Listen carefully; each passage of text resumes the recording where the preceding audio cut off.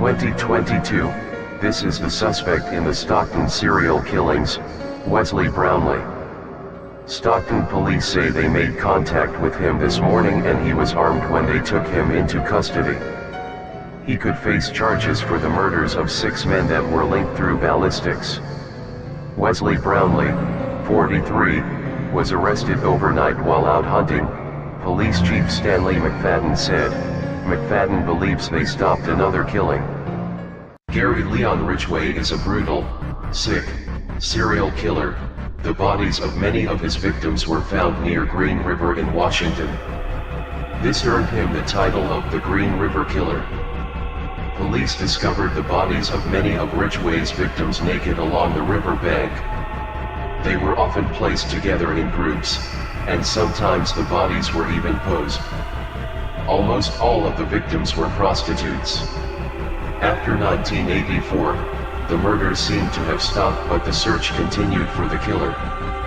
Ridgway was arrested on November 30, 2001. He pled guilty to the murders of 48 women. He confessed to 71 murders, but there are suspicions of as many as 90 in total. Ridgway was sentenced to 48 consecutive life terms with an additional 480 years. After luring his victims into his car, he'd often gain their trust by showing them photos of his son, then engage in sexual activity with them before strangling them to death. Albert Fish was a complete psychopath, who not only killed, but also ate children.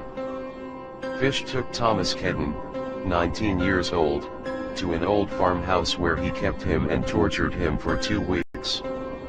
By the end of the 2 weeks of hell, Kedden found himself tied up while Albert Fish cut off half of his genitals. Fish later said of the young man, "I shall never forget his scream or the look he gave me." Fish's plan to kill the boy, cut him up, and take his body back to his home was spoiled by the hot weather. Fish was afraid the meat would spoil.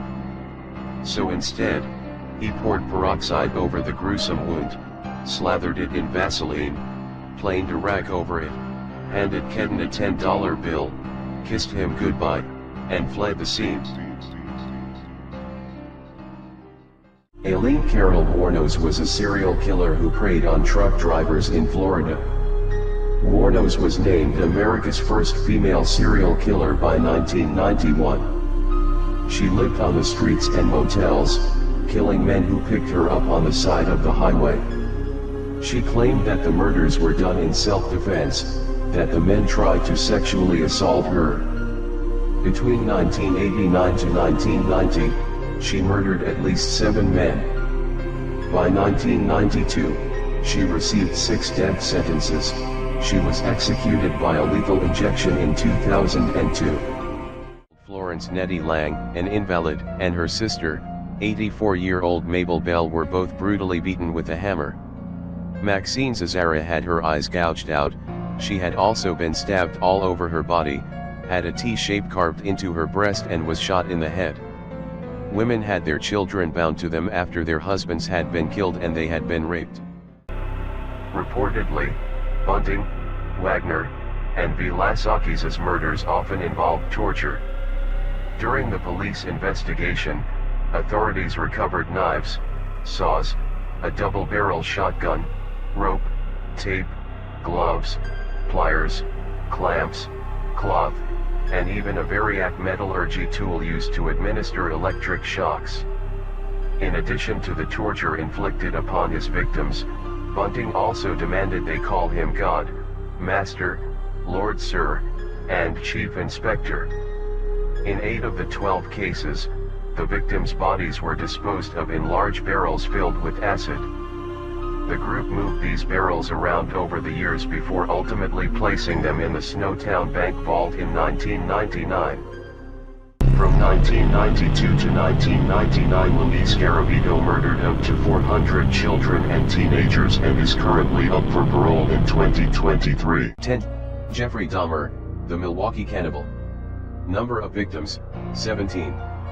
Final result, murdered in prison. Jeffrey Lionel Dahmer, also was known as the Milwaukee Cannibal, was an American serial killer active between 1978 and 1991. He is known to have raped, murdered and dismembered 17 men and boys. He is also known to have indulged in necrophilia, cannibalism, and the permanent preservation of body parts. Dahmer killed his first victim in the summer of 1978 when he was just 18 years old. He picked up a teen hitchhiker named Stephen Mark Hicks, took him to his house, and strangled him to death. As his obsession with human viscera deepened, he began keeping body parts of his victims as trophies.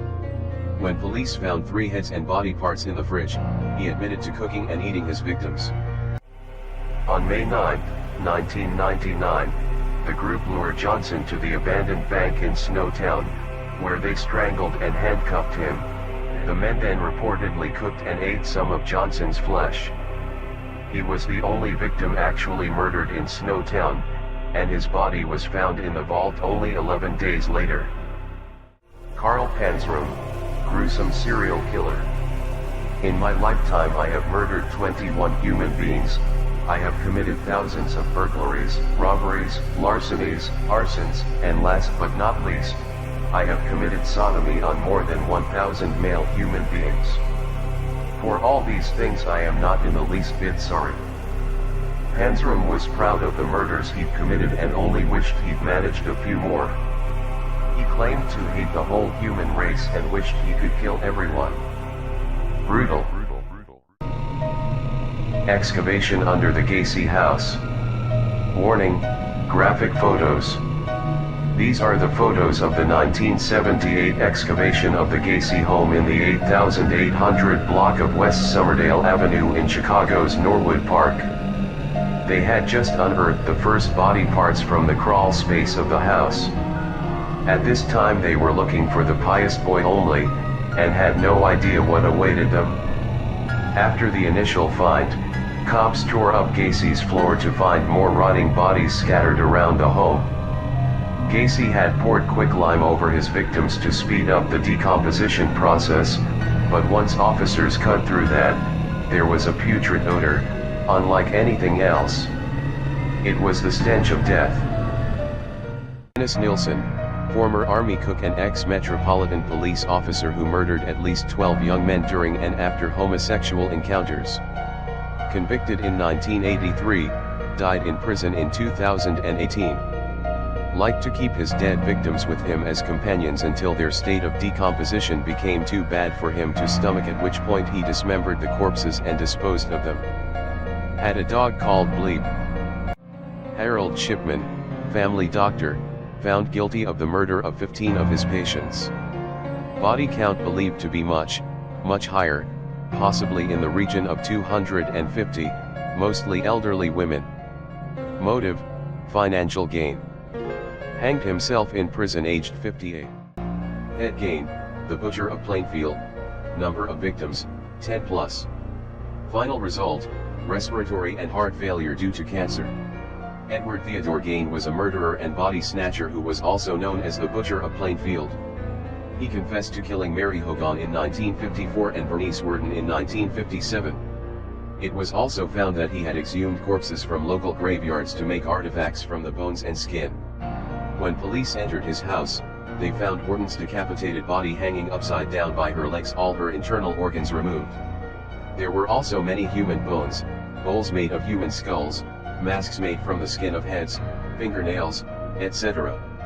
He was found to be mentally unstable and sent to a mental asylum, where he died of cancer on July 26, 1984. Body parts found in Ed Gein's house. Whole human bones and fragments, wastebasket made of human skin covering several chair seats, skulls on his bedposts, female skulls, some with the tops sawn off, bowls made from human skulls, a corset made from a female torso skin from shoulders to waist, leggings made from human leg skin, masks made from the skin from female heads, Mary Hogan's face mask in a paper bag, Mary Hogan's skull in a box, Bernice Worden's entire head in a burlap sack, Bernice Worden's heart, 9 vulvae in a shoebox, a young girl's dress and the vulvas of 2 females, a belt made from female human nipples, 4 noses, a pair of lips on a window shade drawstring, a lampshade made from the skin of a human face, fingernails from female fingers. At the age of 24, he murdered his mother, then called police and confessed to having dismembered college co-eds for 2 years, as well as cannibalizing and raping their headless bodies. I was losing a grasp on something that was too violent to keep inside forever. As I'm sitting there with a severed head in my hand, talking to it. This is me back then, in 1972 and 73. Unable to live with the fact that I just stabbed to death and cut the throat of an innocent young woman. She was 19 years old, and her roommate in the trunk, who died right after that, was 18. I said, no, it's gotta stop. And a week later, I murdered my mother. Went back to Santa Cruz and killed her. He killed her with a hammer in her sleep, cut off her head and hands, but then put her vocal cords in the garbage disposal and threw darts at her severed head. I am an American, and I killed Americans. I am a human being, and I killed human beings. And I did it in my society.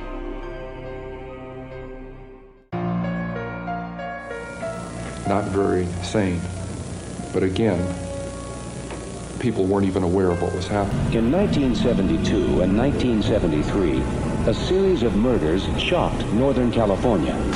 College girls began to disappear while hitchhiking. When I attacked her, she didn't at first realize what was happening. I was picking up some very lovely young women, severing a human head, 2 of them, at night, and to be walking up the stairs with a camera bag that belonged to a young woman that had her severed head in it. I cut off her head,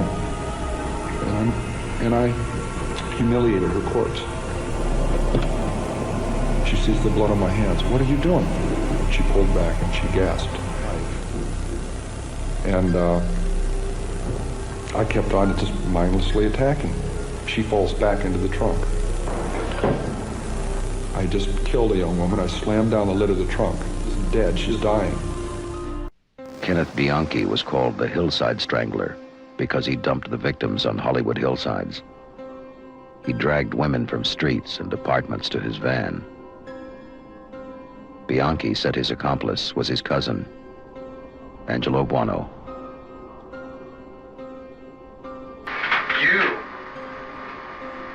You're trying to get me to leave him. I killed her. Angelo killed her. This broad I killed. These 2 Angelo killed. This broad I killed. This Caston is the broad you killed, you say? Am I going too fast? Yeah, you're going so damn fast. I'm not that smart.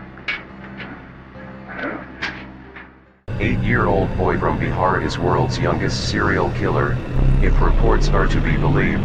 An 8-year-old boy from Bihar, Amrajit Sada, is the youngest serial killer in the world. He was born in 1998 in the village of Mashahar in Bihar. He has murdered 3 people. Sada committed the first murder at the age of 7.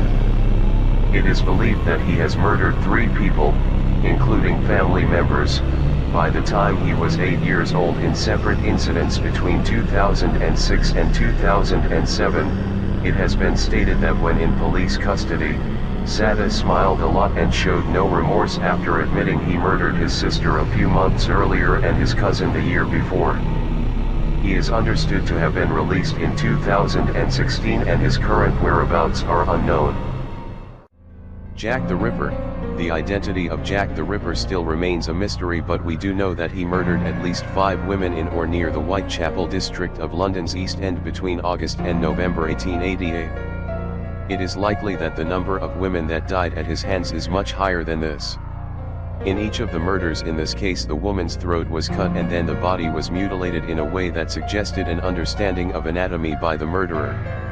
Whilst he wasn't the first serial killer in the UK, he remains the most notorious, as the case is the most significant unsolved crime in the country. Jeffrey Dahmer tried to zombify his victims. According to a 1992 report, Dahmer performed lobotomies on some victims' corpses, drilling holes in their heads, and pouring in hydrochloric acid. While they were still alive, he reportedly injected muriatic acid to see if he could keep them under his control.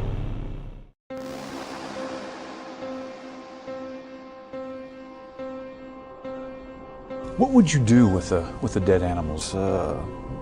Skin them sometimes, slit them all the way open, look at the organs, feel them, mystifying to me how the insides of the animal looked. It was exciting to see. Joachim Kroll. Joachim George Kroll is definitely one of the sickest cannibal serial killers that's ever lived. As a German serial killer, child molester, and a cannibal, he was known as the Ruhr Cannibal, Ruhr Hunter, and the Duisburg Man-Eater. Kroll was actually convicted of 8 murders, yet confessed to a total of 14, which he committed in and around the Ruhr metropolitan region. He found cannibalizing young children to be the most satisfying meals he's ever had. After murdering a 4-year-old girl, the neighbors were curious why the waste pipe was clogged.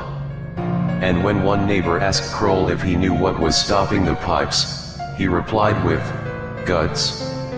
The pipes were blocked up by the young girl's intestines. How brutal. John Wayne Gacy, Pogo the Clown, number of victims, 33 to 34. Final result, lethal injection. John Wayne Gacy was an American serial killer and rapist who murdered at least 33 teenage boys and young men between 1972 and 1978 in Cook County, Illinois. By day, he was a clown performer at children's parties. Gacy lured his victims with the promise of construction work and then sexually assaulted and murdered them, usually by asphyxiation or strangulation. To his victims, he often referred to himself as Pogo the Clown. Like many serial killers, Gacy had an abusive father and felt alienated as a child. He worked as a fast food chain manager in the 1960s and organized social gatherings in which he worked as a clown. On May 10, 1968, Gacy was charged with sexual assault and arrested. Police then found that he had buried a total of 27 bodies under his house.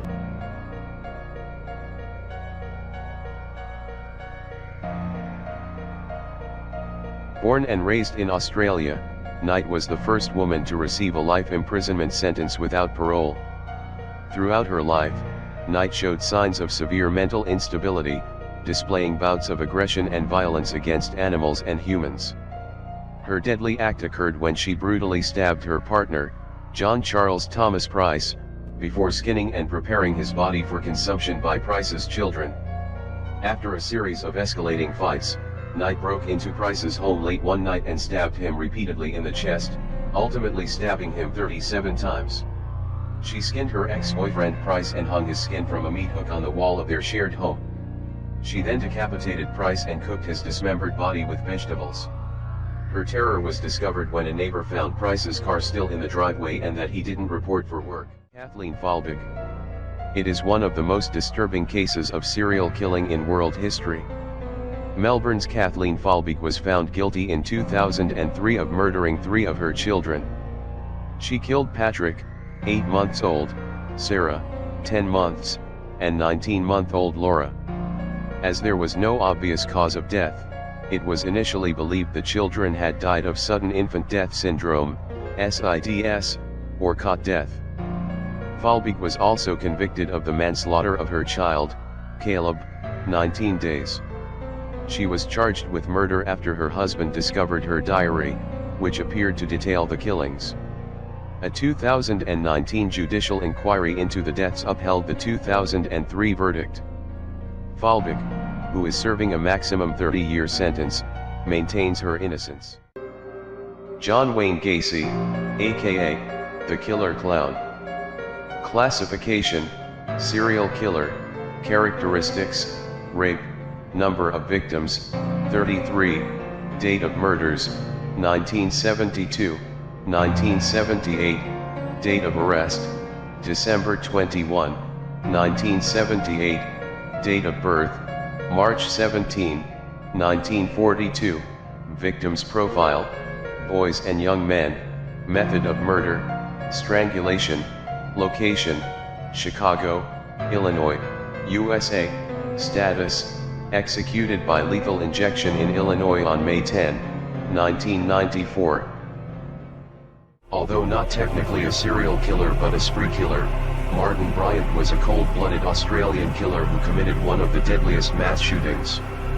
On April 28, 1996, he opened fire on dozens of unsuspecting victims at Port Arthur, killing 35 people and injuring 23 more. Bryant shot his victims with a semi-automatic rifle, showing no guilt as he walked through the grounds of the historic fortress, determined to take as many lives as possible. Maryland serial killer Charles Davis was an ambulance driver who murdered 3 women in the 1970s. Davis stalked his victims until they parked in a quiet area outside of a shop or restaurant. His father was a police lieutenant and he would use this contact to run the license plate and obtain the name of his intended victim. He abducted and strangled them. The bodies were then left in open areas along busy roads within his ambulance's route. A passerby would alert the emergency services of the body, but nobody suspected the ambulance driver who arrived on the scene was actually the killer. Davis was eventually caught after using a stolen credit card belonging to one of his victims. He confessed to the murders and was sentenced to life in prison. Peter Curtin's severed and mummified head. Tried for 68 ghoulish crimes, including 9 murders, Peter Curtin was sentenced to be beheaded in Germany in 1931. After his execution, doctors decided to open Peter Curtin's head to see what was wrong with him. His head was mummified, then bisected to get to the brain. His head was bisected to study his brain and the skull's internal cavities. Brutal. Robert Lee Yates Jr. Between 1996 and 1998, multiple prostitutes were found dead, all at the hand of Robert Lee Yates. Initially they were solicited for prostitution. Yates used to have sex with them, after which he killed them. All of his victims died of gunshot wounds to the head. Mikhail Popkov is a serial killer, rapist, and necrophile who committed the sexual assault and murder of 78 girls and women between 1992 and 2010 in Siberia and in the Far East, although he has confessed to and is suspected of at least 83 in total. He is known as the werewolf and the Angarsk maniac. He would extensively mutilate the bodies of his victims and perform sexual acts on them.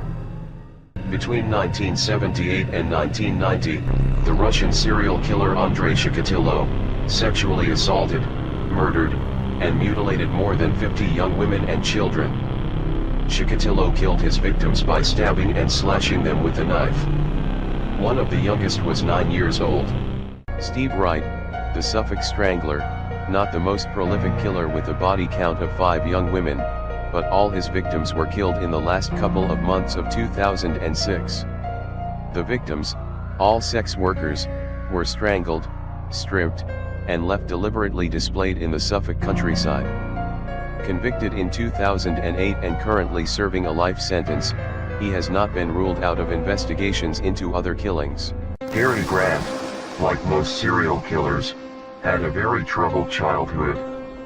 Growing up in a poor and abusive home quickly put him on a path of violent crime. Gary started killing at the age of 18 and continued for the next 2 years before being apprehended. To start with, he killed 2 girls, dragging them into the woods before having sexual intercourse with their corpses. Later, he murdered 2 6-year-old boys, hiding their bodies beneath leaves.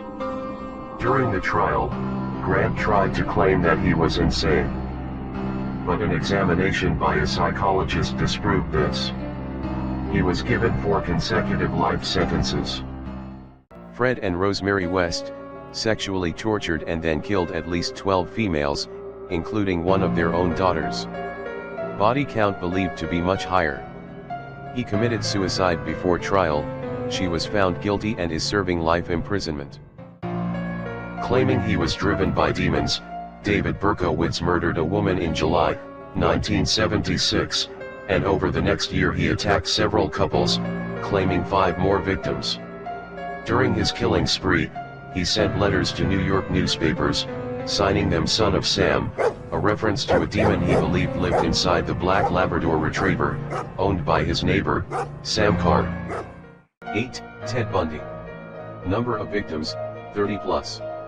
Final result, execution by electrocution. Theodore Robert Bundy was an American serial killer, rapist, and burglar who assaulted and murdered over 30 young women. Ted Bundy's killing spree started around 1974. He lured his victims to his car by feigning injury. He also used his charm to exploit women into trusting him. He would take them to a secluded spot, overpower and kill them.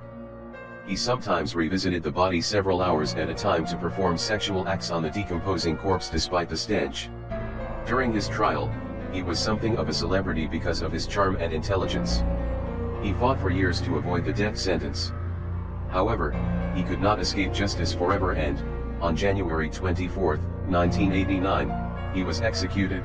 Ted Bundy broke into Linda Ann Healy's apartment in the early morning, knocked her unconscious, then clothed her body and carried her out to his car. She was never seen again, but part of her skull was discovered years later at one of the locations where Bundy dumped his bodies. Ted Bundy, the infamous bite mark. One of the most famous criminal cases to result in a conviction based on bite mark analysis is that of Ted Bundy. He raped and murdered multiple women, most notably Lisa Levy in the Chi Omega house on Florida State University's campus. Bundy had bitten Levy's buttock, leaving a mark for forensic scientists to use to their advantage. This mark was ultimately what convicted Bundy in 1979 of the murder of Levy and the other sorority woman he killed. Bundy had extremely crooked lower teeth, the molds of which allowed for easy identification within the bite mark analysis. Killing more than 30 victims, all young women and girls, the Twisted Butcher kidnapped, raped and murdered them.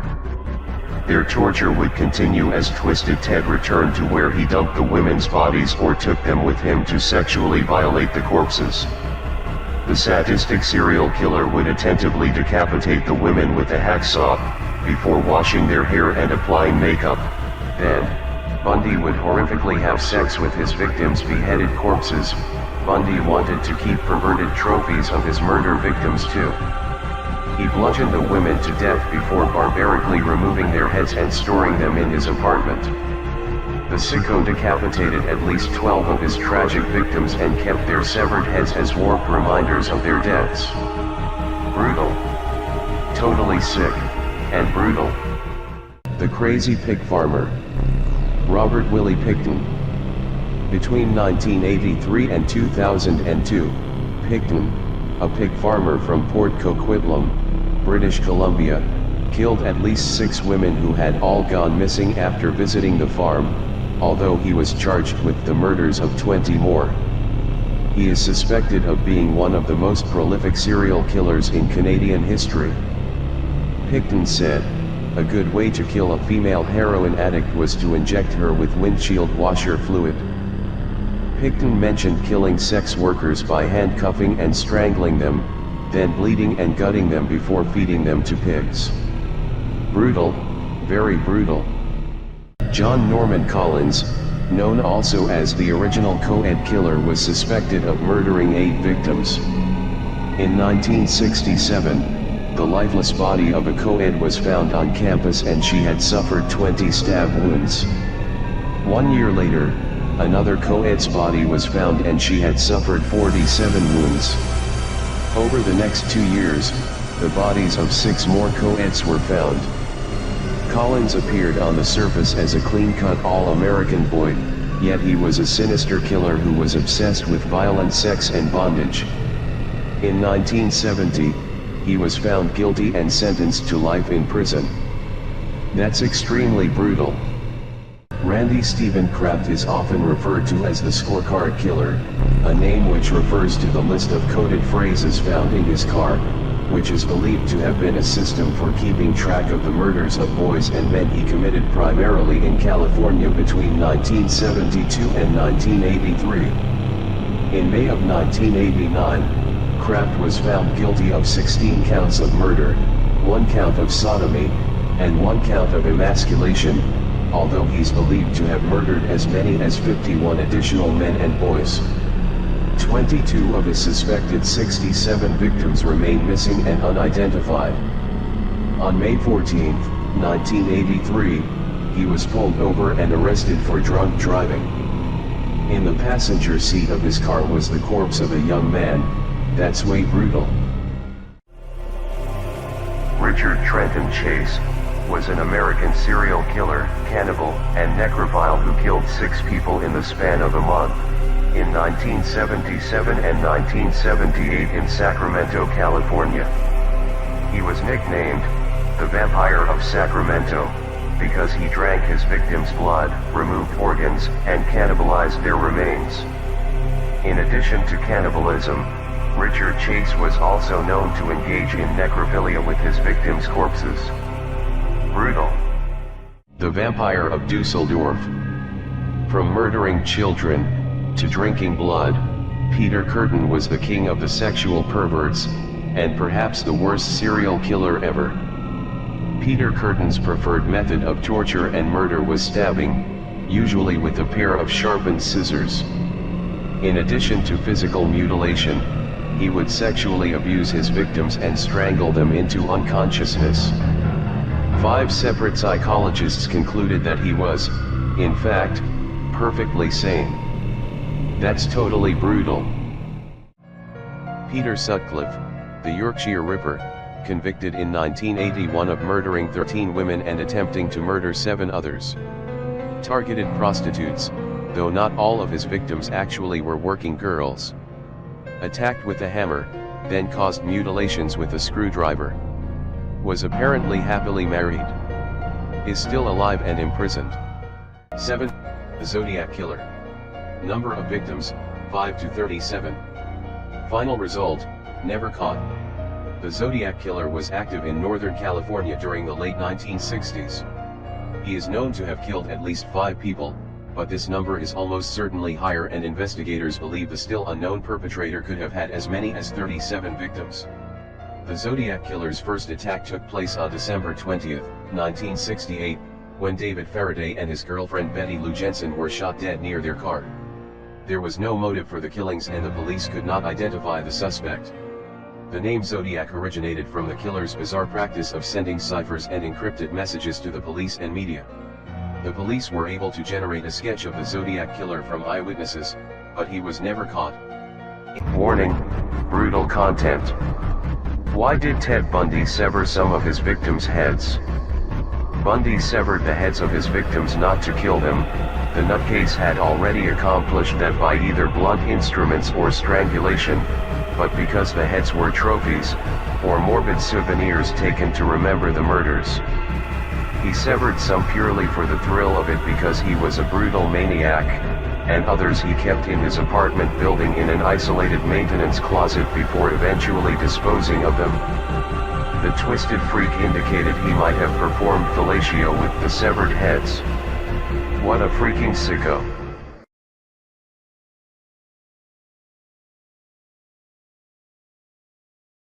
Dean Corll was an American serial killer who murdered between 20 to 76 innocent teenage boys from 1970 to 1973.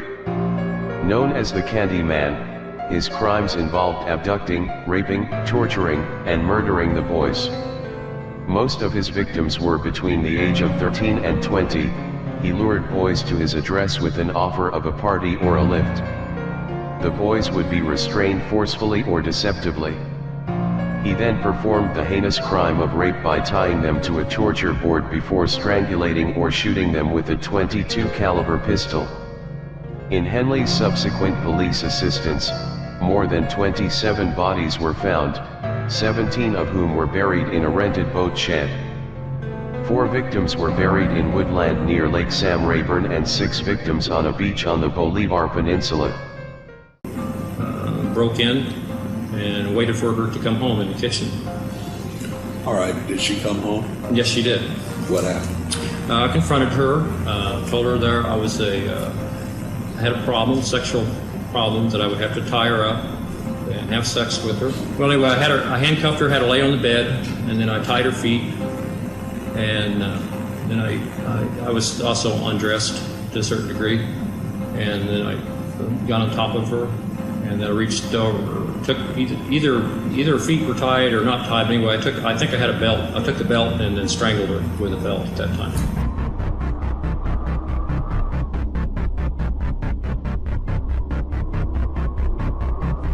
A gruesome story leads off our newscast. Milwaukee police found body parts in a North Side apartment, and now they wonder if they've uncovered some kind of death factory. This was the scene earlier this morning.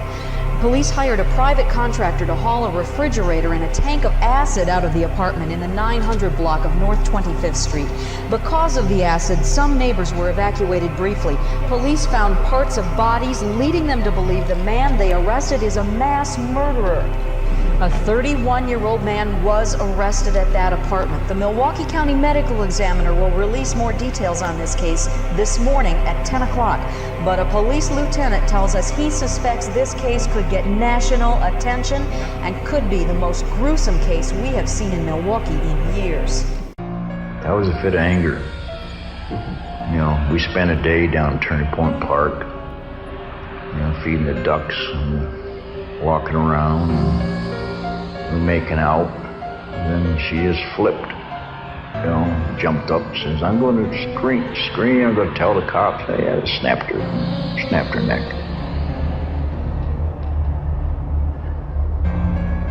Stayed there all day until dark, then split her open, from her neck to her groin. I didn't go all the way deep into the stomach area, just split her open. I don't know why. Angel of Death. Charles Cullen is an American serial killer and former nurse. He was convicted of murdering hundreds of patients during his 16-year career as a nurse in several New Jersey medical centers. Charles Cullen confessed to killing as many as 40 of his victims, 29 of which were confirmed. He is currently serving a life imprisonment without parole for over 100 years. You are not guilty. I'm not guilty. Does that include the time I stole a comic book when I was 5 years old? I'm not guilty of the charges which have been filed against me. And the allegations? And the allegations. The rumors and the I don't know all of what you're speaking about, Lucky. It's too broad and I can't get into it in any detail. But I'm satisfied with my blanket statement that I'm innocent.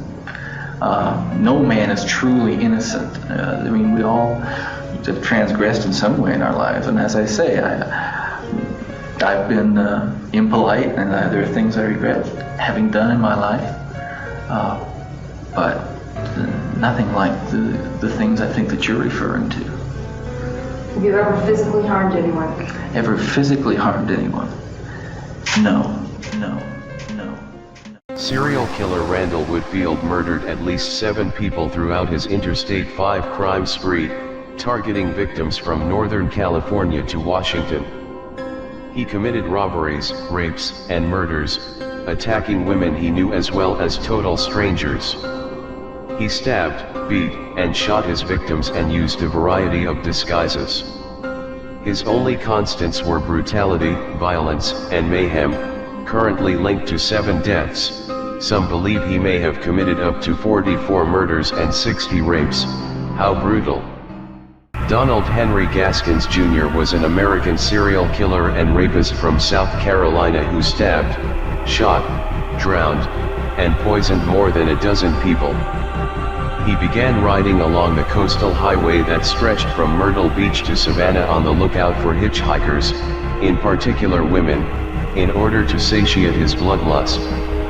Although Gaskins preferred female victims, it did not stop him from committing crimes on males he happened to come upon, something he proved on July of 1974, when he raped and murdered 2 young boys. If Donald Henry Gaskins' unverifiable murder claims are indeed true, it would make him the worst killer in the history of America, as he claimed to having committed between 100 and 110 murders. Donald Harvey, the Angel of Death, is a notorious 1970s killer that claimed his victims from a position of trust, as a nurse's aide. Using his access to patients to satisfy his sickness, Harvey poisoned hospital patients with cyanide and arsenic. He eventually confessed to more than 70 murders, occurring before 1978. An anonymous tip and police search of his home led to his arrest and convictions. It is said that Mr. Harvey also infected patients, before nursing them back to health. Angelo Buono Jr., the Hillside Stranglers, Angelo Buono Jr. and his cousin, Kenneth Bianchi, raped and murdered 10 girls and women by strangulation and other methods, carbon monoxide poisoning, electric shock, and lethal injection, in a 4-month period between 1977 to 78. Buono was apprehended in 1979 and died in prison in 2002 while serving a life sentence. How brutal! Carroll Edward Cole was an American serial killer who was executed in 1985 for killing at least 15 women and 1 boy by strangulation between 1947 and 1980. He confessed to a total of 35 murders. He strangled all of his victims. He stated that he was driven to kill loose women because they reminded him of his mother. Some of the victims were stripped and sexually abused after death. He claimed that he was drunk during his killing sprees. In Nevada, he wanted a non-jury hearing because he wanted to receive the death penalty, a sentence more likely to be given by a judge. Joel David Rifkin is an American serial killer, who was sentenced to 203 years in prison for the murders of 9 women between 1989 and 1993, though it is believed he had up to 17 victims. Rifkin committed his first murder on February 20, 1989, killing Heidi Balch in his home in East Meadow. He then dismembered her body, removing her teeth and fingertips, putting her head in a paint can which he left in the woods on a golf course in Hopewell, New Jersey, disposing of her legs further north, and dumping her remaining torso and arms into the East River around New York City. Balch's severed head was discovered on the 7th hole of the golf course. Her legs were found in Pequannock Creek near Jefferson Township, New Jersey. That's way brutal. Bobby Joe Long was an American serial killer and rapist who was executed by lethal injection for the murder of Michelle Denise Sims. He was initially known for raping about 50 women by contacting them through classified ads. He thus earned the nickname of the classified ad rapist. He later moved to Tampa Bay and went on a rape and murder spree. His victims were mostly young prostitutes. He would convince them to sit in his car, drive them to his home, rape them, and then kill them by strangling, bludgeoning, or slitting their throats. One of his last victims, Lisa McVeigh, somehow survived, but after being raped multiple times in an ordeal that lasted for 26 hours. Bobby eventually received multiple life sentences and a death sentence for his crimes. Jerry Brunos was an American serial killer who was convicted of murdering 4 women in the late 1960s. Jerry was a sexual predator and a psychotic serial killer. In the late 1960s, his inner animal went berserk with rage and lust. He claimed his first victim in early 1968 and then embarked on a murderous spree. All the murders appeared to be sexually motivated. It seemed that when he was unsuccessful in making sexual relations with his victims when they were alive, he murdered them and raped their corpses, thereby indulging in necrophilia. He was imprisoned with 3 consecutive life sentences in 1969 for his heinous crimes. He was kept in the Oregon State Penitentiary, where he died of liver cancer in 2006. His name should have been very brutal. Kenneth Alessio Bianchi, born May 22, 1951, is an American serial killer, kidnapper, and rapist. He is known for the Hillside Strangler murders committed with his cousin Angelo Buono Jr. in Los Angeles, California, as well as for murdering 2 more women in Washington by himself. The Hillside Strangler murders began with the deaths of 3 sex workers who were found strangled and dumped naked on hillsides northeast of Los Angeles between October and early November 1977. It was not until the deaths of 5 young women who were not sex workers, that the media attention and subsequent Hillside Strangler moniker came to prominence. Bianchi and Buono had raped and murdered 10 young women and girls by the time they were arrested in early 1979. That's extremely brutal. Joseph Douglas Ball, the Butcher of Elmendorf. Joseph Douglas Ball was an American murderer and suspected serial killer, sometimes referred to as the Alligator Man, the Butcher of Elmendorf and the Bluebeard of South Texas. He is known to have killed 2, and is said to have killed as many as 20 women in the 1930s.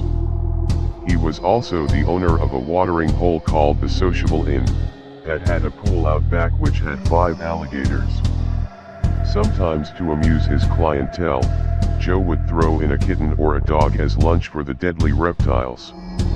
Rumors began to surface that the pool behind a tavern with the 5 alligators inside may have played a role in disposing of the bodies. That's hell brutal. Richard Ramirez, the Night Stalker, was an American serial killer and sex offender whose crime spree took place in California between June 1984 and August 1985. Ramirez used a wide variety of weapons and different murder methods, including handguns, various types of knives, a machete, a tire iron, and a claw hammer. He punched, pistol-whipped, and strangled many of his victims, both with his hands and in one instance a ligature, stomped at least one victim to death in her sleep, and tortured another victim by shocking her with a live electrical cord. Ramirez also frequently enjoyed degrading and humiliating his victims, especially those who survived his attacks or whom he explicitly decided not to kill, by forcing them to profess that they loved Satan, or telling them to swear on Satan. Robert Verdello was a notorious American serial killer who murdered at least 6 men in Kansas City, Missouri between 1984 and 1987. Before he ended the lives of his victims, he would subject them to shocking and terrifying acts of torture, physically abusing and raping them daily, while holding them in agonizing captivity often for weeks on end. Verdello became infamous as the Kansas City Butcher after his exploits came to light for his habit of cutting up the bodies of his victims with a chainsaw, and a knife for disposal in garbage bags after draining the blood. 2 skulls were found in his bedroom. One was an artifact and the other that of Robert Sheldon, his second victim. Dr. Michael Joseph Swanko, born October 21, 1954, is an American serial killer who is estimated to have been involved in as many as 60 fatal poisonings of patients and colleagues. While he worked in Rhodes Hall at OSU, nurses noticed that apparently healthy patients began dying mysteriously with alarming frequency, each time Swanko had been the floor intern. One nurse caught him injecting some medicine into a patient who later became strangely ill. With non-patients such as his co-workers, he used poisons, usually arsenic, slipping them into foods and beverages. With patients, he sometimes used poisons as well, but usually, he administered an overdose of whichever drug the patient had been prescribed, or wrote unnecessary prescriptions for dangerous drugs. Larry Eiler, the Interstate Killer, was a serial murderer who targeted teenage boys and young men, dumping their bodies along interstates throughout the Midwest. All of the men had been found with their pants and underwear around their ankles, subjected to various forms of sadomasochism and sexual assault. They all displayed signs of bludgeoning as well, including bruising and contusions, and knife marks to their torsos. The victims were usually missing their shirts and wallets as well. Many of the victims had excessive head wounds, suggesting that the perpetrator had continued stabbing them long past the fatal blow. They also displayed signs of aggravated assault, again continuing long past their deaths. He committed dismemberment, and some of the victims had even been disemboweled. Man, that's brutal. Juan Corona was from Yuba City, California. One would not suspect him as a serial killer as he lives a normal life in the city as a farm labor contractor. However, on May 26, 1974, Corona got arrested because of the bodies found in an orchard. Neighbors near that orchard reported to the police that there was some kind of suspicious activity in the area. All evidence led to one, and he was finally convicted in 1973. His final sentence was life conviction without the possibility of parole. He never admitted the crime but was seen as guilty by the court. In a 2011 hearing, Corona finally admitted to the crime of stabbing all 24 workers to death while shooting the 25th victim. According to him, his victims were alcoholic trespassers on the orchard. The Grim Sleeper serial killer. Somewhere between the 1980s to the 2000s, Looney David Franklin Jr. was out targeting drug addicts and prostitutes in downtown Los Angeles. He had his nickname Grim Sleeper because authorities believe that he stopped all the murders for at least a decade before doing another murder spree in the early 2000s. Franklin was married with 2 children, and he was a former garage attendant and a city sanitation worker. But nothing lasts forever, as he was arrested by the police on July 7, 2010, after his DNA was matched to a series of killings. Because of all 10 victims, he got a death sentence. Chester Turner, the South Side Slayer, born November 5, 1966, is an American convicted serial killer. On April 30, 2007, he was convicted of the murders of 10 women in Los Angeles, and was also found guilty in the death of the unborn child of one of his victims. He was convicted of 4 additional murders on June 19, 2014. Prosecutors have called Turner one of the most prolific serial killers in the city's history. On July 10, 2007, Turner was sentenced to death for the 11 murders he was originally convicted of committing. On June 26, 2014, Turner was sentenced to death a second time for the 4 additional murders. Edmund Kemper, known as the Co-Ed Killer, brutally murdered at least 10 people in California during the 1960s and 70s. Kemper was a cunning serial killer who raped corpses, mutilated dead bodies, and buried his victims' heads in his backyard. His high IQ of 145 only made him more dangerous, as he used his intelligence to slip away from his crime scenes undetected. Kemper said, "One side of me says, wow, what an attractive chick. I'd like to talk to her, date her. The other side of me says, I wonder how her head would look on a stick." He even buried a severed head from one victim in his mother's garden and left it facing toward her bedroom. According to him, he did this because his mother always wanted people to look up to her. The Cleveland Strangler, Anthony Sowell. Anthony Edward Sowell was an American serial killer and rapist known as the Cleveland Strangler. He was convicted in 2011 of murdering 11 women whose bodies were discovered at his Cleveland, Ohio home in 2009. Sowell's method of murder was strangulation with household objects. He lured his victims to his home where he raped and killed them. Investigators found 2 decomposing bodies on the 3rd floor and a freshly dug grave in the basement. In the end, they found the decomposed bodies of 10 women, as well as a skull in a bucket in the basement. He raped and strangled them, discarding their bodies in shallow graves, crawl spaces, and even out to decompose in the open air. He was also convicted of trying to kill 3 women who survived. The Patras Park murders are a series of 13 murders of gay men. The murders were committed between 2007 to 2009. The unidentified killer was dubbed the Rainbow Maniac because the gay pride flag has the colors of a rainbow. The victims were all between 20 to 40. All of the victims were shot in the head, except for one victim. He died from blows he received to the head. The serial killer's last victim was shot 12 times. According to the witnesses that came forward, a retired state police sergeant, Jairo Francisco Franco was responsible for these murders.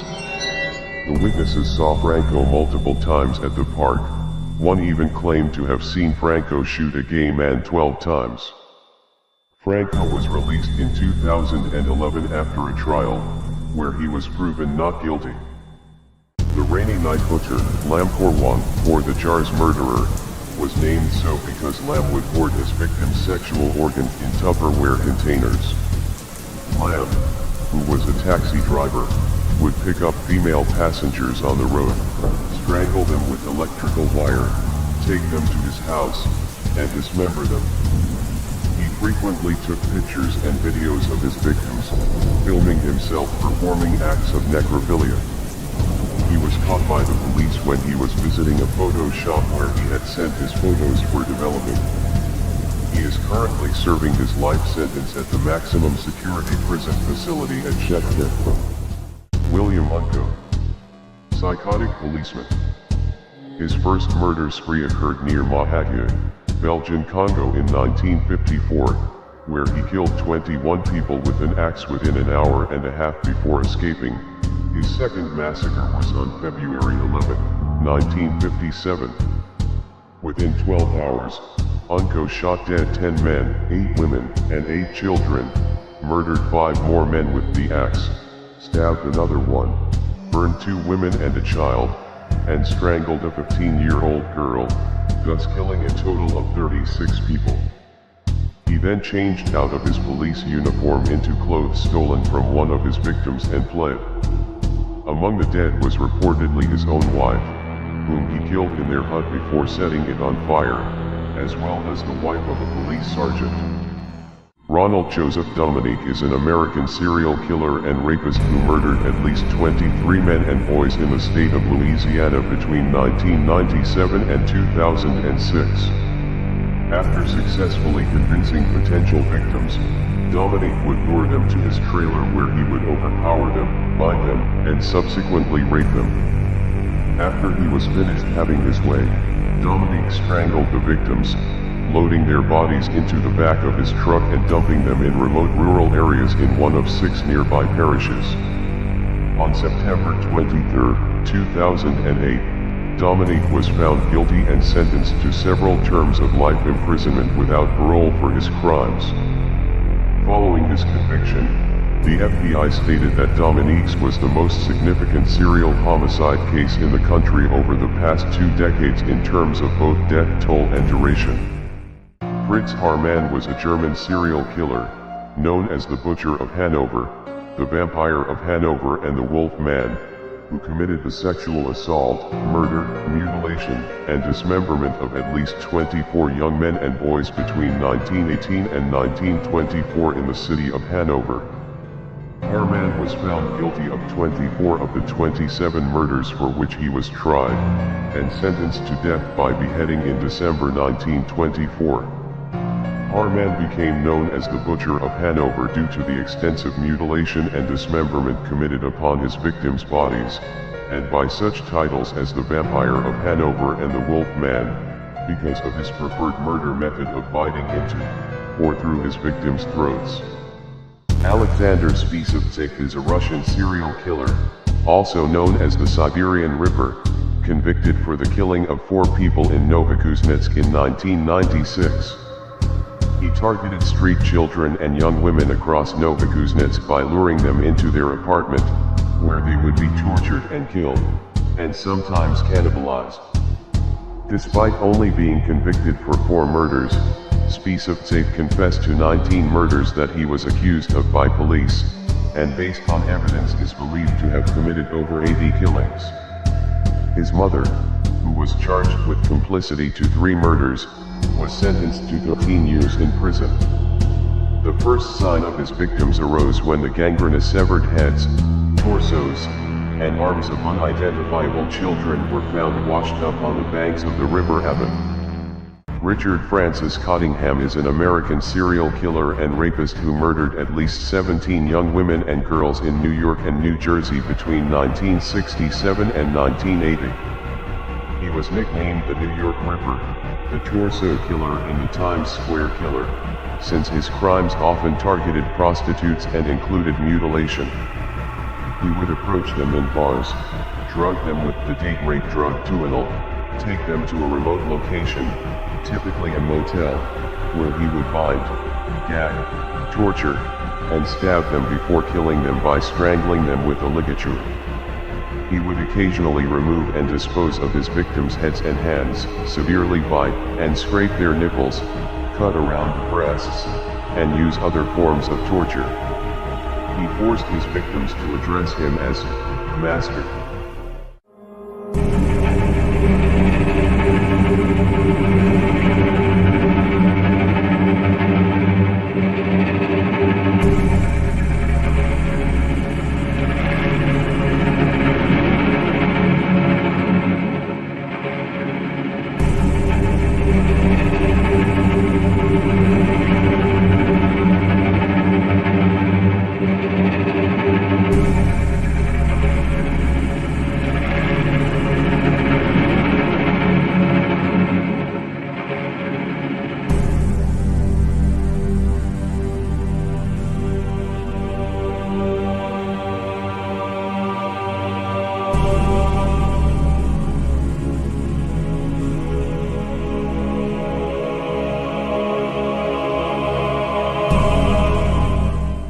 The Skid Row slasher, Bob Greenwood, killed 9 victims between December 1974 and February 1975.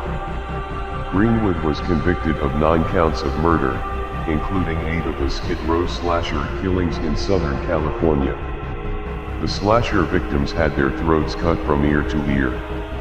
There was evidence that the killer drank the blood of the victims. Greenwood left cups of blood and rings of salt around the corpses. The items left around the bodies have caused some to believe the murders to be linked to Satanism. On January 19, 1977, Greenwood was sentenced to life imprisonment. Charlie Brandt committed suicide by hanging after murdering his wife and niece. The latter was also decapitated and eviscerated in a manner strongly similar to 26 unsolved murders of women in Florida starting in 1973, the year Brandt moved to the state. Brandt was later considered the culprit in one of these murders, due to his strong resemblance to a suspect who was filmed by a traffic camera near the place where one body was found. He could not be officially tied to the other crimes due to lack of evidence. When he was 13 years old in 1971, he attempted to murder his whole family with a gun, for no apparent reason. His mother, who was pregnant, died in this attack, but his father survived, and his sister escaped. California Alphabet Murders. Joseph Naso killed 4 women between the 70s and 90s. Diary excerpts show how he stalked and sexually assaulted his victims and then photographed them in sexual poses alongside mannequin parts. The double initial killer murdered 4 prostitutes whose first and last names all began with the same letters. He journaled about raping, murdering, and photographing them as his art. Police believe he's connected to at least 6 other murders. Michael Gargiulo is a convicted serial killer and rapist. He is a native of the Chicago suburb of Glenview, Illinois, where he may have stabbed his neighbor, 18-year-old Tricia Pacaccio, to death on her back doorstep in 1993. He moved to Los Angeles in 1998, and committed 2 murders and attempted murder in Southern California between 2001 and 2008. On February 21, 2001 he murdered 22-year-old Ashley Ellerin, stabbing her 47 times in her home in Hollywood. Ellerin's injuries included a neck wound that nearly severed her head and deep punctures to the chest, stomach, and back. Some of her wounds were up to 6 inches deep. One stab wound actually penetrated the skull and took out a chunk of skull like a puzzle piece. Wendell Willis Lightbourne, known as the Moon Mad Murderer, is a Bermudian serial killer who committed 3 rape murders and the attempted murder of 2 others during a series of attacks that terrorized natives of the Warwick Parish area from July 1958 through September 1959. with most of the attacks involving mutilation. His victims had been found covered with bite marks and scratches and savagely beaten. He dumped one body on the beach and her corpse was mauled by sharks. The Killer Handyman. William Patrick Fife is a Canadian serial killer convicted of killing 5 women in the Montreal area of Quebec. Known victims: Hazel Scatolin, a 52-year-old woman who was stabbed to death and sexually assaulted in 1981. Anna Yarnold, a 59-year-old woman who was bludgeoned to death on October 15, 1999. Monique Gaudreau, a 46-year-old woman who was stabbed to death on October 29, 1999. Teresa Shanahan, a 55-year-old woman who was stabbed to death in November 1999. Mary Glenn, a 50-year-old woman who was beaten and stabbed to death on December 15, 1999. The Sydney Mutilator, William MacDonald, was an English serial killer responsible for the deaths of 5 people in the Australian states of Queensland and New South Wales. MacDonald was born in Liverpool, England in 1924. Between 1961 and 1962, MacDonald terrorized Sydney with a string of gruesome murders before being apprehended while working as a porter at Melbourne's Spencer Street railway station on May 13, 1963. His modus operandi was to select his male victims at random, mostly derelicts, lure them into a dark place, violently punch and stab them with a long blade knife dozens of times about the head and neck, and finally sever their genitals. Due to his gruesome style of murdering victims, he was given the nickname, the Mutilator. The People Eater, Durangel Vargas, a homeless cannibal serial killer, the Hannibal Lecter of the Andes, and El Comediante. Vargas hunted his victims at park in the city of San Cristobal, Tacura State. Vargas confessed to killing and eating at least 10 men in a period of 2 years preceding his arrest in 1999. The following statement has been reported as Vargas' own words: "Human meat is nice, but I eat all kinds of meat: dog, cats, lizards.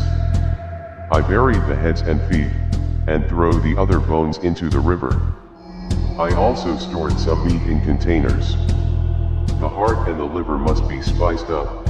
If I was hungry I used to kill men, never women because they do no harm." The Bedroom Strangler.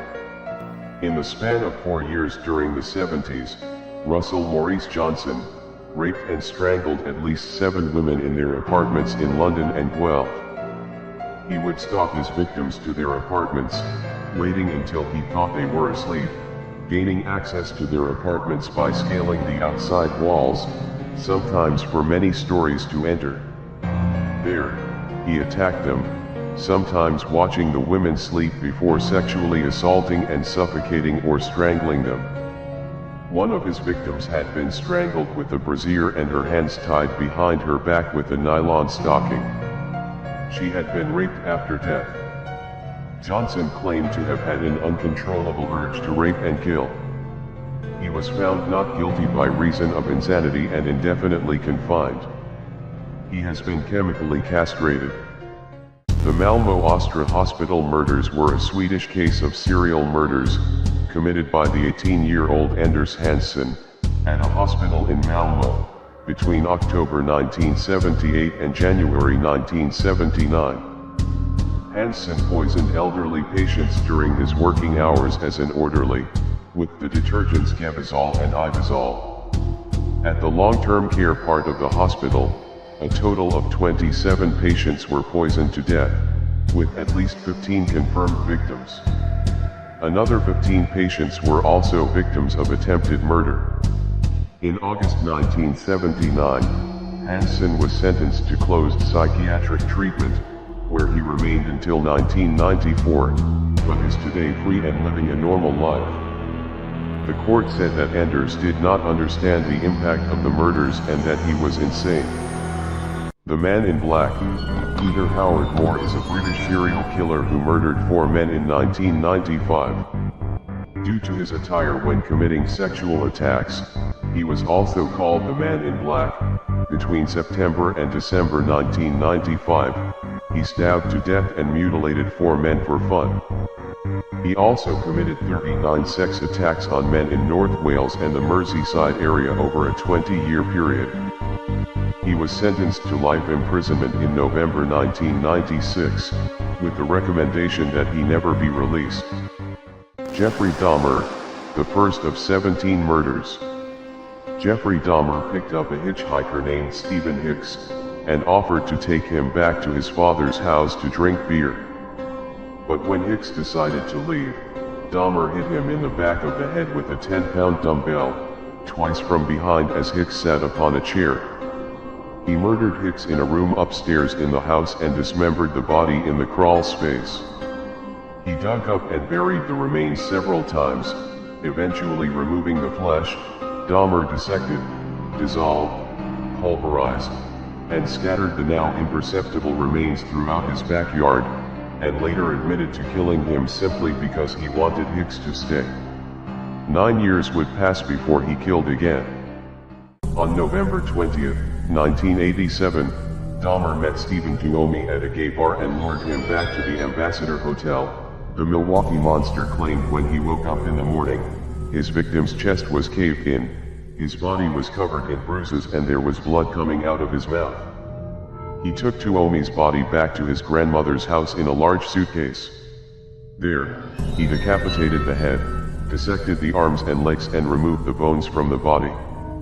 He cut up the remaining flesh and placed it inside rubbish bags before shattering the bones with a sledgehammer.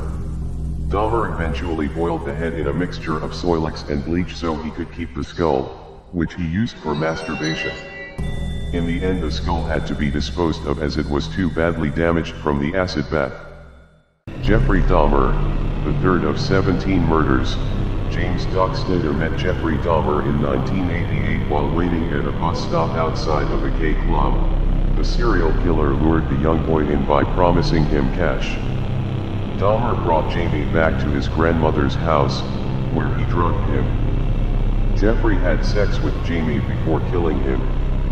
Disposing of the body wasn't easy, and the victim's body was kept in the basement for about a week.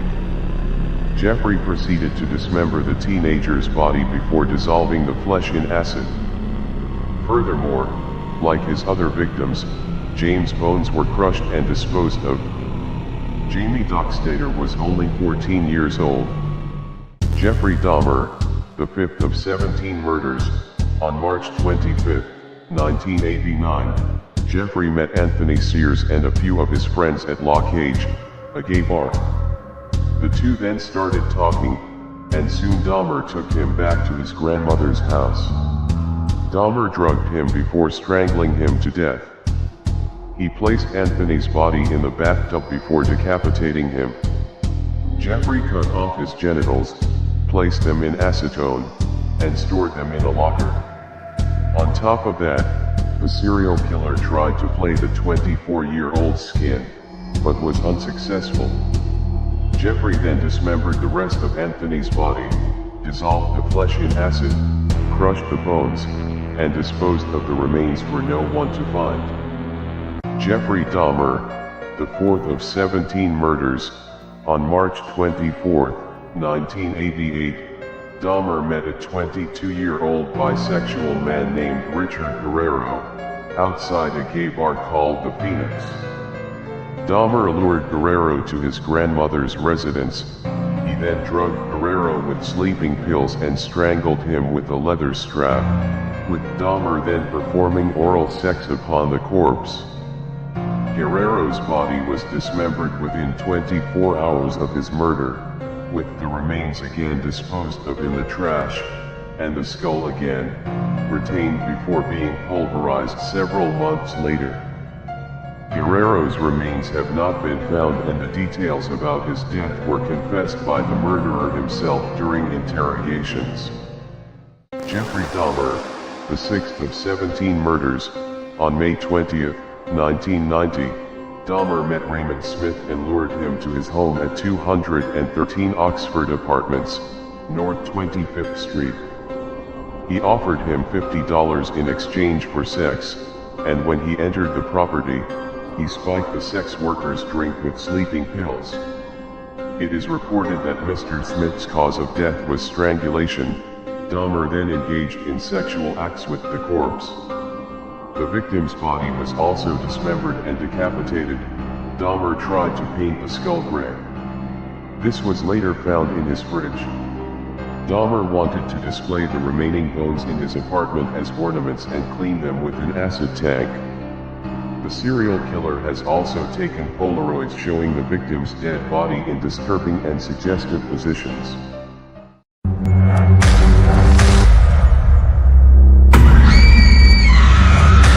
Jeffrey Dahmer, the seventh of 17 murders. On the evening of June 14, 1990, Smith was seen leaving the Phoenix Bar in Milwaukee, Wisconsin. He was last seen with Dahmer.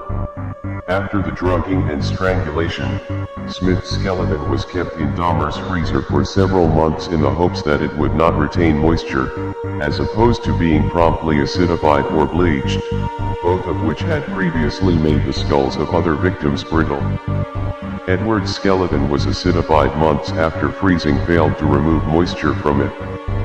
The skull was accidentally destroyed by Dahmer when he dried it in the oven, which led to the explosion of the skull.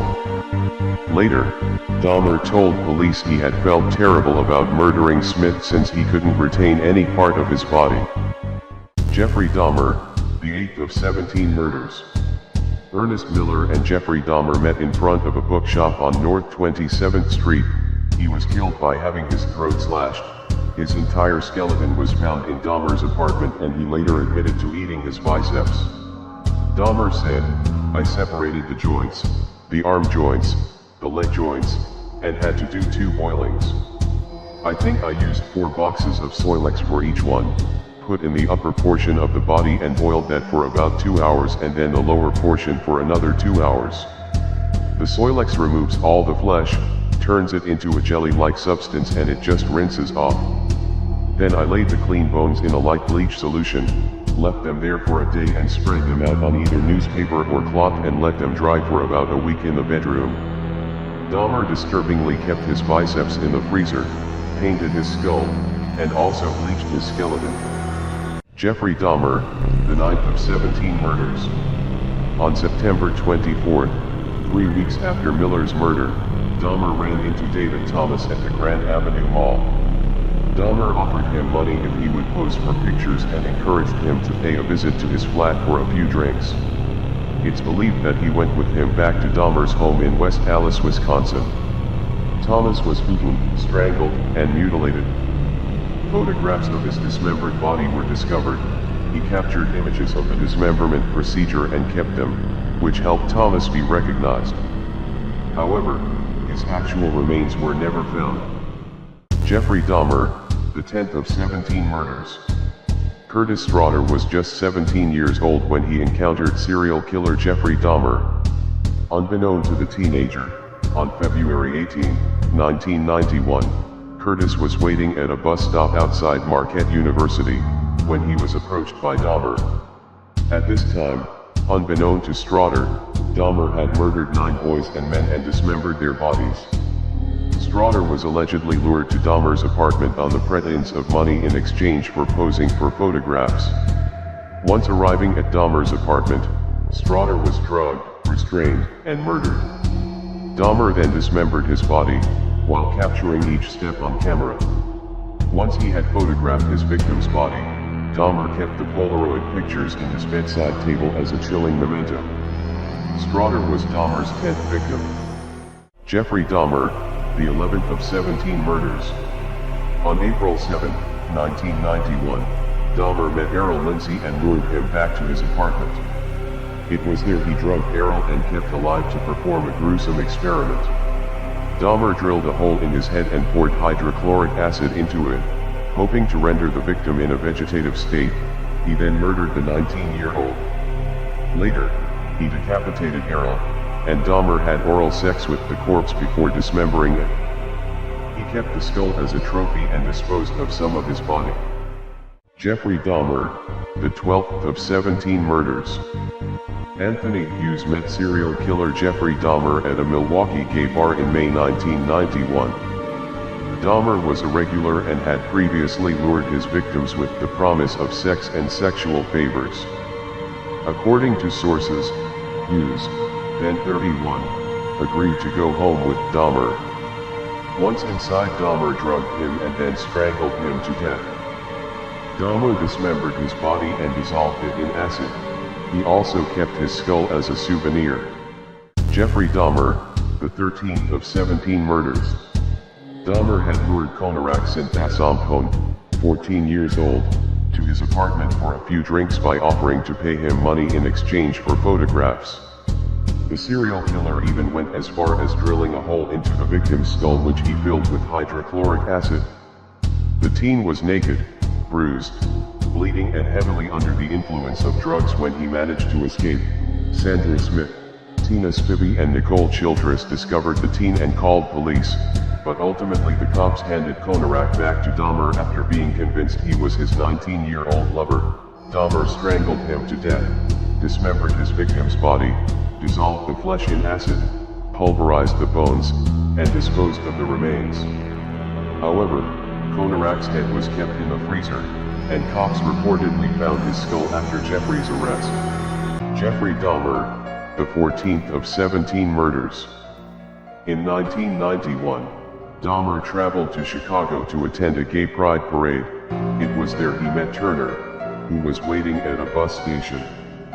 Dahmer lured the young man back to Milwaukee, Wisconsin, and invited him into his apartment. It was there he drugged, strangled, and dismembered Turner's body. The body had been dissected and scattered all around his apartment. Dahmer then preserved some of Turner's body parts in his freezer. His torso was placed in the freezer first, followed by his head and internal organs. Jeffrey Dahmer, the 15th of 17 murders. Just days after Dahmer killed 20-year-old Matthew Turner, he met Weinberger in Chicago. The two then took a Greyhound bus to Milwaukee to spend the weekend together. However, Weinberger's weekend getaway quickly went south after Dahmer drugged him and injected boiling water through his skull. The injection put Weinberger into a coma. He died 2 days later. Jeffrey Dahmer, the 16th of 17 murders. Oliver Lacey moved to Milwaukee from Chicago. Dahmer introduced himself to Lacey as a professional photographer and quickly charmed the aspiring bodybuilder. Lacey then went back to Dahmer's home for a photo shoot. Lacey was drugged and strangled with a leather strap. Dahmer had sex with the corpse before dismembering and decapitating him. Dahmer put his head and heart in the refrigerator. His skeleton was retained to adorn one side of the private shrine of skulls and skeletons Dahmer was in the process of creating when arrested 1 week later. Jeffrey Dahmer, the 17th of 17 murders. Joseph Breithaupt met the serial killer at a bus stop in Milwaukee on July 19, 1991. Dahmer lured the 25-year-old back to his apartment by offering him $50 to pose nude. Whilst in the serial killer's apartment, Breithaupt was drugged and strangled to death. Dahmer dismembered him and kept his skull and torso in his apartment as gruesome souvenirs of the evil crime. The victim's body parts were found in Dahmer's freezer only 3 days later, when the killer was finally caught by the police. Daniel Camargo Barbosa was a serial killer and a child and woman murderer, believed to have possibly raped and killed over 150 victims, primarily targeting female children, as they were more likely to be virgins. He confessed to killing 72 victims. He strangled young girls in Colombia and was arrested, but he escaped from prison, and started killing in Ecuador. From 1984 to 1986, Camargo committed a series of at least 54 rapes and murders in Guayaquil. He was rearrested in 1986. Camargo was killed in jail by the nephew of one of his victims. Good. Surinder Kohli and Moninder Singh Pander. Between 2005 and 2006, a domestic servant of Indian businessman, Moninder Singh Pander, Surinder Kohli, kidnapped, raped, murdered, and dismembered 19 people, mostly children. Kohli, under the alias Satish, later confessed to killing 6 children and a 20-year-old woman referred to as Pyle after sexually assaulting them. The police said that there were at least 31 child victims. Kohli also had confessed to the consumption of the victims' livers and other body parts. It was alleged that Kohli would lure the children to the house, offering them sweets and chocolates, murder them and have sex with the corpses. He and his co-accused Moninder Singh Pander was convicted and sentenced to life. Jack Owen Spillman, the werewolf butcher. Spillman was convicted of the April 1995 murders of Rita Huffman, 48, and her daughter Mandy, 15, and the 1994 murder of Penny Davis, 9. Huffman and her daughter were both found in their East Wenatchee, Washington home, sexually mutilated and posed in provocative positions. Spillman's pickup was stopped by an East Wenatchee police officer in the parking lot of a VFW hall nearby that evening, and subsequently, a 12-inch knife covered in blood was recovered there. It appeared to match a knife set in the victim's house. Spillman pleaded guilty to 3 counts of first-degree murder, and was sentenced to life in prison in 1996. He is serving his sentence at Washington State Penitentiary. The New York Zodiac is an American serial killer who struck New York City from 1990 to 1993. Before being caught on June 18, 1996, Seda killed 3 people and wounded 6 others, 4 critically. Seda is believed to have admired the Zodiac killer for avoiding capture. He was a recluse obsessed with astrology and death. Seda was formally charged in the case on June 21, 1996, convicted in 1998, and sentenced to 232 years imprisonment. Seda shot people throughout New York City, sending taunting messages to the police after each crime. The killer's letters to police claimed that he was selecting his victims based on their signs of the zodiac, and implied he would act only at certain times when specific stars were visible in the night sky. The shotgun stalker, James Swan, is an American serial killer whose random drive-by shotgun shootings in Washington, D.C. in 1993 earned him his nickname in the press. Swan drove to Washington to carry out the attacks, which took place in the Mount Pleasant and Columbia Heights neighborhoods. Each of the attacks followed a standard format. Swan would slow his car down next to a pedestrian and fire a 20-gauge shotgun at the target before driving away. Swan killed 4 people and injured 5 in 14 attacks before he was apprehended by the Metropolitan Police on April 19, 1993. Swan was found not guilty by reason of insanity and confined to St. Elizabeth's Hospital. He claimed to have been driven to the killings by voices in his head. Robert Black was a Scottish serial killer who was convicted of the kidnap, rape and murder of 4 girls aged between 5 and 11 in a series of killings committed between 1981 and 1986 in the United Kingdom, the rape and murder of 3 girls on May 19, 1994 and the kidnapping of a 4th girl, and had earlier been convicted of the kidnapping and sexual assault of a 5th. He was sentenced to life imprisonment. He was convicted of the 1981 sexual assault and murder of 9-year-old Jennifer Carty in 2011, and was regarded as the prime suspect in the 1978 disappearance and murder of 13-year-old Janet Tate.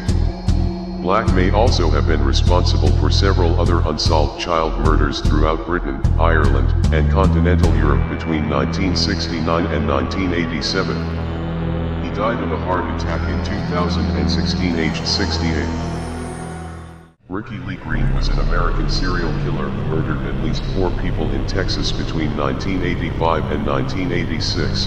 On March 27, 1985, he killed 16-year-old Jeffrey Davis. His nearly decapitated, mutilated, and castrated body was found the next April in a swamp near the Fort Worth Nature Center and Refuge. On October 12, 1985, Green picked up 28-year-old Betty Jo Monroe, and then drove to the Greens' mobile home in Boyd. There, she was sexually assaulted, stabbed 17 times, struck with a hammer, and one of her breasts was mutilated. Green left the woman's body in a rural area in Flatwood. On November 23, Green met 27-year-old Sandra Lorraine Bailey at a club in Fort Worth. Bailey was sexually assaulted at Green's Fort Worth home, stabbed 30 times and bludgeoned with a hammer. Gerald Parker is an American serial killer who raped and murdered 5 women in Orange County, California in 1978 and 1979. On July 19, 1979, he entered the apartment of Jane P. through an open window. He grabbed a piece of wood, hit her over the head several times, and raped her. On February 2, 1980, Ada Demi Ryan was locking her car in the underground parking garage when Parker struck her numerous times with a metal pipe.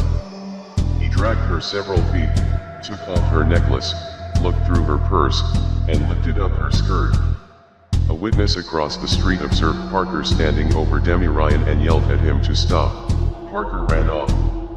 2 weeks later, 13-year-old Paula S. was walking home from a drugstore in Tustin.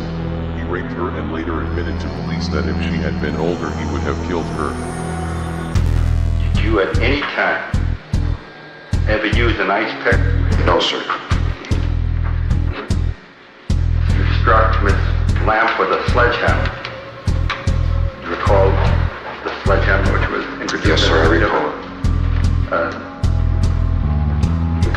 Was that true? No, sir. Lawrence Whitaker, with an IQ of 138, dragged high school girls into his van, then murdered them by twisting a coat hanger around their throat with a pair of pliers. When his tape recording of one murder was played in court, people rushed outside and vomited.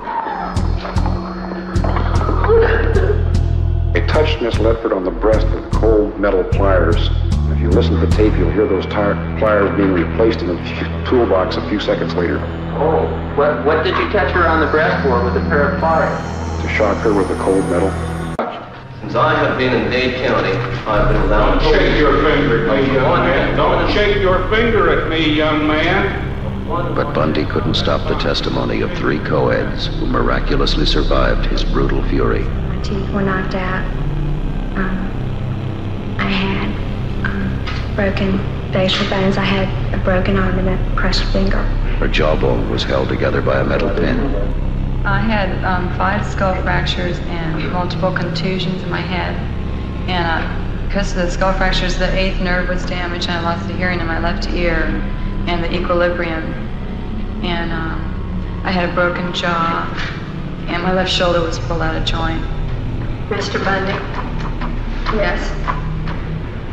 Would you point him out then for the court? Objection. I would like to point him out for the purpose of the motion.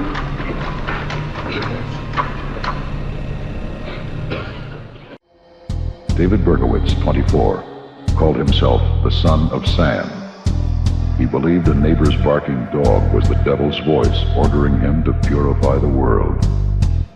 During 1977 in New York City, he killed teenage lovers in parked cars. When arrested, he said, "People say he's smiling, so he must be happy he killed them. I wasn't happy. I just had a job to do, and was doing it." The last call killer, Richard Rogers, is an American serial killer who murdered and dismembered at least 2 gay and bisexual men between 1992 and 1993. His modus operandi consisted of luring inebriated men from piano bars in Manhattan, murdering and dismembering them, and dumping their bodies in garbage bags along highways in New Jersey. He is suspected of murdering several other men in Maine, Florida, Connecticut, Pennsylvania, and New York from the 1970s to the 1990s. Rogers wasn't arrested until 2001, when a new forensic technique was used to uncover his fingerprints from the bags he used to wrap his victims' body parts in. Rogers was later convicted of 2 counts of first-degree murder and 2 counts of hindering apprehension. He is now serving 2 consecutive life sentences in New Jersey State Prison and has never spoken about the murders. So it was self-defense. Yeah. Bitter, evil, angry. I've never been before in my life. Worse than even out there with those men. This is evil. I never hated men, but now I do. I mean, not all. I have a category. I hate those male. I hate those male cops. Real bad, because they're dirtballs. I sentence you in case number 91-463 to death for the murder of Troy Burris. Thank you. And probably see, I'll be up in heaven while y'all are rotting in hell. May your wife and kids get raped. I would ask that you Right. I know I was raped, and you aren't nothing but a bunch of stunk. Therefore, these proceedings are now Putting concluded. somebody who was raped to death. Countess Bathory. Elizabeth Bathory and 4 of her servants were accused of torturing and killing hundreds of girls and women between 1590 and 1610. Her servants were put on trial and convicted, whereas Bathory was confined to her home. She was imprisoned within Castle of Kshechty. The charges leveled against Bathory have been described by several historians as a witch hunt. Other writers have said that the accusations against Bathory were supported by testimony from more than 300 individuals, some of whom described physical evidence and the presence of mutilated dead, dying and imprisoned girls found at the time of her arrest. Legends describing her vampiric tendencies, such as the tale that she bathed in the blood of virgins to retain her youth, were generally recorded years after her death, and are considered unreliable. Hans Schmidt was a German Catholic priest, rapist, convicted murderer, and suspected serial killer. He was executed at Sing Sing prison in New York for murdering a woman in the United States. Schmidt remains the only Catholic priest in American history to face capital punishment. Hans was regularly beaten by his father and watched his father beating his mother. Even in childhood, Schmidt combined a deep religious devotion with bisexual promiscuity and a fascination with drinking blood and dismembering animals. Hans once beheaded 2 of his parents' geese and kept the severed heads in his pocket. He also frequented the village slaughterhouse daily, where he would watch the death and dissection of farm animals.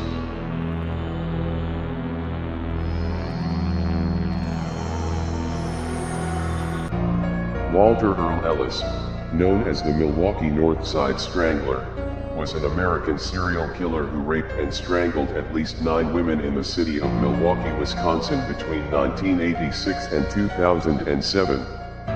Until May 2009, the killings were considered to be independent of one another, but were then linked together via DNA profiling. Ellis would be arrested as a suspect on September 7, 2009, and convicted for the 7 murders in February 2011, receiving 7 consecutive life sentences without the chance of parole. The Northside Strangler victims were black women who ranged in age from 19 to 41. John Justin Bunting is an Australian serial killer who was the ringleader in the Snowtown murders.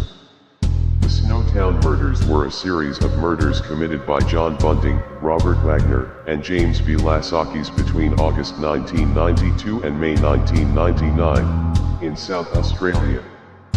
On May 20, 1999, the remains of 8 victims were found by the South Australian police in 6 plastic barrels in an unused bank vault. A piece of the flesh of the 11th and final victim, David Johnson, was fried and eaten by Bunting and Wagner. Robert Joe Wagner and Bunting, sentenced to 11 consecutive life sentences without the possibility of parole. During his crimes as a serial killer, he was known to commit acts of cannibalism, torture, strangle and murder his victims. The Forest Park Killer, Todd Allen Reed, is an American serial killer and sex offender who raped and strangled 3 homeless women in Portland, Oregon between April and June 1999. later dumping their bodies in the Forest Park Reserve.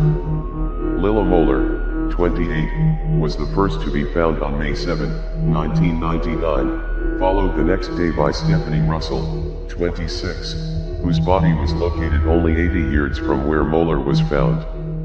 The third grisly discovery was the corpse of Tamara Eisen, 17, found on June 2nd. All three women were prostitutes and drug addicts, were found nude and strangled, and bore a striking resemblance to one another.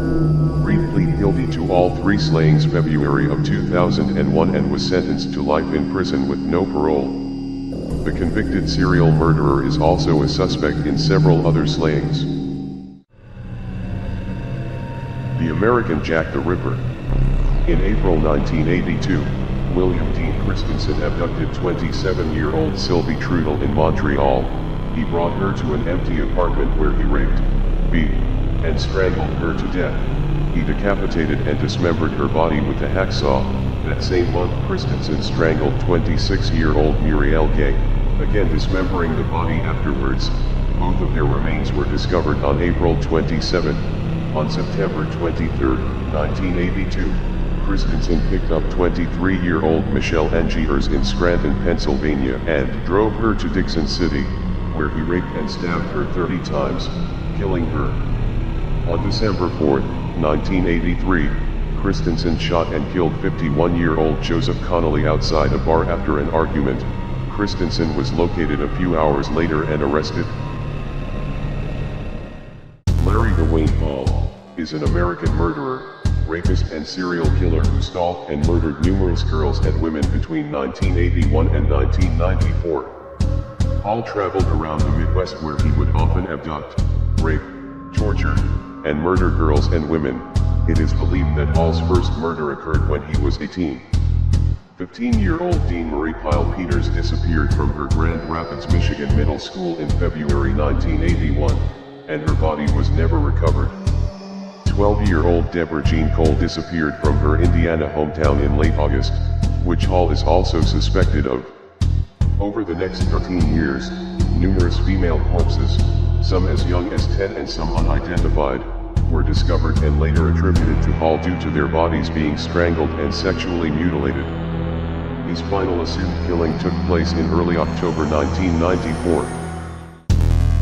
The London chambermaid slayer, Gerald Thomas Archer, was a Canadian serial killer who was active in and around his hometown of London, Ontario from January 1969 to January 1971.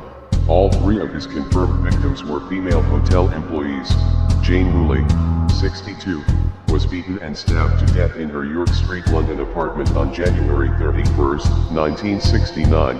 Edith Outbier, 57, was beaten and stabbed to death in her William Street, Merlin home on September 4, 1970. Her body was discovered the next day by her neighbor Mary Gray. Belva Russell, 57, was beaten to death in her Adelaide Street, South Chatham apartment on January 23, 1971. Her body was discovered minutes after her death. The Cape Cod Vampire. Tony Costa was convicted of brutally murdering and dismembering Patricia Walsh and Mary Ann Wysocki in 1969, but he's suspected of killing as many as 8 women over a 3-year period. Costa was living in a boarding house at the time of the murders, and gave off an impression of being a little bit off. He was known to have made a hobby out of taxidermy. In 1969, police in Truro, Massachusetts unearthed the bodies of 4 women who had been mutilated almost beyond recognition. They were the victims of Tony Costa, who soon became known as the Cape Cod Vampire. On May 12, 1974, Costa committed suicide by hanging himself in his prison cell. Robert Liberty met Marcella Landis in 1966. On June 4, 1966, Liberty strangled Landis to death with a silk stocking. He dressed up the corpse and applied makeup to it before laying it on a couch and lit candles from her head to her feet, and placing a Bible on her chest. On March 12, 1970, Liberty fatally shot one of his roommates, 25-year-old Thomas Astorina. Liberty, now on the run, befriended Canal Beerley. On June 6, Liberty and Beerley were hitchhiking in Long Beach. They were picked up by 17-year-old Richard Krytok. They broke into the apartment of 53-year-old Robert J. Irion. At midnight, Liberty killed Irion by fatally beating him to death. He displayed the body on the bedroom floor and lit candles on the head. He then wrote on the bedroom door, "The candlelight killer strikes again, and catch me if you can." Cleophas Prince Jr. is an American serial killer who murdered 6 women in San Diego County, California, from January through September 1990. Prince entered the female victim's residence during daylight hours through an unlocked door or window, during or just after they bathed, and stabbed them to death with knives taken from their kitchen. In January, Tiffany Schultz was stabbed to death, and in April, Janine Weinhold met the same fate. Later in April, Holly Tarr from Michigan, who was visiting her brother at his apartment, was killed. Prince's next and last kills were the murders of Pamela and Amber Clark in University City. The mother and daughter were killed in their home in September of 1990. Prince was arrested and eventually found guilty of all 6 murders on July 13, 1993. Sentenced to death, he awaits his fate on San Quentin's death row. Was there something sexual in the dismemberment of the bodies for you? As time went on, yes, I did get there was a sexual part to that. I started saving the skeletons and preserving other parts, and one thing led to another. It took more and more deviant type behaviors to satisfy my urges, and so it just spiraled out of control. Why the cannibalism? That was another step. It made me feel like they were a permanent part of me. I will accept these pleas of guilty, and a judge, Dennis L. Rader, guilty of murder in the first degree in count 1, a Class A felony, murder in the first degree in count 2, a Class A felony, murder in the first degree in count 3, a Class A felony, murder in the first degree in count 4, a Class A felony, murder in the first degree in count 5, a Class A felony, murder in the first degree in count 6, a Class A felony, murder in the first degree in count 7, a Class A felony, murder in the first degree in count 8, a Class A felony, murder in the first degree in count 9, a Class A felony, and murder in the first degree in count 10, a Class A felony.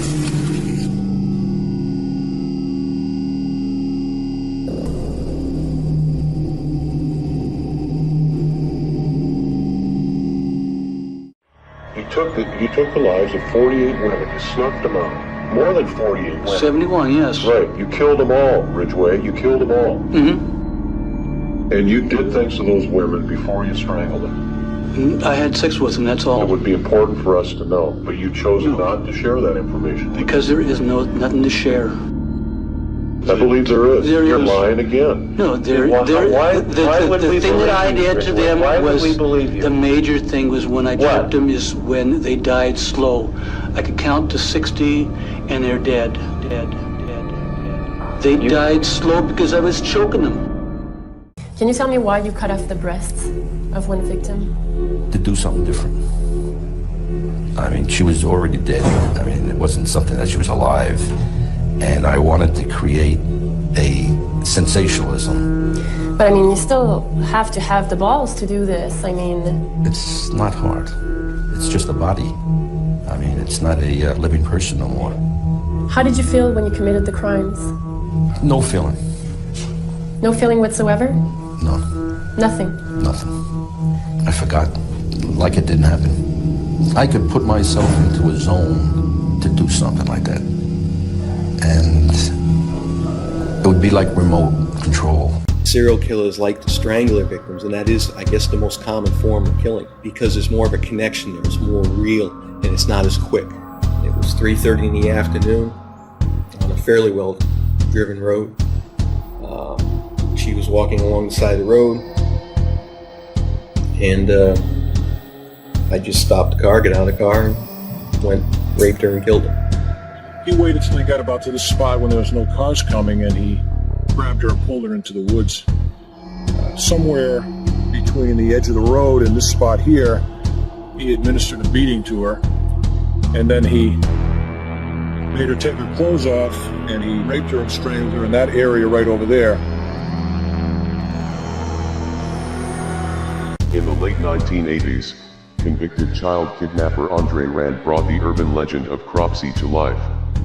Cropsey was a mythical boogeyman-type character feared by the children of Staten Island. Cropsey was described as an escaped mental patient with a hook for a hand who would kidnap young children and drag them back to an abandoned asylum at night. Although the story was considered an urban legend meant to keep children from misbehaving, some consider Rand to be the real Cropsey. Andre Rand wasn't an escaped mental patient, but he did once work at Willowbrook State School, the Staten Island facility that the Cropsey legend centered around. Rand is responsible for the kidnapping of at least 2 young girls in the 1980s and is believed by many to have also murdered them, along with several other children. This man, who emerged seemingly from myth, outraged a close-knit community with his crimes and will forever merge with legend as a cautionary tale. The Osmington shooting was a familicide in Osmington, Western Australia on May 11, 2018, in which Peter Miles, a 61-year-old retired high school farm manager, shot dead his wife, daughter, and 4 grandchildren, before calling police and then committing suicide. It is the worst shooting incident in Australia since the Port Arthur massacre of 1996. Peter first shot Katrina and her 4 children while they slept in their beds, before shooting his wife Sandot, in the living room of their home. He then placed a 2-minute 000 call to police alerting them to the shootings before committing suicide. A suicide note was also confirmed to have been found. Peter was also found to be on SSRI class antidepressants at the time of the incident.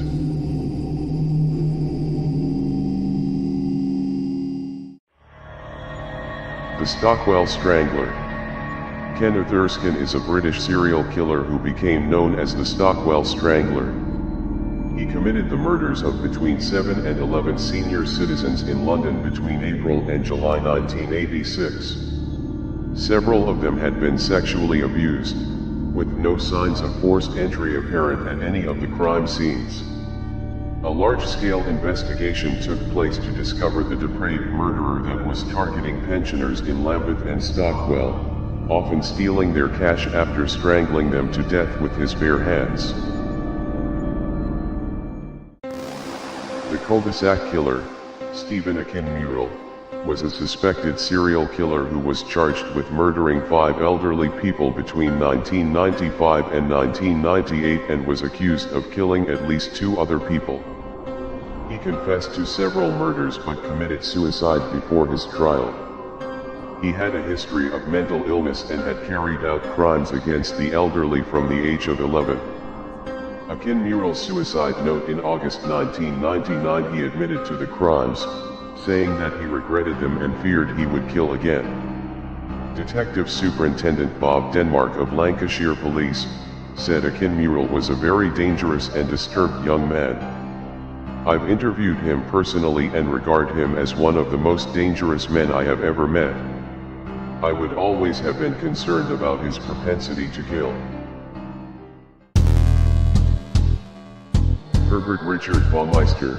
In the late 80s and 90s, Herbert Baumeister would lure gay men back to his pool house, then strangle them with a hose, burn the bodies, and dump them in the woods behind his home.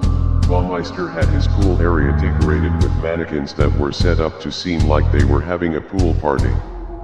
A resident of the Indianapolis suburb of Westfield, Indiana, Baumeister was under investigation for murdering over a dozen men, most of whom were last seen at gay bars. Police found the remains of 11 men, 8 identified, on Baumeister's property. Baumeister shot himself in the head after a warrant was issued for his arrest. He was later linked to a series of murders of at least 12 men along Interstate 70. Mr. Cruel. In the late 1980s and early 1990s, Mr. Cruel, as dubbed by media, has clocked up 3 confirmed attacks and is the prime suspect in the abduction and murder of a 4th girl, 13-year-old Chinese-Australian Carmaine Chan. Chan was taken from her home in Templestowe at night point in 1991 and her body was found a year later in a landfill area in Thomastown with 3 bullet holes in the back of her skull. Mr. Cruel's attacks have chilling similarities. He monitored and observed the victim and their family prior to the attack. He covered his face with a balaclava at all times. He was soft-spoken and unhurried. He bound and gagged the parents and siblings of his victims. He demanded and searched for money. He demanded his victims brush their teeth. And he used a neck brace to tie his victims to a bed following each abduction. Stuart Wilkin, an African serial killer, cannibal and necrophile, having killed individuals from 2 distinct victim types, female prostitutes and young boys. Wilkins raped and murdered 10 victims between 1990 and 1997 in Port Elizabeth, on the east coast of South Africa. Wilkins committed acts of cannibalism and necrophilia during his crimes. Wilkins was reported to have cut off and ate a nipple of one of his victims. One of his victims was his own daughter, who disappeared in 1995. Her body was found in 1996 wrapped in a tarpaulin behind a Holiday Inn Garden Court in South Africa. Stuart Wilkin was sentenced to 7 terms of life imprisonment on February 23, 1998. What were you doing while you were strangling? Were you looking at them? Some I were, some I wasn't, some I was holding down, some I was looking out the window. Some I was just staring off into space. 34-year-old Joel Rifkin is a self-confessed serial killer on New York's Long Island. He may have murdered as many as 17 prostitutes.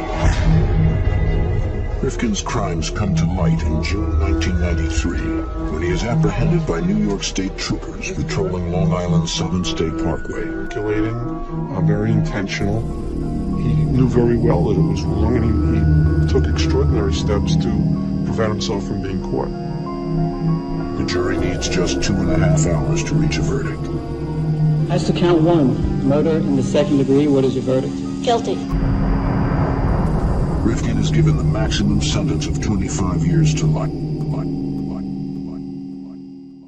Trevor Joseph Hardy is a convicted British serial killer who murdered 3 teenage girls between December 1974 and March 1976.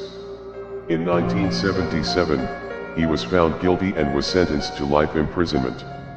Janet Leslie Stewart, 15, was stabbed to death on New Year's Eve 1974 and buried in a shallow grave in North Manchester. Wanda Scala, 17, was murdered in July 1975 on Lightbone Road, Miston, while walking home from the hotel where she worked. She had been hit over the head with a brick and sexually assaulted. Her body was found partially buried on a construction site. In March 1976, after walking home from a staff party, Sharon Mossoff was stabbed and strangled with a pair of tights prior to being dumped in the Rochdale Canal at Failsworth, Oldham. The bodies of Scala and Mossoff were found stripped and mutilated. Scott Lee Kimball is a convicted serial killer who murdered at least 4 people over a 2-year period. Investigators strongly suspect him in as many as 21 other unsolved killings. 2 of Kimball's victims were people close to him, the daughter of his 3rd wife, and his own uncle. His 2nd wife, who bore his 2 sons, claims he twice kidnapped and raped her. There was an open arrest warrant for him from the 2nd assault, which occurred after he absconded from work release. He also allegedly attempted to kill his son, but no charges were filed in the incident due to legal complications. The body of his 2nd victim, Jennifer Markham, has not been found. After being sentenced in 2008 to 53 years in prison on theft and a number of other charges, Kimball was sentenced on Thursday, October 8, 2009, to an additional 70 years in prison for his guilty pleas to second-degree murder.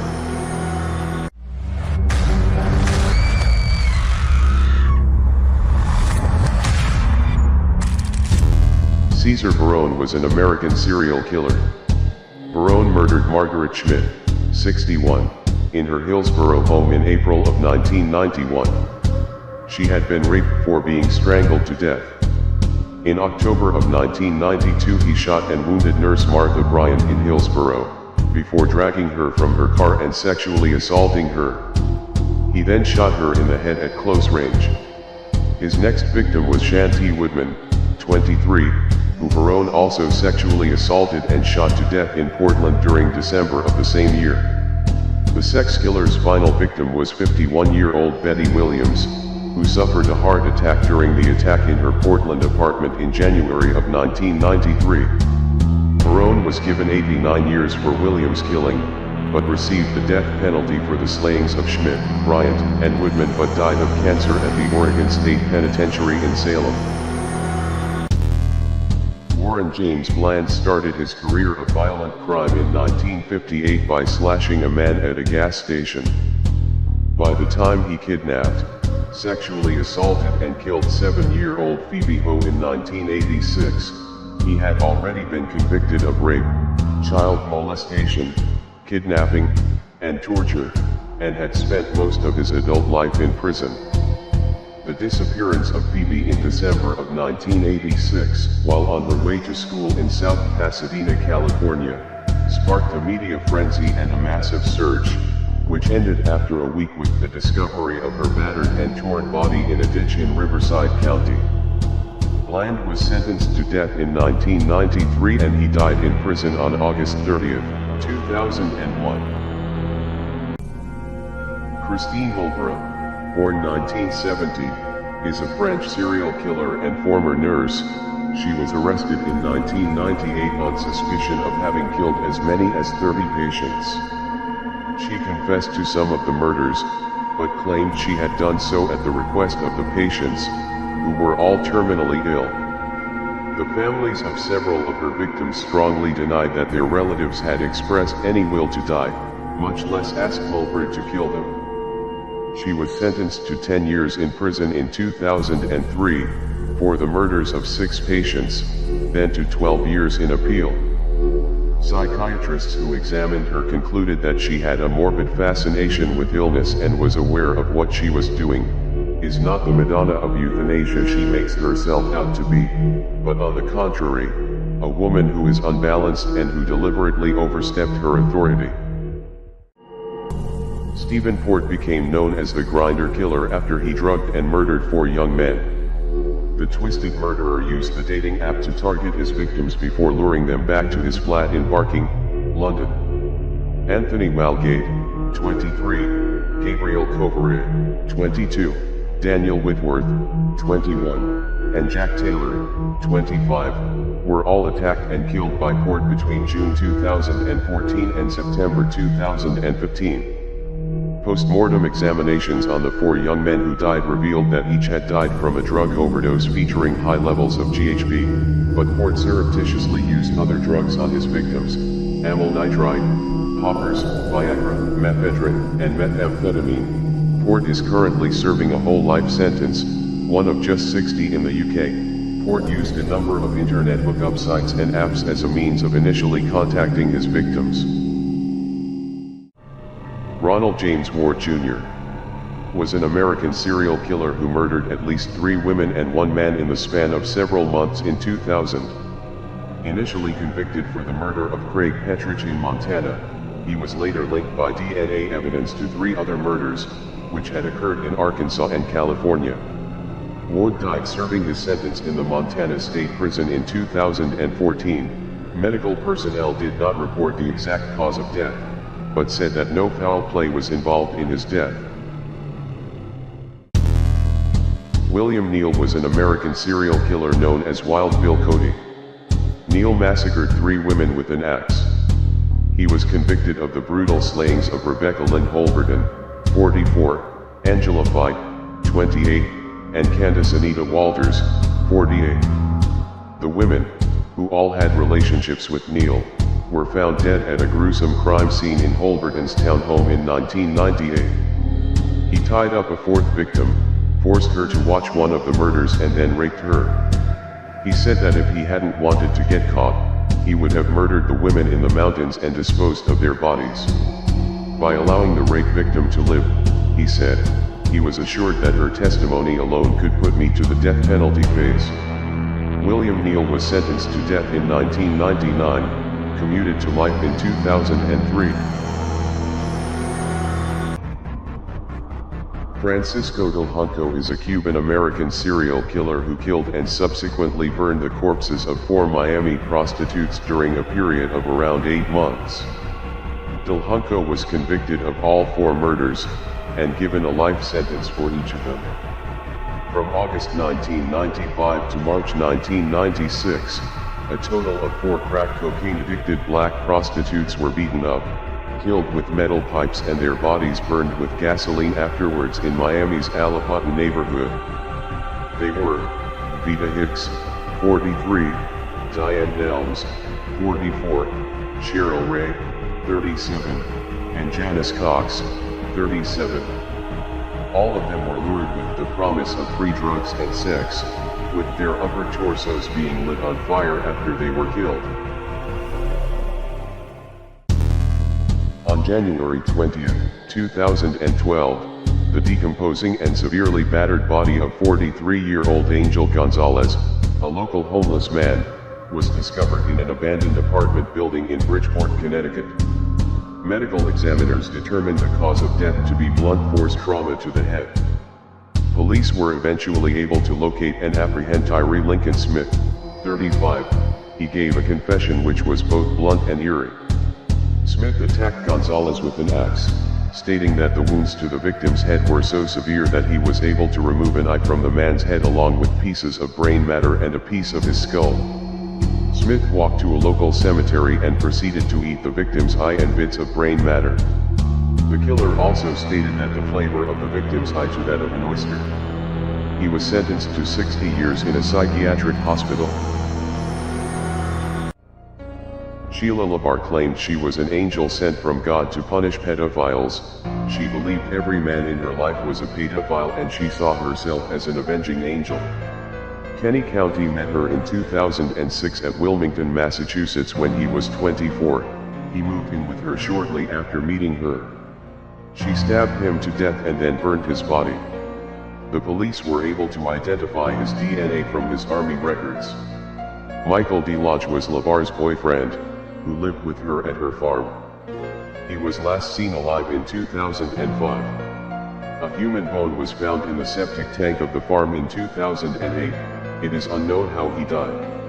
She was arrested on April 2, 2006, and the police conducted a 3-week search of her farm, which led to the discovery of 3 human toes which forensic analysis determined did not belong to either Kenny County or Michael DeLodge.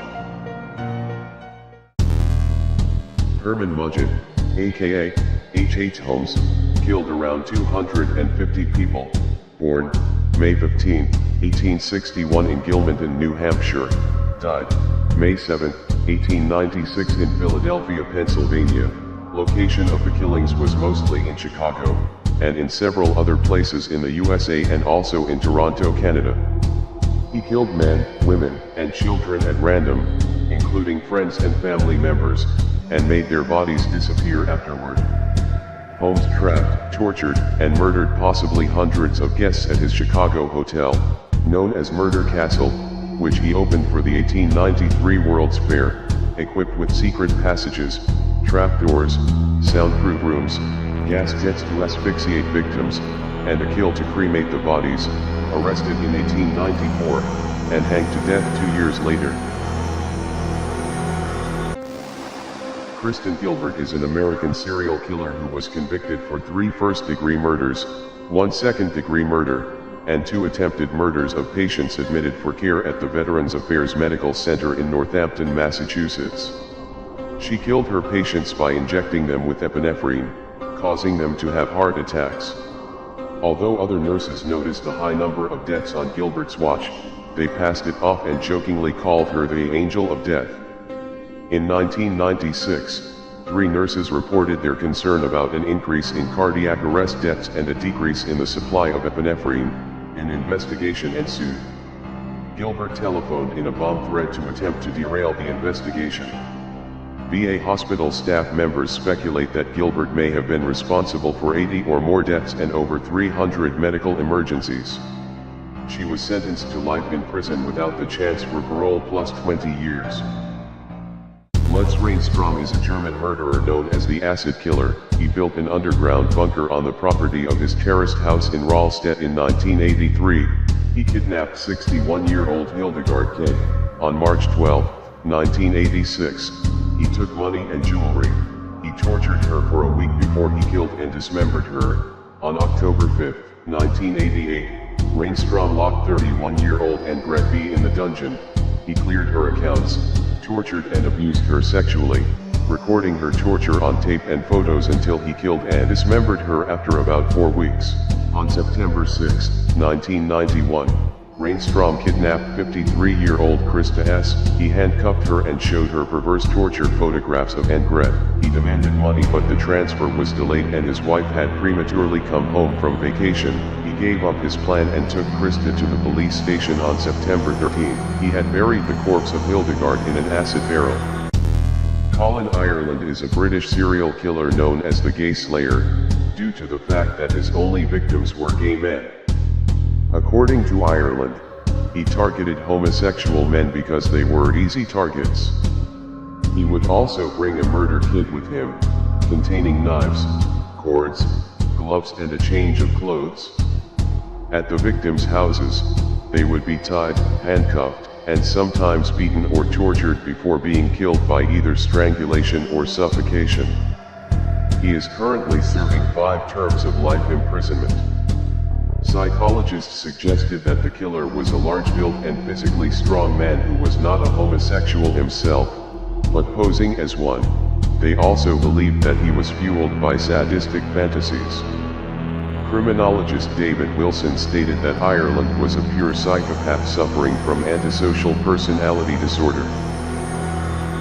The Babies in Boxes murder case, Diane Odell, American serial killer. Odell was convicted December 16 on 3 counts of second-degree murder in the deaths of her newborn babies in 1982, 1983, and 1985 in County-on-the-Lake. Their mummified remains were found in May 2003, among the contents of a Safford, Arizona storage shed Odell's family had rented while living there in 1992. She may have raised 8 children, District Attorney Steve Lungen argued yesterday, but a jury found that she killed the ones she didn't want. Odell didn't know if the babies were boys or girls, and she didn't name them. The babies' bodies were found packed away with old blankets. According to Dr. Baden, the manner of the babies' deaths was traumatic asphyxia caused by suffocation. Lucy Letby, the Countess of Chester Hospital baby deaths. Between 2015 and 2016, unusually high infant mortality rates occurred at the neonatal intensive care unit of the Countess of Chester Hospital in Chester, England. A series of investigations was initiated to ascertain the reasons for the sharp rise in mortalities. Letby's November 2020 arrest saw her charged with 8 counts of murder and 10 counts of attempted murder. Letby's trial began in October 2022. Letby had injected air into the bloodstream of 2 of the alleged victims and had used insulin to murder others. It was alleged that extraordinary bleeding in a baby boy allegedly murdered by Letby could have been caused by a rigid wire or tube. The trial continues at the time of this upload. Martin Nick, the Masked Man, is a German serial killer. He He wore a mask while killing 3 and sexually assaulting at least 40 children in school camps. He also did some of his activities in private homes and other places. He committed his first act in 1992 and was also known as the Black Man. After his arrest on April 15, 2011, the 40-year-old educator confessed to 3 murders, but is suspected of 2 others. He was sentenced on February 27, 2012 by the State District Court, among other things, for 3 murders to life imprisonment. The court also noted the particular severity of the guilt. Psychological evaluations diagnosed him with a pedophilic disorder and noted that he was not insane and was a continuing danger. Joshua Allen Wade is an American serial killer who has been convicted of 2 separate murders committed in Alaska in 2000 and 2007, and sentenced to 99 years imprisonment. Wade pled guilty to one of the murders in federal court to avoid execution.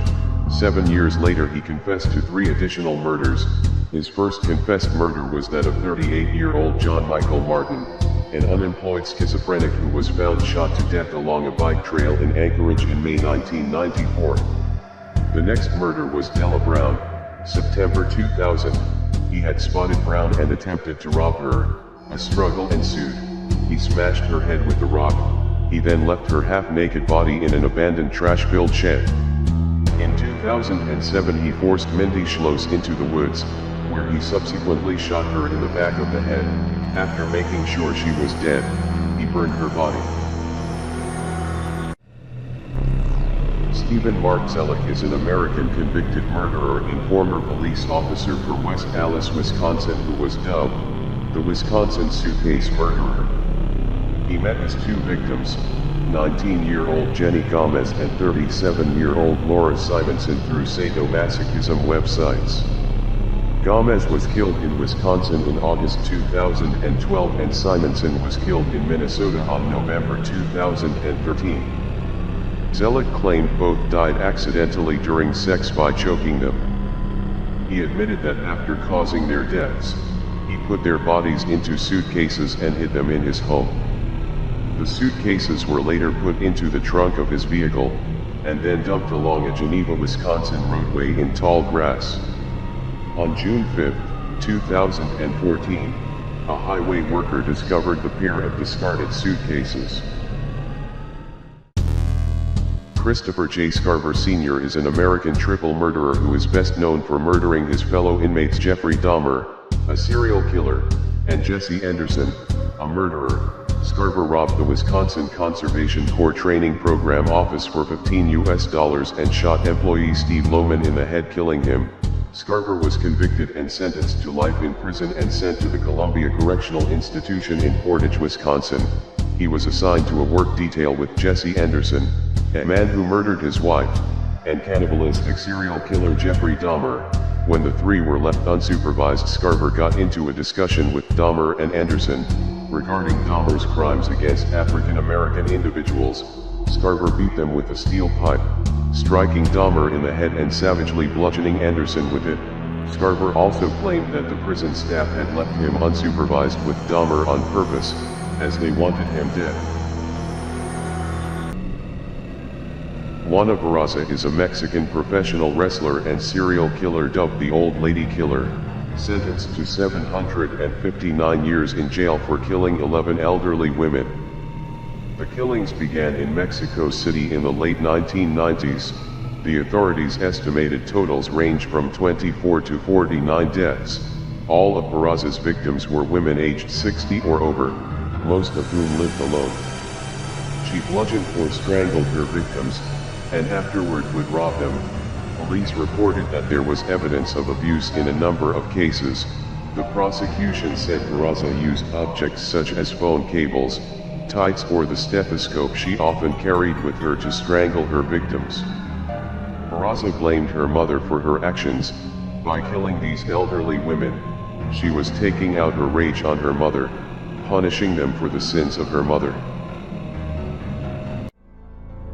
New Zealand rampage killer Brian Schleifer quarreled with his wife in their bedroom before violently stabbing her to death with a knife. One of his sons went to investigate the noise and was shot. Schleifer then went to the barn where he shot his other son. The wife of one of his sons who lived nearby searched for the origin of the gunshots and was wounded by bullets on the way to the house. She ran back to her house and called the police. Schleifer next shot and stabbed his grandson in his bed, then shot his son's wife in the kitchen while she was talking to the police. The psychotic grandfather then returned to the barn where he shot his son and waited for his other son to return from work. Schleifer shot and stabbed him when he arrived, then went to the bushes near the house and shot himself. Schleifer's 9-year-old granddaughter hid from him in a wardrobe and survived. During the week of July 19, 1999, Mark Heath drove his 4 children, Sarah, 8, Holly, 6, Jack, 4, and Caleb, 2, to an isolated bush track south of Perth, Western Australia, and connected a hose to the car's exhaust. All 5 were found in the car, dead from acute carbon monoxide poisoning. This came just 3 weeks after a similar murder-suicide. On July 3rd, Barbara Ann Warzykowski took Mark, 8, twins, Sarah and Luke, 5, Jesse, 4, and Jade, 1, for a drive in the family's 7-seater van to a remote track southeast of Perth.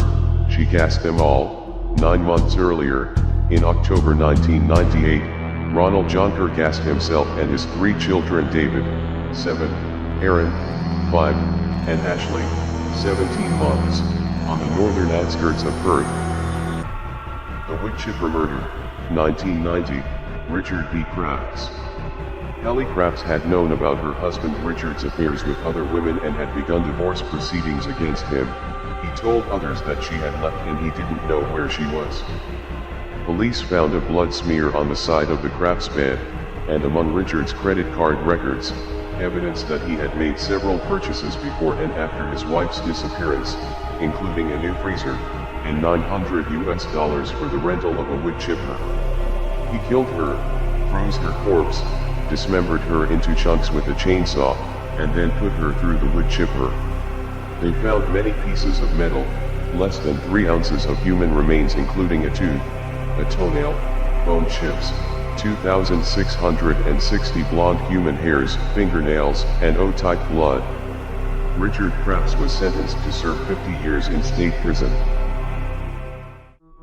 Marianne Null is a German serial killer from Cologne. She was sentenced to life imprisonment in 1993 for 7 murders.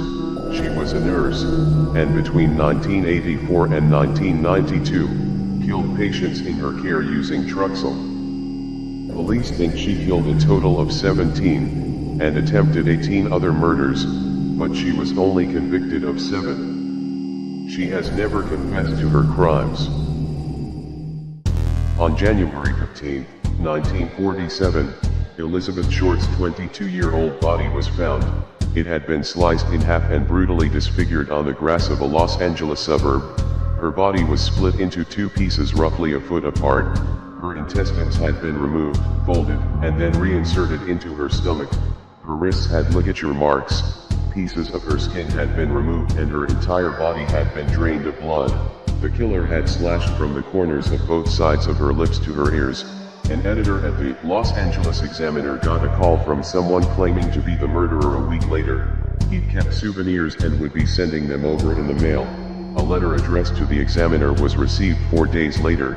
Elizabeth Short's birth certificate, business cards, pictures, and contact book. The police interrogated 12 potential suspects and listened to more than 60 persons who claimed to be the killers, but they were unable to make any arrests. Joseph Emery, the cut-rate osteopath, American serial killer. Joseph Emery was arrested in 1976 and charged with the murder of 10 of the more than 25 infants who, during the past 2 years, died soon after being born at the makeshift Highland Medical Center. His wife and 32-year-old son, who despite having no medical certification served as his assistants, were also booked for murder. In 1962, He was convicted of second-degree murder of a patient who died after an illegal abortion. In 1963, while free on appeal from his first conviction, he was convicted of performing another illegal abortion. The district attorney's office noted that it was not excluding the possibility of intentional killings. The current status of the case is unknown. The Esher murderess, Mary Ann Brough. On the morning of Saturday, June 10, 1854, Mary Brough, 43 years old, was discovered with a throat wound. 6 of her 7 children were found dead in the house with their throats cut.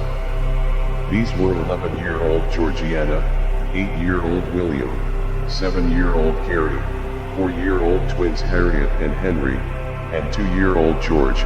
Mary's husband, George, suspected that his wife was being unfaithful to him, left their home and told Mary that he would be taking legal action to have the children taken from her custody. Mary Ann recovered from her injuries and was arrested. Despite a bias summing up by the judge, the defense of insanity was accepted by the jury, and they returned a verdict of not guilty on the grounds of insanity. She was ordered to be detained during Her Majesty's pleasure. Victim of cannibal, Armin Meiwes, agreed to be eaten. In 2001, Armin Meiwes from Germany posted an advert on the cannibalism fetish website, The Cannibal Cafe, looking for a well-built, 18 to 30-year-old to be slaughtered and then consumed.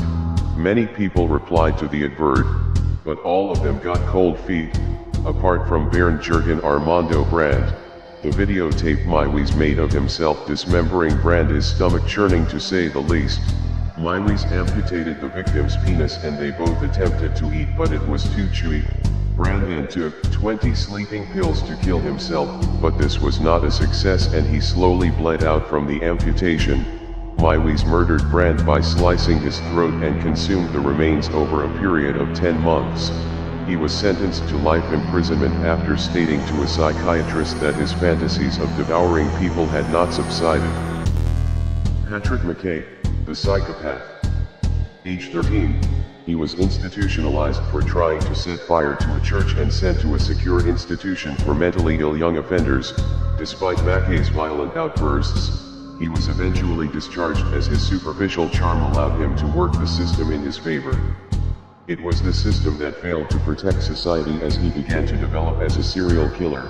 He killed 11 victims between February 1974 to March 1975. McKay hacked at the skull of a priest at his home and watched him bleed to death. On another occasion, he stabbed an elderly woman to death during a robbery and drowned a helpless tramp in the River Thames. 2 psychiatrists confirmed that McKay was suffering from a severe personality disorder and that he was effectively a psychopath. His trial only lasted 20 minutes as he pleaded guilty to 3 counts of murder and received 3 consecutive life sentences. Gary Heydnik suffered from schizoid personality disorder and had spent the majority of his life in and out of psychiatric hospitals. Between November 1986 and March 1987, he kidnapped, tortured, and raped 6 women, murdering 2 of them, in Philadelphia, Pennsylvania. While holding them captive in a self-dug pit in his basement floor, he would fill the pit up with water and not drown his victims, but have them stand in water up to their necks and then get electric wire and torture them while they were in the water. Heydnik wrapped duct tape around the mouths of the victims, and stabbed them in their ears with a screwdriver.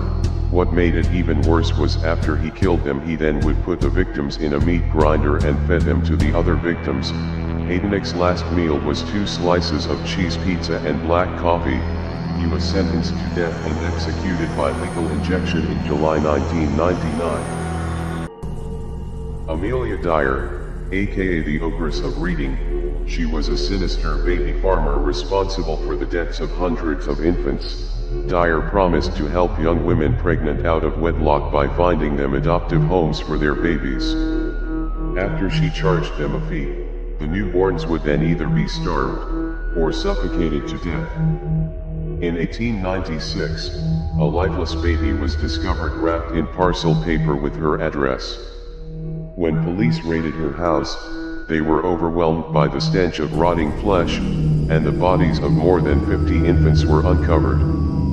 It's likely she killed between 200 to 400 children. Dyer tried to plead not guilty by reason of insanity, but in less than 5 minutes a jury reached the guilty verdict. Aged 60 years old, she was hanged at Newgate Prison in London. Harrison Cookie Monster Graham. In 1987, Harrison's apartment in Philadelphia was raided by police and they found the remains of 7 women. He told the police the bodies had been there when he first moved in, but later confessed to accidentally strangling them all during sex whilst he was under the influence of drugs. He had a Cookie Monster toy that he would sleep with, and his defense claimed he had 3 personalities: Frank, a drug addict and murderer; Junior, a 2-year-old who could not be without the Cookie Monster; and Marty, a likable handyman who was compliant with the police. His defense that he suffered from multiple personality disorder was rejected by a judge, and he was convicted of all 7 murders and 7 charges of desecrating a corpse. Due to his low IQ and mental illness suffered during his early years, he managed to skip the death penalty, and behind bars, he became an ordained minister. Helen Patricia Moore. In 1980, Moore was charged with the murder of 3 children and the attempted murder of 2 others whilst she was babysitting. The Sydney, Australian-born serial killer first murdered at the age of 16. Her first victim was her 16-month-old baby cousin who she suffocated in her cot. The following year, she attempted to suffocate a 12-month-old boy she was babysitting, but he survived. Months later, she also attempted to suffocate another 2-year-old boy who was left blinded and permanently brain damaged. Within weeks of each other, she killed another baby girl and a 2-year-old boy, again suffocating the innocent children. Following the death of the toddler, Suzanne was arrested and she finally confessed to the string of horrific child murders. She admitted that she loved killing, but only served 13 years of her 3 life sentences, released in 1993, giving birth to a daughter in 1995. Gary Michael Hilden. On December 7, 2005, Rosanna Miliani disappeared from hiking in Bryson City. She died from being beaten to death. In 2006, Cheryl Dunlap was reported missing. The police found her body alongside the highway, decapitated. On October 21, 2007, the body of Irene Bryant was found. Irene and John disappeared in the Pisgah National Forest. John died from a gunshot wound to the head. On December 6, 2007, the body of Michael Scott Lewis was found at Tomoka State Park, Florida. He was found decapitated and dismembered. On January 8, 2008, the body of Meredith Emerson was found in the North Georgia mountains. She had been hiking when Hilton attacked her with a knife. He killed and decapitated her. Hilton was later linked to and then charged with 3 additional murders. He was sentenced to life in prison. The Lethal Lovers. Gwendolyn Graham and Catherine Maywood were a 24 and 25-year-old lesbian serial killer couple from Grand Rapids, Michigan, who achieved sexual thrills in killing 5 elderly female patients at the Alpine Manor nursing home, where they both worked as nurses' aides. They would smother their victims together and make love shortly thereafter to relive the thrill and enhance their lovemaking. When they washed the bodies down as part of the post-mortem routine, they grew even more excited. Then they got bolder. They told colleagues what they were doing, because even the confessions added to their heightened sexual drive, but their accounts were dismissed as sick jokes. Wood was a massive 450-pound woman who intensely loved the more dominant and sexually experimentative Graham. When Graham left to take a new job in Texas, Wood broke down and confessed to authorities. Graham received the penalty of life imprisonment, and Wood got 20 years in prison. Mark Lepine. Rampage at the University of Montreal. On December 6, 1989, Lepine walked into the École Polytechnique de Montréal. There, he entered a second-floor classroom where he separated the men and women and then ordered the approximately 50 men to leave. Claiming that he was fighting feminism, he yelled in French, "You're all a bunch of feminists," before beginning his murderous rampage with a rifle. He shot the 9 women who remained, killing 6 and injuring the rest. After this, Lepine moved to other areas of the building, including the cafeteria, corridors, and another classroom. A total of 14 women, 12 engineering students, 1 nursing student, and 1 university employee were killed, and 4 men and 10 women injured before Lepine turned the gun on himself. The homeless French cannibal.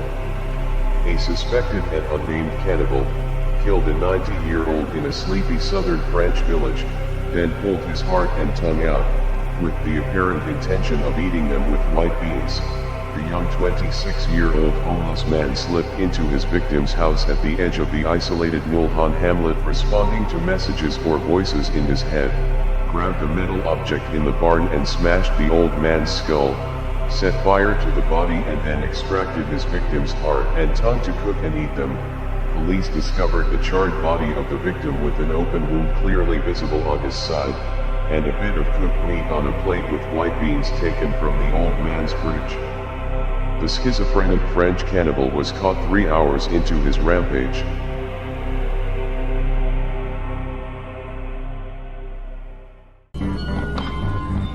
An expert in body dissection allegedly made herself the main beneficiary of a friend's will after she had murdered her and cut off her head.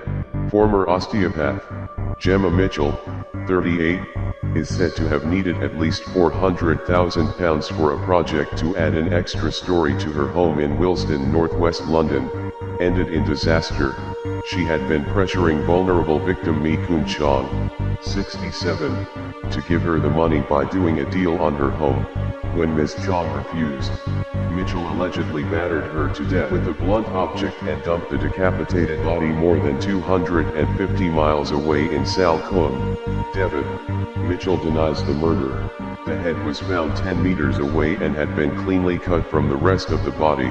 Mitchell had been a brilliant medical student and won a prestigious prize for her knowledge of the human body. Alan McMullen, murderer, stabbed a pregnant woman to death.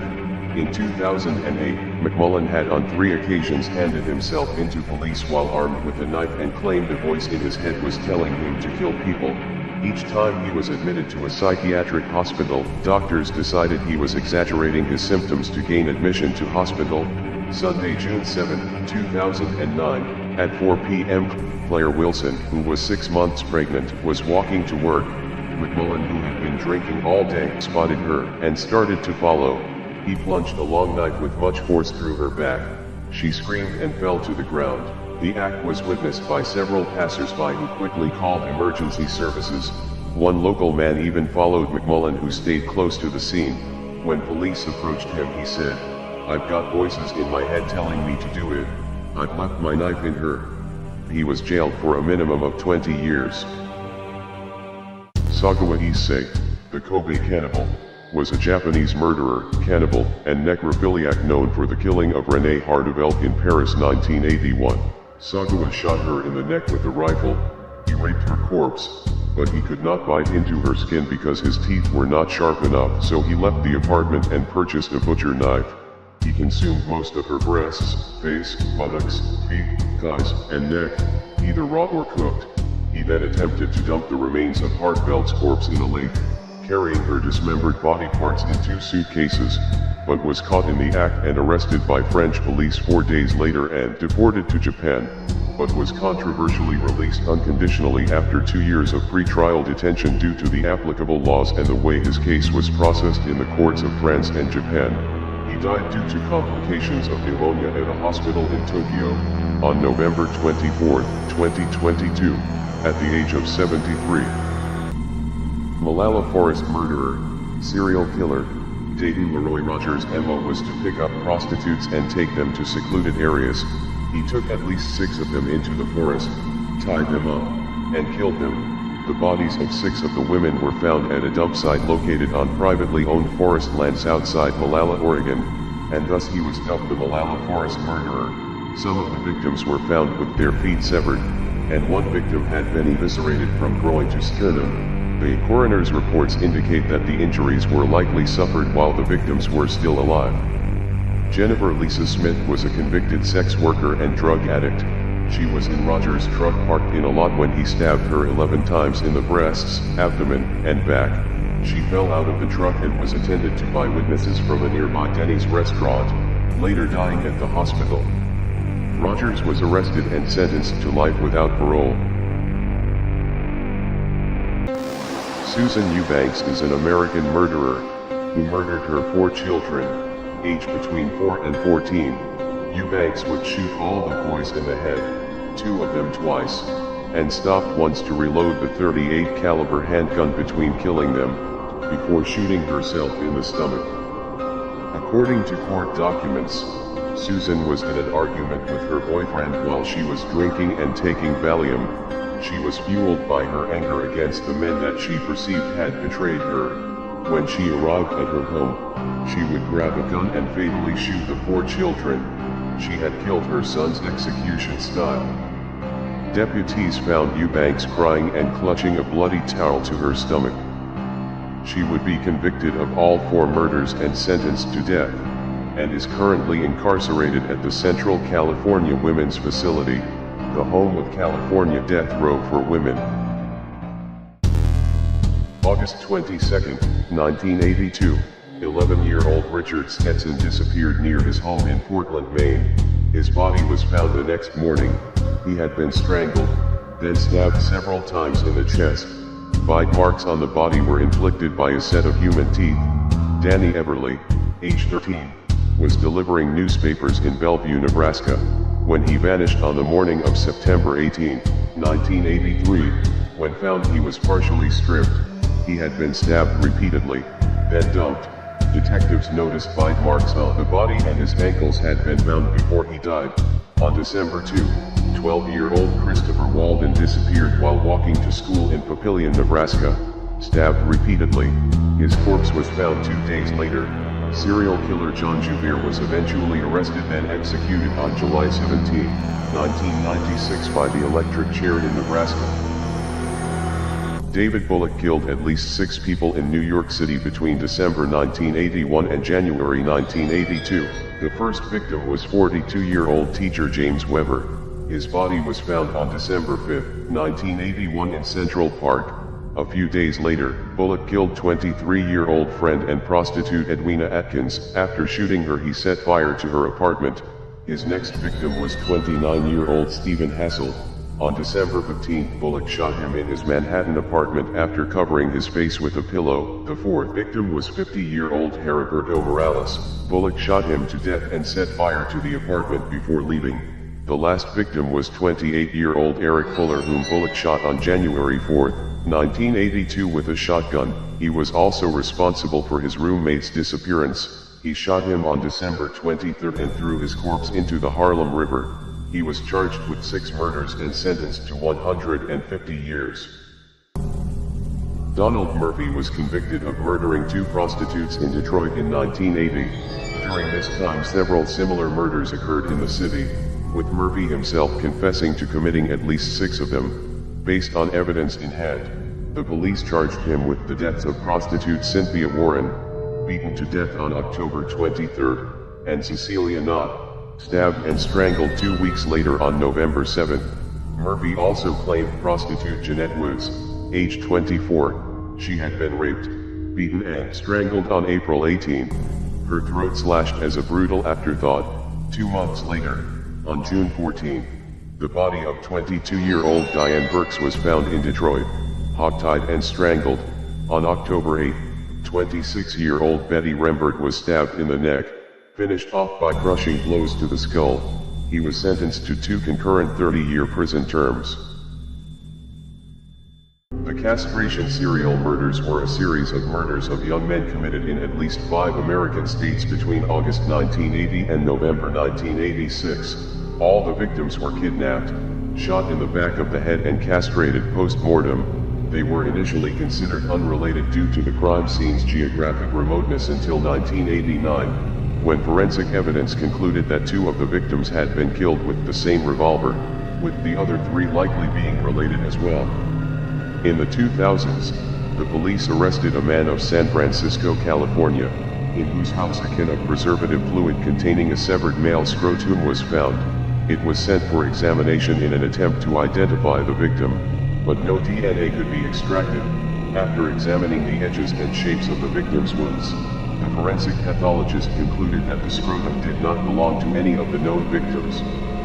As of 2021, none of the killings have been solved. Joseph Robert Condreau, known as the Longview serial killer, was an American serial killer implicated in the kidnapping, sexual assault and murder of 3 children in or near Longview, Washington in the 1980s and 1990s. 8-year-old Chilla Silvernails of Kalama, who vanished in 1982. Her nude body was found the day after her disappearance. She had been raped and strangled. On November 21, 1996, 12-year-old Kara Rudd vanished after entering a car on the grounds of her middle school in Monticello. Police found Rudd's body inside an abandoned Volkswagen. She had been raped and strangled. Forensic evidence and DNA samples from the crime scene matched Condreau, who was arrested for Rudd's murder.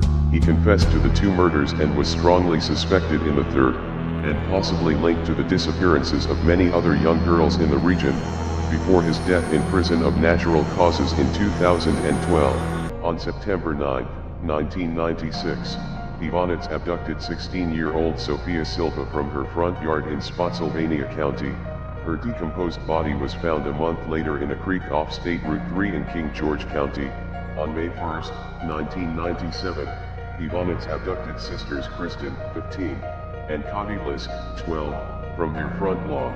He sexually assaulted and strangled them, dumping their bodies in the South Anna River. Their bodies were found 5 days later. On June 24, 2002, Ivonets abducted 15-year-old Kara Chamberlain from a friend's yard in South Carolina after holding a gun to her head and then forcing her into a plastic bin. He took her to his apartment, raped her and tied her to his bed. She was able to free herself while he was asleep, escape, and identify him to the police. Ivonets fled after finding her gun and was tracked by police to Sarasota, Florida. As they surrounded him, he shot himself.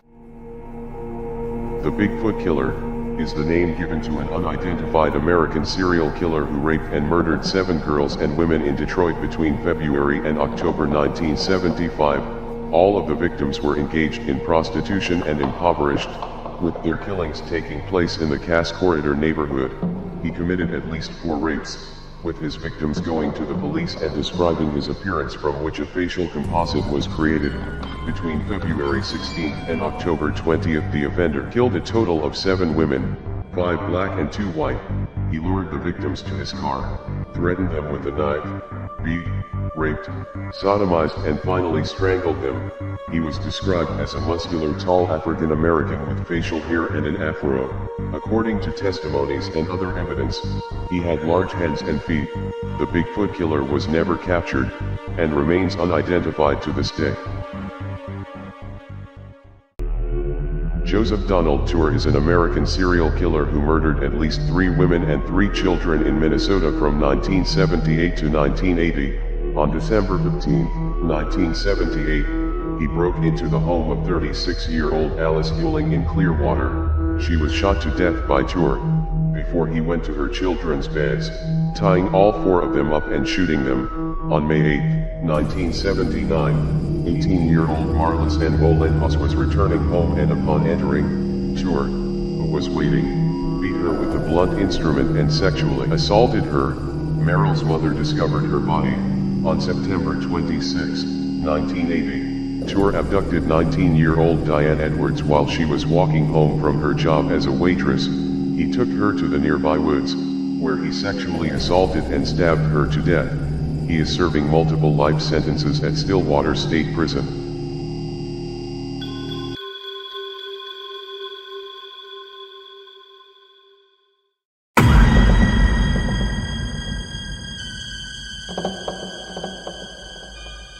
Delmas Colvin is an American serial killer who committed a series of at least 8 murders against girls and women engaged in prostitution in New Jersey and Ohio between 1987 and 2005. According to his testimony, in January 2000, he lured 38-year-old Valerie Jones into his truck, strangled her, and then dumped her body in Lake Erie. He lured 42-year-old Jacqueline Thomas into his truck's cabin, after which he violated and subsequently killed her. Her body was found the next day in Monroe County. In April 2005, he killed 43-year-old Lily Summers, whom he had previously offered money in exchange for sex. He killed 40-year-old Dorothea Wetzel, who was found on the banks of the Maumee River in southern Toledo. Colvin was charged with the cold case murder of 27-year-old Donna Lee White, who was killed on September 15, 1987 in Atlantic City. Bobby Sue Terrell was a 29-year-old diagnosed schizophrenic from Woodlawn, Illinois who worked on the midnight shift in nursing homes across Illinois and Florida. She also suffered from Munchausen syndrome by proxy. Beginning in 1984, she killed 12 elderly victims in St. Petersburg, Florida by insulin overdoses, and would cover her tracks by calling the police, mutilating herself, and saying there's a serial killer loose in the home. She fainted frequently on duty, with no apparent cause, and twice she slashed her own vagina with a pair of scissors. The second wound required emergency surgery. She stabbed herself in rage and frustration over her own infertility. Police finally arrested her when they discovered her psychiatric background. In February 1988, Bobby Sue pled guilty to reduced charges of second-degree murder and was sentenced to a combined term of 65 years in prison but died in 2007. Adam Lane, the highway killer. His first victim was Darlene Eval, who lived near Harrisburg, Pennsylvania. She was stabbed and killed on July 13, 2007. At the time she was talking on the telephone in the backyard, Lane stabbed her to death while her family was inside the house. Lane's second victim was a woman named Patricia Brooks, whom he stabbed on July 17, 2007 in York County, Pennsylvania. She survived.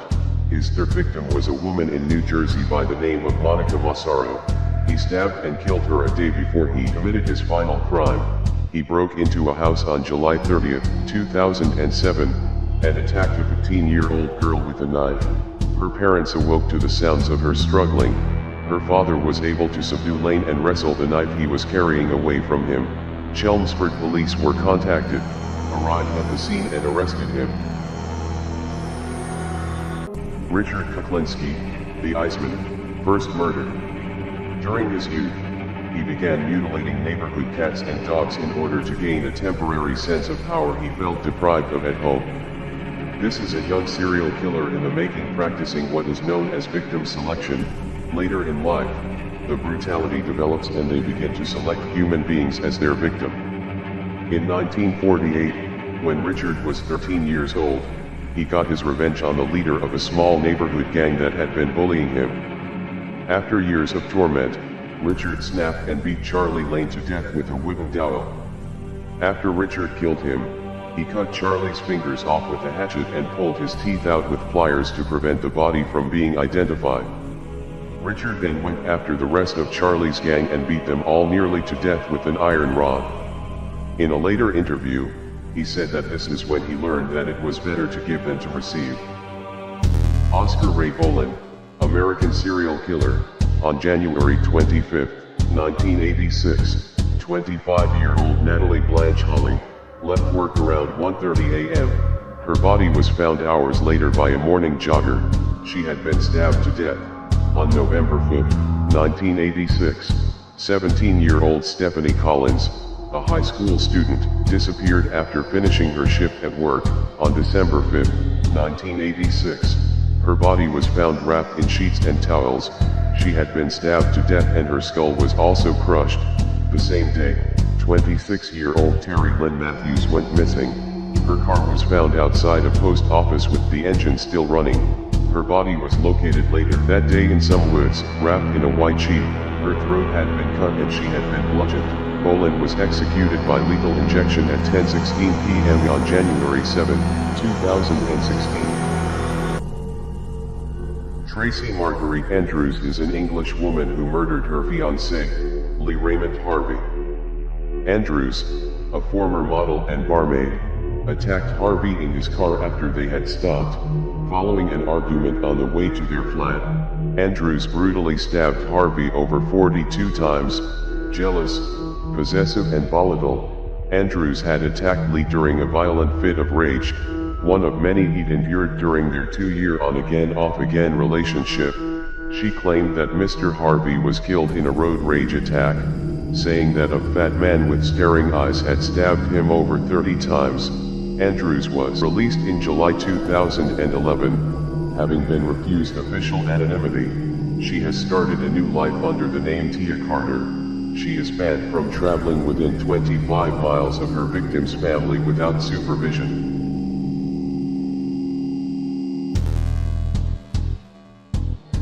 Larry Dean Bright, also known as the Bone Crusher, is an American serial killer responsible for the deaths of at least 8 women between the ages of 30 to 41 in central Illinois. Not long after 2000, Bright began to spend a great deal of free time around sex workers, taking particular interest in African American women. The murders occurred between July 2003 and October 2004, in Peoria and Tazewell County, Illinois. His nickname derives from his purported propensity for burning his victims' bodies, before crushing their bone fragments with a hammer. After confessing to his crimes in May 2005, he was convicted of 8 counts of murder. Bright will serve 100% of his sentences of natural life in prison without the possibility of parole. China P. Arnold, the microwave baby killer. Arnold, who had been convicted of abduction in 2000 and forgery in 2002, brutally killed her 28-day-old daughter, Paris. The infant was placed in a microwave oven, for what analysts suspect was longer than 2 minutes, and died shortly after removal. Death occurred because her internal temperature reached critical temperatures. In the words of medical examiner, Dr. Marcella Fierro, she was cooked. Arnold's cellmate told the court that she had confessed to putting her daughter in the microwave and switching it on, because she was afraid that her boyfriend would leave her if he discovered that he was not the baby's father. Arnold has been incarcerated at the Ohio Reformatory for Women since September 11, 2008. The jury found China, the murderous mom Arnold, guilty of aggravated murder. On May 20, 2011, China Arnold was sentenced to life in prison without parole. Richard Kenneth Jerk is currently on death row in Florence, Arizona. On September 14, 1993, he killed a former friend's family. He believed Albert Luna Jr. had burgled his house. Jerk showed up at the Luna home and forced himself in at gunpoint. Patricia Luna and her 5-year-old son Damien were at home. He secured Mrs. Luna and her son by tying their arms and legs and gagging them. When Rochelle Luna arrived several hours later, he took her to her bedroom where he raped and killed her. When Albert Luna Sr. arrived at home, Jerk forced him into his bedroom at gunpoint, handcuffed him to a bed and smashed his head with a baseball bat, then removed the handcuffs believing him dead. Mr. Luna regained consciousness and charged Jerk. He killed Mr. Luna, then shot Mrs. Luna and Damien in the head. Before he left, he spread gasoline around the house and turned on the stove, but the house didn't burn. In 2015, Montgomery County, Pennsylvania, a man choked his estranged wife and used a chainsaw to kill her before ending his own life with the machine. Nicole Peppelman, 43, was brutally murdered in the basement of the family's home along the 1100 block of Country Lane in Lower Moreland. The mother of 3 suffered gaping cutting wounds to her abdomen from a chainsaw. She also was stabbed in the neck and choked. An autopsy revealed her husband, 48-year-old Christopher Peppelman, then took the chainsaw to his right thigh and abdomen. His death was ruled a suicide. The couple's 14-year-old son discovered the bloody scene. The chainsaw was laying next to them. Their other 2 children were not home. The results of toxicology tests on Christopher Peppelman reveal that he had no drugs in his system and just a minuscule amount of alcohol that is not worth mentioning.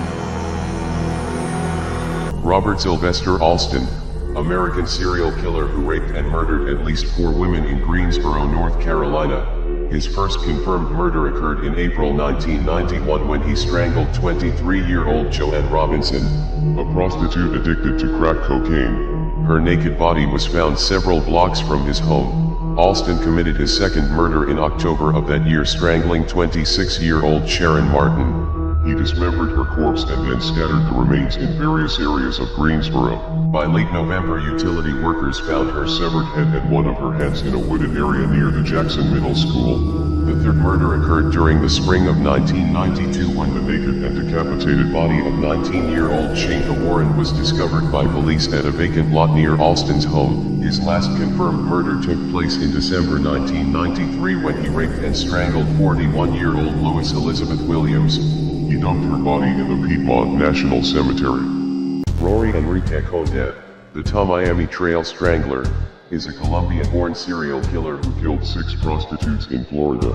From September 1994 to January 1995, he was sentenced to death on March 7, 2000, and has been on the Florida death row since.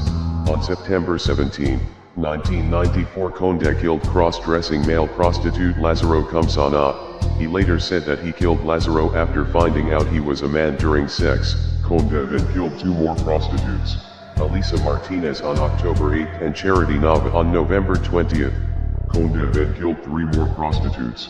Wanda Crawford on November 25th. Nicole Schneider on December 17. And Rhonda Dunn on January 12, 1995. After each murder, he knelt over the body and verbally blamed the victim for his marital problems. He strangled his victims to death and then anally raped the corpses. Manuela Rodriguez, circular power saw baby murderer. In March of 2015, Rose Herrera, a baby just 7 months old, was killed because she wouldn't stop crying. Her grandmother brutally beat her with an 18-inch pipe wrench, and stuffed a sock deep down into her mouth. She then took a circular power saw to the baby's throat. Rodriguez called her sister to tell her she had killed the baby. The grandmother, 52-year-old Manuela Rodriguez, was taken into custody and was treated at Mount Sinai Hospital after attempting to take her own life with the circular saw, cutting herself across her own throat. Rose was already dead from the pipe wrench beating and asphyxiation when the grandmother cut her throat and chest with the saw. Manuela Rodriguez was charged with first-degree murder over the death. In 1987, a former Cal State Fresno professor murdered a male prostitute and dismembered him with a chainsaw. A Los Angeles Superior Court judge sentenced Max Bernard Frank, 58, to 25 years to life with the possibility of parole in 17 years. The victim, Tracy Nude, 18, was a Hollywood transient from Kansas City, Missouri. Nude's arms and parts of his legs were scattered around the McBean Parkway in Valencia. His head and torso were discovered 200 miles north in a field near Madeira. Authorities targeted Frank when he returned a rented chainsaw with bits of blood and flesh in the inner workings. He claimed that he had run over a dog in Beverly Hills and had used the chainsaw to dismember the dog. Frank taught political science at City University of New York and Boston University before arriving at Cal State Fresno in 1969. He died of a heart attack in prison in 1997.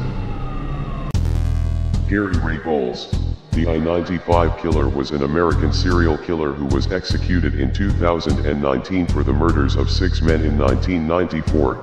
Bowles killed his first known victim, John Hardy Roberts, age 59, who had offered him a place to live.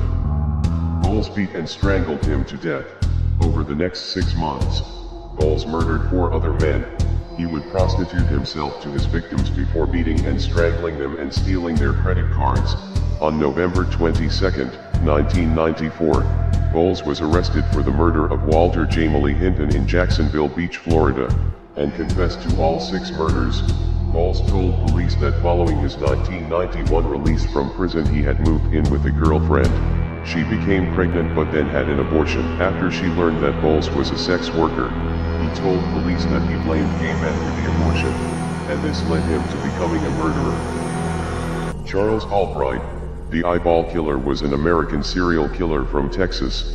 In December 1990, Mary Lou Pratt, 33, a prostitute in the Oak Cliff neighborhood of Dallas, was found dead wearing only a t-shirt and bra. She had been shot in the back of the head as well as being badly beaten.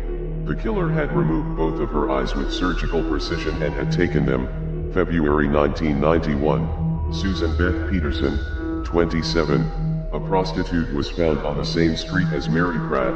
She was nearly nude and had been shot in the top of her head, in her left breast, and in the back of her head. Her eyes had been removed. March 1991, Shirley Williams, a prostitute, was found dead lying near an elementary school. Her nude body propped up against a curb. Her eyes had been removed. She had facial bruises and a broken nose and had been shot in the face and through the top of her head. He died in prison in 2020. Marcelo Costa de Andrade, the vampire of Niterói, is a Brazilian serial killer who murdered 14 boys in the vicinity of Itabaré, 30 kilometers from Niterói, Rio de Janeiro in 1991. Andrade frequented church and was told by a preacher that children go to heaven when they die. As a result, this sparked an interest in killing children. He was known to rape, strangle, beat, and drink the blood of his victims. He confessed to committing acts of necrophilia with at least one of his victims' body. He would keep personal items from the victim after the crime. He positioned or posed at least one body after death. Marcelo was caught after one of the victims escaped and alerted the authorities.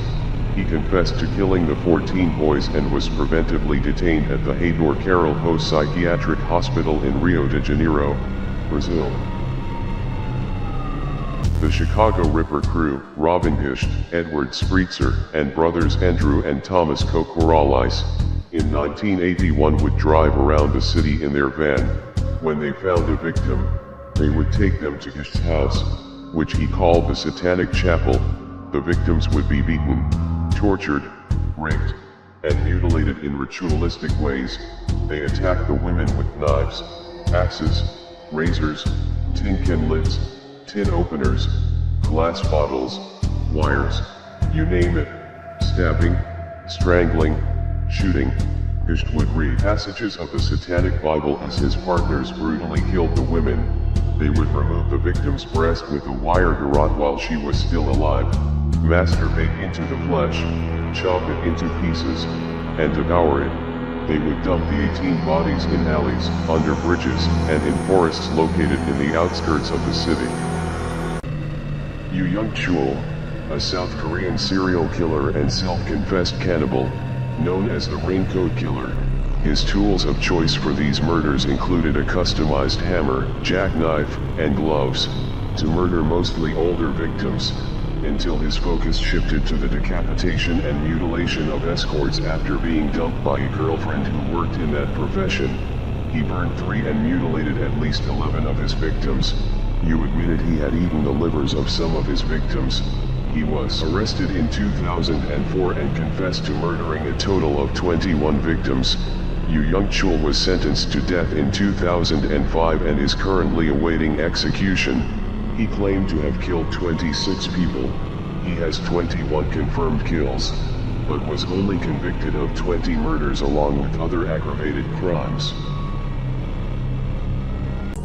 Daniel Rakowitz is an American murderer and cannibal. He was born in 1960 in Rockport, Texas. He moved to New York around 1985. In Manhattan's East Village in 1989, Rakowitz walked around Tompkins Square Park, bragging that he had killed his roommate, Monica Beryl. He bleached and boiled the bones to disinfect them, and hid them. He said that he had boiled her head and made soup from her brain. He had tasted it and liked it, and thereafter he referred to himself as a cannibal. Rakowitz enjoyed his cannibalistic transgression so much that he scrawled on the door of his apartment, "Is it soup yet? Welcome to Charlie Gaines Ranch East, home of the fine young cannibals." He was found not guilty by reason of insanity on February 22, 1991, and was moved to a state hospital for the criminally insane. Big Lurch, hip-hop cannibal rapper, Antron Singleton, on April 10, 2002, he murdered his 21-year-old roommate, Tanisha Issays, in the apartment he shared with her and her boyfriend in Los Angeles, California. The victim was found in her apartment at night by a friend. Her chest had been torn open and a 3-inch blade was found broken off in her. Teeth marks were found on her face and on her lungs, which had been torn from her chest. The friend testified that Singleton was naked and covered in blood, standing on the street and staring at the sky. A medical examination performed shortly after his capture found human flesh in his stomach that was not his own. The victim's boyfriend said he and the aspiring rapper used PCP the day before the murder took place. During his career before prison, he recorded 2 albums, Da Family, 1998, and It's All Bad, 2004. Is currently incarcerated at California Healthcare Facility. The Hiharobomaniac, sadistic killer husband drove electric drill into his wife's brain and stabbed her with a screwdriver. Hiharobomaniac inflicted 270 injuries on Sarah Al-Shawarfi, 28, while their 4 children, aged between 2 and 8, were in the house in Sheffield. She was also allegedly attacked with metal bars and a knife in the 105-minute assault by her husband. She had been hit over the head repeatedly with a variety of weapons. Post-mortem results showed the mother died from blood loss, brain injuries, and inhaling blood. He left 1 screwdriver embedded in her eye socket. A judge jailed Maynard for life and ordered him to serve at least 23 years before he is considered for release. The judge said that psychiatrists agreed he was suffering from a serious psychotic illness, probably paranoid schizophrenia. Stephen Sean Griffiths, the Crossbow Cannibal, is a British cannibalistic stalker and serial killer. In 1991, he was diagnosed as a schizoid psychopath. On June 22, 2009, Griffiths took a prostitute named Susan Rushworth to his flat and killed her before dismembering her in his bathtub.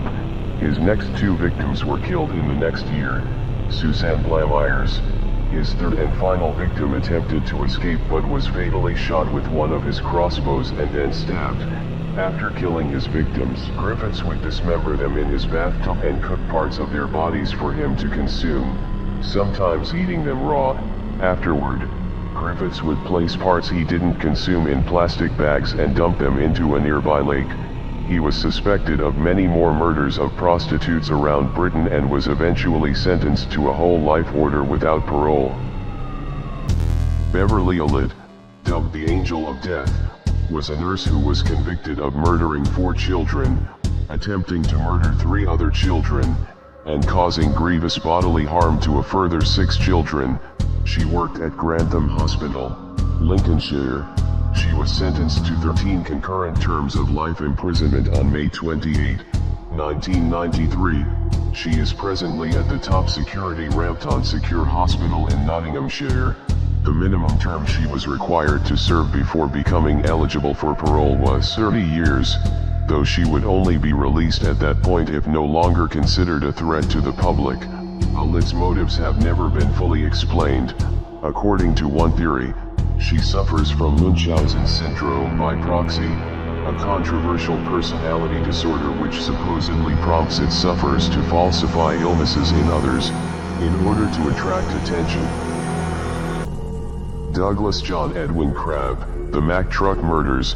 On the evening of August 18, 1983, Crabb spent an hour at the Inland Hotel before being refused service for intoxication before being involved in a fight and being ejected from the premises. He then walked approximately 500 meters to his truck, and drove it to a nearby motel where he unhitched one of 2 attached trailers. He then drove the 25-ton semi and trailer at speed around a blind bend, through a car park, around a minibus, turned and drove it through the Bessa brick wall into the crowded bar, crushing the people there, killing 5 people and seriously injuring 16 others. Leaving the engine running, he then got out of the truck, smiled down at one of his victims, stepped over some bodies and ran. It had been 40 minutes between being thrown out and driving the truck into the bar.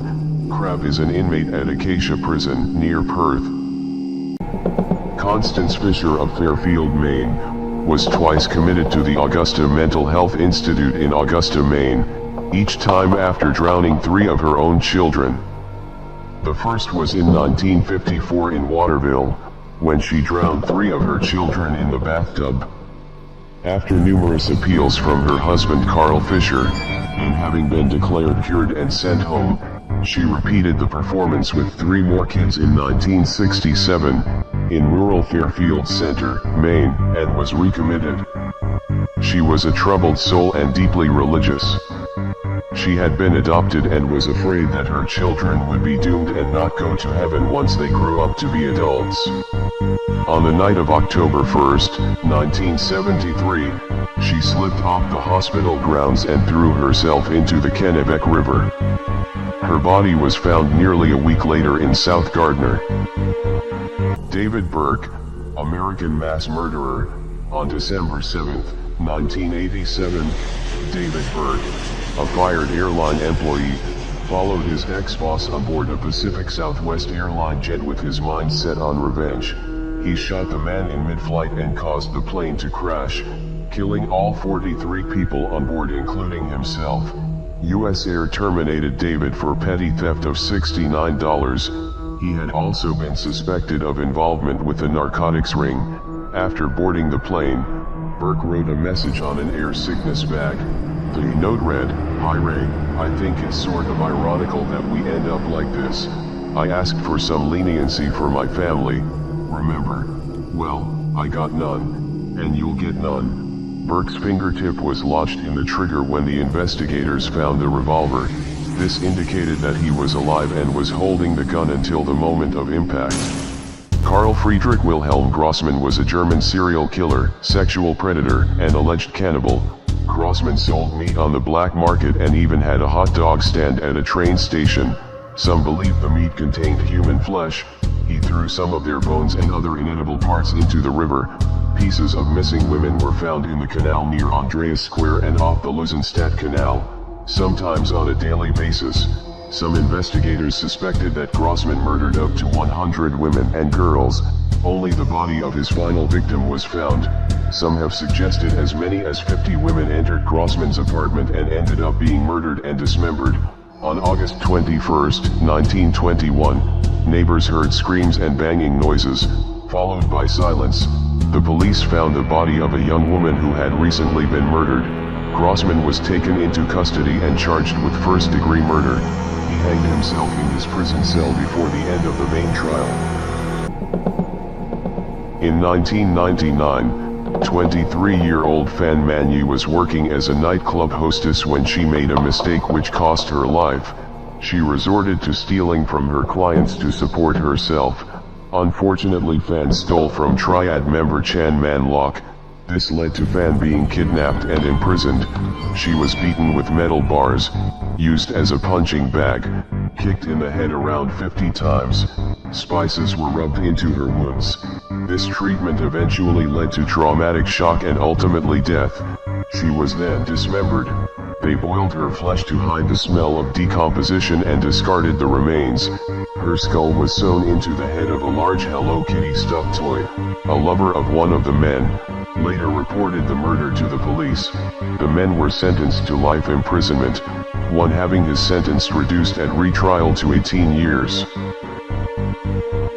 On November 26, 2016, Guy Jr. attacked and killed his father with a knife while his mother was out shopping.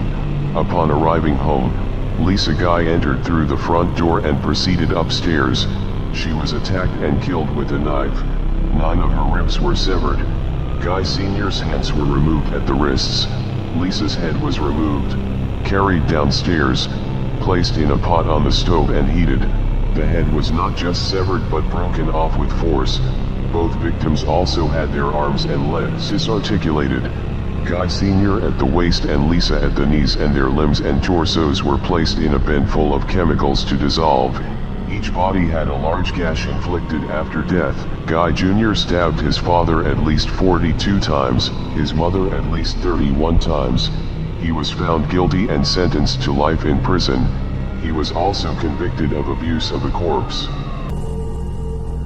Linda and Charlotte Mulhall, aka the Scissor Sisters, from Dublin, Ireland, who killed and dismembered their mother's boyfriend Ferris Whaley Noor in March 2005, Nor was killed with a Stanley knife wielded by Charlotte and struck with a hammer by Linda following Nor touching Linda in a sexual way. Their mother Kathleen then started screaming at him and an argument took place where Kathleen Mulhall was alleged to have told them, "Just kill him for me." Nor was stabbed at least 27 times.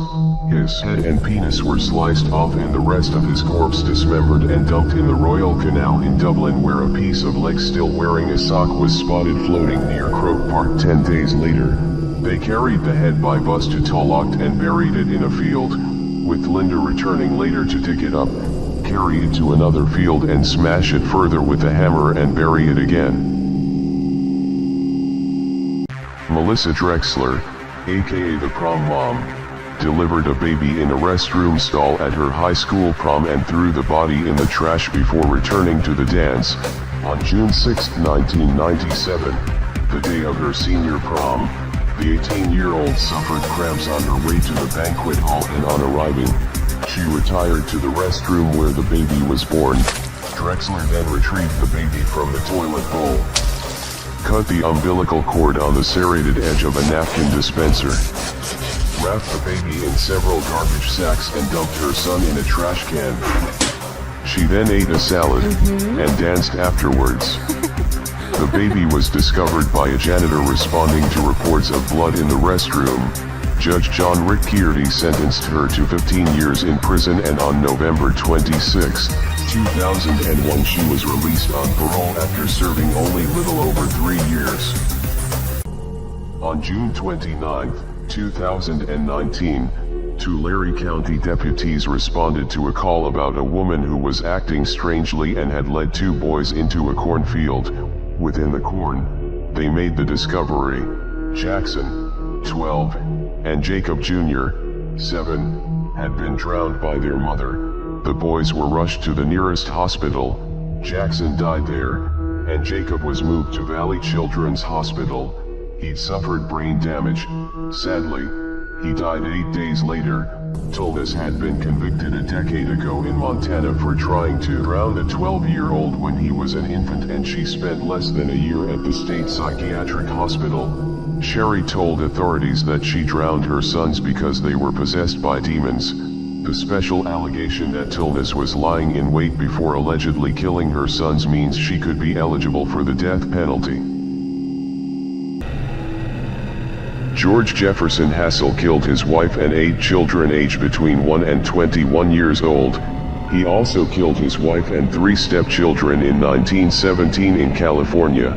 On the night of December 5, 1926, Hassell and his wife argued over him raping and impregnating his stepdaughter. Hassell proceeded to strike his wife in the face repeatedly with a ball-peen hammer. After the murder of his wife, he moved from room to room, using a straight razor and stockings to kill them, in order from youngest to oldest. He woke the 2 eldest boys and a scuffle ensued. Hassell killed them with a shotgun and an axe. All of the bodies were then stored in the newly dug root cellar by the house. The eldest Hassell son Alton returned home after 4 days and George shot him in the head as he was sleeping. A psychiatrist declared Hassell sane, and he was found guilty and put to death. Adam Joseph Guy, 36, killed his 64-year-old mother at her home in Safety Beach in September 2014. He was her only child. He later told police he thought she was the last demon on earth. Mrs. Guy was found by police with serious injuries at her Pickings Road home and later died at the property. On the day she died, there was an argument about her son's reluctance to take prescribed medication. He then choked her into unconsciousness, beat her up and tried to strangle her before picking up an electric guitar and smashing her skull in. He said he did not intend to kill his mother. He was experiencing command auditory hallucinations telling him that he had to commit to killing her. The more he choked her, the more his mother looked and sounded like a demon. He was ordered to remain under supervision at the Thomas Embling Secure Mental Health Hospital for a nominal term of 25 years. The first of the Mary Bell murders occurred on May 25, 1968, the day before her 11th birthday. 4-year-old Martin Brown's body was found in a vacant house in Scottswood. Although she strangled the boy, her grip was not strong enough to leave ligature marks, leading to uncertainty about the cause of death. On July 31, 1968, she killed again. Mary strangled 3-year-old Brian Howe. Before leaving the crime scene, she carved the letter M into the boy's stomach with scissors. She also scratched his legs and mutilated his penis. Mary, at the time the youngest serial killer in British history, was convicted of manslaughter instead of murder. She was released from prison in 1980, at age 23, after serving 12 years of her sentence. Friday, August 26, 1988, 4:30 p.m., Anthony Paul Arkwright attacked his 68-year-old grandfather, stabbing him in the neck, severing an artery and rendering him unconscious, and then murdered him with an axe and a lump hammer. Saturday, August 27, 1988, 3 a.m., he entered the flat of his neighbor, 45-year-old Raymond Ford. He stabbed Mr. Ford over 250 times, plunging the knife into every part of his body. He gutted and disemboweled the corpse with a surgical precision. Sunday, August 28, 1988, Marcus Law was savagely butchered, being stabbed over 70 times, before being left with cigarettes stuck in his mouth and ears. He also had his eyes gouged out and cigarettes placed in the sockets. Arkwright was sentenced to a whole life tariff. The Easter Sunday massacre occurred on March 30, 1975, when 41-year-old James Rupert fatally shot 11 members of his own family in Hamilton, Ohio. At 4 p.m. James woke up, loaded a .357 Magnum, 2.22 caliber handguns and a rifle. He killed Leonard Jr. when he shot him in the head, then his sister-in-law Alma when he shot her. He shot his mother once in the head and twice in the chest. David, 11, Teresa, 9, and Carol, 13, were later killed by him. James shot his remaining niece and nephews, and 12, Leonard, 17, Michael, 16, Thomas, 15, and John, 4. Charity had been shot once in the chest. The remaining victims were shot in the head and shot again to ensure they had died. The massacre was over in less than 2 minutes.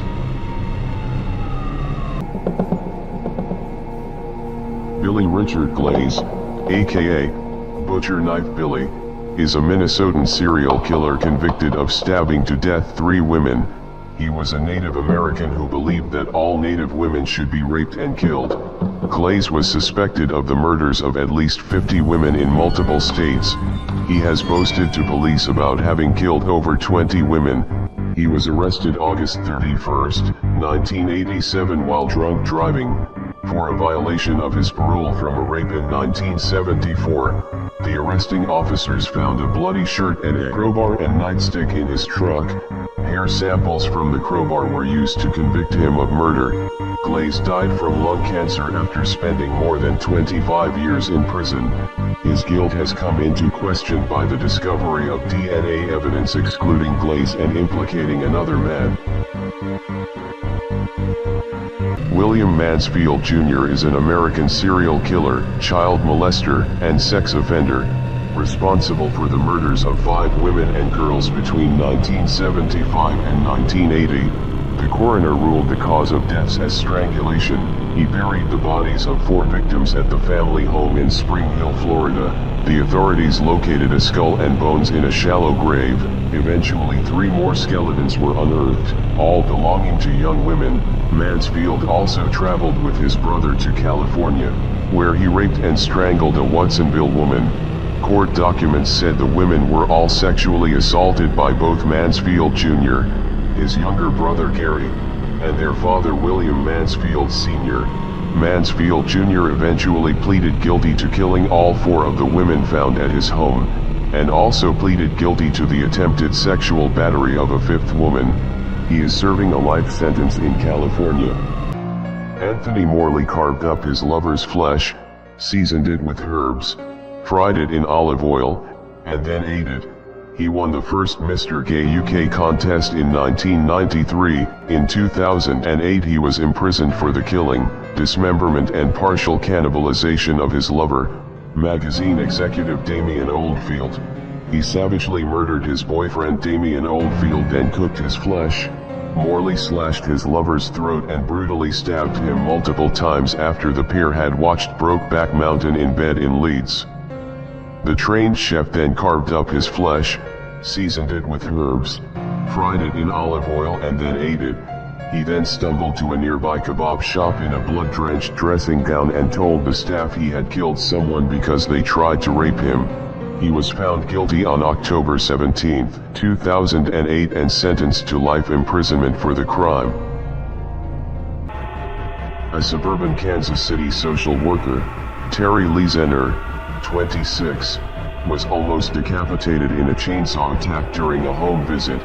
She was killed when she went to Andrew Illmaker's Overland Park home, after telling her husband she was making a short visit to make sure a client was taking his medication.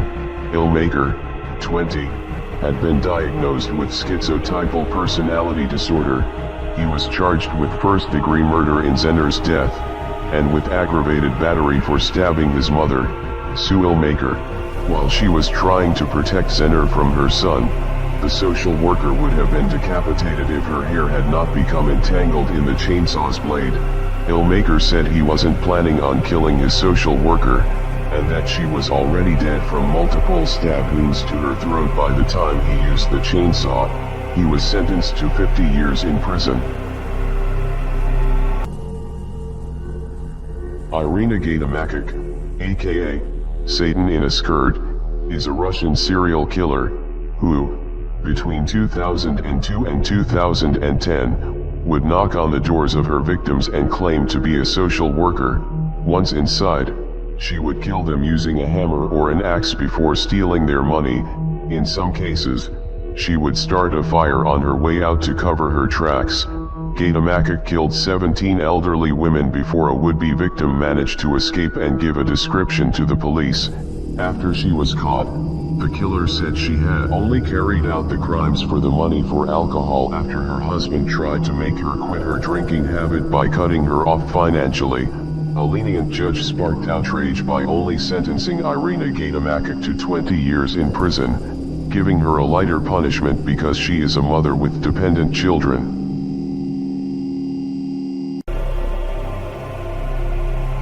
Pedro Rodrigues Filho, aka the Brazilian Dexter, Pedrinho Matador, Killer Lil Pedro, Killer PD, or simply Killer PD, was a Brazilian serial killer.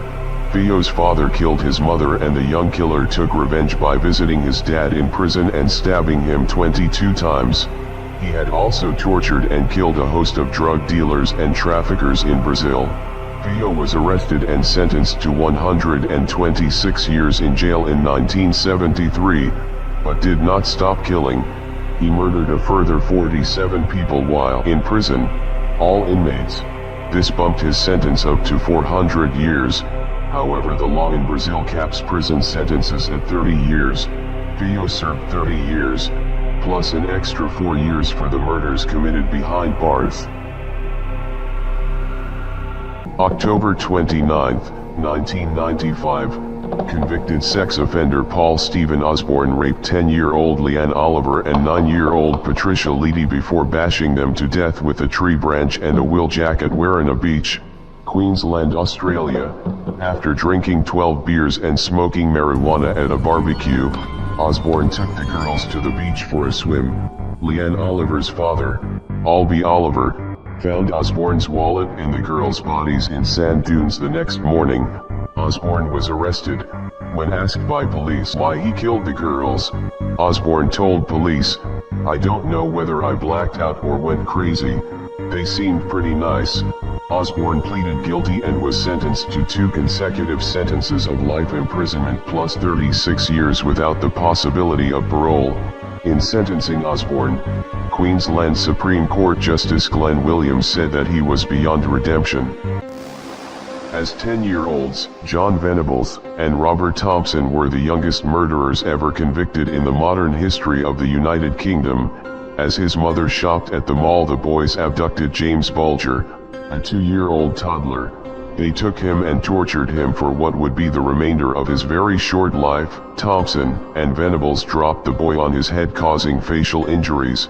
They threw bricks at him, paint in his eyes, stuffed batteries in his mouth, kicked him, and dropped an iron bar on his head. Bulger suffered at least 10 skull fractures and died from the impact of his 42 injuries. The boys then put the body on the train tracks, hoping that his death would look accidental if it was run over by a train. 38 people saw the boys with Bulger before they killed him. Thompson and Venables were found guilty of the murder of Bulger on November 24, 1993.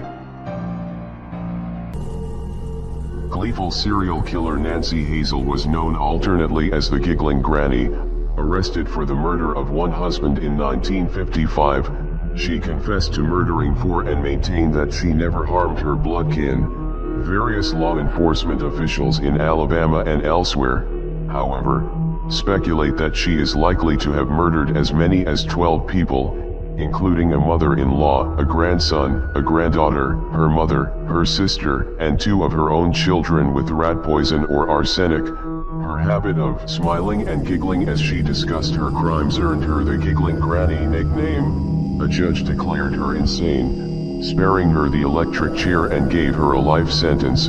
Doss died of leukemia on June 2, 1965, on the 10th anniversary of her incarceration, and was buried in Oak Hill Memorial Park in McAlester, Oklahoma.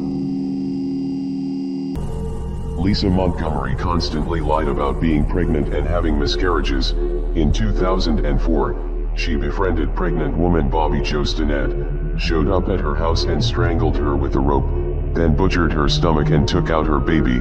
She was discovered by her mother Becky Harper lying in a pool of blood approximately an hour after the murder. Harper immediately called authorities and described the wounds inflicted upon her daughter as appearing as if her stomach had exploded. Police had gone to Montgomery's home after tracing online communications to her IP address. They found Montgomery inside, holding the infant, and watching television. Montgomery was arrested an hour later after her story fell apart and she confessed. Montgomery was executed by lethal injection on January 13, 2021, at the United States Penitentiary in Terre Haute, Indiana. When asked if she had any last words, she replied, "No." On July 30, 2008, Tim McLean, a 22-year-old Canadian man, was stabbed, beheaded, and cannibalized while riding a Greyhound Canada bus along the Trans-Canada Highway. McLean was sleeping with his headphones on when the man sitting next to him, Vincent Waigwanley, suddenly produced a large knife and began stabbing him in the neck and chest. The bus driver pulled to the side of the road. He and all the other passengers fled the vehicle. The driver and 2 other men made an attempt to rescue McLean, but were chased away by Lee, who slashed at them from behind the locked bus doors. Lee ultimately decapitated McLean and displayed his severed head to those standing outside the bus, then returned to McLean's body and began severing other parts and consuming some of McLean's flesh. Lee was remanded to the Selkirk Mental Health Center and was released in 2017. The partial remains of 36-year-old Ivy Chen were found in Coquitlam, BC's Minnetonka Park in March 2020. Officers had been called to reports of a suspicious fire around 6 a.m. on March 10.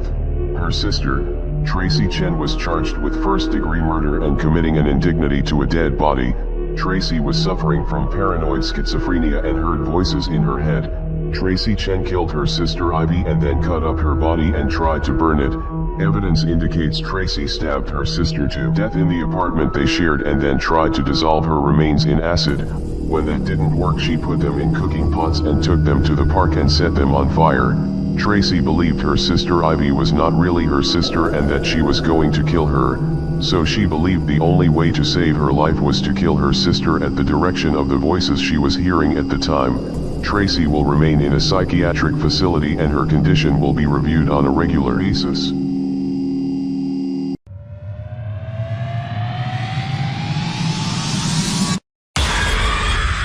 Sergei Ryabkovsky was a Soviet-Russian serial killer, convicted for the killing of 19 people in the Moscow area between 1988 and 1993. In June 1988, Ryakhovsky killed a man in Bitsa. The same year he killed 3 men in Izmailovsky Park. The majority of his victims were elderly women, although he also killed 5 men and 2 teenagers.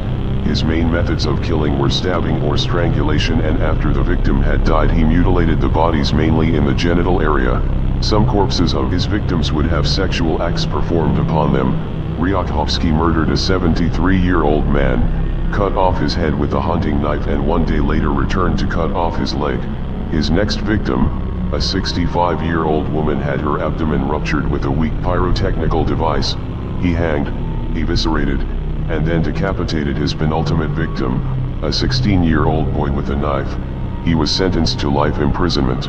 The Moors murders were carried out by Ian Brady and Myra Hindley between July 1963 and October 1965, in and around Manchester, England. They strangled and cut their victims' throats. The victims were 5 children, aged between 10 and 17, at least 4 of whom were sexually assaulted. The pair were charged only for the murders of 3 children and received life sentences under a whole life tariff. Hindley made several appeals against her life sentence, claiming she was a reformed woman and no longer a danger to society, but was never released. She died in 2002, aged 60, after serving 36 years in prison. Brady was diagnosed as a psychopath in 1985 and confined in the high-security Ashworth Hospital. He made it clear that he never wished to be released, and repeatedly asked to be allowed to die. He died in 2017, at Ashworth, aged 79. Frederick Walter Stephen West was an English serial killer who committed at least 12 murders between 1967 and 1987 in Gloucestershire, most of them with his second wife, Rose West. All the victims were young women. At least 8 of these murders involved the West's sexual gratification and included rape, bondage, stabbing, torture, and mutilation, strangulation and suffocation, engaging in acts of necrophilia with their bodies at or shortly after the point of death. The victims' dismembered bodies were typically buried in the cellar or garden of the West residence in Gloucester, which became known as the House of Horrors. Fred is known to have committed at least 2 murders on his own. Rose is known to have murdered Fred's stepdaughter, Charmaine. The couple were arrested and charged in 1994. On August 6, 1987, Rodriguez Vega killed 82-year-old Margarita Gonzalez. He raped and suffocated her and forced her to swallow her own false teeth. On September 30, 1987, 80-year-old Carmen Gonzalez Fernandez was found dead in her home. In October, Rodriguez Vega killed 66-year-old Natividad Robledo Espinosa, beating, raping, and suffocating her. Vega killed Carmen Martinez Gonzalez on January 21, 1988. On April 18, 1988 he killed 66-year-old Julia Paz Fernandez, who was also raped and suffocated. The other victims' identities were not released. Jose Antonio Rodriguez Vega was sentenced to 440 years in prison. On October 24, 2002, Rodriguez Vega was walking in the prison common grounds when 2 inmates attacked and brutally stabbed him, inflicting fatal wounds. Benjamin Atkins is an American serial killer and rapist known as the Woodward Corridor Killer.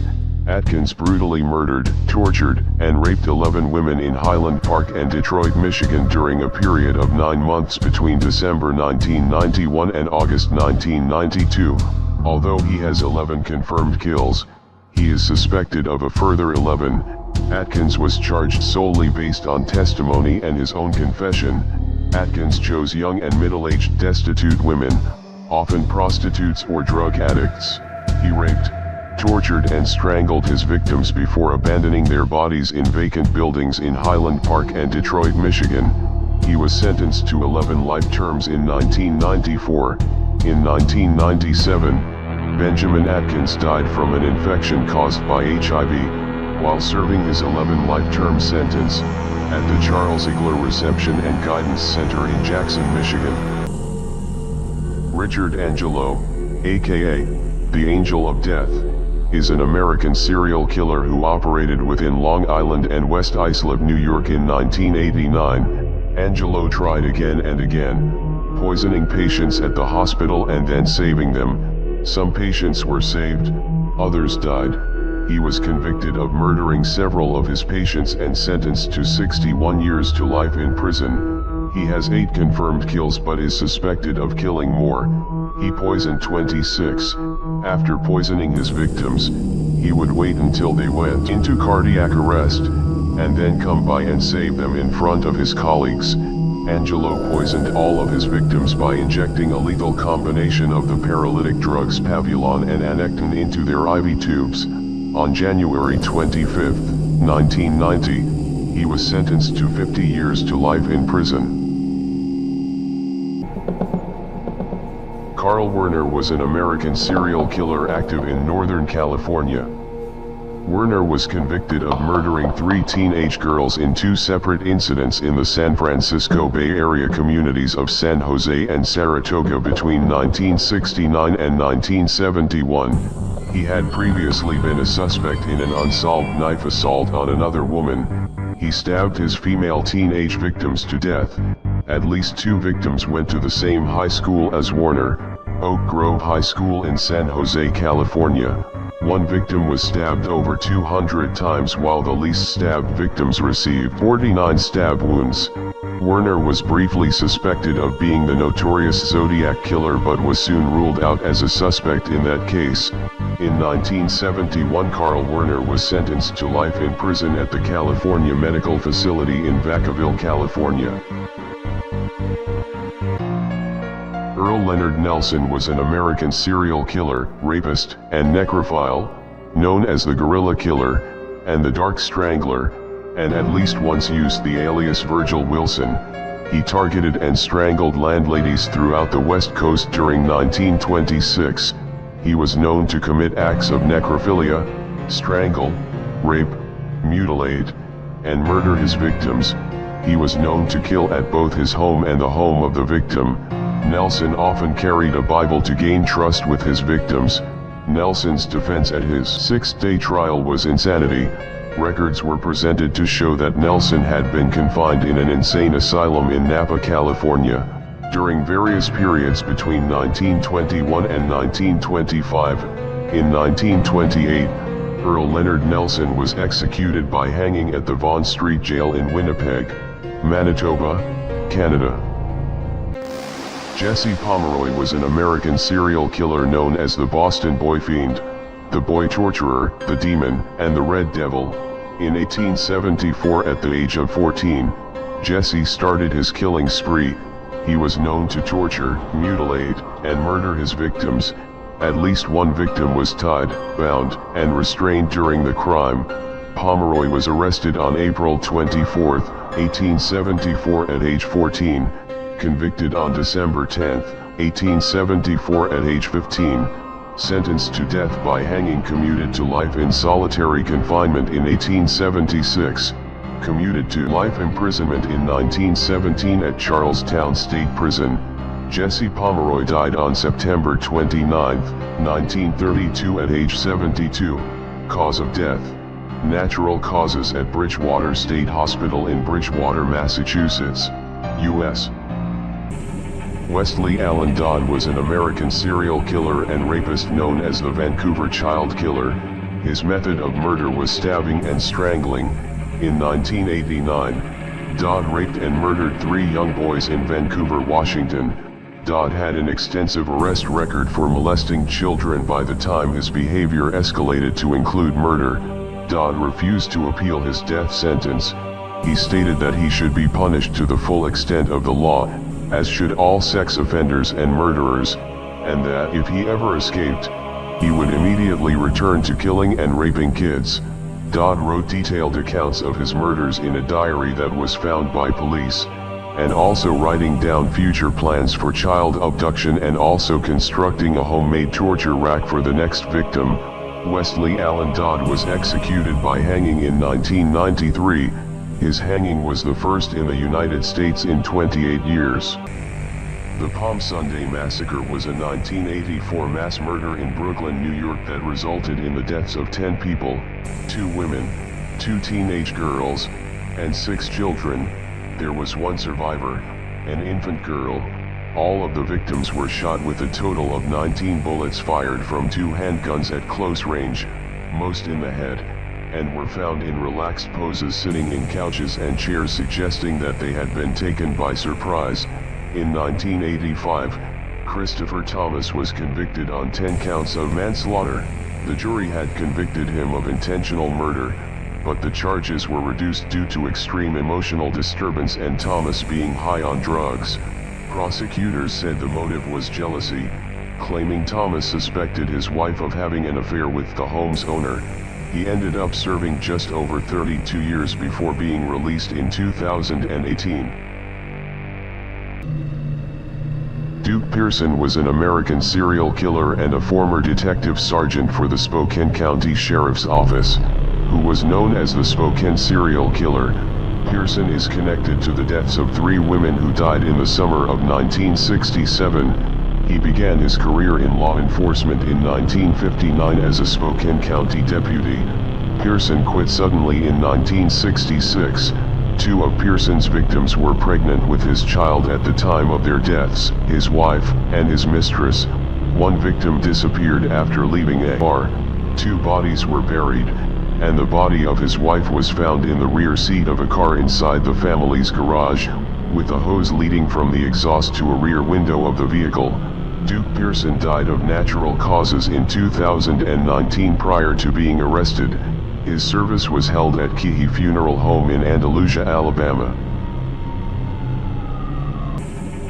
In 1939, Leonarda Gianciulli started her killing spree.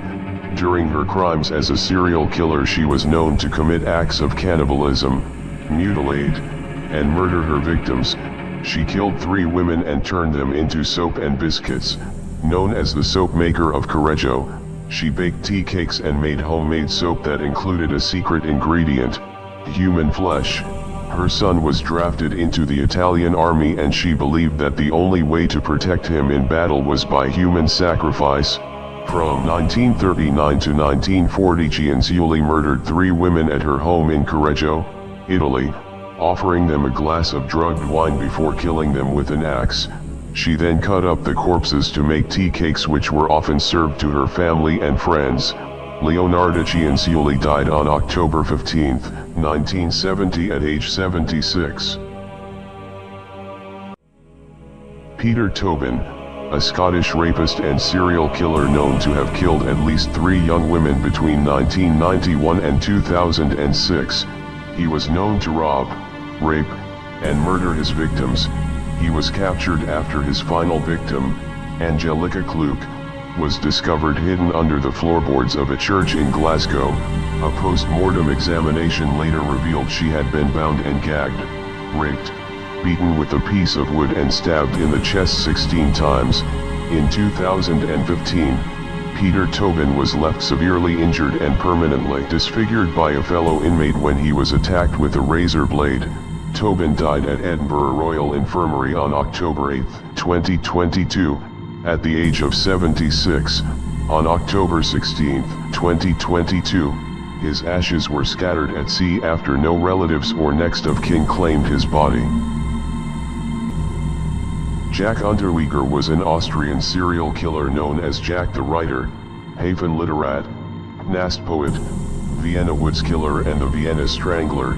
Unterweger served 14 years in an Austrian prison for a murder in 1974. In December, Unterweger killed 18-year-old Margaret Schaefer, in a pattern that Unterweger would repeat again and again.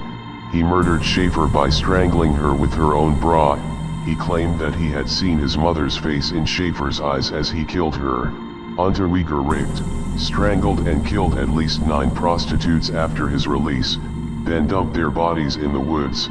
He was a small star in Austrian media in the early 1990s and was arrested in the United States, where he may have killed another 3 prostitutes. Jack Unterweger committed suicide by hanging himself in 1994 after being sentenced to life in prison. Yuri Straka is a Czech serial killer known as the Sparta Kid Killer. In 1985, Straka attacked 11 women in Prague. His first victim died by suffocating on the dirt shoved down her throat, and the others died by ligature strangulation. He was convicted of 3 murders, 2 murder attempts, 5 rapes, 3 robberies, and 5 thefts. Due to his age, 16 years old, he could not be sentenced to more than 10 years in prison. During the investigation, Straka cooperated with the proceedings but expressed that he felt no remorse for the crimes, and that the only thing he was sorry for was being caught. In 1994, Straka's punishment was shortened by a presidential amnesty. In 2004, Yuri Straka was released from prison. He now lives under a different identity. Charlene Gallego is an American serial killer, along with her husband Gerald Gallego, were known as the Love Slave Killers and the Gallego Sex Slave Killers. Together they murdered 10 victims in Sacramento, California between 1978 and 1980. Some of their victims were kept as sex slaves for the couple before they were murdered. They were known to beat, rape, strangle, and shoot their victims, and inflict massive and fatal head injuries by a blunt instrument. Some of the victims were buried alive. They were arrested in 1980 when a witness reported the couple's license plate number to authorities. Charlene testified against her husband for a plea deal that reduced her prison sentence to 16 years and 8 months. In 1997, Charlene Gallego completed her sentence and was released. During an interview, Charlene claimed that she was also a victim. Ramon Escobar is a Salvadoran serial killer, known as the Homeless Serial Killer, who killed 7 people during a month-long killing spree between Texas and California in 2018. Escobar committed a series of homeless beatings resulting in 4 deaths. Several of the attacks were carried out with a baseball bat and at least one with a set of bolt cutters. Escobar was arrested on September 24, 2018 in Los Angeles, after a man was beaten unconscious and robbed. On December 18, 2018, Escobar was charged with 2 additional murders after confessing to killing his own aunt and uncle, Dina and Rogelio Escobar. Ramon dumped his relatives' bodies in 2 separate dumpsters, with their skeletal remains being found 2 months later in a landfill. He pled guilty to all charges and was sentenced to several life terms without parole. Paul Dennis Reed was an American serial killer known as the Fast Food Killer. Reed killed the employees of restaurants he targeted for a series of robberies during 1997. Reed moved to Nashville to attempt a country music career. In 1997, he was fired as a dishwasher from a Shoney's restaurant in Donelson for throwing a plate at another employee. He murdered 7 victims during 3 fast food restaurant robberies in Nashville and Clarksville, Tennessee. During most of the robberies, he would make victims lay face down on the floor and shoot them in the head execution style. 1 victim was stabbed and 2 were kidnapped. Their bodies were discovered the next day at the park. Their throats had been slashed. Paul Dennis Reed received 7 death sentences and died in prison in 2013. Clifford Olson was a Canadian serial killer known as the Beast of British Columbia. Olson confessed to the rape and murder of 11 children and young adults between the ages of 9 and 18 in the early 1980s. His victims were stalked, tortured, strangled with a belt, stabbed, suffered repeated hammer blows to the head. Some were brutally mutilated. All were sexually assaulted. Olson was considered a dangerous offender. The sentencing judge recommended Olson never be released from prison. Olson's trial didn't last long. Initially, he pled not guilty to each of the 11 first-degree murder charges read out in court. 3 days later, he switched and admitted guilt. He had 3 parole applications. All were rejected. Clifford Olson died of cancer on September 30, 2011 while still in custody. Joaquin Nicola was a vicious Polish serial killer who hated all women, known as the Vampire of Bytom, or Frankenstein. His mother rejected him and often had sex with boyfriends in front of him, and his grandmother handed out violent punishments on a daily basis. He brutally murdered 5 women in cold blood, and attempted to murder another 7 over 8 grisly years between 1975 and 1983 in the Upper Silesian industrial region. He would surprise his prey and bash them with a bludgeon about the head. Nicola attacked his victims with an axe, butchering and desecrating their bodies after death. Sometimes killing outright and other times incapacitating. He was also a necrophiliac. Despite his savagery, several women and girls survived his assaults. He was apprehended, sentenced to death, and hanged in 1985. Ladislav Hojer was a Czech serial killer and rapist known as the Cowardly Cannibal. He murdered at least 5 women in Czechoslovakia between 1978 and 1981. He cut off the breasts and genitalia of one of his victims. Hojer later committed acts of necrophilia on the genitalia before cooking the victim's body parts in salt water and committed acts of cannibalism on them. In 1982, Hojer was arrested after a mentally ill friend who Hojer had shown the scene of the crime, mistakenly confessed to the crime even though he was incarcerated at the time. His confession led to Hojer's arrest. Hojer confessed to 5 murders and is believed to have been responsible for at least 2 others. During the subsequent investigation, he indicated the existence of other victims. In 1986, Ladislav Hojer was executed at the Pankrat prison in Prague. Cody Allen Lejabokov, aka the Country Boy Killer, is a Canadian serial killer, murdering 3 women and 1 teenage girl between 2009 and 2010. Jill Stacy Stujenko was found dead in 2009 in a gravel pit on the outskirts of Prince George. Natasha Lynn Montgomery, her body has never been found. Cynthia Frances Moss, 35, her body was found in a Prince George park. Moss died of blunt force trauma to the head and penetrating wounds. She had a hole in her shoulder blade, a broken jaw and cheekbone, and injuries to her neck consistent with someone stomping on it. Lauren Dawn Leslie, 15, murdered on November 27, 2010, and allegedly met Lejabokov online at the website Nexopia. Lejabokov was sentenced to life in prison with no parole for 25 years. With 6 confirmed kills, Jenny Jones is a suspected serial killer responsible for the deaths of up to 60 infants and children in her care as a licensed vocational nurse during the 1970s and 1980s. She would use injections of digoxin, heparin, and later succinylcholine to induce medical crises in her patients. She was charged with poisoning 2 children. The doctor in the office discovered 2 puncture marks in a bottle of succinylcholine succinylmethonium chloride in the drug storage, where only she and Jones had access. Succinylcholine is a powerful short-acting paralytic that causes temporary paralysis of all skeletal muscles. A patient cannot breathe while under the influence of this drug. In small children, cardiac arrest is the ultimate result of deoxygenation due to lack of respiration. The exact number of victims remains unknown. Jenny Jones was sentenced to life in prison. Vasily Komarov was a Russian serial killer known as the Wolf of Moscow. Komarov was born in 1871 and is one of the earliest known serial killers in the Soviet Union.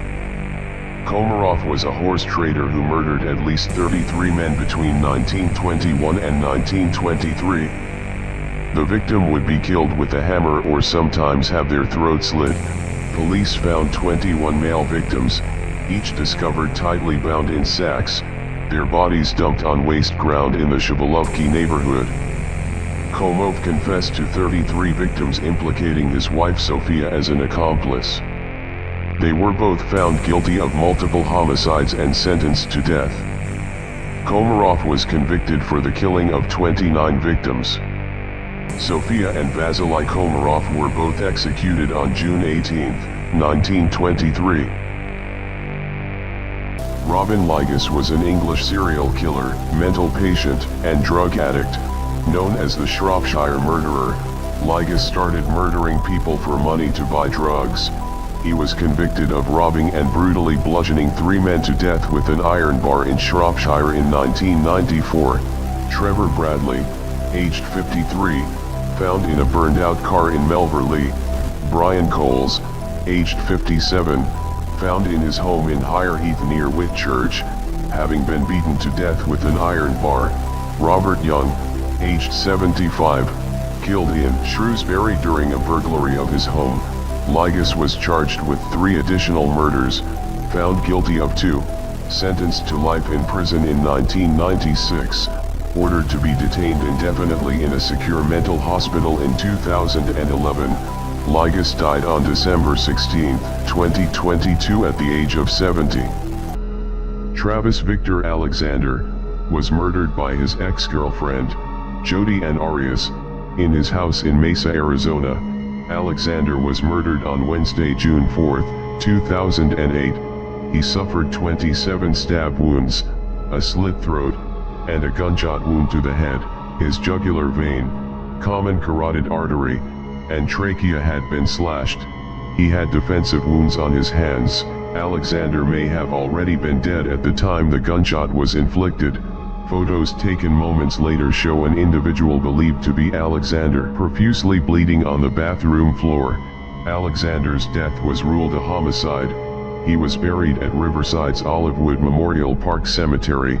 Arias was convicted of first-degree murder on May 8, 2013 and sentenced to life in prison without the possibility of parole on April 13, 2015.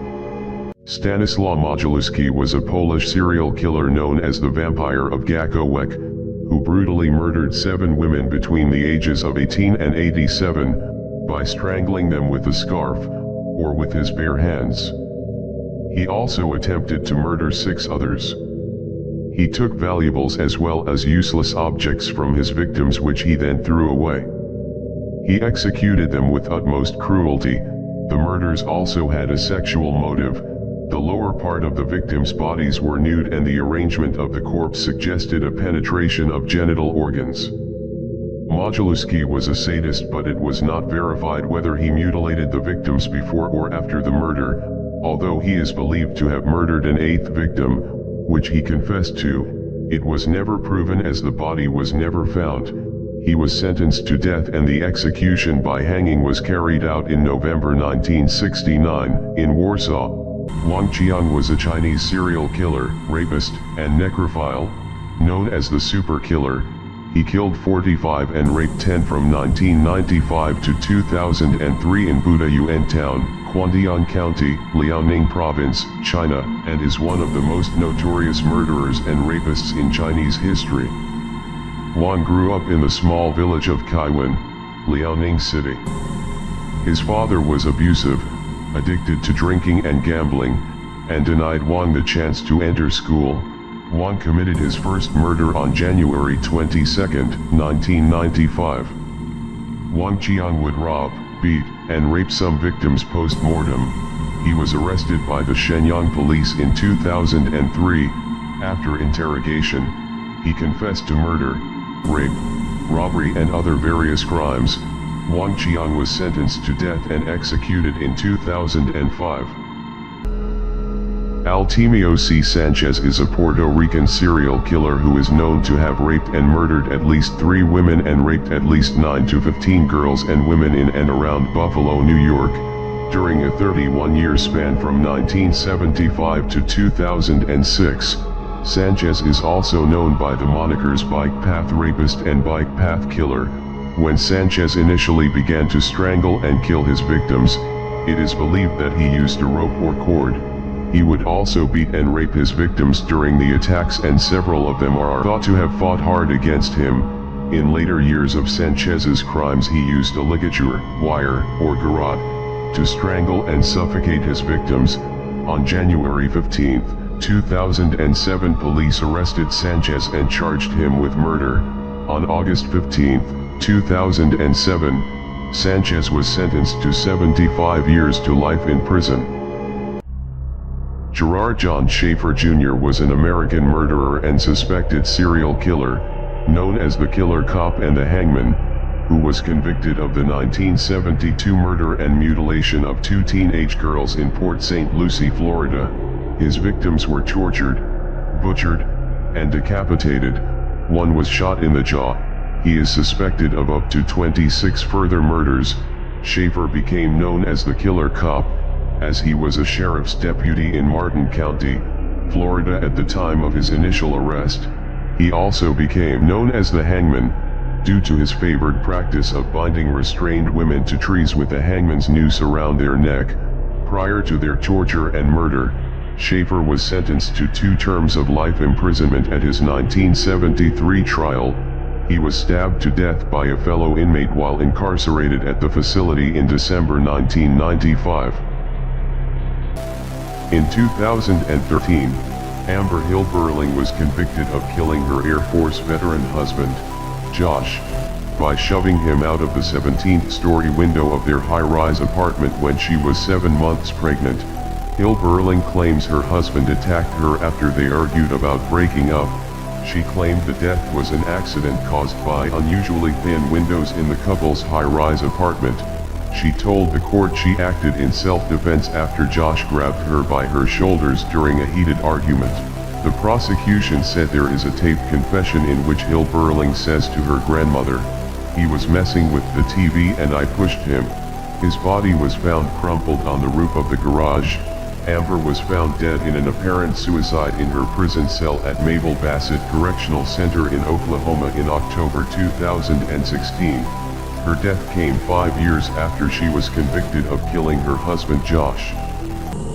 Robert Joseph Silveria, the Boxcar murderer, was part of the Freight Train Riders of America, a boxcar gang that preys upon fellow rail-riding hobos.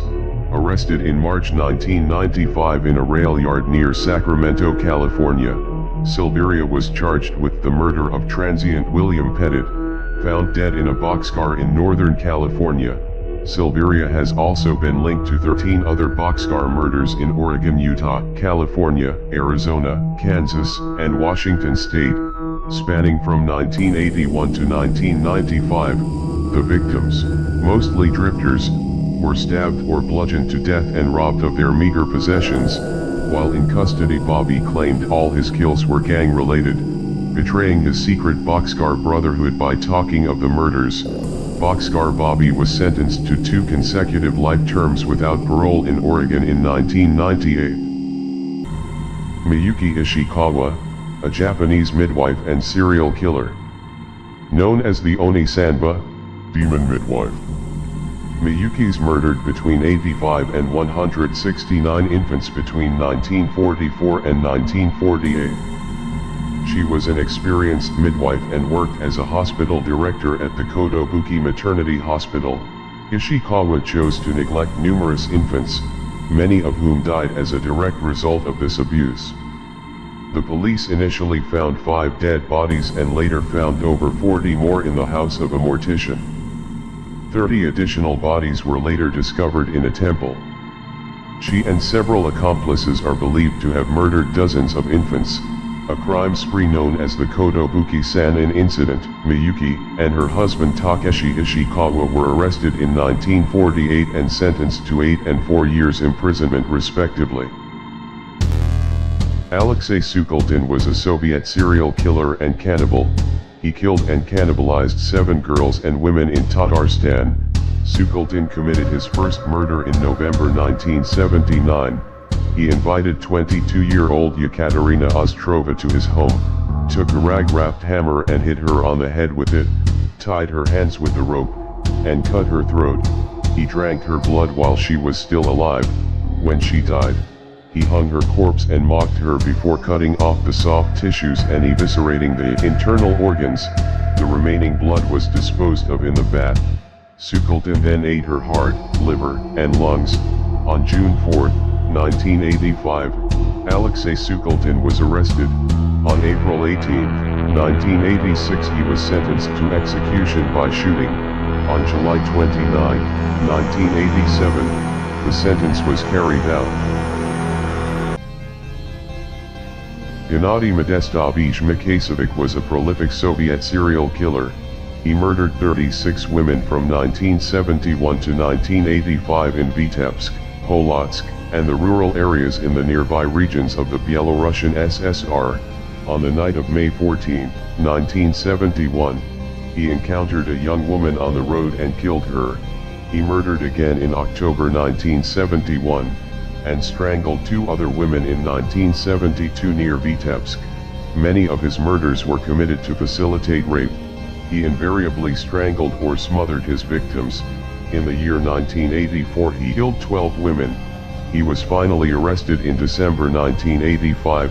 After initial denial, he confessed and was sentenced to death and executed by firing squad on September 25, 1987, aged 40.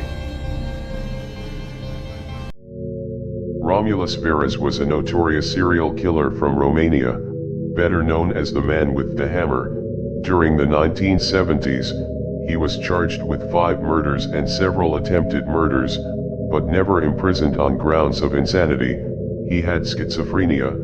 Blaming the devil for his actions, he was known to rob, stalk, rape, mutilate, and murder his victims. He would kill his victims with a hammer or by stabbing them with a knife. One victim was pregnant and found in a pool of blood. The neighbors thought she had given birth, but upon discovering that the woman had been hit in the head, she was rushed to the hospital and later survived. Veres set fire to the bodies of 2 of his later victims. In 1976, Romulus Veres was institutionalized in the State Psychiatric Hospital in Romania, where he died from liver disease in 1993. Kelly M. Cochran, 34, aka the Devil Woman of Michigan, who killed her lover and served his remains at a barbecue, has confessed to more murders. Cochran, who injected her husband with a lethal dose of heroin before smothering him with a pillow, and is suspected of serving her lover's remains to unsuspecting neighbors at a barbecue. She was sentenced to 65 years in prison in 2018 after admitting to killing her husband, Jason Cochran, but she was already serving a life sentence for killing and dismembering another lover, Chris Reagan, who vanished in 2014, and scattered his remains in the woods. Prosecutors claimed that Cochran had boasted in interviews to killing several other people and that she may well be a serial killer, with up to 9 bodies buried across the Midwest. Regardless, Kelly Cochran will spend the rest of her life behind bars. Luca Rocco Magnotta is a convicted Canadian murderer.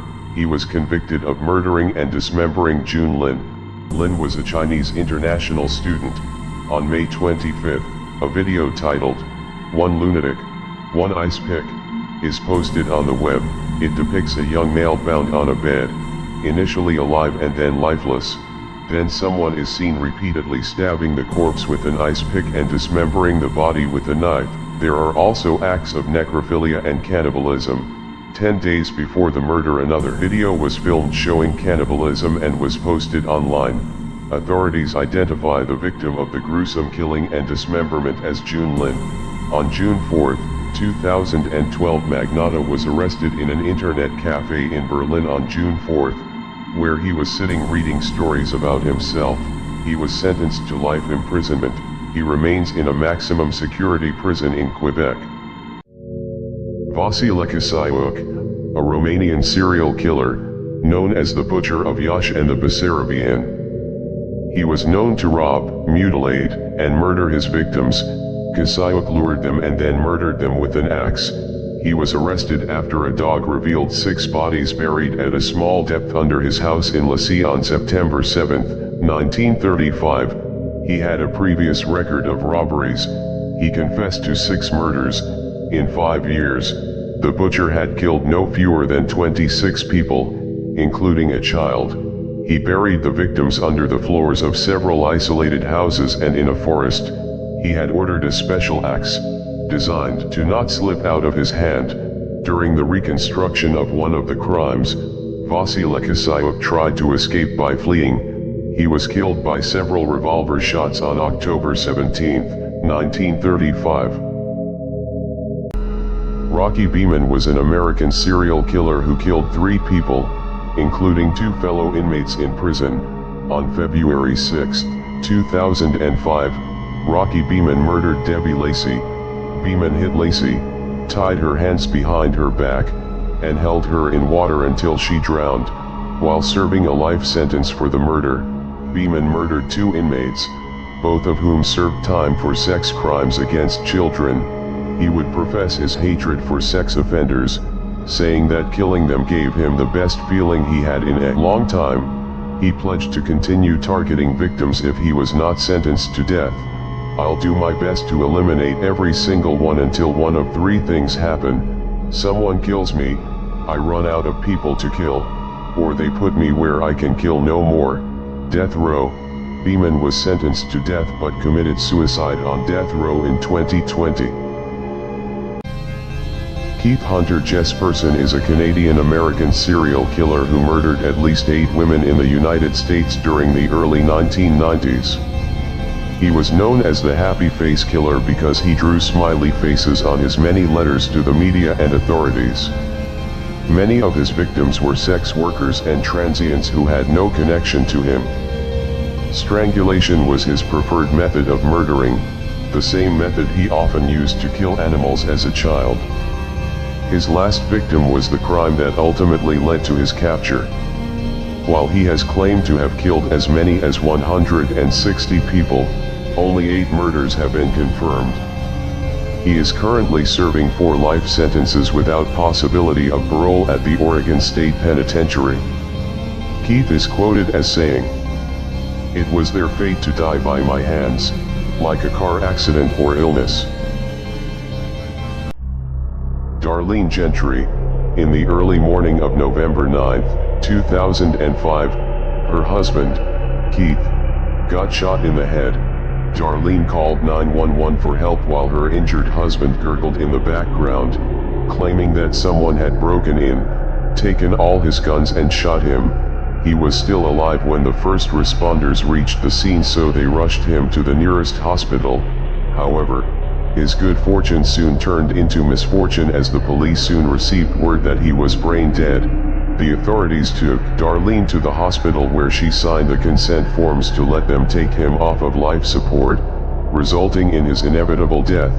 Keith's 2 life insurances added up to approximately $750,000. She was arrested on suspicion of murder on November 27, 2005.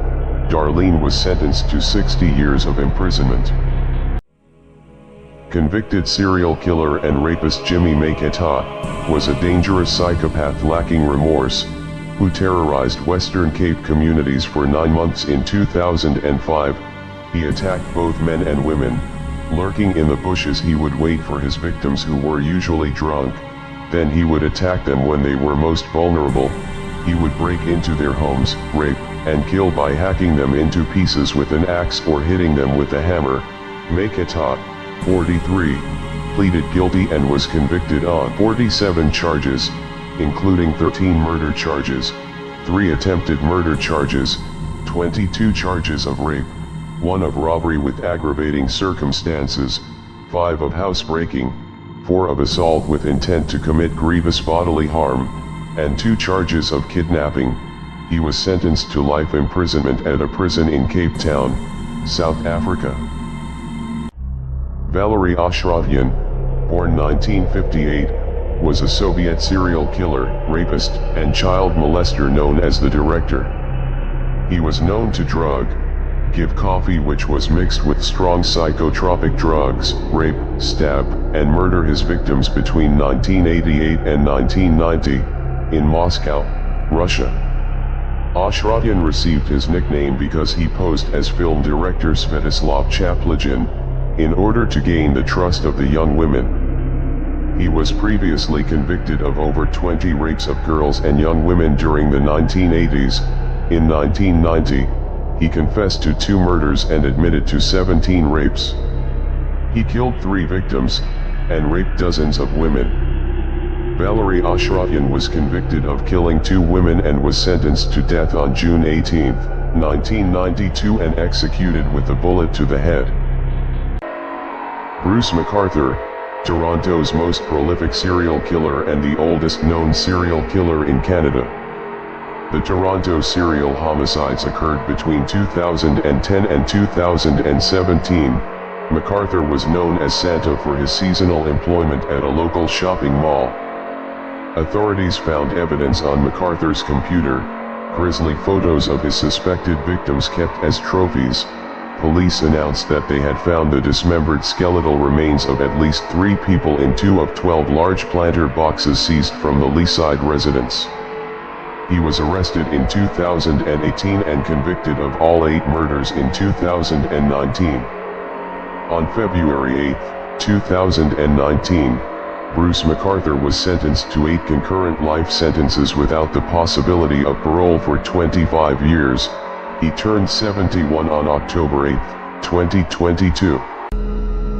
Margie Velma Barfield was an American serial killer who was convicted of 1 murder but who eventually confessed to 6 murders in total. She used rat poison to murder her victims. At 17 she married and gave birth to 2 children. After a fight with her husband, the house mysteriously caught on fire, killing him. She married Jennings Barfield. After an argument, Jennings became mysteriously ill. He contracted an illness and died of a heart attack. 2 separate couples that employed Velma to be a caretaker also became ill in her care and died.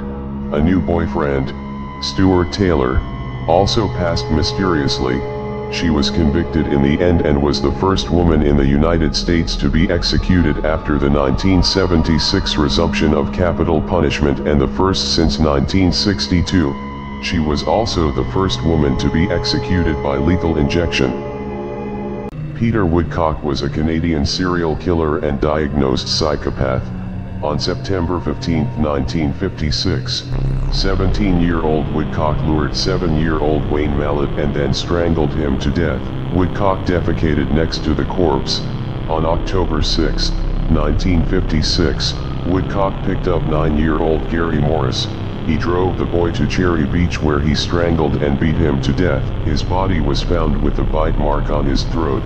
On January 19, 1957, Woodcock approached 4-year-old Carol Boyce and then murdered her.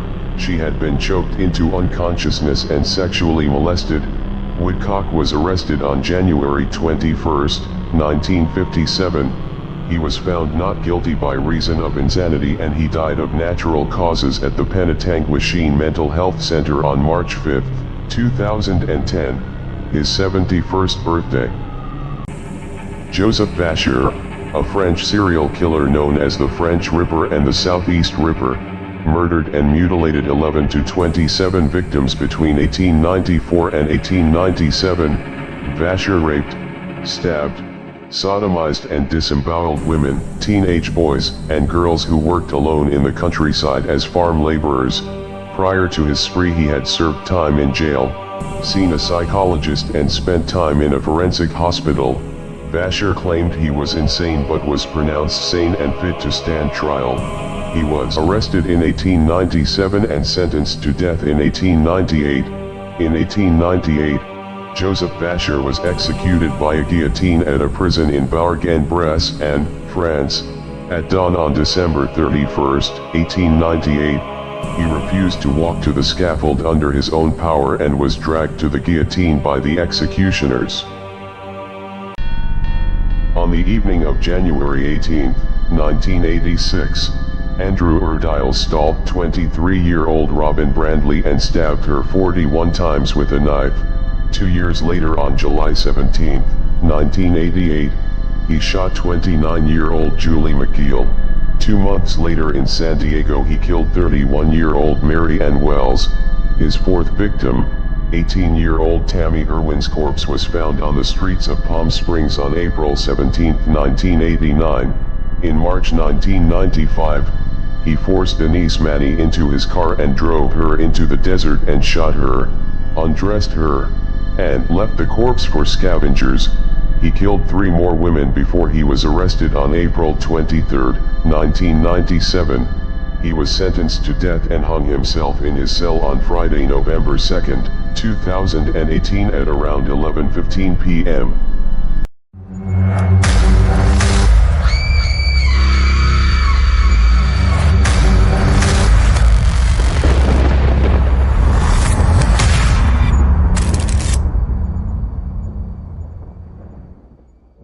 Farian Wardrip is an American serial killer who murdered 5 women between 1984 and 1986. He killed Terry Sims. She had been sexually assaulted and stabbed to death. Tony Gibbs had a total of 8 stab wounds, 3 on her back, 3 on her chest, and 2 defensive wounds on her left forearm and thumb. Deborah Taylor's body was dumped at a construction site in East Fort Worth. Ellen Blau's corpse was in a very advanced state of decomposition, to the point where she could only be identified by dental records. Tina Kimbrough was suffocated with a pillow. All of his female victims were white, were between the ages of 20 and 25, weighed less than 120 pounds, and were under 5.5 feet tall. Wardrip was sentenced to death by lethal injection. As of 2022, Wardrip remains on death row at Polunsky Unit near Livingston. The Peterborough Ditch murders were a series of murders which took place in Cambridgeshire, England in March 2013. All 3 victims were male and died from multiple stab wounds. Dennehy stabbed men for the purpose of entertainment. Their bodies were discovered dumped in ditches outside Peterborough. In Hereford, 2 other men were stabbed but survived. The perpetrator was Joanna Christine Dennehy, a Cambridgeshire woman, who was later sentenced to life imprisonment with a whole life order. Dennehy was the 3rd woman in the UK to be given a whole life tariff, after Myra Hindley and Rosemary West. Assessing psychiatrists later diagnosed Dennehy with psychopathic, antisocial and borderline personality disorders. In 2019, Dennehy was moved to Low Newton Prison in County Durham. Upon her arrival, she threatened to kill Rosemary West, who had been moved to another prison. Takahiro Shiraishi, a Japanese serial killer, known as the Twitter Killer, who confessed to killing 1 person in August, 4 in September and 4 in October 2017. Shiraishi was known to murder, rape, dismember, and store the bodies at his apartment in Zama, Kanagawa Prefecture, on the outskirts of Tokyo. 8 of the 9 victims were women, mainly in their late teens to early 20s. Police found 7 boxes of body parts, including 9 human heads, and 240 other bones in Shiraishi's apartment. In Zama City, Japan in October 2017, Shiraishi used Twitter to lure suicidal women to his house so he could watch them commit suicide. In October 2020, Shiraishi pled guilty to the 9 murders. In December 2020, Takahiro Shiraishi was sentenced to death. Ion Rimuru was a Romanian serial killer dubbed the Vampire of Bucharest, killing 4 women and attacking more than 10 others between 1970 and 1971. Rimuru's modus operandi was cutting off clothes, biting off flesh, dragging his victims, and hacking away at them with his weapons, also raping them while they were unconscious. He showed signs of vampirism. He poked several holes into the flesh of Florica Marcu, a survivor who later related how he sucked blood out of them. Cannibalism was also present. He would bite women's pubic areas and breasts, and missing pieces of flesh were no longer found at the crime scenes. He had necrophiliac tendencies, continuing his rapes after his victims had died, and also beating and stabbing their corpses. On October 23, 1971, Rimuru was executed. The strange sight of a 47-year-old handcuffed man surrounded by police walking through the woods while wearing a woman's wig must have puzzled many Cape Cod residents on the morning of April 9, 2000. Haddon Clark, an American murderer and suspected serial killer serving 2 30-year sentences at Eastern Correctional Institution in Maryland for the 2 murders committed in 1992. On May 31, 1986, Clark stabbed Michelle Dorr to death. On October 18, 1992, he killed 23-year-old Laura Hodling in Bethesda, Maryland. He later returned and dressed up in a wig and women's clothes and left out the front door to make people think Laura left the house alive to buy time to clean the scene. Clark later admitted that he ate some of Michelle Dorr's remains before burying her. He also confessed to eating and torturing other women and girls. Vicki Jackson is an American serial killer and former nurse who snapped and started killing her patients. She killed at least 10 patients, likely killed another 10 and attempted to murder 5 more. The North Texas hospital where Jackson worked as a nurse was plagued by a rash of respiratory deaths.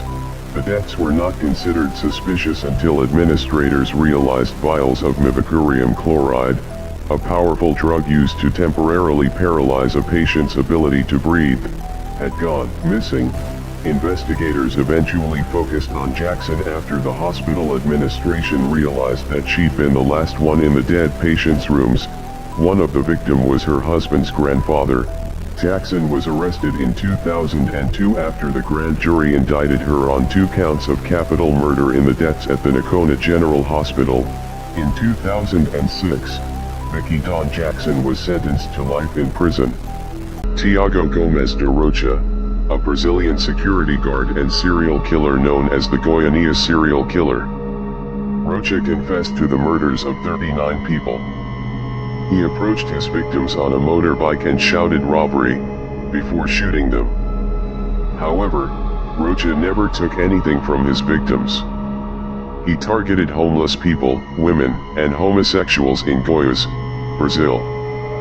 His youngest victim was a 14-year-old girl killed in January 2014, and 16 of his victims were women. During his confessing to the murders, he claimed his cravings to kill started when he was sexually abused as a child, and the urge only got more intense when women romantically rejected him as he grew older. In 2016, Tiago Gomes de Rocha was convicted of 11 murders and sentenced to 25 years in prison.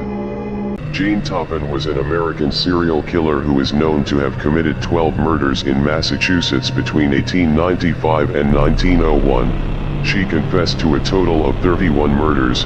The killings were carried out in Toppin's capacity as a nurse, targeting patients and their family members.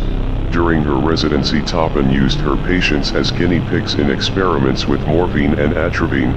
She spent considerable time alone with patients, medicating them to drift in and out of consciousness, and even getting into bed with them. She admitted to have committed the murders to satisfy a sexual fetish, was quoted as saying that her ambition was to have killed more people, helpless people, than any other man or woman who ever lived. She was found not guilty by reason of insanity and committed for life in the Taunton Insane Hospital. She died there on August 17, 1938, at the age of 84. Robert Joseph Zani is an American serial killer. His crimes are known as the Zani murders. He was active for 14 years from 1967 to 1980 in the United States. Zani would typically shoot or beat his victims to death, and he was known to rob and mutilate. Zani was born in 1944 as an only child, who was sexually abused by his mother as a teenager. He attended school and attained good grades. It wasn't until his first murder in 1967 that he had done anything notably illegal. Zani was arrested in 1980 for the murders of 3 of his victims. He was convicted of murder for 2 of his victims and second-degree murder for killing his own mother in 1982. On March 31st of 1986, the murder conviction for his mother was overturned. Robert Joseph Zani is currently serving his sentence in Texas. On May 19, 1983, Downs shot her 3 children and drove them in a blood-spattered car to Mackenzie Willamette Hospital in Springfield, Oregon. Cheryl, aged 7, was already dead. Danny, aged 3, was paralyzed from the waist down, and Christy, aged 8, had suffered a disabling stroke. Downs herself had been shot in the left forearm. She claimed that she was carjacked on a rural road near Springfield by a strange man. Investigators and hospital workers became suspicious because they decided that Downs' manner was too calm for a person who had just experienced such a traumatic event. Forensic evidence didn't support Diane's story. She was arrested 9 months after the shooting, and sentenced to life in prison plus 50 years. Downs had parole hearings in 2010 and 2020 which were both denied. Lockhart murdered police officer Paul Halsey Jr. in Beaumont, Texas, 1988. Halsey had followed Lockhart driving a stolen Corvette to a local hotel. As he was making the arrest, Lockhart punched the officer, grabbed a gun and shot him. According to a statement later given by Lockhart, he then shot him a second time and fled. Lockhart also committed a series of gruesome offenses during the 5 months before the Texas murder, including the sexual assault, murder, and disembowelment of 16-year-old Wendy Gallagher in Griffith, Indiana, the sexual assault of Lockhart's former wife in Toledo, Ohio, and the sexual assault, murder, mutilation, and disembowelment of 14-year-old Jennifer Kallhauer in Land O'Lakes, Florida. Lockhart was convicted of murder and was on death row in Indiana and Florida at the time of his execution in Texas. Johnny Avalos is an American serial killer and rapist known as the San Antonio serial killer. Avalos murdered 5 women in San Antonio, Texas between 2012 and 2015. He would strangle his victims. He strangled each victim with his bare hands, and also used plastic bags in 3 instances. He was a necrophiliac, raping some after death.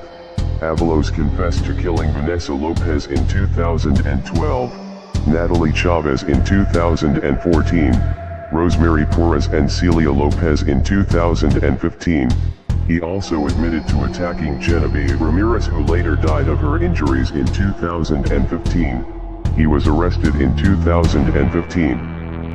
On February 19, 2019, Johnny Avalos was sentenced to 2 terms of life without the possibility of parole. Dana Sue Gray is an American serial killer who murdered 3 elderly women in 1994. She was caught after a 4th intended victim survived being strangled and identified her. Gray says she committed the murders to support her spending habits. She is serving her sentence in the California Women's Prison in Chowchilla. Norma Davis is thought to be Gray's first victim. She was found by her neighbor. Davis had a wood-handled utility knife sticking out of her neck and a fillet knife sticking out of her chest. June Roberts was killed on February 28, 1994, strangled with a phone cord. On March 16, 1994, Gray killed Dora Beebe. An hour later, Gray used Beebe's credit card to go on a shopping spree. On 17th of March 1994, she was arrested and ultimately sentenced to life without parole. David Edward Most was an American serial killer known as Crazy Dave. Most killed and molested teenage boys. He was arrested in 2003 when the bodies of 3 boys were found in the concrete floor of his basement in Hammond, Indiana. He was previously sentenced to 4 years for the manslaughter and larceny in the murder of a 13-year-old boy in Germany, where Most was stationed while in the army. Most made parole in 1977, arrested again in 1979 and later released in 1981. The same year, Most was convicted again and served 17 years in prison before his release in 1999. In 2006, Most committed suicide by hanging himself in his jail cell after his latest conviction in 2005. Jail workers found a suicide note in his cell in which he confessed to 5 killings and apologized to the victims' families. Most was 51 years old. Gilbert Paul Jordan was a Canadian serial killer and former barber known as the Boozing Barber. Jordan is believed to have committed the alcohol murders in Vancouver between 1965 and 1988. Jordan would lure, rape and later kill women by alcohol poisoning. Once his victims passed out, Jordan continued to pour liquor down their throats, eventually killing them. In 1994, Jordan was released after his sentence was reduced to 9 years. He was placed on probation. In 2000, Jordan attempted to change his name to Paul Pears. His application was denied. He has been in and out of jail more than a dozen times since his original conviction, once for breaching his probation by drinking in the company of women. In 2005, Jordan was released after a public warning was issued by the police. Gilbert Paul Jordan died in 2006. Kendall Francois was an American serial killer who murdered 8 women before he was caught, known as the Poughkeepsie Killer. On September 2, 1998, a search warrant allowed investigators to comb the house of the Poughkeepsie Killer. It was shortly after midnight when they found the graveyard he had made of his attic. Police would later note the smell of feces, soiled underwear with human waste lining the fabric at his home. But perhaps most disturbing was that Francois' parents and sister lived there too, and had either dismissed the stench emanating from the attic or were too afraid to check. He choked one woman with such force that he broke her neck. One of his victims was pregnant. He was sentenced to life in prison without the possibility of parole. Kendall Francois died of natural causes on September 11, 2014 while incarcerated at Wenda Correctional Facility in Alden, New York. Elias Abu al-Azam, aka the Flint serial stabber, is an Israeli serial killer that murdered in America. Abu al-Azam would drive around late at night, approach small-framed men who were walking alone, ask for directions or help fixing his vehicle, and then stab them, usually in the chest or stomach. He is suspected in a string of 18 stabbing attacks from May to August 2010, which resulted in 5 deaths. Most of the alleged attacks occurred in Genesee County, Michigan. 5 stabbings occurred elsewhere, 3 in Leesburg, Virginia, 1 in Toledo, Ohio, and 1 in his native home in Ramla, Israel. Leesburg police have said Abu al-Azam is also a suspect in an unsolved homicide from March 2009. On June 25, 2012, Abu al-Azam was sentenced to life imprisonment without the possibility of parole. Dagmar Overby was a Danish serial killer known as the Angel Maker. Overby murdered between 9 and 25 children between 1913 and 1920. She was working as a professional child caretaker, caring for babies born outside of marriage. She would strangle, drown, and burn child victims to death in her masonry heater. Some corpses that were not cremated were hidden in the loft of her home. Dagmar was convicted of murdering at least one of her biological children. She was also known to abuse drugs. In 1921 she was sentenced to death. The sentence was later commuted to life in prison. Dagmar Overby died on May 6, 1929, age 42, of natural causes at Vester Fengsel, Vester Prison in Copenhagen, capital city of Denmark. Edward Edwards was an American serial killer known for committing the Sweetheart murders. In 1955 Edwards escaped from a jail in Akron, Ohio. He robbed gas stations around the country and was on the FBI's 10 most wanted fugitives list in 1961. He was imprisoned and later paroled in 1967, publishing a book titled Metamorphosis of a Criminal in 1972.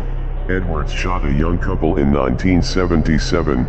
He stabbed and strangled another couple in 1980. He was arrested in Louisville, Kentucky for the 1980 Sweetheart murders. Edwards died on April 7, 2011, months prior to his bi-lethal injection execution set for August 31st for shooting his foster son in a 1996 insurance murder. Edwards shot him twice in the face, killing him, and left his body in a shallow grave. Paul John Knowles was an American serial killer, known as the Casanova Killer. Knowles was convicted of killing 20 victims in 1974. His crimes ranged from petty theft, multiple escapes, kidnapping, abduction, rape and murder. He would strangle his victims. He claimed to have killed 35 people. He was raised in foster homes, reformatories, and later served multiple prison sentences. He was released from prison in 1974, and within 2 months he was rearrested for stabbing a bartender. He escaped custody by picking the lock to his detention cell at a jail in Jacksonville, Florida. He was later captured, attempted escape again on December 18, 1974 at age 28, this time ending with 3 fatal shots in the chest, issued by Georgia Bureau of Investigation agent Ronnie Angel. On May 23, 2001, police in Halifax, Nova Scotia charged McGray with a murder 16 years after her body was found on the side of a road. The victim was 17-year-old Elizabeth Gail Tucker, murdered in 1985 while hitchhiking. He stabbed her multiple times and dumped her body. He also pleaded guilty to stabbing Mark Gibbons to death in 1987. He murdered Joan Hicks in Moncton in 1998 and 2 men in Montreal in 1991. He claims that demons caused his 15-year killing spree and stated that he will murder anybody to quench his searing hunger to kill. He has also claimed that he killed a prostitute and a gay man in Seattle over 1995 to 96 and that he killed 3 gay men in Montreal.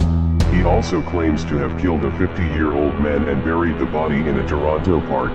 McGray is serving concurrent life sentences of 25 years with no parole. Rafael Castillo, a San Antonio man, was sentenced to 70 years in prison for brutally murdering a 31-year-old woman. He was convicted of the crime that happened in November of 2020 at a home in South Behar County.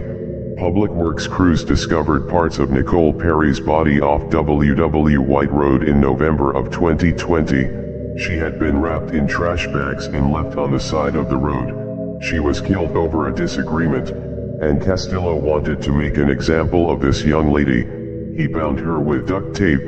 She was still alive when he chopped off her hands with a machete. He hit her over the head with an axe and dismembered her. Castillo took Nicole Perry's hands and put them in a crock pot. The rest of the body was put in the bags. Officers arrested Rafael Castillo in Brownsville, Texas, in December 2021. Leonard Fraser was an Australian serial killer, rapist, and pedophile known as the Rockhampton Rapist and the Bad Seed, before a life sentence on September 7, 2000 for the abduction, rape, and murder of a 9-year-old girl, Kira Steinhardt, in Rockhampton, Queensland. Leonard Fraser had spent almost 20 years behind bars for the rape of women. He even raped a terminally ill cancer patient. Fraser murdered 4 women in Rockhampton between 1998 and 1999. He would keep personal items from the victim after the crime. These included ponytails from 3 different women, which could not be traced to any of his known victims. He was sentenced to 5 consecutive life sentences plus 25 years without the possibility of parole. Leonard Fraser died in prison of a heart attack on the 1st of January 2007. Stephen Capaldi pled guilty to killing his wife while she was asleep in her bed in 2022. Capaldi strangled and smothered Elizabeth Capaldi on October the 10th. He moved her body to different bedrooms before dismembering her in the basement. On October 12th, he disposed of some of her remains in a dumpster in Montgomery County. On November 5th, he buried the rest of her body along the Delaware River shoreline at Hawk Island. Recovered internet searches on Capaldi's phone included: how to get away with murder, can a polygraph be skewed, how to control your dark impulses, and how to disappear and never be found. He was charged with third-degree murder, possessing an instrument of crime, tampering with or fabricating physical evidence, obstructing the law or other governmental function, and abuse of a corpse. He was sentenced to 22 to 44 years in prison. John Cooper is a British armed robber, rapist and serial killer known as the Bullseye Killer and the Wildman. He murdered 4 victims in Pembrokeshire, Wales between 1985 and 1989. In 1989, Cooper participated in the ITV game show Bullseye, which later led to his arrest. He was sentenced to 14 years in 1998 and released in 2009. He shot at least 2 victims in the face with a sawed-off shotgun. He was a diagnosed psychopath that would bound victims demanding their bank cards and PIN numbers. On December 22, 1985, Cooper targeted a farmhouse at Scobston Park, killing brother and sister Richard and Helen Thomas and then burning down the house. In 1996, he attacked 5 youngsters, threatening them with a gun, sexually assaulting one girl and raping another. In 2011, John Cooper was sentenced to life imprisonment. while working at Oldenburg Clinic in the titular city in northwest Germany in the early 2000s, management noticed an unusual spike of resuscitations and deaths, a large percentage of which occurred when Hoggle was on shift. Police investigated and found that in 2005, 73% of deaths could be connected to Hoggle's work schedule. In September 2014, Hoggle was charged with 3 counts of murder and 2 counts of attempted murder. Before he admitted he had committed 30 additional murders, he did so by giving unauthorized injections. 60 patients were successfully resuscitated. In January 2018, prosecutors charged him for killing another 97 people. On June 6, 2019, Hoggle was sentenced to life in prison.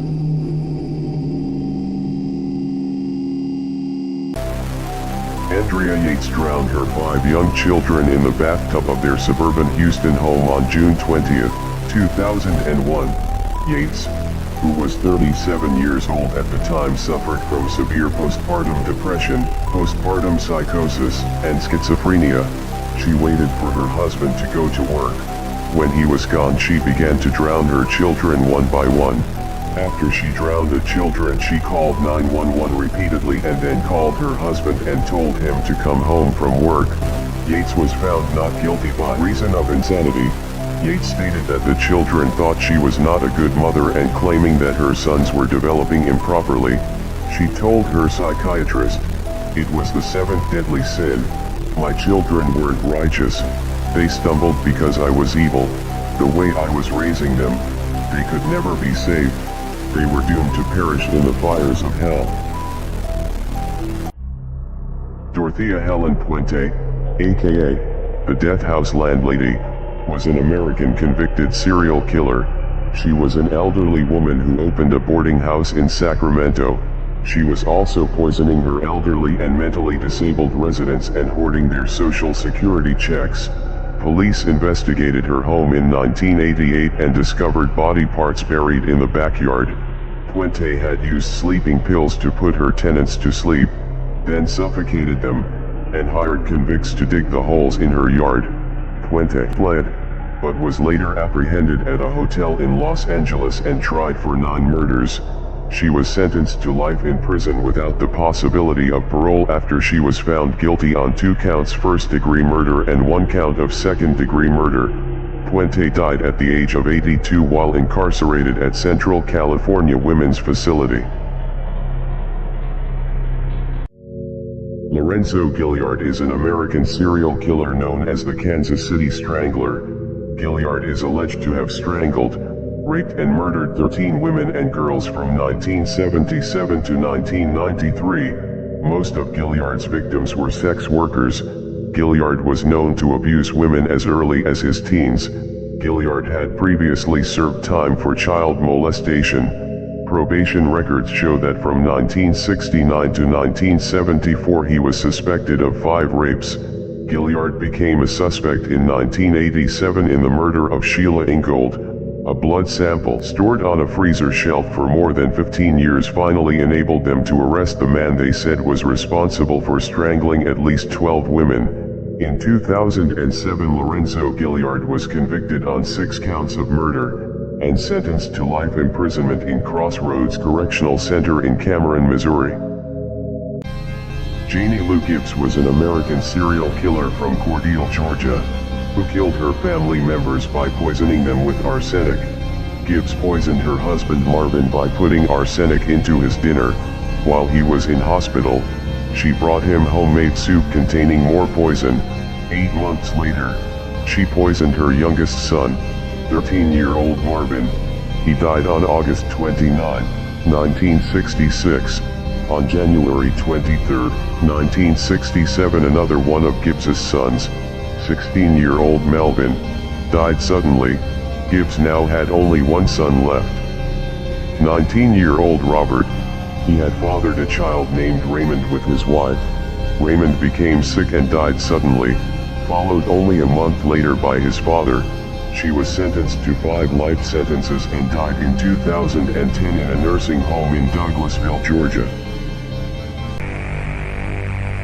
John Eric Armstrong, is an American serial killer and rapist nicknamed Baby Doll, and Opie. He was active for 8 years between 1992 to 1999. Researchers believe Armstrong murdered 11 women. On April 10, 2000, police found the bodies of 3 strangled prostitutes in a railroad yard in southwest Detroit. Armstrong pleaded guilty to the deaths of Robin Brown, 20, Rosemary Feld, 32, and Monica Johnson, 31. Armstrong also pleaded guilty to 1 assault charge and no contest to another assault. A 3rd assault and unarmed robbery case was dismissed as part of a plea bargain. Ultimately, he was sentenced to life in prison. All of the victims' bodies were found strangled to death and left in sexually provocative positions in Detroit, Michigan. On February 24, 1986, the body of Sherry Rasmussen was found in the apartment she shared with her husband, John Ruetten, in Van Nuys, California, United States. She had been beaten and shot 3 times in a struggle. She had defensive wounds and a bruise on her face that appeared to have been inflicted by the muzzle of a gun. The gun had been fired through a quilted blanket. Rasmussen's father believed that LAPD officer Stephanie Lazarus, who maintained a relationship with Ruetten, was a crime suspect. A bite mark on Rasmussen's arm eventually led to Lazarus, by then herself a detective. The DNA sample from a cup she had thrown away was matched to the bite mark. Lazarus was convicted of the murder in 2012 and is serving a sentence of 27 years to life for first-degree murder at the California Institution for Women in Corona. Zhang Yongming was a Chinese serial killer and cannibal known as the Cannibal Killer, and the Cannibal Monster of Yunnan. He was arrested and sentenced to death in 1979 for intentional homicide, but was released in 1997 after receiving a sentence reduction. John confessed to the murder of 11 males between March 2008 and April 2012. John used various means of disposing of the bodies, including dismemberment, burning, and burial, to destroy the evidence. John sold the flesh of some of his victims as ostrich meat, kept other victims' eyeballs in alcohol-filled wine bottles, and fed some victims' meat to his dog. John was sentenced to death for intentional homicide and deprived of political rights for life. Zhang Yongming was executed on January 10, 2013. Stuart Wilkin, an African serial killer, cannibal, and necrophile, known as Boet Yapor, brother farmer. Wilkins raped, sodomized, and murdered 10 victims between 1990 and 1997 in Port Elizabeth on the east coast of South Africa. He killed individuals from 2 distinct victim types, female prostitutes and young boys. Wilkins committed acts of cannibalism and necrophilia during his crimes. He cut off and ate a nipple of one of his victims. He killed his own daughter in 1995. Her body was found in 1996 wrapped in a tarpaulin behind the Holiday Inn Garden Court in South Africa. He wanted to send her soul to God. He also practiced necrophilia with a decomposing corpse.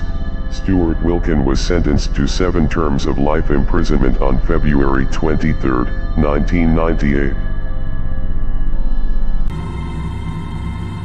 In 2012, a Kentucky woman named Shayna Hoover shot her boyfriend Ryan Poston 6 times, including in the face, and claimed that it was in self-defense. Poston's friends and family said that he was looking to date Miss Ohio 2012, Audrey Bolt, and was trying to break up with Hoover's.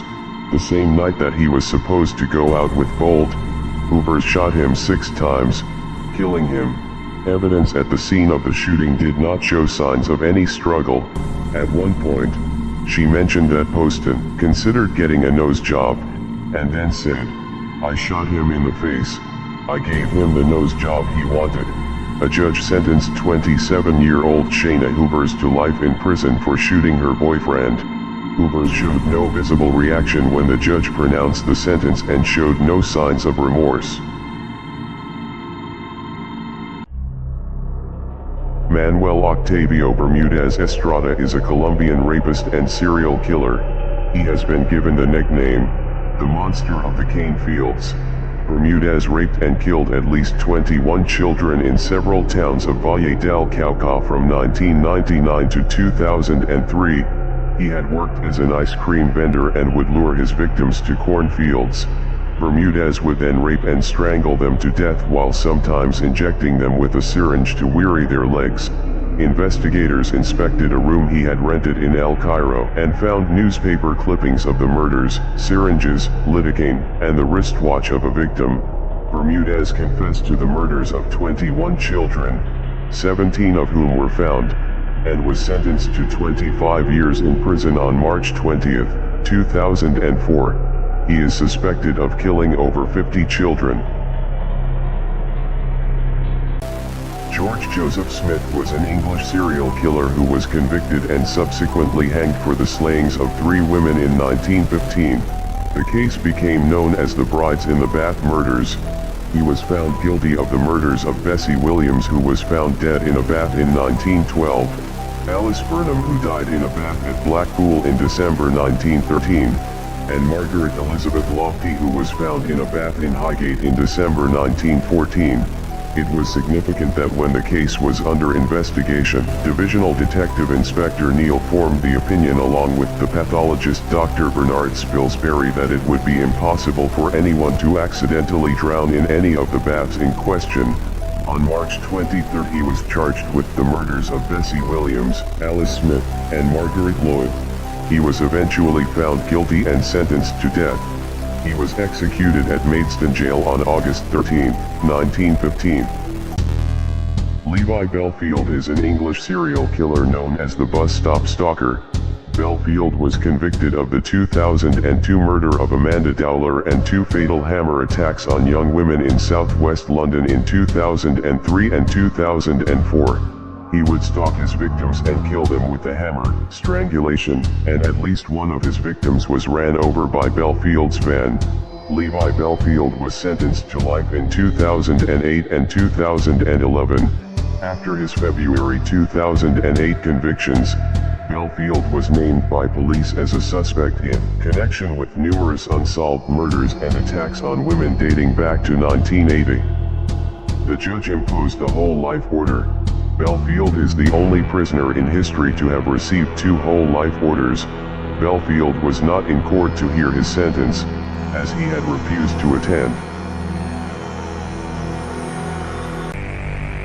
Nikolai Bonner is a Moldovan-born Israeli serial killer and rapist, known as the Homeless Murderer. In 2005 Bonner beat or stabbed to death 4 fellow immigrants from the former Soviet Union. 3 of his victims were homeless vagrants in the industrial area of Haifa, Israel. He drank alcohol with the 3 victims prior to murdering them in an abandoned building by the Haifa market. 2 of his victims were male and 2 were female. Bonner set 3 of his victims' bodies on fire and attempted to set fire to the 4th victim's body. The victims were found in an industrial area of Haifa, Israel's 3rd largest city, major port, and center of heavy industry. The bodies badly burned and charred black beyond recognition. Bonner had done this so as to hide all evidence. Nikolai Bonner was sentenced to life imprisonment in 2007.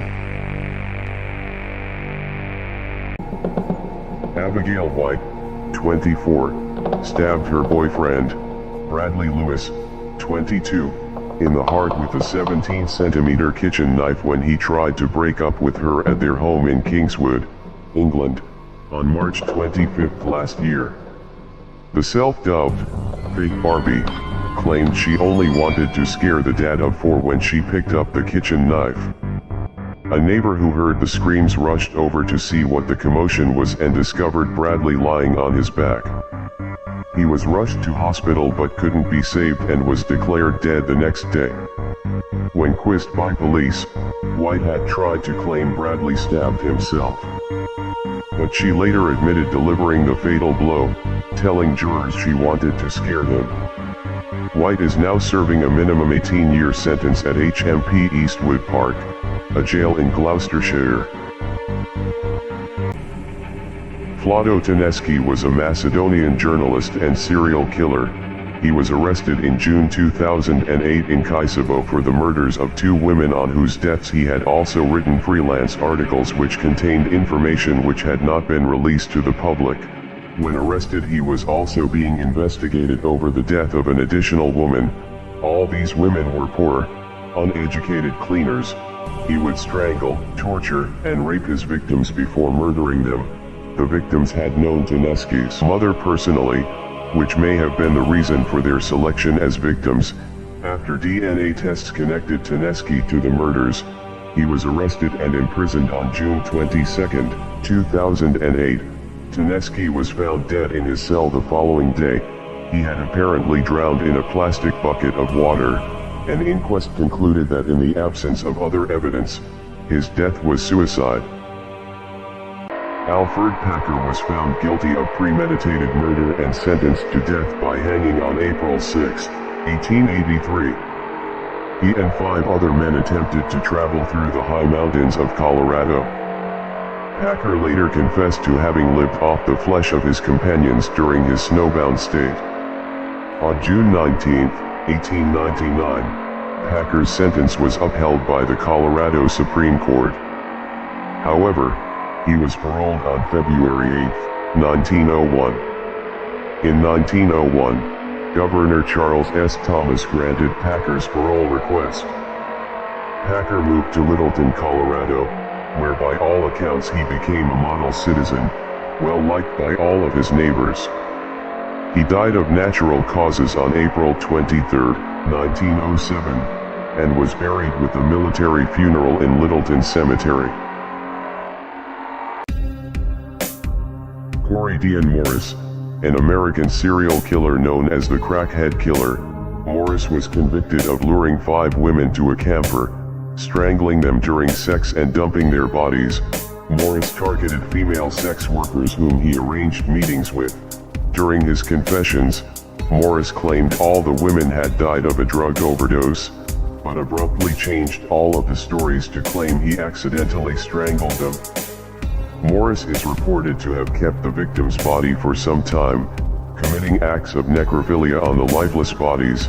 All 5 women were killed in a camper behind a house owned by Morris and their bodies were dumped in nearby alleys or on sidewalks. Morris' uncle was snooping through his trailer when he discovered a maggot-ridden corpse, after which he called the police. Corey Dean Morris was sentenced to death in 2005. In February 1886, Britland went to a chemist and bought packets of Harrison's vermin killer. She poisoned her eldest daughter, 19-year-old Elizabeth Hannah, in March 1886. Britland then claimed £10 on Elizabeth's life insurance policy. She poisoned her husband Thomas, aged 44. His death on May 3 was diagnosed as epilepsy. Mary Ann claimed on the insurance she had been having an affair with her neighbor Thomas Dixon. After her husband's death, she was invited to stay at the Dixon's house by Thomas's 29-year-old wife. On May 14, Mary Dixon was poisoned by Britland. She was charged with the murders of the 3 victims. Mary Ann Britland was executed in 1886 by hanging at Strangeways Prison, Nowham Prison, Manchester, in Strangeways, Manchester, England. Herbert Mullen was an American serial killer who killed 13 people in California in the early 1970s. In 1973, after a trial to determine whether he was insane or culpable, he was convicted of 2 murders in the first degree and 9 in the second degree, and sentenced to life imprisonment. During his imprisonment, he was denied parole 8 times.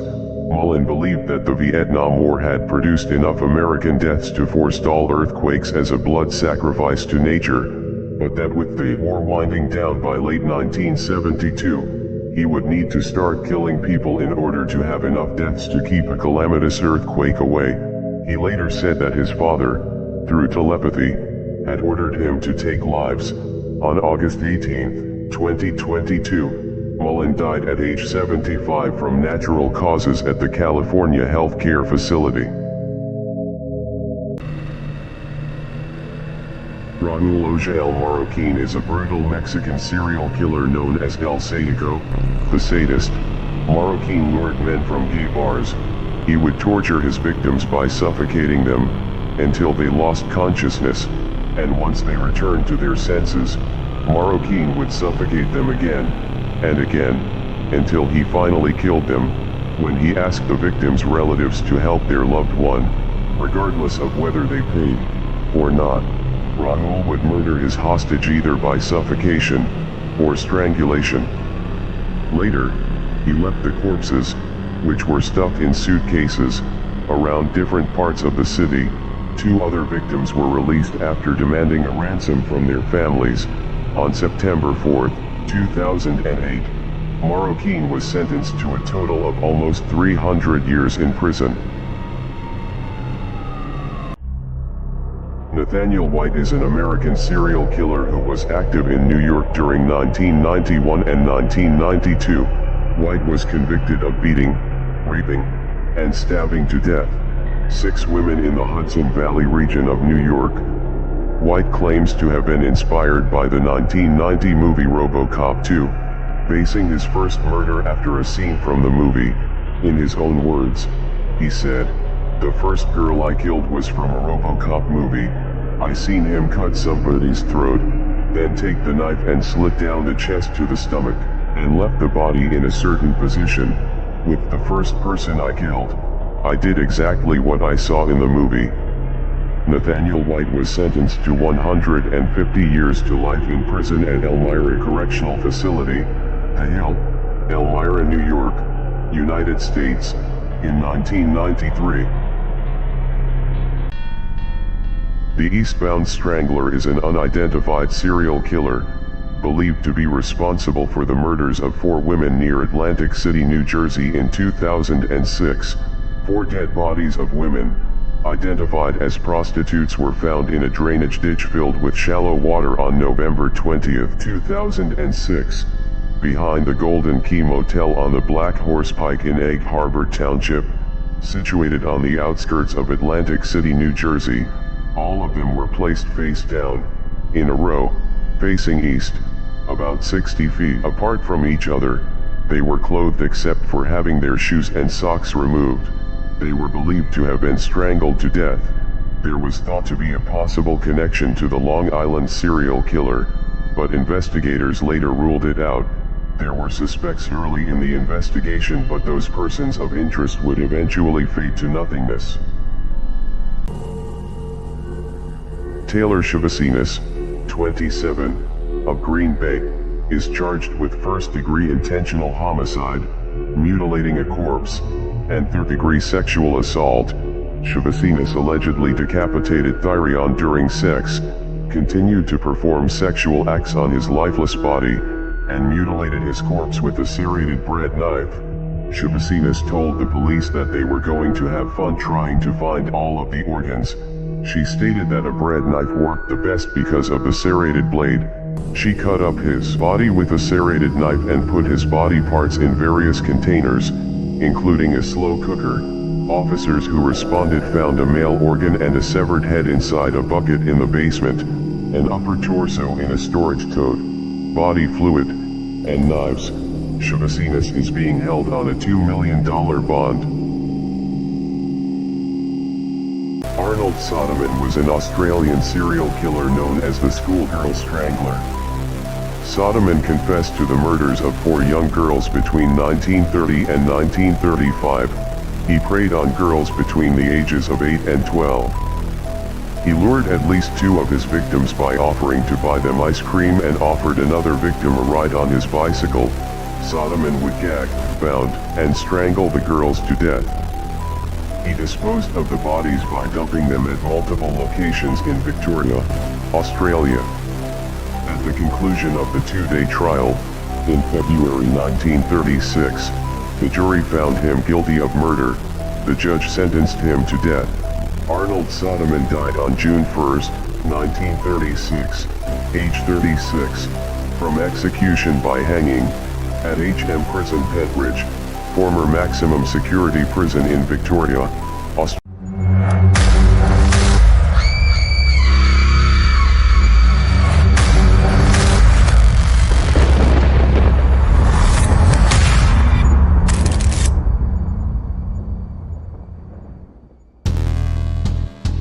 Joy Shankar was an Indian serial killer and rapist, known as Psycho Shankar. Joy Shankar is accused of killing at least 19 women in a series of rapes and murders in Tamil Nadu, Karnataka, and Andhra Pradesh, India, between 2008 and 2011. He would kidnap, rape and torture his victims before murdering them. He was known to stab and mutilate victims by hacking them with a machete that he always carried with him. In 2009, Joy Shankar was arrested on 13 charges of rape. Joy Shankar escaped from jail twice and was placed in solitary confinement after a third escape attempt. In 2018, M. Joy Shankar committed suicide by slicing his own throat in his solitary confinement prison cell at the Central Prison in Bangalore, India. William Supp is an American serial killer known as the Riverside Prostitute Killer and the Lake Elsinore Killer. Supp was convicted of murdering his first daughter in 1974. He abused and violently shook his infant daughter to death. Once released, he worked as a warehouse clerk for Riverside County and had close involvement with the police department. He would rape, stab, strangle, and sometimes mutilate his victims. William Supp killed 12 or more prostitutes in Riverside County, California, between 1989 and 1991. On July 19, 1995, a Riverside County jury found Supp guilty of killing 12 women and attempting to kill another, though police suspected him of being responsible for as many as 22 deaths. Supp resides on death row at San Quentin State Prison. Maury Travis was an American serial killer known as the Video Strangler. He tortured and killed prostitutes in the St. Louis area from 2000 to 2002. Travis was caught when he mailed an Expedia.com map printout to a St. Louis newspaper. In his letter to the newspaper, Travis wrote, "I'll tell you where many others are. To prove I'm real, here's directions to number 17. Police traced the printout to Travis' home computer. He claimed to have murdered 17 women in a letter sent with the map. Investigators discovered a chamber at his residence which included instruments of torture and videotapes of Travis committing some of his crimes. Maury Travis hanged himself on June 10, 2002, in his jail cell, after being arrested for murder on June 7, 2002. John Edward Robinson is an American serial killer who was found guilty in 2003 for 3 murders committed in and around Kansas City, receiving the death penalty for 2 of them. In 2005, he admitted responsibility for 5 homicides in Missouri as part of a plea bargain to receive multiple life sentences without possibility of parole and avoid more death sentences. Investigators searched a storage facility where Robinson rented 2 garages. They found 3 chemical drums containing corpses. All 5 women were killed in the same way, by 1 or more blows to the head with a blunt instrument. Investigators suspect that more victims remain undiscovered. Because he made contact with most of his post-1993 victims via online chat rooms, Robinson is sometimes referred to as the Internet's first serial killer. Jacobus Dirk Herdigs was a Dutch serial killer and rapist also known as Koos Herdigs. Herdigs was convicted of the abduction, torture, rape, and murder of 3 girls. He is suspected of killing a further 3 to 9 girls and young women in the 1970s. In 1980, Herdigs was bit on his little finger by a victim. The bite was used to help identify and lead to his arrest. During a search of his home, authorities found an attic which was provisionally furnished as a torture chamber, and blood from 2 of his victims. Authorities suspect he abused and eventually killed his victims in the chamber. Herdigs was sentenced to life imprisonment in 1982. In 2015, Jacobus Dirk Herdigs died of natural causes while still in custody at the Nieuw-Vosseveldt prison in Vughait, Netherlands. Daniel Owen Conahan Jr., is a convicted American murderer, rapist, and suspected serial killer. He was known to torture, strangle, rape, mutilate, dismember, and murder his victims. Conahan was convicted of one murder, but has been linked to a dozen murders, mostly of transients seeking employment, and gay men in the Charlotte County, Florida area, in what came to be known as the Hog Trail murders. Conahan surgically removed one victim's genitals after death. He would lure victims, some, by offering them money to pose nude in bondage photographs. Conahan has also been named the prime suspect in the murders of 8 men, collectively referred to as the Fort Myers 8, who were discovered in a mass grave site in 2007. Conahan is currently housed at Union Correctional Institution in Rayford, Florida. Belle Gunnes was a Norwegian-American serial killer who was active in Illinois and Indiana between 1884 and 1908. Gunnes is thought to have killed at least 14 people, most of whom were men she enticed to visit her rural Indiana property through personal advertisements, while some sources speculate her involvement in as many as 40 murders. Gunnes seemingly died in a fire in 1908, but it is popularly believed that she faked her death. Her children had died of strychnine poisoning before the fire, and the woman's body found next to them was decapitated and reportedly smaller than Gunnes' own. Her actual fate is unconfirmed. Gunnes, a 6-foot-tall 200-pound physically strong woman, was a murder-for-profit serial killer who murdered her suitors and others to collect life insurance and other valuables. Serhiy Fedorovich Tikek was a Ukrainian police officer and serial killer who was convicted for the killings of 37 women and girls in the Soviet Union and Ukraine between 1980 and 2005. In 1984, young women and girls began to disappear across eastern Ukraine. His victims aged between 8 and 18 were raped, suffocated, and their corpses were sexually defiled. Tikek used his knowledge of criminal investigation procedure to mislead policemen investigating his killings. In August 2005 he attended the funeral of one of his victims. Children also in attendance claimed to have seen him with the victim shortly before her death. He was arrested and admitted to his crimes, claiming to have killed over 100 people and demanded the death penalty. Tikek was sentenced to life imprisonment for the murder of 37 women and girls over more than 2 decades. Jean Weber was a French serial killer, known as the Ogress. Weber worked as a transient babysitter who strangled 10 children, including at least one of her own. Weber left home for Paris at 14 years old and later married in 1893. She was arrested for vagrancy and briefly confined to the asylum at Nanterre, but doctors pronounced her sane and set her free. In 1908 Weber was found strangling 10-year-old Marcel Poirot with a bloody handkerchief. The father had to punch her 3 times in the face before she would release the lifeless body. Held for trial on murder charges, Weber was declared insane on October 25, 1908. Packed off to the asylum at Merville. Credited with at least 10 murders, she survived 10 years in captivity before manually strangling herself in 1918. On June 23, 2000, the Childers Palace Backpackers hostel fire killed 15 backpackers, 9 women, and 6 men, at the former Palace Hotel in the town of Childers, Queensland, Australia. The fire started shortly before 12:30 a.m. in the downstairs recreation room, and quickly spread up the walls and into the stairwell. Survivors recounted how smoke quickly filled the area and the building's power was lost.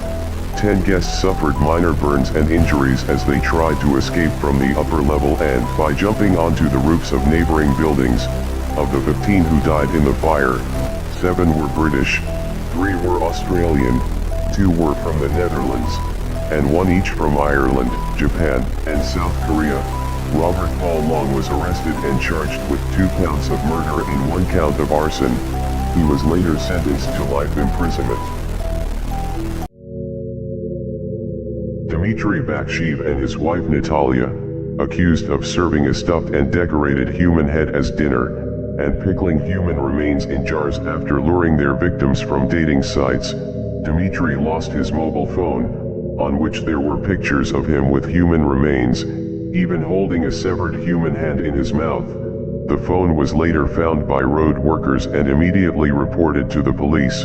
Police also discovered a picture dating back to 1999 that showed a human face being prepared as a dish, surrounded by oranges. Natalia Bakshiva was sentenced to 10 years in a penal colony, and 1.5 years in prison. Dmitry Bakshiv was sentenced to 12 years and 2 months in a maximum security prison. On February 16, 2020, Dmitry Bakshiv died of untreated type 1 diabetes while in custody.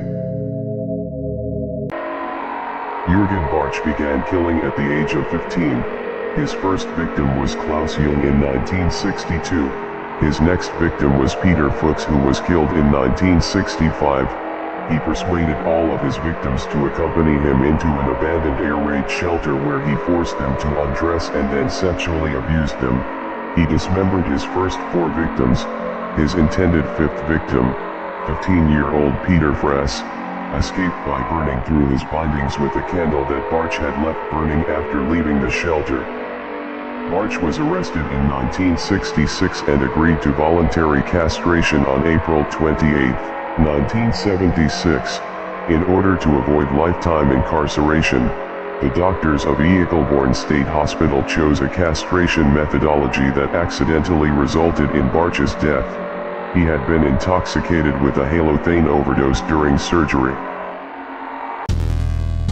Roger Kibb was an American serial killer and rapist, known as the I-5 Strangler.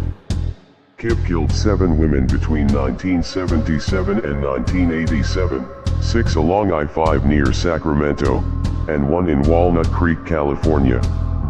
Kibb kidnapped his victims, bound, duct taped the mouths and cut open their clothes in irregular shapes with scissors that had belonged to his mother. Kibb also cut off most of the hair of his victims to remove the duct tape. Sometimes he garroted his victims with the parachute cord with which he skydived. Then, he raped them and strangled them to death. It took detectives 34 years to find the body of one of his victims.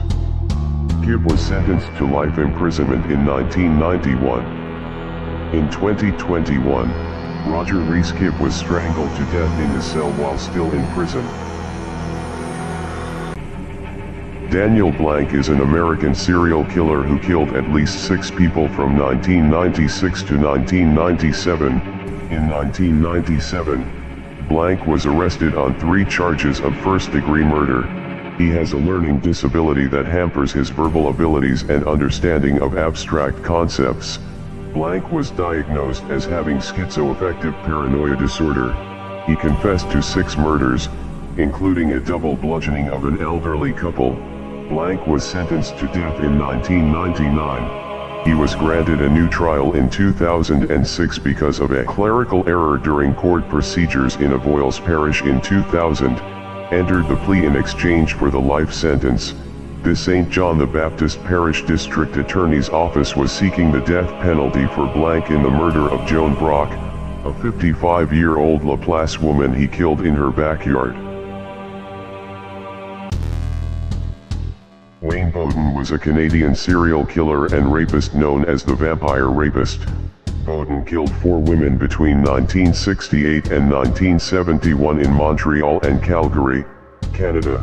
He would always leave bite marks on the breasts of his 5 female victims. All victims had been found naked and strangled to death in their apartments, but there were no signs of any struggle, earning the nickname, the Vampire Rapist. A cast made of Bowden's teeth demonstrated 29 points of similarity between the bite marks on one of his victims and his teeth. Bowden was the first murderer to be convicted in North America based on odontological evidence.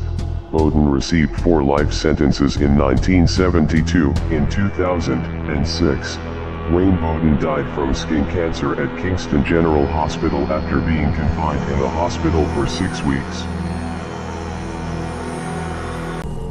Margaret Waters was an English murderer, Waters was born in 1835 and lived in Brixton. She was known for baby farming, the practice of taking in other women's children for money, a practice which often resulted in infanticide. Margaret turned to baby farming in 1864 after the death of her husband to make ends meet. Waters drugged and starved the infants in her care, and is believed to have killed at least 19 children, charged with 5 counts of willful murder, as well as neglect and conspiracy. Waters was convicted of murdering an infant named John Walter Cowan. The arresting police officer wrote of his findings at Margaret's house. Some half-dozen little infants lay together on a sofa, filthy, starving, and stupefied by laudanum. She was hanged on October 11, 1870 at Horsemonger Lane Jail in London. Anthony Allen Shore was an American serial killer and pedophile rapist known as the Tourniquet Killer, because of his use of a ligature with either a toothbrush or bamboo stick to tighten or loosen the ligature. Shore is responsible for the murders of 1 woman and 4 young girls. He was convicted of strangling a woman with an unusual ligature in 1992 and confessed to killing 3 girls. Shore was also convicted of molesting his 2 daughters Tiffany and Amber. As a result, he was required to provide police with a DNA sample. Detectives pulled Carmen Del Estrada's case from the cold files and tested DNA evidence from underneath Carmen's fingernails. In 2003, the results came back a match to Shore's genetic profile. He was executed by lethal injection at Texas State Penitentiary at Huntsville Unit in Huntsville, Texas, U.S.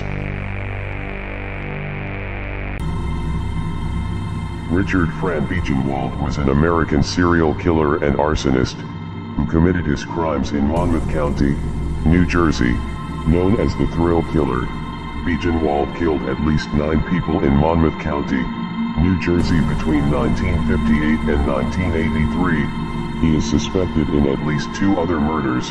One of his victims was shot 4 times in the head. One of his victims was shot 5 times in the head.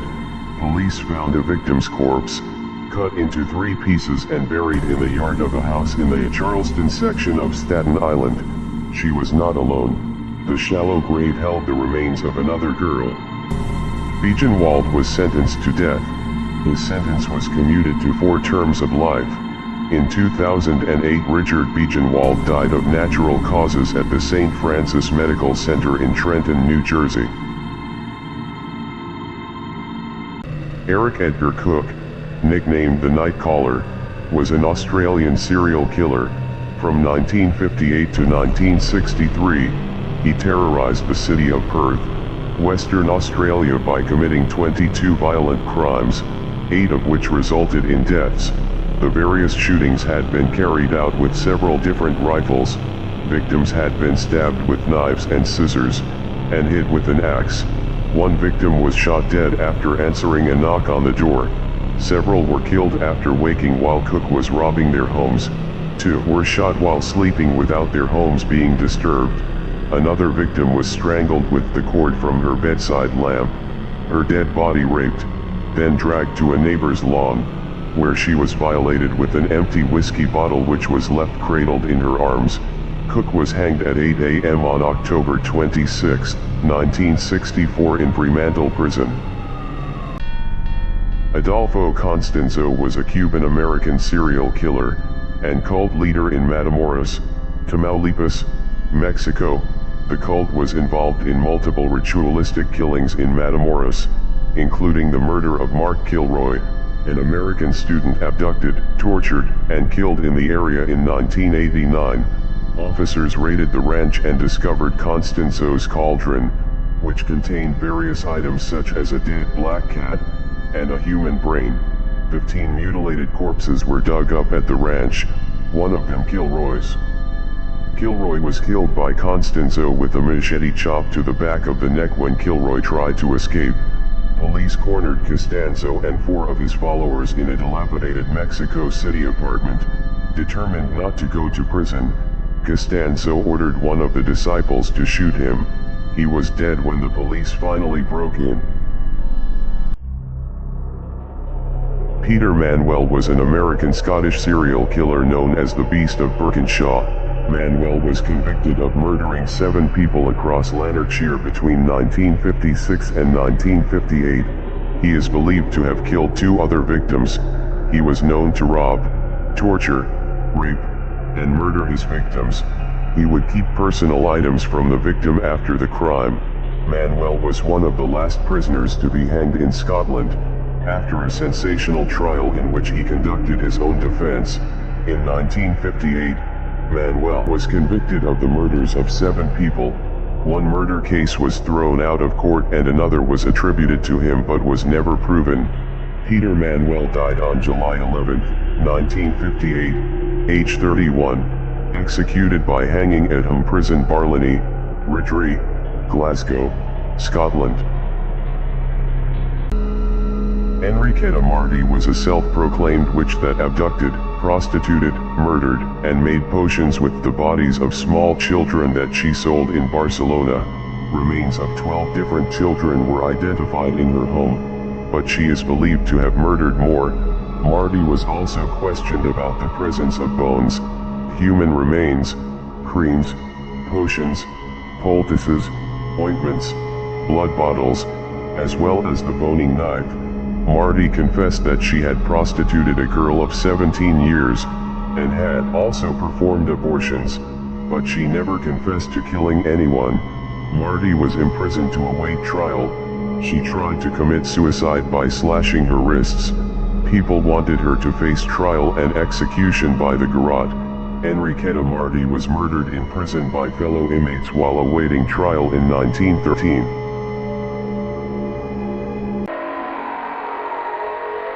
Luis Garavito, also known as the Beast, is a Colombian serial killer, sex offender, pedophile, and necrophile. He began a series of torture rapes on minors aged 6 to 16 in 1980. Garavito was estimated to have killed a minimum of 200 minors before committing the murders of an additional 189 minors in the early 90s, and a further 4 murders during the summer of 1998. Apprehended on April 22, 1999, the judicial body ruled that all Garavito's sentences total 1,853 years and 9 days in jail. Garavito is confirmed to have murdered at least 193 minors in total. His murders of 23 minors and 5 adults would raise his murder victim count to 221. James Dale Ritchie was an American serial killer. Throughout 2016, Ritchie murdered upwards of 5 individuals in and around Anchorage, Alaska, most of whom were in parks or along bike paths. He always committed his murders at night, often around midnight or a short time after. He was known to abuse alcohol and drugs. He was shot during a gunfight with Anchorage Police Department at the corner of 5th Avenue and Cordova Street in Anchorage, Alaska, U.S. Following Ritchie's death, the cold python on his person was sent to the Alaska Crime Lab, where it was confirmed to have been the murder weapon responsible for the deaths of Brianna Foisey, Jason Netter Sr., Trevian Kendall Thompson, Kevin Turner, and Brian DeHusson. The investigative task force had not considered Ritchie a suspect, due to his lack of run-ins with the law over the decade prior. Thomas Neil Cream was a Scottish-Canadian serial killer known as the Lambeth Poisoner. In 1881, Cream started his killing spree. Cream poisoned one man and several women with chloroform and strychnine, attempting to frame and then blackmail other men for the murders in some cases. He murdered up to 10 people in 3 countries, Ontario, Chicago, and London, targeting mostly lower-class women, prostitutes and pregnant women seeking abortions. He married Flora Brooks in 1876, one of Thomas's possible victims. He had no children, 2 possible unborn children from 2 possible victims. He was convicted and sentenced to death. Thomas Neil Cream was executed by hanging at age 42, in 1892 at Newgate Prison in London, England. Paul Kenneth Bernardo is a Canadian serial killer and rapist, known as the Schoolgirl Killer and the Scarborough Rapist. Bernardo raped and murdered at least 3 minors between 1990 and 1992. Bernardo attacked most of his victims after stalking them as they got off of public transportation buses in Scarborough, Canada. He was known to torture, strangle, stalk, rape, mutilate, and murder his victims. Bernardo gained worldwide media attention when he raped, tortured, and murdered 2 Ontario teenage girls with the assistance of his wife, Carla Homolka. Homolka and Bernardo were arrested in 1993. In 1995, Paul Kenneth Bernardo was convicted of a number of offenses, including the 2 first-degree murders, and was sentenced to life in prison. Yukio Yamaji was a Japanese serial killer who killed his 50-year-old mother with a metal baseball bat in Yamaguchi City, Yamaguchi Prefecture at age 16 on July 29, 2000. He called the police and was arrested on July 31, 2000, imprisoned, and then paroled in 2003. In 2005 on November 17, Yamaji raped and murdered a 27-year-old woman and her 19-year-old sister with a knife. In Naniwa, Osaka, he then set fire to their apartment and fled. He was arrested on December 5, 2005. While in custody, he stated to the Osaka police, "I could not forget the feeling when I killed my mother, and wanted to see human blood." He was sentenced to death. He was executed in 2009. Tommy Lynn Sells was an American serial killer. He was convicted of 1 murder for which he received the death penalty and was eventually executed. Authorities believe he committed a total of 22 murders, and he claimed on various occasions to have murdered over 70 people. Kayleen Harris, 13, was sexually assaulted, stabbed 16 times, and her throat slashed. Deborah Harris, 31, and her 8-year-old daughter Embria Halliburton were both killed after Sells broke into their house at night and raped Harris. She was stabbed repeatedly with her own kitchen knife, which was left in her chest. Halliburton was stabbed 3 times after she witnessed Sells murder her mother. Retired Texas Ranger John Allen said, "We did confirm 22. I know there's more. I know there's a lot more. Obviously, we won't ever know." Terry Rasmussen was an American serial killer known as the Chameleon Killer. During his crimes as a serial killer, he was known to torture, rape, mutilate, and murder his victims. The Bear Brook murders and Allenstown barrel murders refer to 4 dismembered female murder victims found in barrels. 2 discovered in 1985, and 2 in 2000, at Bear Brook State Park in Allenstown, New Hampshire. In 2002, Rasmussen was charged with the murder of his common-law wife, Yoon Sun-jun. Her body was found dismembered and covered in cat litter inside a crawl space at his home.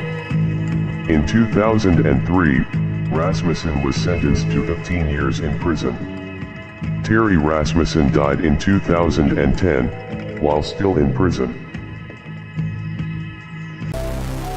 April 27, 2023. There are calls for the woman described as Australia's worst female serial killer to be released immediately after the Director of Public Prosecutions accepted new scientific evidence casting doubt over on the mother's guilt. Kathleen Falvey has been found guilty of killing her 4 children, but the senior barrister assisting an inquiry into her conviction said there was reasonable doubt surrounding the conviction. University of British Columbia's Emma Cunliffe said she believed Falvey should be paroled today. The COM2G114R genetic variant impacting the calcium-binding calmodulin protein, identified in Falvey and her 2 daughters, was a reasonably possible cause of Sarah and Laura's deaths according to cardiology and genetics experts. Myocarditis, an inflammation of the heart, was also a reasonable possible cause of Laura's death. John Floyd Thomas is an American serial killer and rapist known as the West Side Rapist and the Southland Strangler. Thomas has one of the longest criminal careers in the U.S. The first wave of killings claimed the lives of 17 women ranging in age from the 50s to the 90s. The murders stopped in 1978. The same year a witness copied down Mr. Thomas's car license number after he raped a woman in Pasadena and was sent to jail. The second wave began after his release in 1983. 5 more elderly white women were raped and strangled in the Claremont area. On April 1, 2011, Thomas pleaded guilty to the 7 counts of murder as part of a deal to avoid the death sentence. Investigators have said Thomas is possibly one of the most prolific serial killers in the city's history. He was sentenced to life imprisonment without the possibility of parole. Alexander Bychkov is a Russian serial killer convicted for the murder of 9 men in Volinsky, Penza Oblast.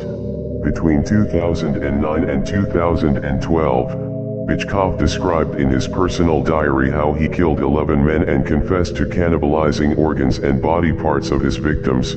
He would lure victims to his home or another secluded place where he would kill them with a hammer or knife, and then dismembered the corpses.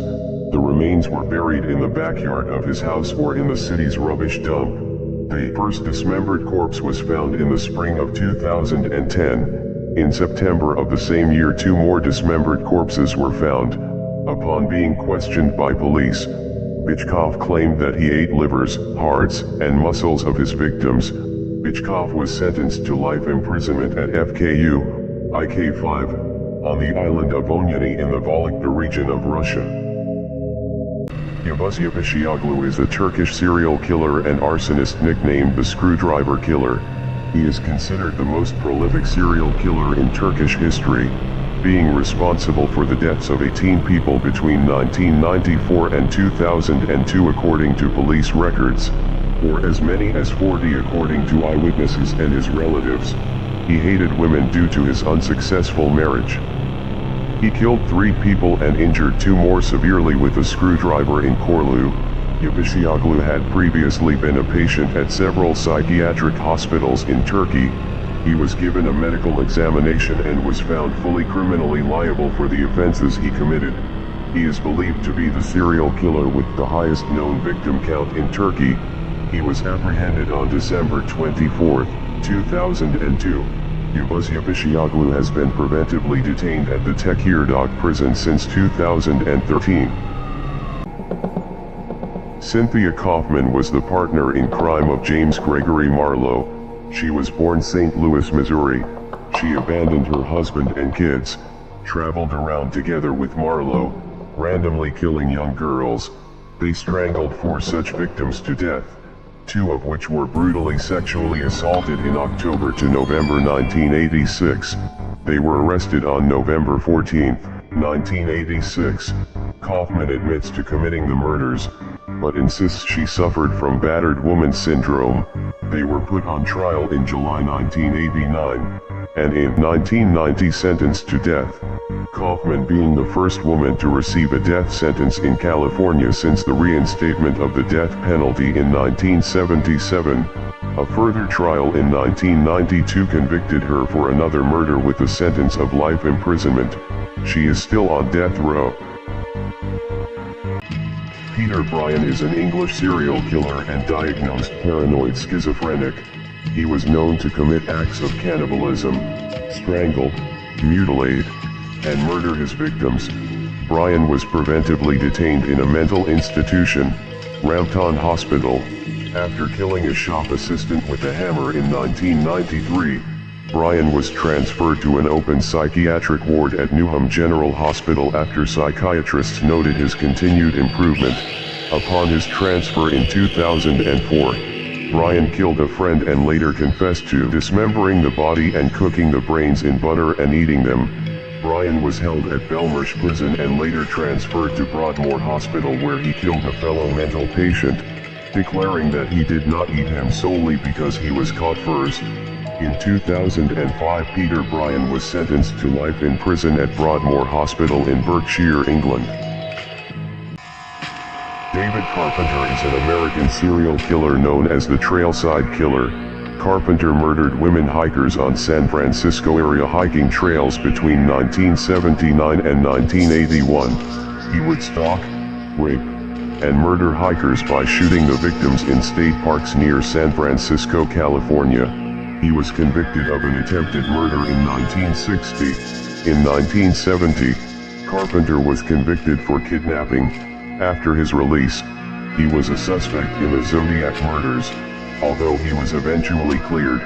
In 1984, he attacked at least 10 individuals, with 2 attempted victims, Stephen Herdel and Lois Rinna, surviving.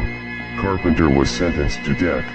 He received a second death sentence in 1988. David Carpenter remains on death row at the San Quentin State Prison in San Quentin, California.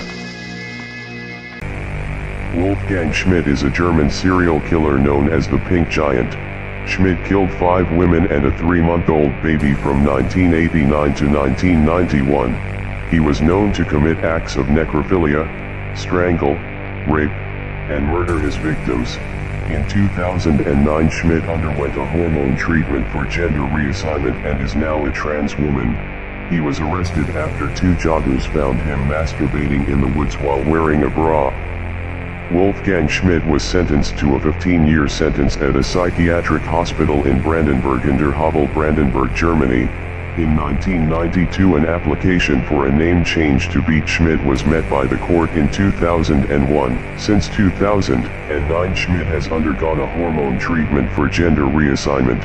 In 2010, Schmidt was investigated for raping and causing another transgender inmate to attempt suicide. Robledo Puig, also known as the Black Angel, is an Argentinian serial killer. He was known to rob, strangle, rape, mutilate, and murder his victims. He is convicted for 11 murders, 1 attempt, 17 robberies, 1 violation, 1 attempt of violation, 1 sexual abuse, 2 kidnappings, and 2 thefts. He was sentenced to life imprisonment to be served in the high-security jail of Sierra Chica near the city of Olivaria. On May 27, 2008, Puig asked to be paroled, but a judge denied his petition considering he is a threat to society. In July 2017, Carlos Eduardo Robledo Puig had spent more than 45 years in prison and became the longest-serving prisoner in Argentina.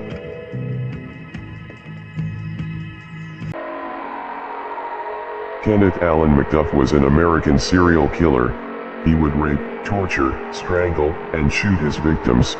He was convicted in 1966 of murdering 16-year-old Edna Sullivan, her boyfriend, 17-year-old Robert Brand, and Brand's cousin, 15-year-old Mark Dunham, who was visiting from California.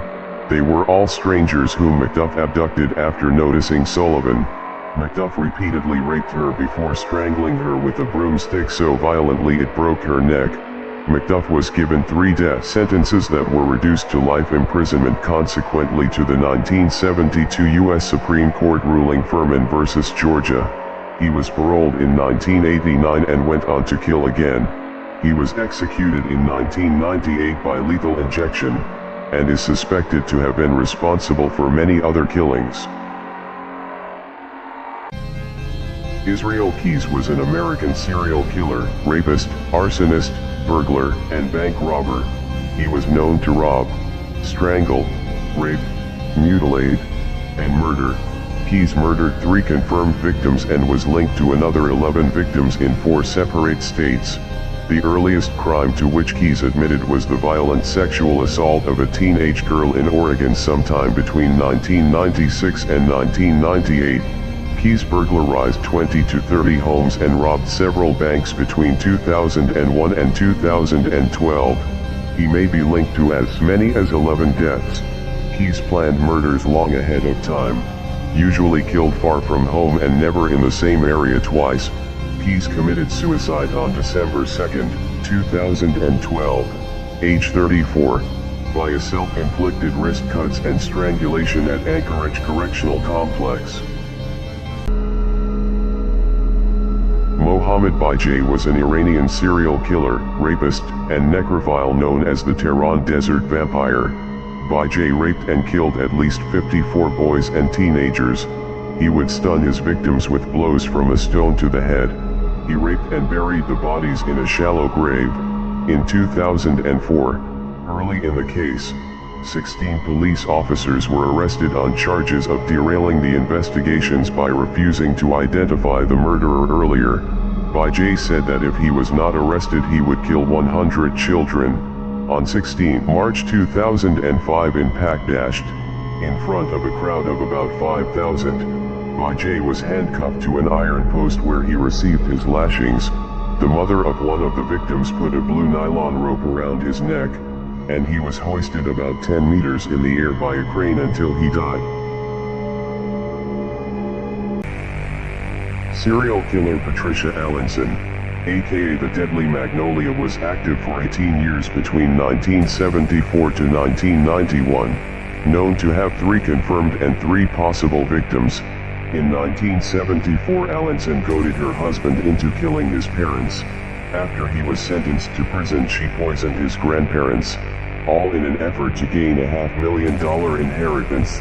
After serving a short prison term, she poisoned an elderly couple that she was caring for, but this time she enlisted the help of her daughter, released from prison in 1999. In 2008, Allinson, age 70, was arrested and charged with doctor shopping for more than 3,700 painkillers. She was charged with 3 counts of unauthorized distribution.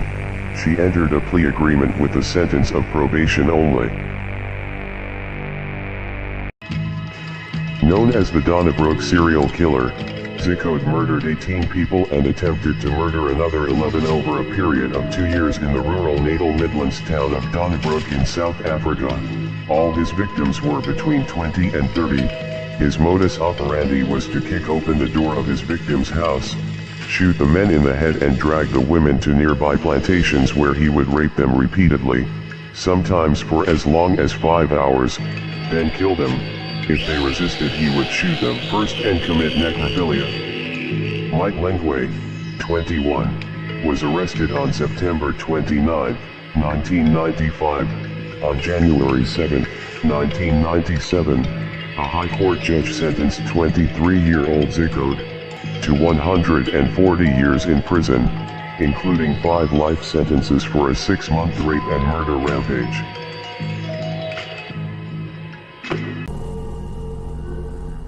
James Miller was an Australian serial killer who is known to have committed the Truro murders. The Truro murders are a series of murders of young women in bushland east of the town of Truro in South Australia.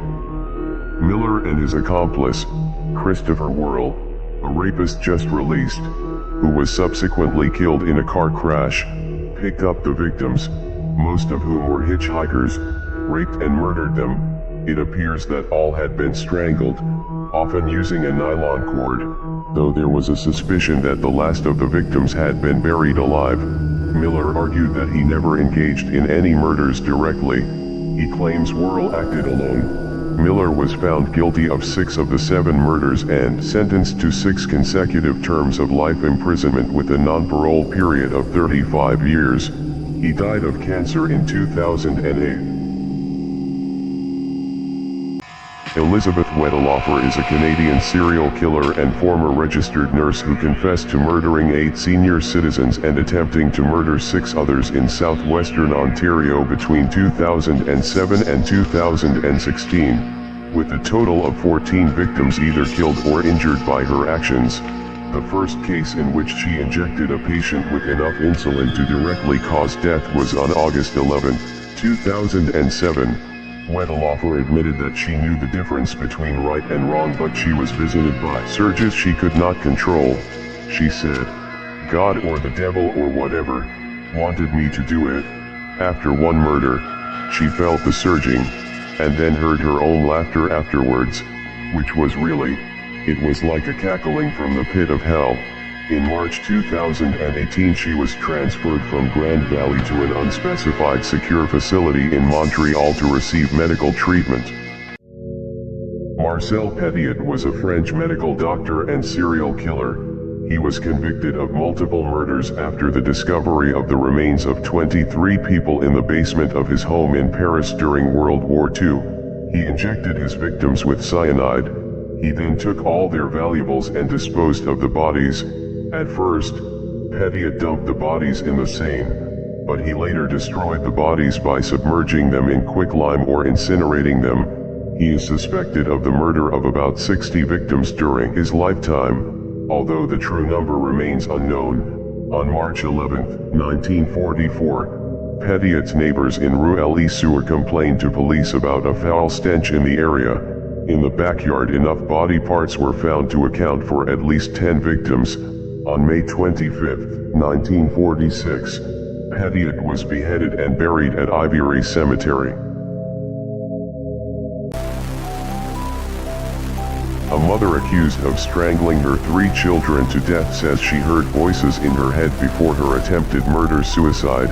Lindsay Clancy, 32, from Massachusetts, U.S., appeared at Plymouth District Court via Zoom from her hospital bed to hear the charges against her yesterday. The nurse faces 3 counts of murder and 3 counts each of strangulation, assault, and battery with a dangerous weapon. Prosecutors allege she strangled her 3 children at their home before she allegedly slit her wrists and neck, and then jumped 20 feet from the 2nd floor window. Each child was lying face down on the floor and had an exercise band tied around their necks.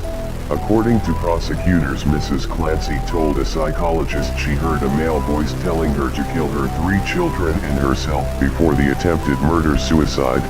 She remains in hospital. John Striffen was an English serial killer who killed 2 young girls in the summer of 1951. On July 15, 1951, Striffen saw Brenda Goddard gathering flowers and offered to show her a better place.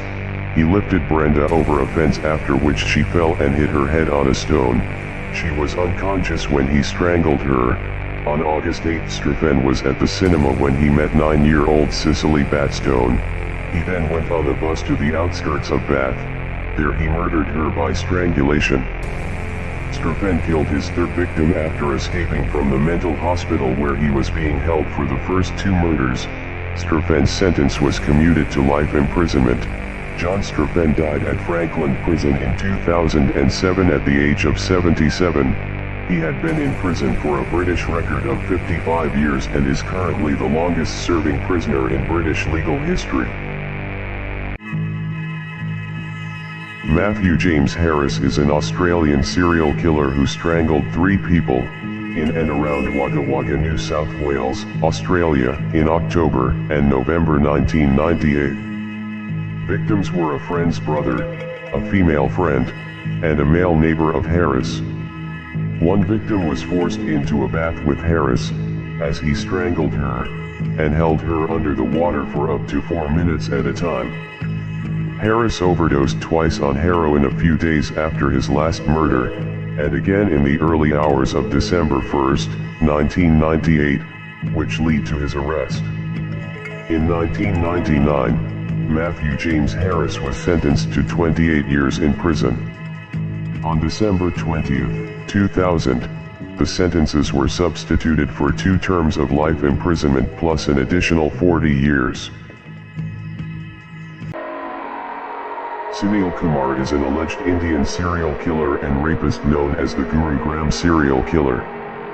Kumar confessed to killing at least 15 victims from 2011 to 2018. He would visit community kitchens and offer sweets to lure little girls from poor families. Kumar picked isolated locations prior to the attacks. He would leave the body at the same location. Kumar was arrested in 2018 at his sister's house in a village near Jhansi. He told police he would wear the same shirt while committing the crimes, his lucky blue shirt. He confessed to crimes in Delhi, Haryana, Uttar Pradesh, and Madhya Pradesh. In 2018, police recovered the remains of a 5-year-old girl scattered under a gulmohar tree.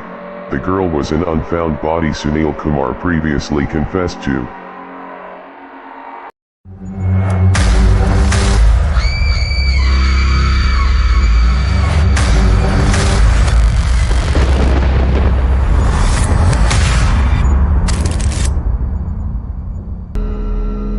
Charles Brown is an American murderer who is currently serving 2 life sentences for the murders of 2 teenage girls in Colorado Springs, Colorado, committed in 1987 and 1991. A few years into his sentence, he sent letters to the El Paso County Sheriff's Office in which he claimed to be a serial killer who has killed approximately 48 or 49 people since 1970 across several states. He has claimed to have killed them using a variety of methods ranging from strangulation, shooting, pushing them off high places such as cliffs, stabbing them with items such as screwdrivers and ice picks, and to have dismembered the remains of most of the female victims and later disposed of their remains in isolated areas. Though most of his claims remain uncorroborated, Brown is considered a credible suspect in at least 7 further killings for which he has never been charged. Joseph Lyle and Eric Galen Menendez are American brothers who were convicted in 1996 of the murders of their parents, Jose and Mary Louise Menendez. The brothers stated that they committed the murders out of fear that their father would kill them after they threatened to expose him for years of sexual, emotional, and physical abuse. On the evening of August 20th, 1989, Jose and Kitty were standing in the den of their Beverly Hills mansion when Lyle and Eric entered the den carrying shotguns. Jose was shot 6 times, including the fatal shot in the back of the head with the Mossberg 12-gauge shotgun. Kitty was shot 10 times in total before the fatal shot to her cheek. She was on the ground, slowly crawling and moaning. Lyle then ran to his car to reload and then fired the fatal shot to her face. They were eventually sentenced to life imprisonment without the possibility of parole. Anatoly Biryakov was a Soviet serial killer and child rapist known as the Baby Hunter. Biryakov was convicted for kidnapping, raping and subsequent murder of 5 infants from Moscow in the fall of 1977. Biryakov abducted his victims and committed violent sexual intercourse with the infants before murdering and discarding the body. He committed acts of necrophilia on at least one of his victims. In 1977, Biryakov attempted a kidnapping when he was chased by Chekhov's citizens, which later led to his arrest. He was sentenced to death for the 5 murders in 1978. Biryakov attempted multiple failed suicides while awaiting execution. On February 24, 1979, Anatoly Biryakov was executed by firing squad. Robert Benjamin Rhodes, also known as the Truck Stop Killer, is an American serial killer and rapist. He would target hitchhikers and truck stop sex workers. In 1994, Rhodes was convicted of the first-degree murder of Regina K. Walters and was slated to be tried for 2 more before charges were dropped due to the wishes of victims' families. He was known to take photos of some of his victims' corpses. Rhodes is additionally suspected of torturing, raping, and killing more than 50 women between 1975 and 1990. Based on data about his truck routes and women who went missing during those years and who met the profile of his preferred victims. At the time he was caught, Rhodes claimed to have engaged in these activities for 15 years. Rhodes continues serving his life without parole sentence at the maximum security Menard Correctional Center in Chester, Illinois. Eugen Weidmann was a German serial killer who used the alias M. Carter. Weidmann strangled and robbed American dancer Jean DeKoven, shot a former accomplice, and shot 4 other people around Paris in 1937. He developed his preferred method for the other victims, shooting them in the nape of the neck or the back of the head, execution style. Weidmann murdered all 6 and most were never actually held captive for any length of time. Their first murder victim's family was sent a ransom note after she had already been killed. She was strangled and buried. Weidmann confessed to the murders and was sentenced to death. Weidmann's execution was the last public execution in France. Eugen Weidmann was publicly beheaded by guillotine in 1939 at the prison Saint-Pierre in Versailles, France. Sarah Ann Wood was a 12-year-old girl who disappeared on a quiet road near her Frankfort, New York home in August 1993. Louis Lent, a janitor from Massachusetts, confessed to kidnapping, sexually assaulting, and killing Sarah, but he refused to say where he buried her body. Lent had also pled guilty to the 1990 kidnapping and murder of 12-year-old Pittsfield, Massachusetts native Jimmy Bernardo.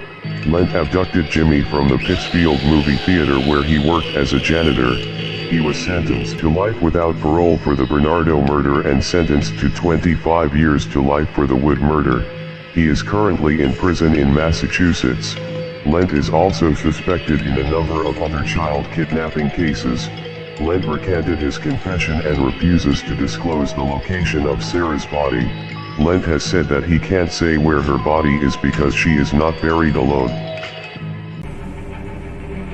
Tracy Averill Wigginton, known as the lesbian vampire killer, is an Australian murderer who killed Edward Baldock in 1989. Wigginton drank the blood of animals and had been planning for some time to murder a man. It is disputed whether Wigginton got Baldock in the car by offering him a lift or by pretending to be a sex worker. She stabbed him 27 times, nearly severing his head, before drinking his blood. This was described as one of the most brutal and bizarre crimes Australia has ever seen. Wigginton was sentenced to life imprisonment in 1991, and was paroled in 2012. She is living somewhere in southeast Queensland. Since then she has posted images containing vampires, skeletons, and even real human remains. The officers that arrested her say the posts are disturbing and her parole should be reviewed. Lucius Boyd is a suspected American serial killer and rapist, also known as Lucy Louse Boyd, and Lucifer. Boyd was convicted and sentenced to death for a 1998 murder. He was known to kidnap, rape, stab, and murder his victims. The victim from 1998 had been raped and stabbed 36 times with a screwdriver. Authorities recovered blood while searching his apartment. The blood was matched to one of his victims. Authorities suspect Boyd of at least 10 other homicides or disappearances. He was acquitted for the 1993 murder of a man whom he claimed he stabbed in self-defense. Lucius Boyd was sentenced to death in 2002. He is currently on death row awaiting execution at the Union Correctional Institution in Rayford, Florida. Thomas Lee Dillon was an American serial killer who shot and killed 5 men with a high-power rifle in southeastern Ohio. He was nicknamed Killer for boasting about shooting hundreds of animals. He embarked on a string of random shootings, starting with Donald Welling, who was jogging alongside Road 94 in Tuscarawas County. Dillon claimed it was simply an urge prompted by a voice in his head. On March 14, 1992, he killed 49-year-old Claude Hawkins. He was murdered as he fished in Coshocton County. On April 1992, West Virginia resident Gary Bradley, 44, was struck down fishing near the county seat of Noble County. He was soon found guilty and sentenced to life. He died on October 21, 2011, in the prison wing at Corrections Medical Center in Columbus, Ohio, age 61. Texas mother, 42, who murdered her 2 daughters, committed the horrific act after telling them they needed a family meeting. Christy and Jason Sheets were from Alabama, raising their 2 daughters in Houston. On June 24, 2016, Christy decided to load a 5-round .38 caliber revolver and open fire on her family. She killed her daughters, Madison, 17, and Taylor, 22. As Jason watched in horror, police then shot Christy dead in the street near her kids' bodies outside their home in Katy, Texas. After she refused to drop her weapon, she had ample time to shoot Jason during the horrific attack, but had chosen to keep him alive to make him suffer. She was admitted on 3 separate occasions to a private mental health facility and had been suicidal and suffered from depression. Christensen would get his hitchhiking victims in his car.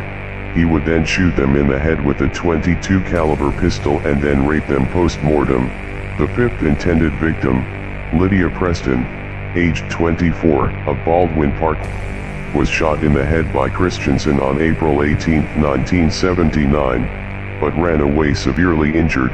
She later identified him in a Los Angeles bar. A psychiatric evaluation of Christensen revealed he suffered from an intermittent explosive disorder, a paranoid personality, and necrophilia. Christensen was found sane by psychiatrists. On June 18, 1980, Christensen was sentenced to life in a maximum security prison. On March 30, 1981, Christensen died after being stabbed once in the chest while walking in the exercise yard at Folsom State Prison. Francisco Garcia Escalero is a Spanish serial killer known as the Killer Beggar. Escalero killed 11 prostitutes and other homeless people between 1987 and 1994. He was a homeless man that was known to go to cemeteries to steal bodies to have sex with them. Escalero committed acts of necrophilia and cannibalism during his crimes. He was known to stab, decapitate, crush the skull and burn the remains of his victims. Disturbed by the voices, Escalero's first murder was of a sex worker. Escalero decapitated and burned her. He cut off the penis of one victim and the fingers of another. Escalero went to trial in February 1995, but was declared insane with a severe mental disorder, caused by alcoholism and schizophrenia, and he was confined to a psychiatric hospital.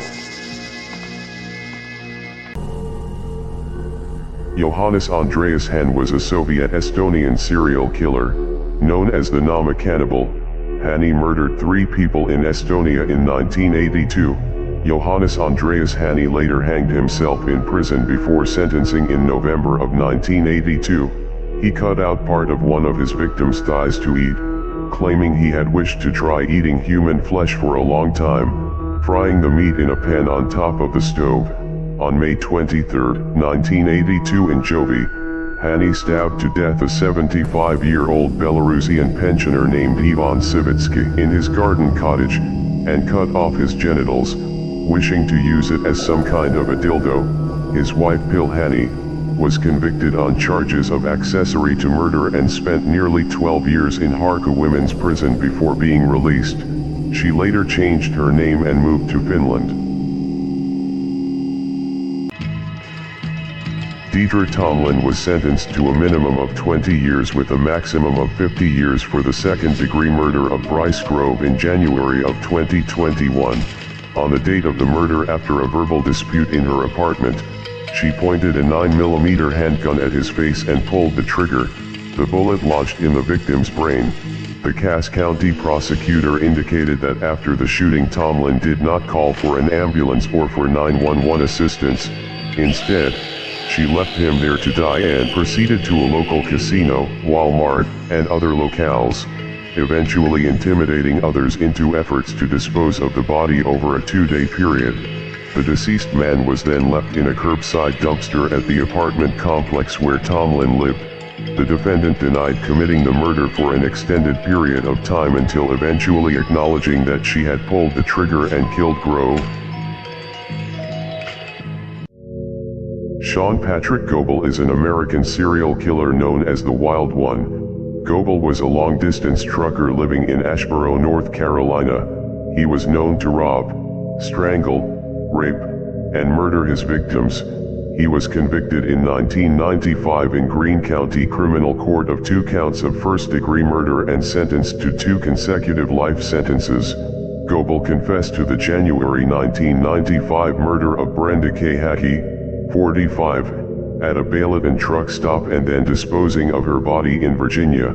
Goebel also confessed to killing 36-year-old Rebecca Alice Haynes in March 1995 in Jefferson County and dumping her body off Interstate 81 in the Kingsport area. Goebel confessed to the murder of 34-year-old Sherry Manser. Her body was found in February 1995 along Interstate 40 in Guilford County. Ernst August Wagner was a German spree killer. On September 4, 1913, he killed his wife and 4 children in Degerloch. He stabbed his sleeping wife numerous times in her throat and chest, cutting her carotid arteries, and hitting her heart and lungs. Afterwards, he entered the bedrooms of his 2 sons, Robert and Richard, and his daughters, Clara and Elsa, and stabbed each of them in their throat and chest. He then drove to Mulhausen an der Enns, where he set several fires and shot 20 people, of whom at least 9 died, before he was beaten unconscious by furious villagers and left for dead. He was the first person in Wertheimert to be found not guilty by reason of insanity. He was brought to an asylum in Winnenthal. He died there of tuberculosis in 1938. In 1992, Gallimore and accomplice James Steiner drove to the residence of Burl Clayton Kenny, his wife Juliana Kenny, and their daughter Adrienne Arnott. Gallimore went to the door. 44-year-old Arnott answered and both men rushed inside. They immediately began beating her and her 83-year-old father with a tire iron and tree branch. They got a knife from the kitchen and Gallimore stabbed Arnott in the neck. Arnott suffered 12 blunt force blows to her head and face, and 14 blunt force blows to her upper extremities. Gallimore, wielding the kitchen knife, stabbed Mrs. Kenny in the neck and beat her so powerfully that it caused a gaping hole in her skull measuring 7 inches long by 2 inches wide. All 3 victims died. Gallimore, 31, was executed by lethal injection on January 14, 2003. Bela Kiss was a Hungarian serial killer. He is thought to have murdered at least 24 young women and attempted to pickle them in giant metal drums that he kept on his property. In July 1916, Budapest police received a call from a Cinkita landlord who had found 7 large metal drums. Upon attempting to open the drums, a suspicious odor was noted. Detective Chief Charles Nagy took over the investigation and opened one of the drums. Against the protests of Mrs. Jakubek, there they discovered the body of a strangled woman. The other drums yielded similarly gruesome content. Each drum contained the naked body of a woman, strangled and preserved in alcohol. A search of Kiss's house resulted in a total of 24 bodies. Whatever finally became of Bela Kiss remains a mystery. In Hungary, he is remembered as the one who got away. Glenn Edward Rogers is an American serial killer known as the Cross-Country Killer and the Casanova Killer. Rogers was convicted of 2 murders and is a suspect in numerous others throughout the United States. He was featured on the FBI 10 Most Wanted Fugitives list after a crime spree that began on September 28, 1995. Authorities suspected Rogers of stabbing or strangling an elderly man from Ohio in 1993 and 4 women in California, Mississippi, Florida, and Louisiana. He originally claimed the number of murders was closer to 70, but then recanted his statement claiming he was joking and had not committed any murders. Glenn Edward Rogers was sentenced to death in Florida. In 1999, Rogers received a second death sentence in California. He is currently on death row. A mother in Michigan, struggling with paranoia and hallucinations, killed her 3 daughters with a hunting rifle, before turning the gun on herself. Aubrian Moore, 28, shot her 3 daughters, Kyrie Rotary, 8, Cassidy Rotary, 6, and Elena Rao, 2, with a bolt-action hunting rifle in a wooded area in Solon Township, before putting their bodies into her car and driving them to a home in the 200 block of 19 Mile Road, where Moore then got out of the car and took her own life. Moore had a history of mental illness and suffered from hallucinations and schizophrenia, and had recently spent time in a mental health hospital. Investigators found 3 shell casings and other evidence in a wooded area behind the house, and the ballistics were consistent with the suicide in the 3 murders. There was no suicide letter. Francisca Ballesteros is a Spanish serial killer. She gave birth to a daughter who she named Florinda. In 1990, Ballesteros poisoned Florinda, who was only 5 months old, with Calm, a drug used to treat alcoholism. In 2004, Ballesteros killed her husband Antonio Gonzalez Baribino with Calm and with the sedatives Zolpidem and bromazepam. On June 4, 2004, Ballesteros killed her daughter Sandra with the same medications and attempted to kill her 12-year-old son Antonio, who was admitted to the hospital. The autopsy of her daughter Sandra revealed that she had been poisoned.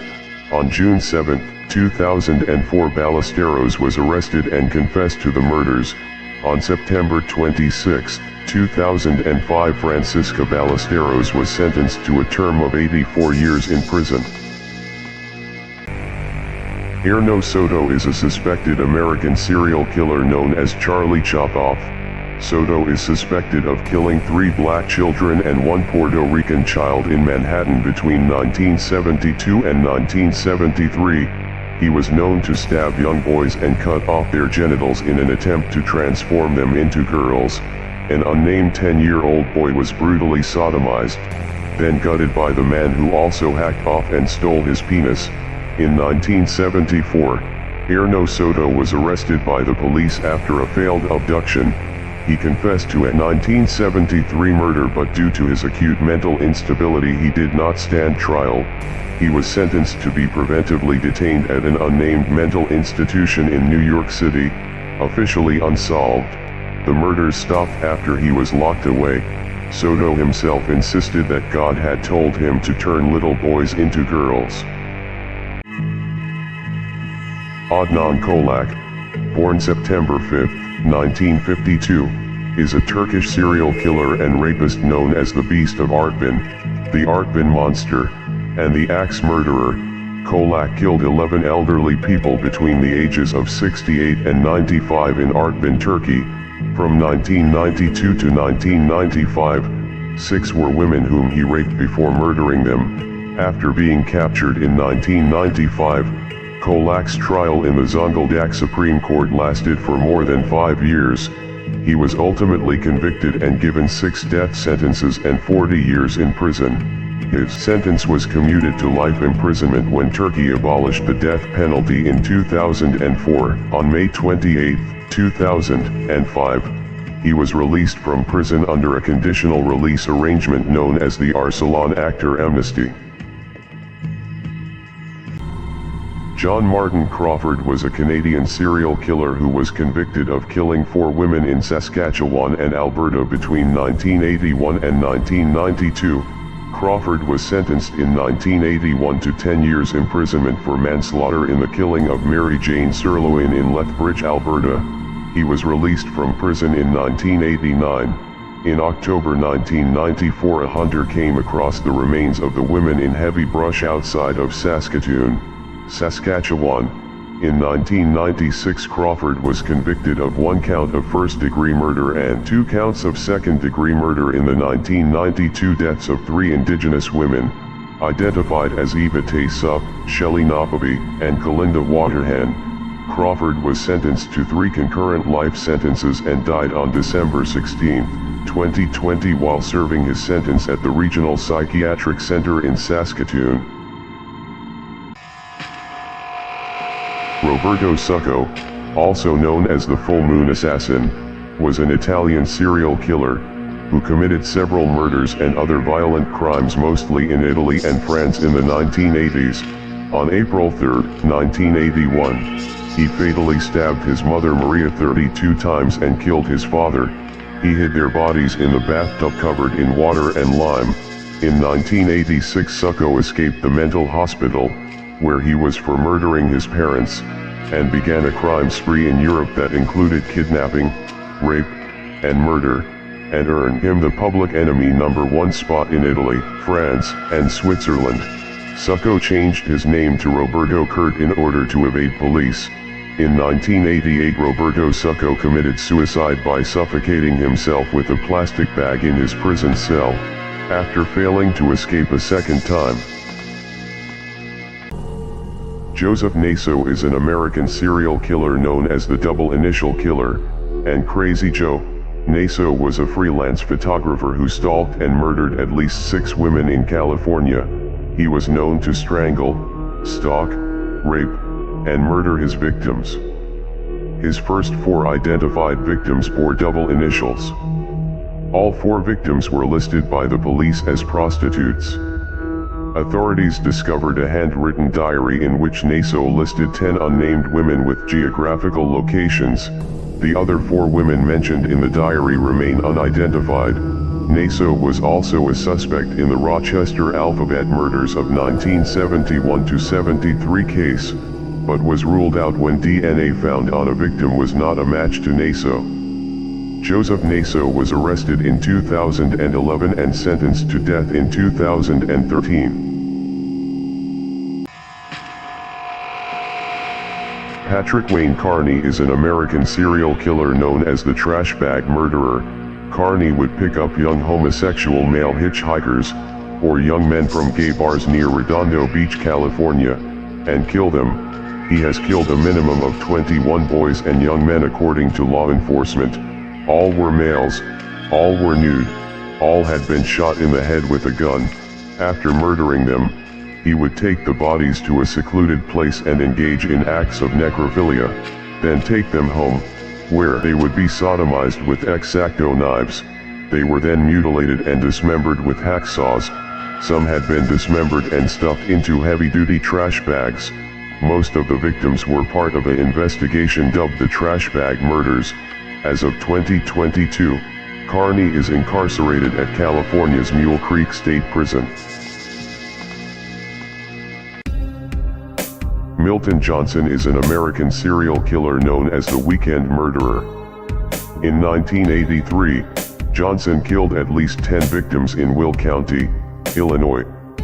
In 1983, Johnson murdered 2 victims on a roadside turnaround.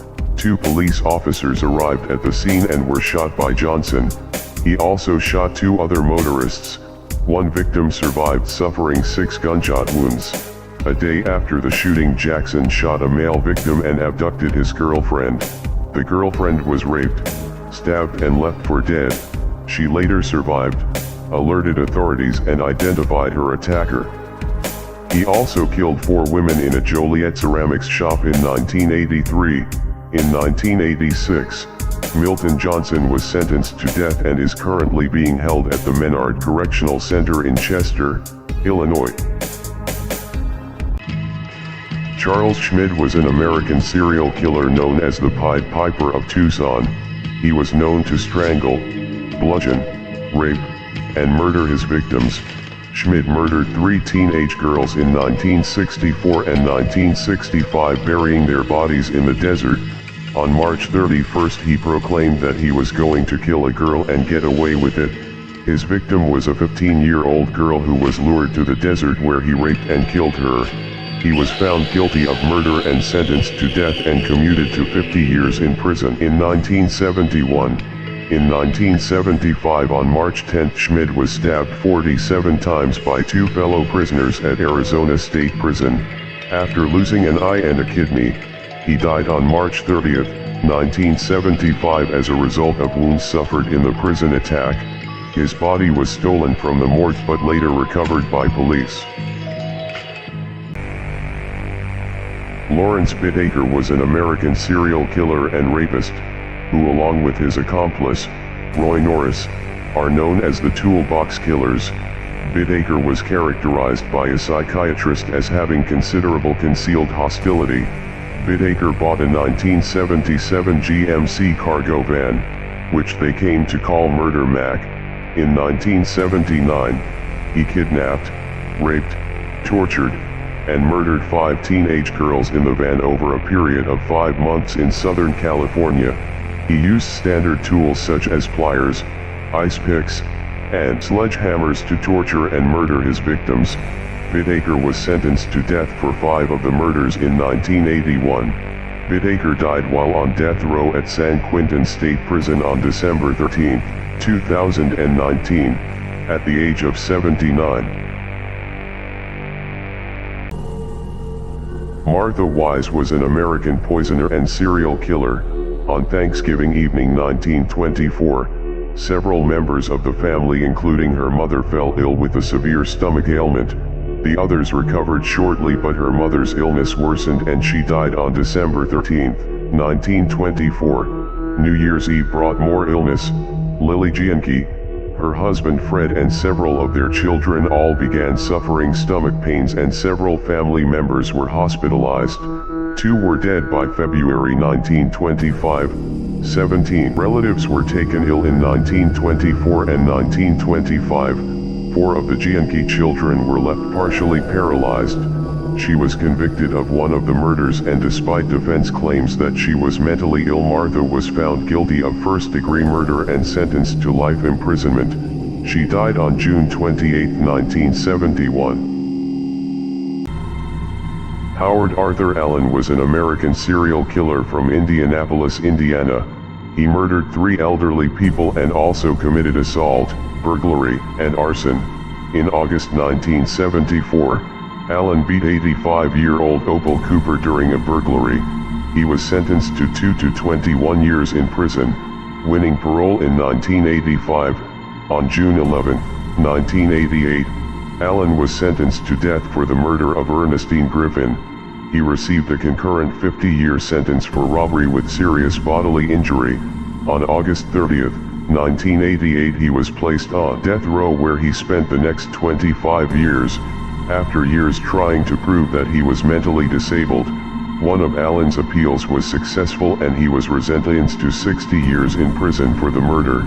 Allen died on June 5, 2020 at the age of 71. Eileen Wuornos was an American serial killer. Wuornos murdered 7 men within a period of 12 months. All the men were drivers between the ages of 40 and 65. Wuornos told several inconsistent stories about the killings. She claimed initially that all 7 men had raped her while she was working as a prostitute, but later recanted the claim of self-defense, citing robbery and a desire to leave no witnesses as the reason for murder. Wuornos was sentenced to death for 6 of the murders. She was executed on October 9, 2002 by lethal injection. Her last words were, "Yes, I would just like to say I'm sailing with the Rock, and I'll be back, like Independence Day, with Jesus, June 6th, like the movie, Big Mothership and all, I'll be back, I'll be back."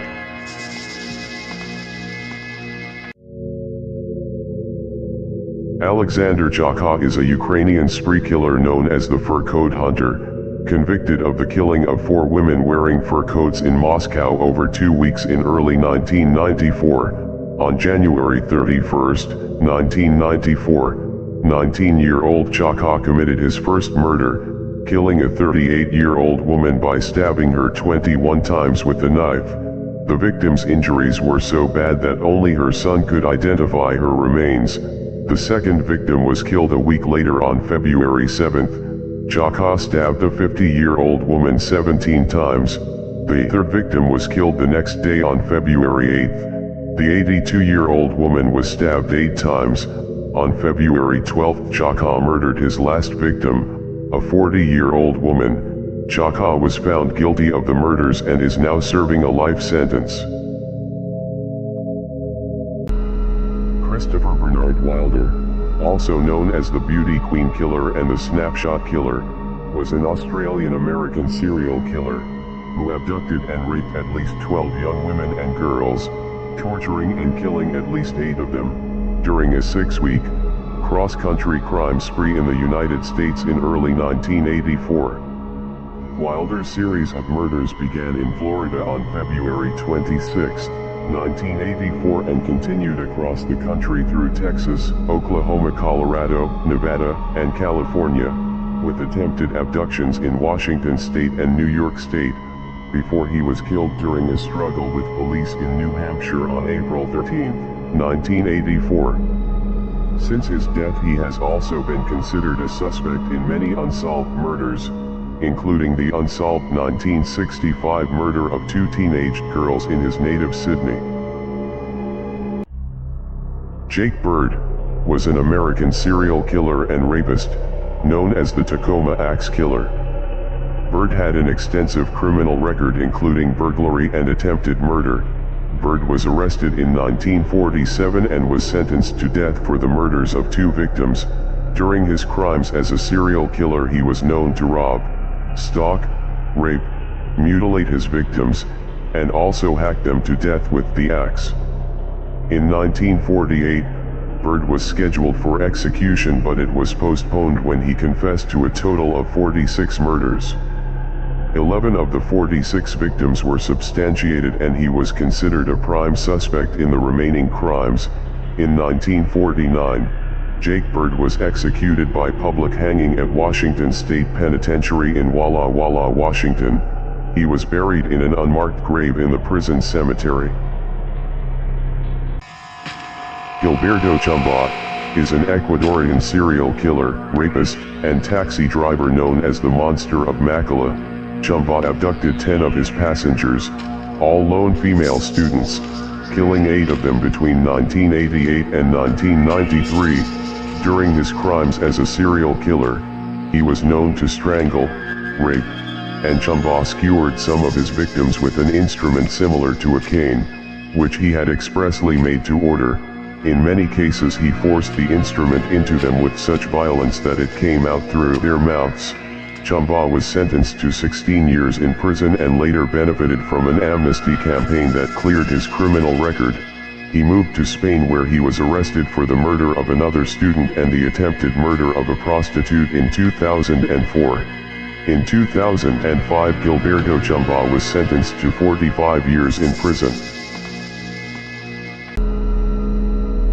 Wayne Adam Ford is an American serial killer who killed 3 young prostitutes and 1 other female victim in California between 1997 and 1998. He strangled them and dismembered 3 of his 4 victims. At the time of the murders, he lived in a trailer park in Arcata, California, working as a long-haul truck driver. Ford was arrested when he walked into the Humboldt County Sheriff Department in Eureka, California in 1998 with a woman's severed breast. He confessed to murdering 4 women and is believed to have killed others. During his crimes as a serial killer, he was known to commit acts of necrophilia, strangle, rape, mutilate, and murder his victims.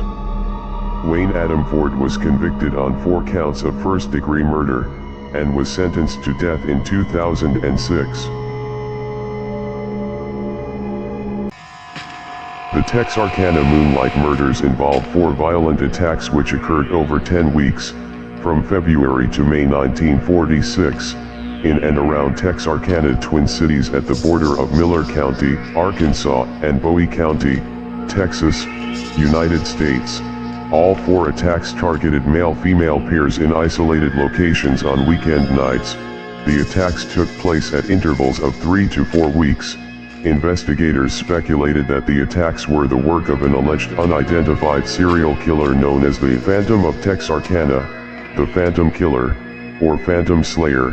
This hypothetical perpetrator is credited with attacking 8 people, of whom 5 died, in a 10-week period. The Phantom Killer is believed to have committed the Texarkana Moonlight murders in Texas between February 23 and May 4, 1946. Gustavo Romero Tercero is a Spanish serial killer and rapist known as the Bald Penis Killer. During his crimes as a serial killer, he was known to rob, rape, brutally stab, and murder his victims. Tercero was an armed robber that killed a couple after the woman recognized him in 1993. He murdered another woman in 1998 after accidentally hitting her with his car, fearing that a possible investigation would link him to the other crimes. A psychiatric evaluation found that Romero had antisocial personality disorder, but could otherwise understand the nature and consequences of his actions. Tercero confessed to the murders after DNA tied him to one of the victims. In 2005, Gustavo Romero Tercero was sentenced to 103 years in prison. Cary Stayner is an American serial killer known as the Yosemite Killer. Stayner killed 4 women in Yosemite, California in 1999. During his crimes as a serial killer, he was known to strangle, stalk, rape, mutilate, and murder his victims. He would keep personal items from the victim after the crime. Stayner decapitated the body of his 4th victim. His brother Stephen Stayner was a kidnapping victim of sex offender Kenneth Parnell. Stayner was frequent at Laguna del Sol, a nudist colony in Sacramento County. He was arrested at Laguna del Sol in 1999 after witnesses identified his vehicle to authorities. In 2002, Stayner was convicted of 4 counts of first-degree murder. Cary Stayner is currently awaiting execution on death row at San Quentin Penitentiary in San Quentin, California. Harvey Corrignan was an American serial killer known as the Want-Ad Killer and Harv the Hammer. Corrignan raped and beat 4 young women to death between 1972 and 1973. He escaped hanging for a 1949 killing due to a technicality that claimed his confession was unlawfully obtained. The Supreme Court overruled Corrignan's death sentence due to the officer's violations of the McNabb Rule. Harvey Corrignan, prisoner AZ-935, served a sentence at the Alcatraz Federal Penitentiary between 1951 and 1960. Corrignan was sentenced to a total of 150 years in prison at the Minnesota Correctional Facility in Faribault, Minnesota. Harvey Corrignan died on March 6, 2023, aged 95, at Oak Park Heights, Minnesota, U.S. Aku Yadav was a rapist and serial killer, also known as Bharat Kalicharan. Yadav has raped over 40 victims and murdered at least 3 victims, dumping their bodies on railroad tracks near Nagpur, India. He had been reported of committing numerous rapes. The police never arrested him for the crimes. A mob of his angry neighbors burnt down his house. Yadav turned himself over to the police for protection. On August 13, 2004, during the bail hearing, Yadav called one of his previous rape victims a prostitute and threatened to rape her again. Aku Yadav was lynched by a mob of around 200 women at the Nagpur District Court. Each woman agreed to stab Yadav at least once. His blood was on the floors and walls of the courtroom. In 15 minutes, Yadav was dead. The mob continued attacking his corpse post-mortem. Ahmed Suraji was an Indonesian serial killer known as the Sorcerer. Suraji was convicted of strangling at least 42 women and girls in a series of ritual slayings he believed would give him magical powers. In order to achieve even more magical power, he drank the victim's saliva, having to reach a total of 70 victims before ascending into a dukhan, as foretold by his dead father in a dream. Some victims were even charged money in exchange for a magic ritual to be performed. Instead, Suraji would bury the victim up to their waist in a cornfield and strangle them with a cable. Once dead, Suraji would dig up the victim to undress, and rebury the victim naked, to accelerate decomposition, and bury them completely with their heads pointing toward his house. Ahmed Suraji was executed by firing squad in 2008. Hamdi Kayapina is a Turkish serial killer known as the Human Hunter. In 1994, at the age of 14, he committed his first murder by strangling his 1-year younger sibling with a cord, as he believed his parents liked his sibling more than they liked him. He was imprisoned, but was released on probation after 4 years. In 2002, he was arrested and accused of killing 6 people and sentenced to life in prison. In 2017, after 16 years in prison, Kayapina was released on probation. In 2018, he was arrested on charges of killing his 8th victim, Sami Yilmaz, a private security officer. Kayapina planned the crime for over 3 days, stating that he committed the crime because he liked Yilmaz's gun. He was sentenced to aggravated life imprisonment. Luis Gregorio Ramirez is a Colombian serial killer known as the Monster of Tenerife. Ramirez is accused of killing 30 motorcycle taxi drivers in various locations in Colombia. Ramirez would choose taxi drivers between the ages of 19 and 30. He asked the drivers to take him to remote locations. Once there, he took the driver by the throat and suffocated them until they lost consciousness. Ramirez would tie victims to a tree by their neck, legs and arms in a complicated system that caused the victims to effectively choke themselves to death once they were no longer able to hold up their legs. Ramirez only officially confessed to one murder, but Colombian police have so far managed to link him with 19 cases. He was arrested in 2012 and sentenced to 57 years in prison, later lowered to 34 years. Gerald Gallego was an American serial killer, along with his wife Charlene Gallego, were known as the Love Slave Killers and the Gallego Sex Slave Killers.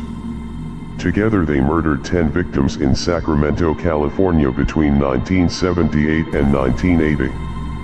They murdered at least 11 victims, mostly teenagers. Some of their victims were kept as sex slaves for the couple before they were murdered. They were known to beat, rape, strangle, bludgeon, and shoot their victims. They were arrested in 1980 when a witness reported the couple's license plate number to authorities.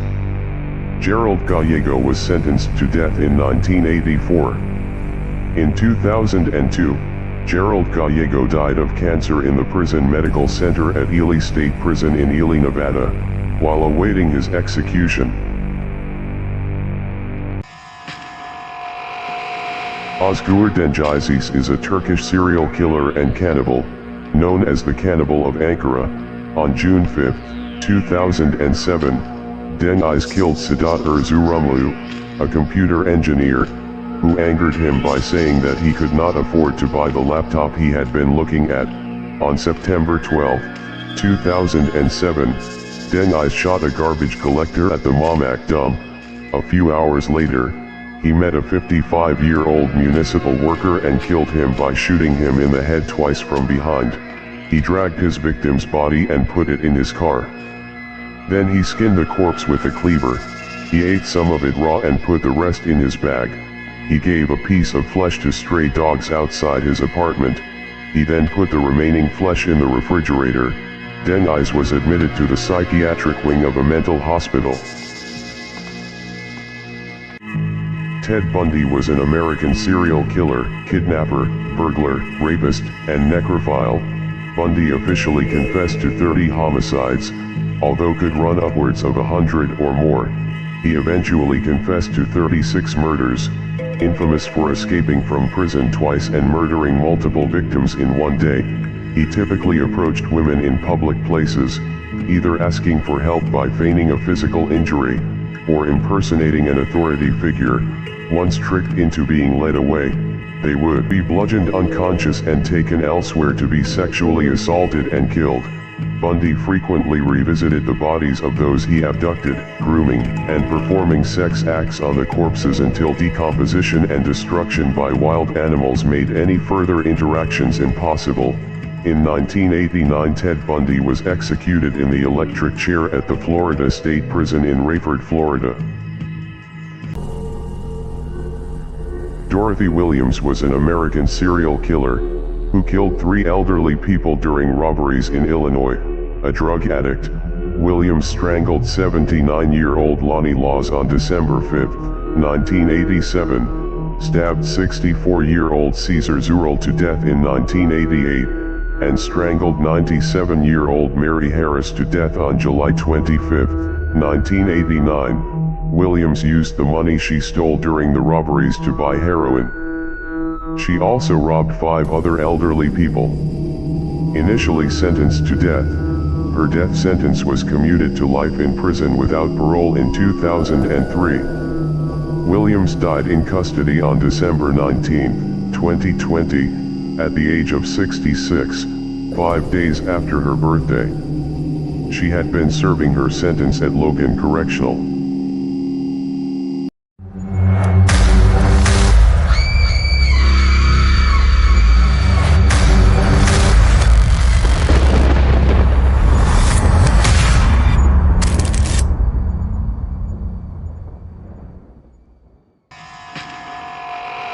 Mustafa N. Johnson is an American serial killer from Georgia, convicted of smothering to death 3 of her children between 1977 and 1982. On July 3, 1989, Johnson was arrested, and she confessed to killing 2 of her children. After confrontations with her husband, Johnson would suffocate the children by rolling her 250-pound body on them as they slept. She claimed the motive was to punish her husband. Johnson claimed she was not responsible for the deaths of her 2 youngest children. By the beginning of her trial in April 1990, Johnson had retracted her confession. On May 5, 1990, she was convicted of first-degree murder and sentenced to death. Later commuted to life on appeal. She was housed at Pulaski State Prison before being granted parole in 2020.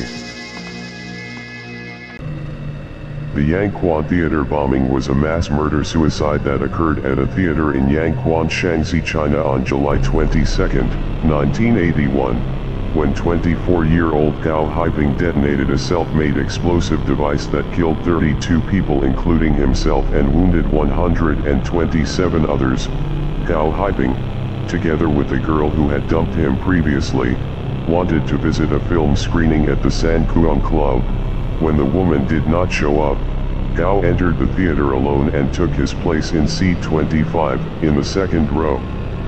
At about 8 p.m. he put the bomb on his lap and detonated it manually, killing himself and 31 other people, and wounding another 127, 44 of whom were sent to hospitals. Furthermore, the explosion caused a partial collapse of the theater's roof and shattered the glass doors of the building. Ricardo Silvio Caputo was an Argentine-American serial killer during the 1970s, known to authorities as the Lady Killer. This suave Argentinian was arrested in 1994 after a 20-year murderous rampage. His first victim was a young woman from New York who he strangled and stabbed in the early 70s. Caputo was arrested for the murder and placed in a mental hospital from which he subsequently escaped. A smooth-talking con artist, Ricardo left a trail of blood spanning from New York through San Francisco to Mexico City. Although he's only been charged with 4 murders, it is believed his tally is much higher. Though he is known to have committed at least 4 murders, he is not considered by many to be a serial killer. Incarcerated at Attica State Prison in New York, Caputo had a fatal heart attack in October 1997 at the age of 48.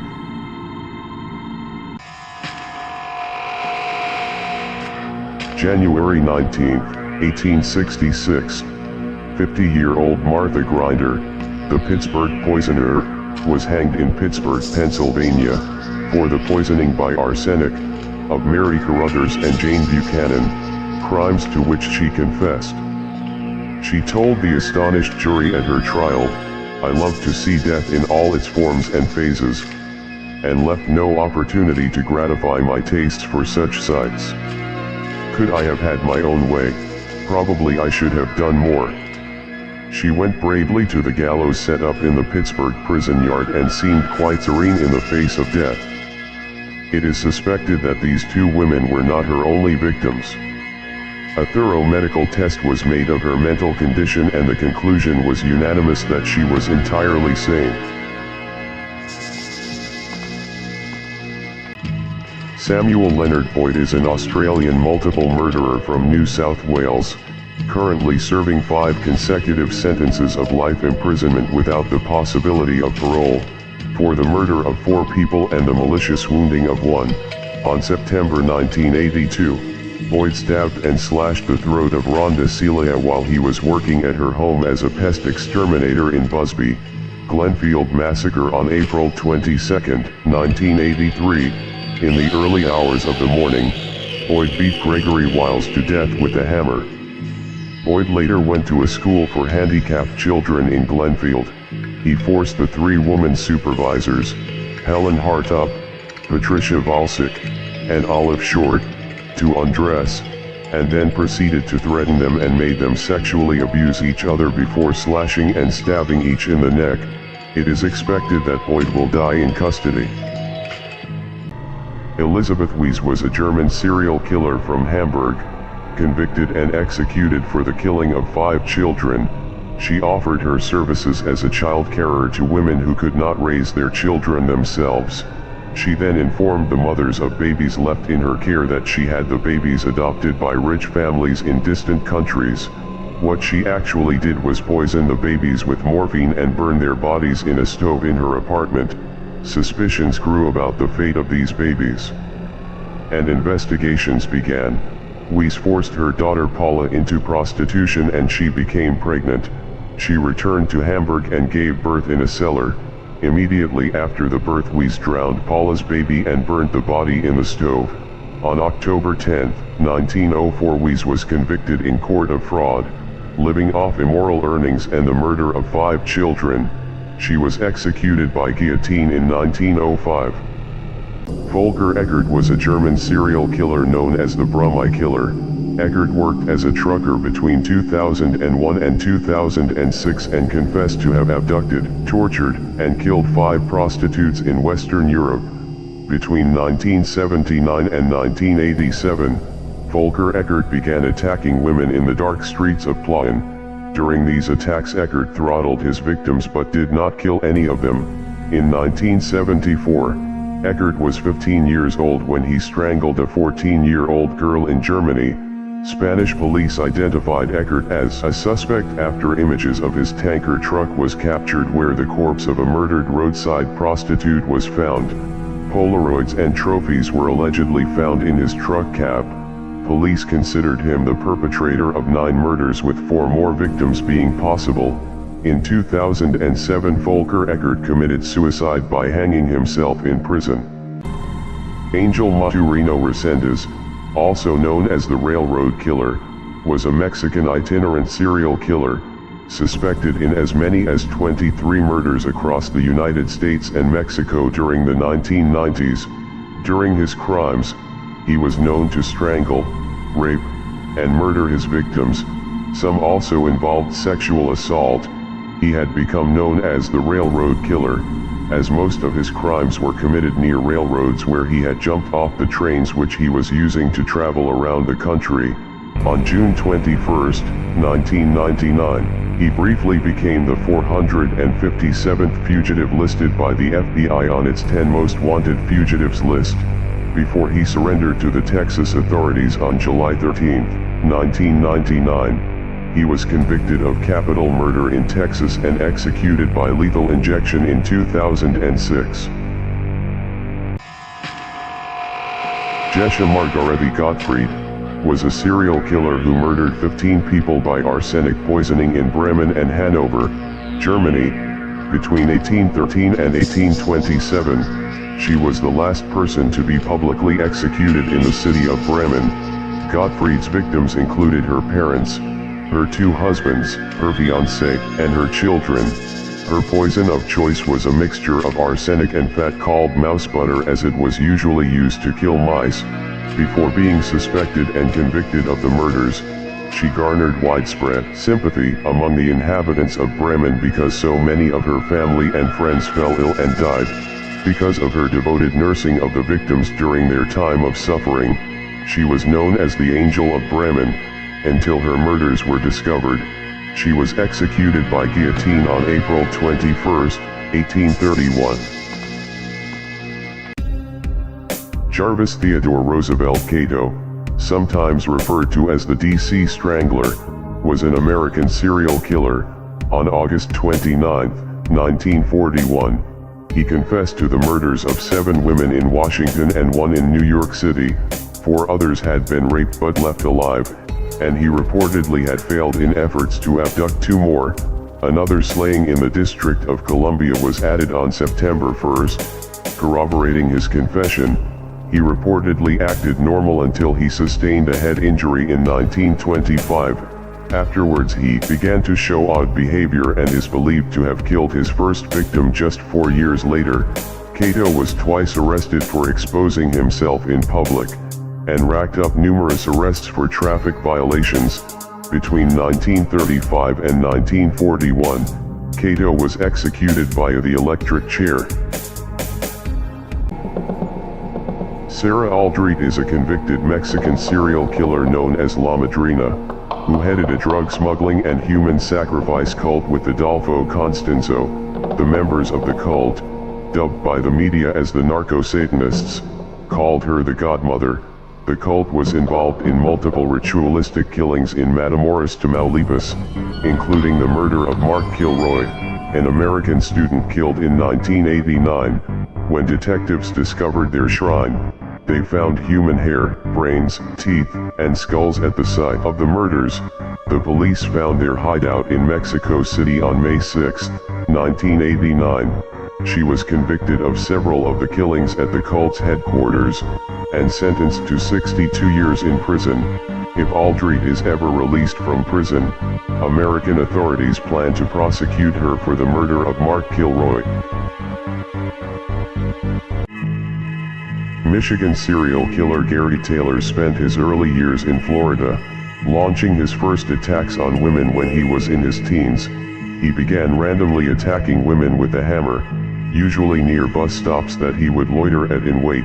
Taylor was eventually incarcerated as a juvenile but was released in 1957. At 21, he drove through Detroit suburbs firing a gun at women. He wounded 2 and was billed by newspapers as the Phantom Sniper. He also robbed, raped, and stabbed a number of other women. After he killed his victims, he would cover their bodies in plastic bags and bury them on his property. In late 1973, Taylor stopped taking his medication and failed to show up at his hospital. He was subsequently classified as an escaped mental patient. Taylor was convicted on the 4 counts he confessed to and sentenced to life. December 24, 2008, at approximately 11:30 p.m., Bruce Jeffrey Pardo, dressed in a Santa Claus suit, knocked on the door of his former in-law's house, occupied with about 25 people, with a gift-wrapped package, containing a homemade flamethrower in one hand, and a semi-automatic handgun in the other. When the door opened, Pardo fired the handgun at an 8-year-old girl in the face as she ran to greet him. He then fired indiscriminately at fleeing partygoers. After the shootings, Pardo unwrapped the package containing the flamethrower and used it to spray racing fuel to set the home ablaze. 9 people died from either gunfire or flames, and 3 others were wounded. The recovered bodies were severely burned and charred. Dental records were needed to establish identities. After the massacre, Pardo took his own life with a single gunshot to the head. Andrew Grant DeYoung was an American murderer who was executed by lethal injection in Georgia on July 21, 2011 for the 1993 murder of his family in the state of Georgia. Along with accomplice, DeYoung went to his parents' home and stabbed his mother to death while she was in bed. Her screams awakened his father. As he struggled with his father, his 14-year-old sister Sarah came to the doorway. DeYoung slashed his father to death and then stabbed and killed Sarah in the hallway. His 16-year-old brother Nathan escaped through a bedroom window and returned with a neighbor who identified Andrew. Andrew's plan was to start a business and needed his inheritance, which he estimated at $480,000. The plan was to kill the entire family and set fire to the home. Accomplice Haggerty pled guilty and received 3 concurrent life sentences.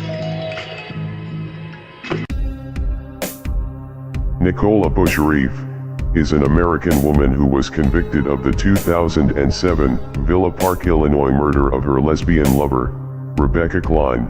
After being found guilty of first-degree murder in May 2009, Bush-Reef was sentenced to 50 years in prison at the Dwight Correctional Center in Nevada Township, Illinois. The case made national news due to the intrigue of a lesbian love triangle murder. On March 17, 2007, the body of Rebecca was discovered in the trunk of her 1966 Ford Mustang after Klein's domestic partner of 7 years, Nicole, reported her missing. Klein was found bound with duct tape, gagged with a bandana, blindfolded, and suffocated with a plastic bag over her head. 4 days later, Bush-Reef was charged with first-degree murder and concealing of a homicide. Joshua Jenkins is an American killer who killed all 5 members of his family while visiting his grandparents who lived in California. In 1996, when he was 15, he eventually pleaded guilty to 5 cases of first-degree murder for killing his adoptive parents George and Aline Jenkins, his grandparents, William and Evelyn Grossman, by hitting them in the head with a hammer and stabbing them with a kitchen knife. He later took his 10-year-old sister Megan Jenkins to buy an axe. He had her pick the axe he used to murder her with. He also pleaded guilty to a count of arson for setting several condos on fire in an attempt to hide the evidence. The bodies were found stacked on top of one another with several stab wounds to their chests and backs.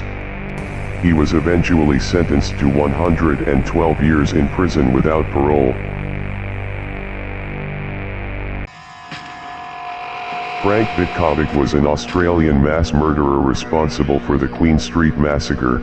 At 4 p.m. on December 8, 1987, Vitkovic walked into a building in Melbourne's Queen Street holding a brown paper bag and carrying a sawed-off M1 carbine. He entered the 5th floor offices of the Australia Post, pulled a sawn-off shotgun from the bag, and began firing at fleeing workers, killing a young woman office worker. Vitkovic went from floor to floor randomly shooting victims in the elevators and in offices. On the 12th floor, Vitkovic's gun was wrestled away from him by an office worker named Frank Carmody. The weapon was immediately hidden in a refrigerator by another worker.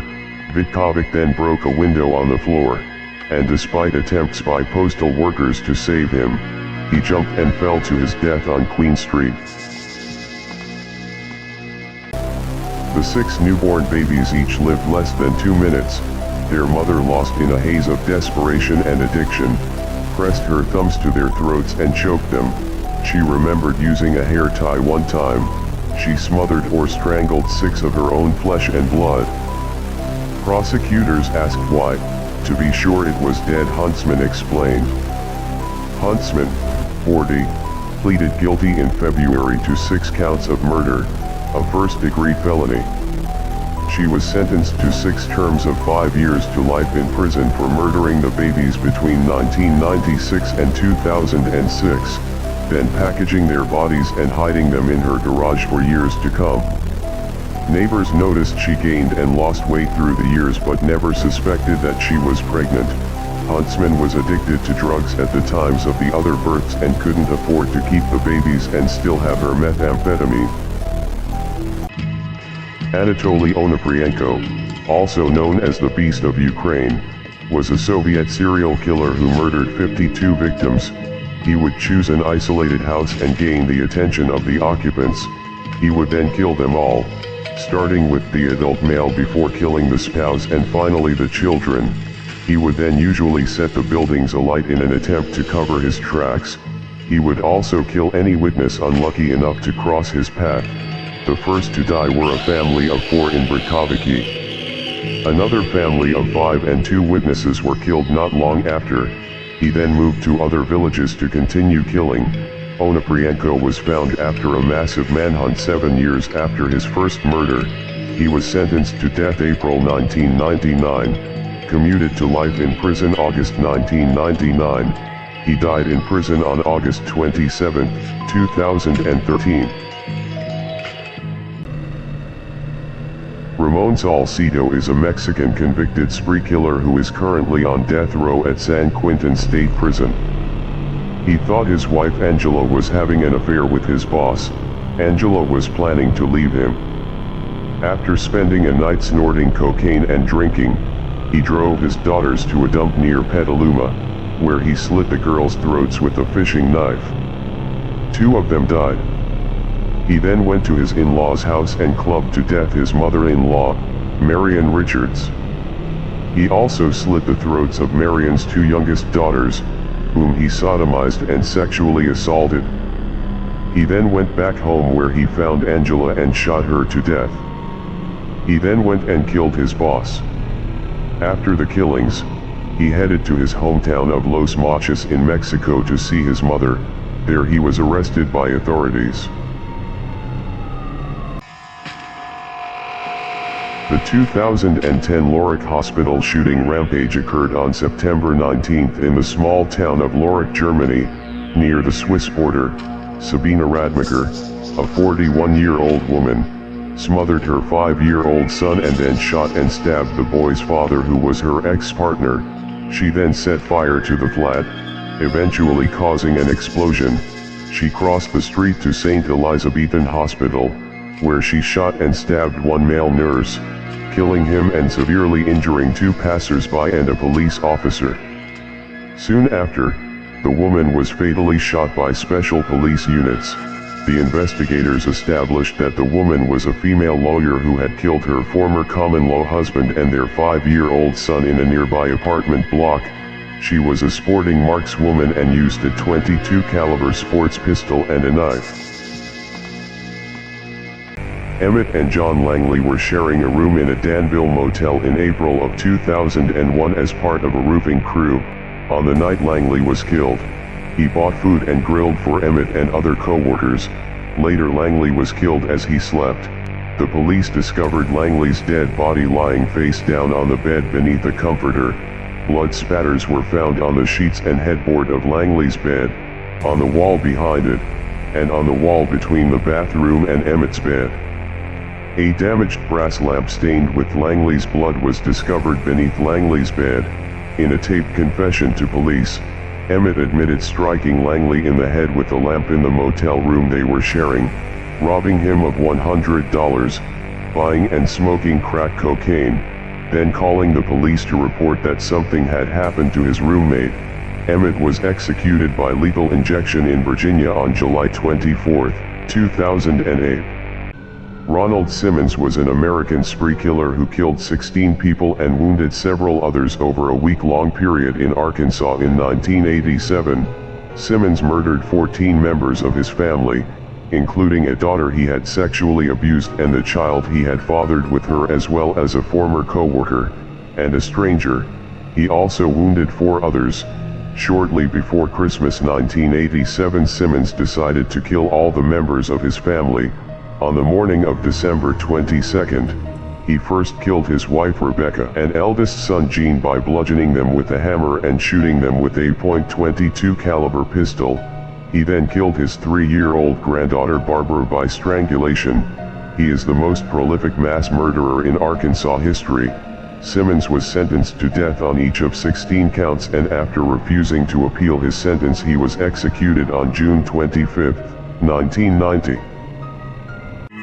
Joseph Danks, known as the Koreatown Slasher, is an American serial killer who killed 6 homeless men in January 1987 in Los Angeles, Koreatown. The first known victim was Christopher Fursblade, age 40, found dead on January 6. 8 days later, the slasher killed Isaac Davis, then 55-year-old John Coble. Less than 3 hours later, a John Doe victim in his early 40s was slain on January 16, but the killer missed his mark the next day, leaving Almond Lord alive. Another near miss with 58-year-old James Lyons, but he killed his second John Doe in a downtown alley, then followed by witnesses and cornered by police. The suspect dropped his knife, submitting to arrest. Danks confessed to the series of stabbings after his knife blade was matched to the wounds of his victims. Danks remains incarcerated on death row at San Quentin State Prison. Daryl Keith Rich, known as the Hilltop Rapist, was an American serial killer who murdered 3 women and an 11-year-old girl in Redding, California between June and August 1978. Annette Edwards was beaten to death with a rock. Linda Slavic was driven by Rich to his house in Cottonwood, where she was raped and then driven to a remote area where she was shot and killed. Annette Selix was driven by Rich to his house, where he committed acts of rape and sodomy. He then drove her to Johns Creek Bridge and threw her 105 feet to the rocks below. Rich was also convicted of sexual assaults on 4 other women and an attempted sexual assault on a 5th. Rich told a friend he had found a dead body. The friend informed police, who questioned Rich. After flunking a polygraph test, Rich confessed to each of the crimes. He was executed by lethal injection in California on March 15, 2000.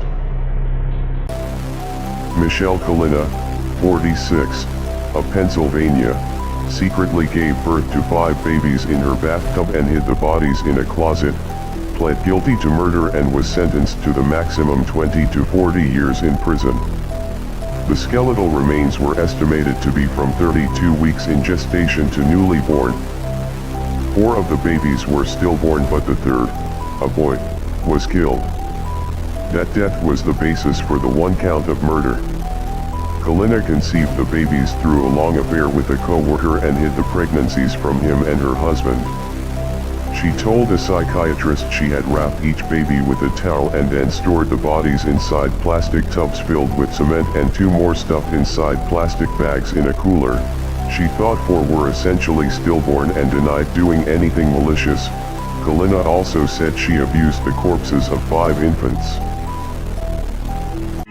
Robert Joe Wagner is an Australian serial killer, currently serving 10 consecutive sentences of life imprisonment without the possibility of parole for his role in the murder of 10 victims of the Snowtown murders, also known as the Bodies in Barrels murders. Wagner, driven to murder by his hatred for pedophiles, has been described as being amongst Australia's worst serial killers. The murders took place in South Australia between August 1992 and May 1999. Wagner fried and ate the flesh of his final victim, David Johnson. On September 27, 2002, Wagner pleaded guilty to 3 charges of murder for the murders of Barry Lane, Fred Brooks, and David Johnson. He would plead not guilty to the remaining 7 murder charges against him, but was eventually convicted of them, bringing the total number of victims to 10. Nathan Gale was a native of Marysville, Ohio, USA, who was killed by a police officer after he murdered several people at a concert, including heavy metal guitarist Dimebag Darrell. On December 8, 2004, he stormed the stage during a Damageplan concert at the All Rosa Villa in Columbus, Ohio, and proceeded to shoot and kill Darrell, former member of the heavy metal band Pantera. Dimebag Darrell Abbott was shot and killed on stage by Nathan Gale.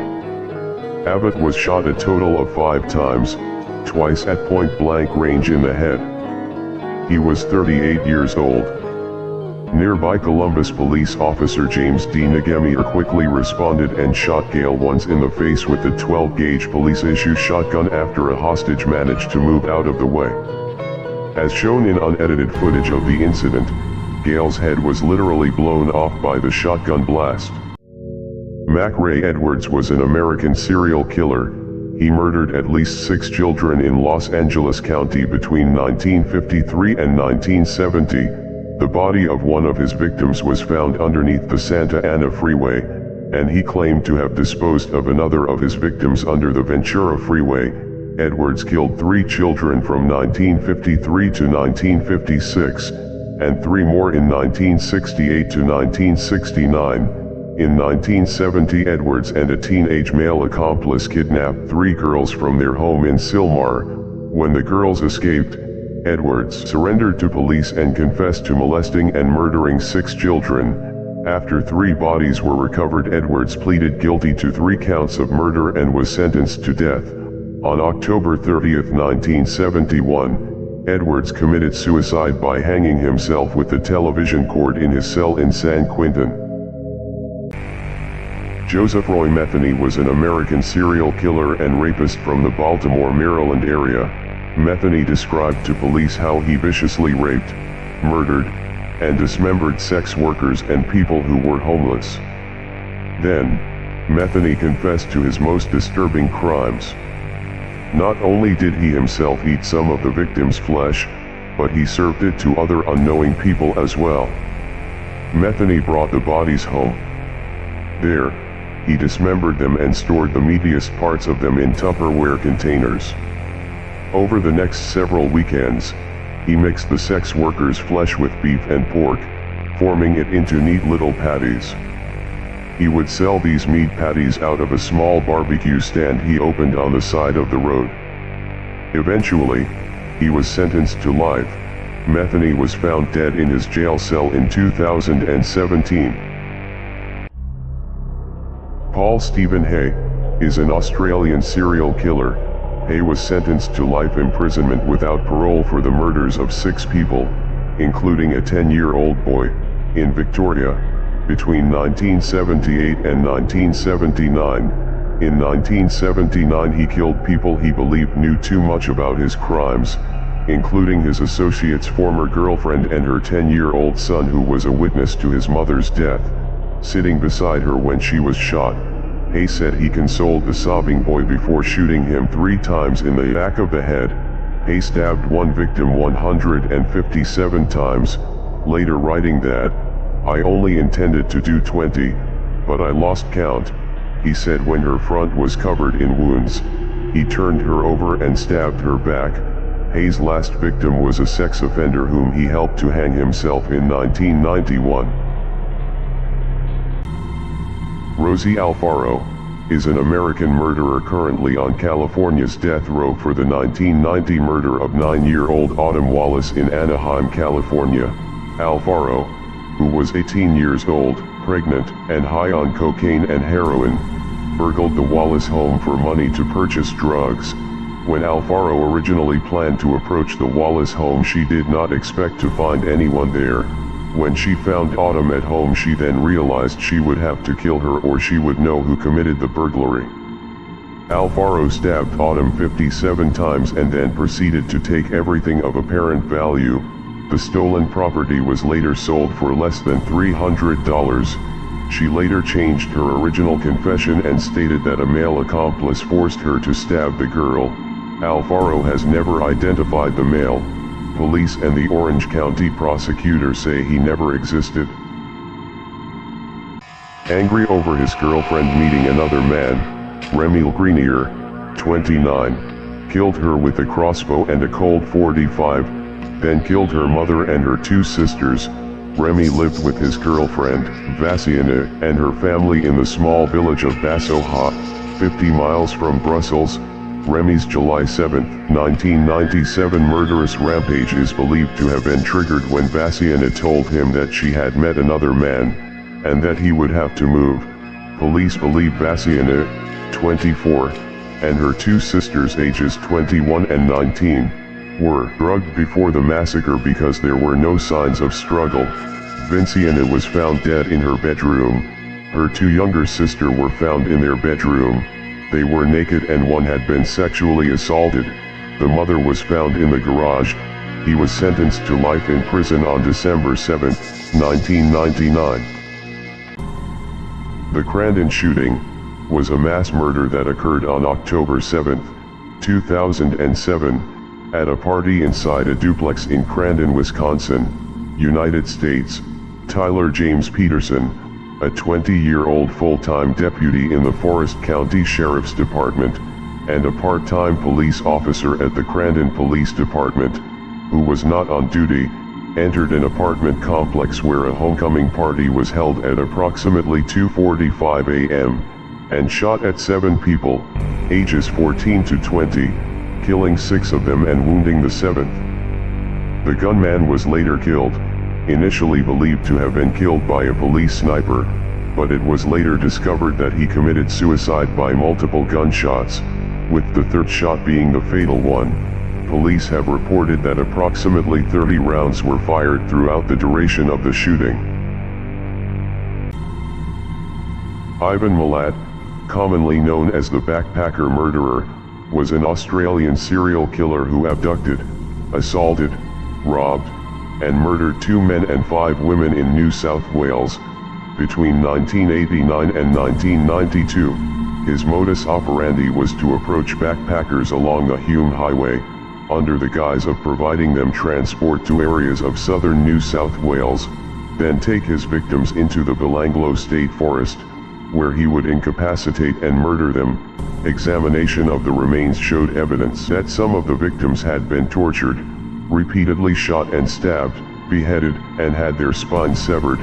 On October 27, 2019, Milat died from esophagus and stomach cancer at 4:07 a.m. within the hospital wing at Long Bay Correctional Center. He was 74 years old.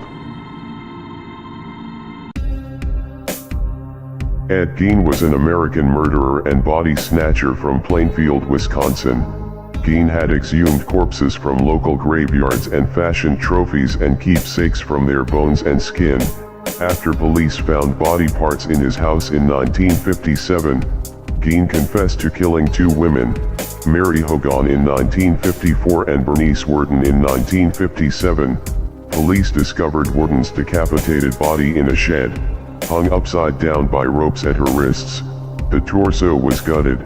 She had been shot with a .22 caliber rifle and brutally mutilated after death.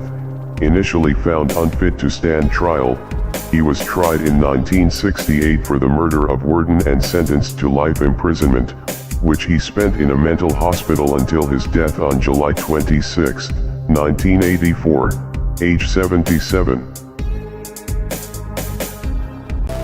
Tiffany Hall, 26, pled guilty to 4 counts of murder and 1 count of intentional homicide in the death of the fetus, and was sentenced to life in prison without parole. Hall struck her pregnant friend Jimella Tunstall, 23, on the head repeatedly with a table leg, then cut the fetus from her womb in a bathtub. Tunstall bled to death. Hall then dumped her body in an East St. Louis lot. 3 days later, Hall visited the father of 2 of Tunstall's children and the unborn child. He was caring for all 3 children. Hall told the father that Tunstall wanted her to pick up the children.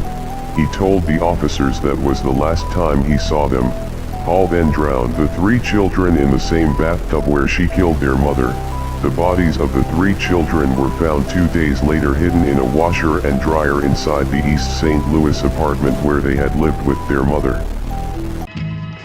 Edmund Kemper is an American serial killer known as the Co-Ed Butcher. Kemper murdered 10 victims including his grandparents and mother. During his crimes as a serial killer, he was known to dismember, commit acts of cannibalism, commit acts of necrophilia, strangle, rape, mutilate, and murder his victims.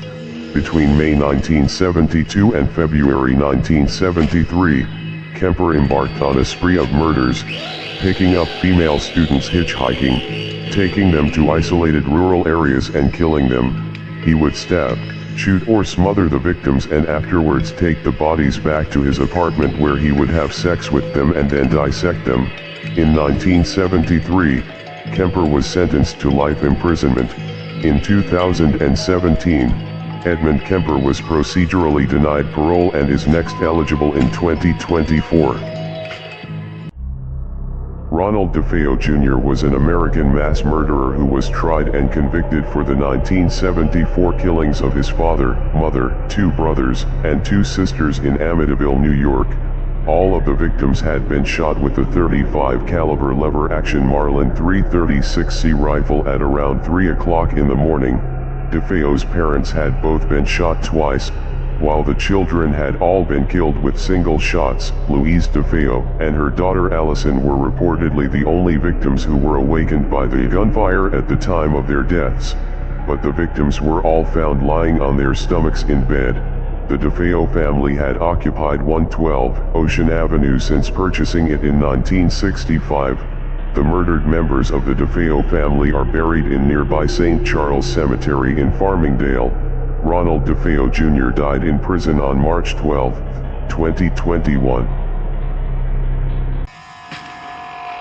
In early 2001, the Hungarian nurse, Timea Faluti, then 24, confessed to killing approximately 40 elderly patients for mercy, by lethal injection, in a Budapest hospital in 2000 and 2001. The case was uncovered when the medical director of the Gala Enviro Hospital in Budapest noticed that the death toll was unusually high when Sister Timea was on night shift. Controls of the drug usage showed a shortage of tranquilizer. Police were called in and found she had illegally administered tranquilizers and painkillers to patients. Timea Faluti withdrew her confessions during trial, and as all the victims had been cremated, there was no evidence left. Faluti was sentenced to 9 years in prison for repeated attempts of murder and a lifelong prohibition to work as a nurse.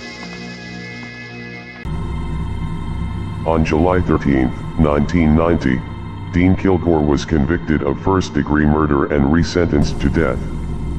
Kilgore was serving 2 life sentences for prior offenses, first-degree murder and kidnapping, as well as a 5-year term for armed trespass. On February 13, 1989, while serving his sentence, Kilgore waited outside a cell that belonged to his lover, Emerson Robert Jackson. When Jackson appeared, Kilgore stabbed him 3 times with a homemade shank knife. After stabbing Jackson, Kilgore poured a caustic liquid onto Jackson's face and into his mouth. After the incident, Kilgore immediately went to the administration building and admitted the murder to the guards. Kilgore died while on death row, January 12, 2018. On the morning of December 23, 1995, Bruce Rich called police and told them that he had just found his parents dead. He told them that his parents had been shot and that the gun was still in his mother's mouth. The victims were killed by Blanche Rich's own .25 caliber semi-automatic pistol. Police dismissed the murder-suicide theory. Both victims suffered multiple gunshot wounds to the head. There were no signs of forced entry, and nothing was stolen. Detectives began to believe the killing was a homicide made to resemble a murder-suicide, and they began to focus on the sole benefactor of his parents' life insurance policy and will, Bruce Rich. He killed his parents, placed the gun in his mortally wounded mother's hand, then put the gun in her mouth, and then pulled the trigger. He was sentenced to life in prison without parole on March 22, 2000.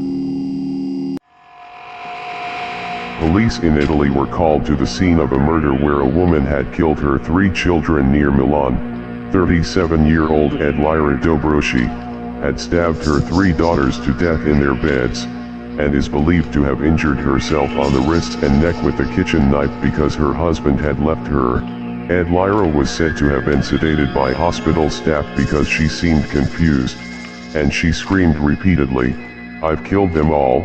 The girls, age 13, 10, and 4, were declared dead on the scene by officers. Lieutenant Colonel Rocco Italiano, of the paramilitary Carabinieri Police, said the whole apartment was covered in blood. There was nothing that could be done for the victims. They were all dead with multiple stab wounds from a kitchen knife. An ambulance spokesman said the blood was flowing like a river all across the apartment. Dr. Idella Kathleen Hagen is a former medical doctor who killed her parents, Idella Hagen, aged 92, and James Hagen, aged 86, with a plastic bag and a pillow, as they slept in their home in Chatham Township, New Jersey, just before 7 a.m. on Saturday, August 26, 2000. Hagen phoned Township Police and told them her parents were dead. She had been with the bodies between 4 and 7 days, authorities believed. A New Jersey judge acquitted Dr. Hagen of charges after 2 psychiatrists testified that the doctor was psychotic at the time. She thought she was receiving messages from television ads, traffic lights, and playing cards. She also heard a male voice commanding her to commit the murders. She was committed to a state mental health institution on February 1, 2002. On June 6, 1991, Michael Bethke used a butcher's knife to decapitate his co-worker, Joseph Lesinski, at the White Hen Pantry in Burnham, Illinois. Bethke, who was 28 at the time, struck as his victim bent over to pick up a carton of cigarettes, and is said to have lopped off the head in one move. He wrote the word, "Repent," in blood on his victim's head and left it, as if on display, in the glass counter of the deli.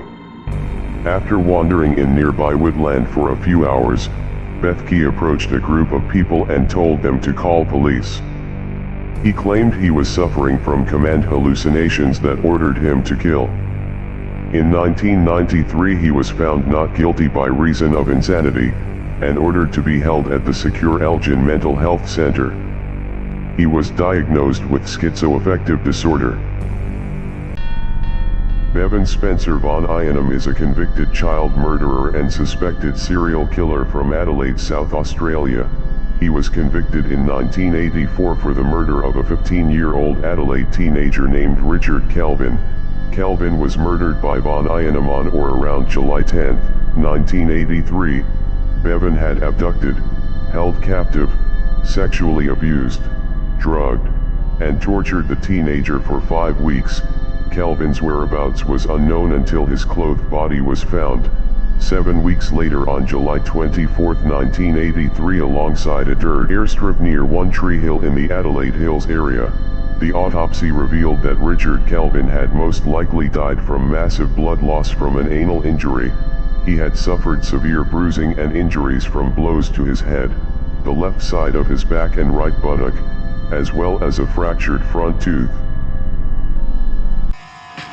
Dennis Nilsen was a Scottish serial killer and necrophile, known as the Muswell Hill Murderer and the Kindly Killer.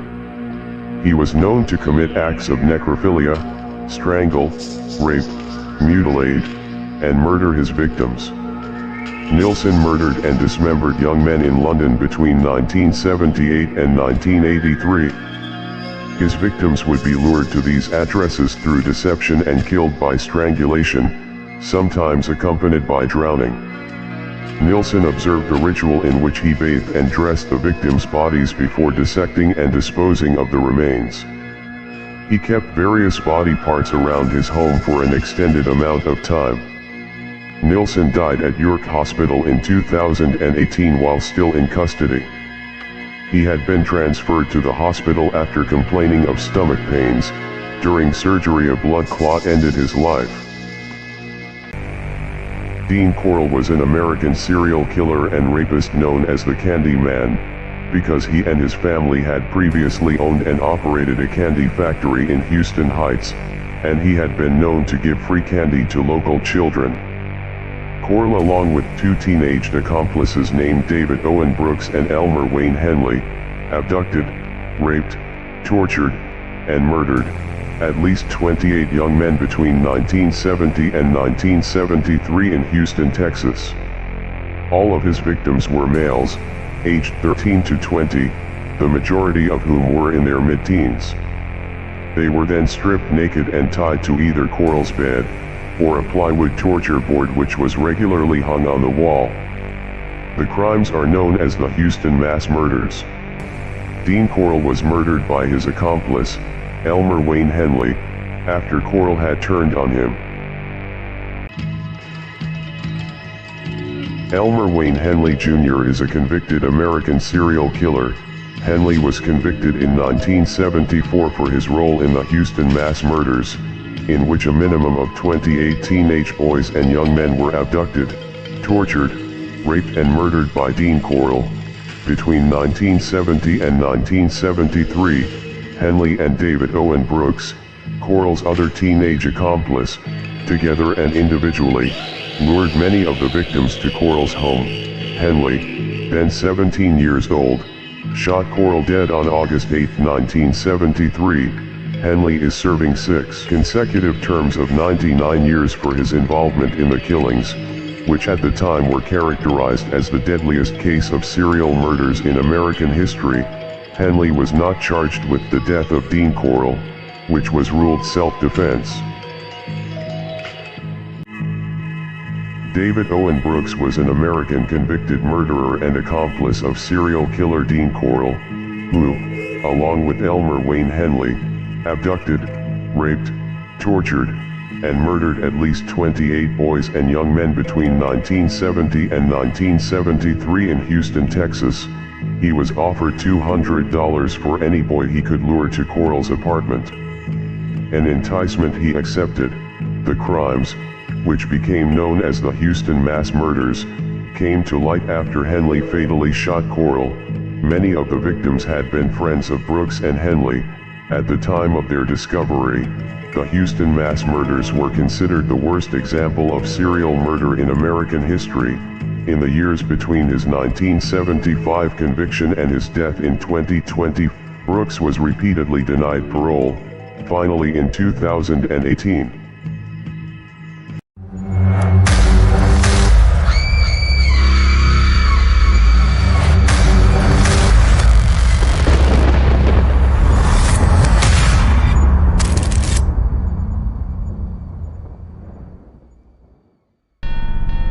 Gary Evans was an American serial killer from New York. Evans killed Michael Falco in Troy, dismembering the body with a chainsaw. On September 8, 1989, Evans shot and killed 63-year-old second-hand shop owner Douglas Berry during a robbery. On October 3, 1997, he shot and killed Timothy Risdorf. In order to get rid of the corpse, he dismembered it and buried the remains in a wooded area. On May 27, 1998, Evans surrendered himself at a police station, confessing that he had committed several murders. On August 12, 1998, Evans was being transported to Rensselaer County Jail. He then broke the window of the transport van on Menon's Bridge and leaped into the Hudson River, hitting the shallows, which caused him fatal head injuries. Michaela Roeder, a nurse whose colleagues jokingly called her angel of death because elderly patients died during her shift. She killed her patients because they had no chance of recovering, but she acknowledged only one actually asked to be killed. She said that in one case she accidentally killed a patient with the wrong injection. Roeder was accused of killing 17 patients at the Wuppertal Hospital between 1984 and 1986. 14 of her alleged victims were over 70, and the other 3 were over 53. She was accused of giving the patients injections containing a heart-paralyzing drug and another drug that reduces blood pressure levels. Roeder was arrested in March 1986. On September 11 in 1989, Michaela Roeder was found guilty of 17 murders and sentenced to 11 years in prison. Dora Buenrostro was sentenced to death on October 2, 1998, for stabbing her 3 children to death. She was convicted of murdering Susanna, 9, Vicente, 8, and Deidre, 4. On October 27, 1994, all 3 children were stabbed in the neck. Jurors said Buenrostro showed a lack of remorse when she testified during the penalty hearings. She planned the killings to hurt her husband, Alex Buenrostro, then tried to frame him. After her conviction, Buenrostro lashed out at police in San Jacinto, at prosecutors and her own attorneys. She denied killing her children and continued to blame her former husband. In December of 2018, Dora's death penalty sentence was reversed, but her conviction stands. August 17, 1991, at around 1 p.m., 33-year-old Wade Frankham went to the Strathfield Plaza. He sat in a cafe called the Coffee Pot. At approximately 3:30 p.m. Frankham pulled a large knife from a duffel bag and started stabbing 2 teenage girls who were sitting next to him, killing one and badly injuring the other. He pulled an assault rifle out of his duffel bag and began shooting around the cafe, killing several more people. He then shot the cafe owner dead, and fled into the mall where he killed his last victim. He ran into the car park and held a car owner at gunpoint and demanded them to take him to a nearby suburb. Hearing the approaching sirens, he apologized to the woman and then got out of the car, knelt on the ground and shot himself in the head, committing suicide. In just 10 minutes Frankham had killed 7 people and injured 6. Joseph Francis Breslin was an American serial killer. A former mental patient with a record for murder in Pennsylvania and an attempted murder, he spent time in 2 separate mental institutions in Pennsylvania during the 1960s. While residing there, he killed a fellow patient in 1968 and attacked a nurse, but due to confidentiality, these incidents were covered up and details were never released. He was sought after for a 1982 double murder in his hometown of San Luis Obispo, California, but before he could be caught, he was fatally wounded in a gunfight with sheriffs and several campers in Jackpot, Nevada. He was driven to a hospital in Twin Falls, Idaho, where he subsequently succumbed to his injuries. No motive for Breslin's crimes was ever established, and the exact reason for his suicidal tendencies remains unclear. Michael Bear Carson is an American serial killer who, along with his wife Susan, were convicted for 3 murders between 1981 and 1983 in Northern California and the San Francisco Bay Area. In March 1981, 23-year-old Karen Barnes was found dead in their shared apartment. The Carsons later confessed to killing her after Susan had decided Karen was a witch. The Carsons moved to Alder Point, California, where they lived and worked on a marijuana farm. In May 1982, Michael shot and killed Clark Stevens, a worker on the farm with whom he had a dispute, and attempted to dispose of the body by burning it and burying it under chicken fertilizer in the woods. In January '83, the Carsons were given a ride by John Hellier. Michael killed Hellier after Susan decided he was a witch. They were both apprehended by police. Susan Carson is an American serial killer who, along with her husband, were convicted for 3 murders between 1981 and 1983 in Northern California and the San Francisco Bay Area. In March 1981, 23-year-old Karen Barnes, who had been the Carsons' roommate, was found dead in their shared apartment. She had been stabbed 13 times and her skull crushed before being hidden in the basement. The Carsons later confessed to killing her after Susan had decided Karen was a witch. In January '83, the Carsons were hitchhiking and were given a ride by John Hellier. Susan decided that he was a witch and stabbed Hellier while he and Michael struggled over a gun. Michael killed Hellier in view of passing motorists, one of whom contacted police. A high-speed chase ensued as the Carsons attempted to flee in Hellier's car, which crashed, and they were both apprehended. Kelly Lane is a former Australian water polo player and teacher who was convicted of the 1996 murder of her newborn baby, Tegan. Lane became pregnant 5 times during the 1990s, terminating the first 2 pregnancies, placing the 3rd and 5th babies up for adoption, and murdering the 4th. As a motive for murder, Lane was prepared to abandon her children at birth to increase her chances of representing Australia in water polo at the Sydney 2000 Olympic Games.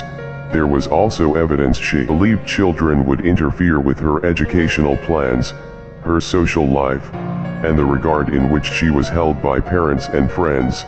On April 15, 2011, Lane was sentenced to 18 years jail with a non-parole period of 13 years and 5 months. She will be eligible for parole on May 12, 2024. Richard Timmons is an American murderer. He brutally murdered his wife and 7-year-old son by decapitating them with an axe, and his 13-year-old stepson by stabbing him to death. In Queens, New York, on the night of June 8, 1997, Timmons consumed a large amount of alcohol, crack cocaine, PCP, heroin, and other substances before beginning his spree. He first attacked his wife, Anita Stewart, in the bedroom, slashing her head off and leaving it propped on a pillow. He then proceeded to his son Aaron. Timmons cut his head off. Finally, Timmons attacked his stepson Sharon and stabbed him to death. He was convicted of first-degree murder and sentenced to life without parole. Timmons is incarcerated in Auburn Correctional Facility. Andrei Chikatilo was a Soviet serial killer known as the Butcher of Rostov. Chikatilo targeted children and teenagers of both genders, and also young to middle-aged women. He would usually approach them at train and bus stations, promising them money, drugs, alcohol, or in the case of his child victims, toys and candy, lure them to a nearby forest, tie them up with rope, and kill them by stabbing them with a knife. He often mutilated them, such as gouging their eyes, eviscerating their stomachs, chewing off their noses, and cutting out tongues and genitals. He stuffed his victims' mouths with mud and leaves to muffle their screams. He cannibalized their remains and drank their blood. Andrei Chikatilo was executed on February 14, 1994, age 57 at Novokirkisk prison in Novokirkisk, Rostov Oblast, Russia. Jeffrey Dahmer was an American serial killer and sex offender known as the Milwaukee Cannibal. Dahmer committed the rape, murder, and dismemberment of 17 men and boys from 1978 to 1991. During his crimes as a serial killer, he was known to commit acts of cannibalism, commit acts of necrophilia, strangle, rape, mutilate, and murder his victims. Dahmer also ate some of his victims and kept some of their body parts and organs in his freezer and would engage in the permanent preservation of body parts, typically keeping the skeletons. He talked to the severed head of one victim while he dismembered the remainder of the body. Jeffrey Dahmer was sentenced to life imprisonment in 1992 and later murdered in 1994 by a fellow inmate, Christopher Scarber, at the Columbia Correctional Institution in Portage, Wisconsin. Bradley Robert Edwards is a suspected Australian serial killer known as the Claremont Killer. The Claremont serial killings involved the disappearance of an Australian woman, aged 18, and the killings of two others, aged 23 and 27, in 1996 to 1997, in the western suburbs of Perth, Western Australia. All three women disappeared in similar circumstances, leading police to suspect that a serial killer was on the loose. In 2016, Bradley Robert Edwards was arrested. His trial began in November 2019. On September 24, 2020, he was found guilty of the murders of Jane Rimmer and Sierra Glennon. Sarah Spears' remains have yet to be located. On December 23, 2020, he was sentenced to life in prison with the possibility of parole after 40 years. Mary Beth Tinning is an American serial killer that suffocated 8 of her 9 children with pillows during the 1970s. One daughter died of natural causes shortly after birth, the first of the Tinning children to die. 9 children died under Mary Beth's care over 14 years. An adopted 6th child died in 1981. Authorities did not open an investigation on his death. She was granted parole on July 16, 2018. Mary Beth Tinning, age 75, was released on Tuesday, August 12, 2018. She is now on parole and living in Schenectady County, New York, United States. Mary Beth later claimed that her confession was made under duress, that police had threatened her, and that her repeated requests for a lawyer were denied. William King Hale was an American convicted murderer. Hale was a prominent figure on the Osage Indian Reservation. In 1921, he ordered the murders of his nephew's wife's sister and mother, followed by her cousin, another sister, and brother-in-law 2 years later. To gain control of their oil rights, he conspired to kill several Osage Native Americans for their oil head rights. Charges were finally brought against Hale, as well as the contract killer he had hired. In 1929, Hale was convicted of ordering the murders and imprisoned. He was convicted before a federal court on October 29, 1929. For only one killing. He was sentenced to life but was paroled on July 31, 1947. He spent some of his life in Montana. He died in Arizona in 1962 and was buried in Wichita, Kansas. Stephen Farrow is an English killer who is serving a whole life tariff for 2 murders committed in early 2012. Psychiatrists diagnosed him with psychopathic personality disorder. He had an obsessive hatred of Christianity, which he attributed to sexual abuse from a priest. On January 4, 2012, Farrow broke into Yates' isolated cottage and killed her by stabbing her in the neck. Detectives suspected that she had been beaten with her walking stick before her death. On February 14, Reverend Suddets was killed at his vicarage. After stabbing Suddets to death, Farrow drank the Reverend's beer and watched a DVD, before stealing his mobile phone and watch. On February 18, police named Farrow as a suspect in Suddets' murder, warning the public not to approach him. He was arrested the following day in Folkestone, Kent. John Wayne Gacy was an American serial killer and rapist known as Pogo the Clown. Gacy was known to have stalked, sexually assaulted, tortured, and murdered a minimum of 33 teenage boys and young men between 1972 and 1978, 26 of whom he buried in the crawl space of his Chicago home. He was known as the Killer Clown due to him entertaining children at social events dressed in a self-devised clown costume. Gacy inflicted acts of torture including burning with cigars, making his captive imitate a horse as he sat on their back and pulled upon makeshift reins around their necks. Gacy typically murdered his victims by placing a rope tourniquet around their neck before progressively tightening the rope with a hammer handle. He referred to this act as the rope trick. John Wayne Gacy was executed by lethal injection in 1994. David Berkowitz is an American serial killer known as the Son of Sam. He pled guilty to 8 shootings that began in New York City on July 29, 1976. Berkowitz would shoot couples in their cars. He claimed that the neighbor's dog, Harvey, was possessed by an ancient demon, and that it issued commands to Berkowitz to kill. Berkowitz also said that he killed out of resentment toward his mother and his inability to establish good relationships with women. He was also implicated in many unsolved arsons in the city. On June 12, 1978, Berkowitz was sentenced to 25 years to life in prison for each murder, to be served consecutively.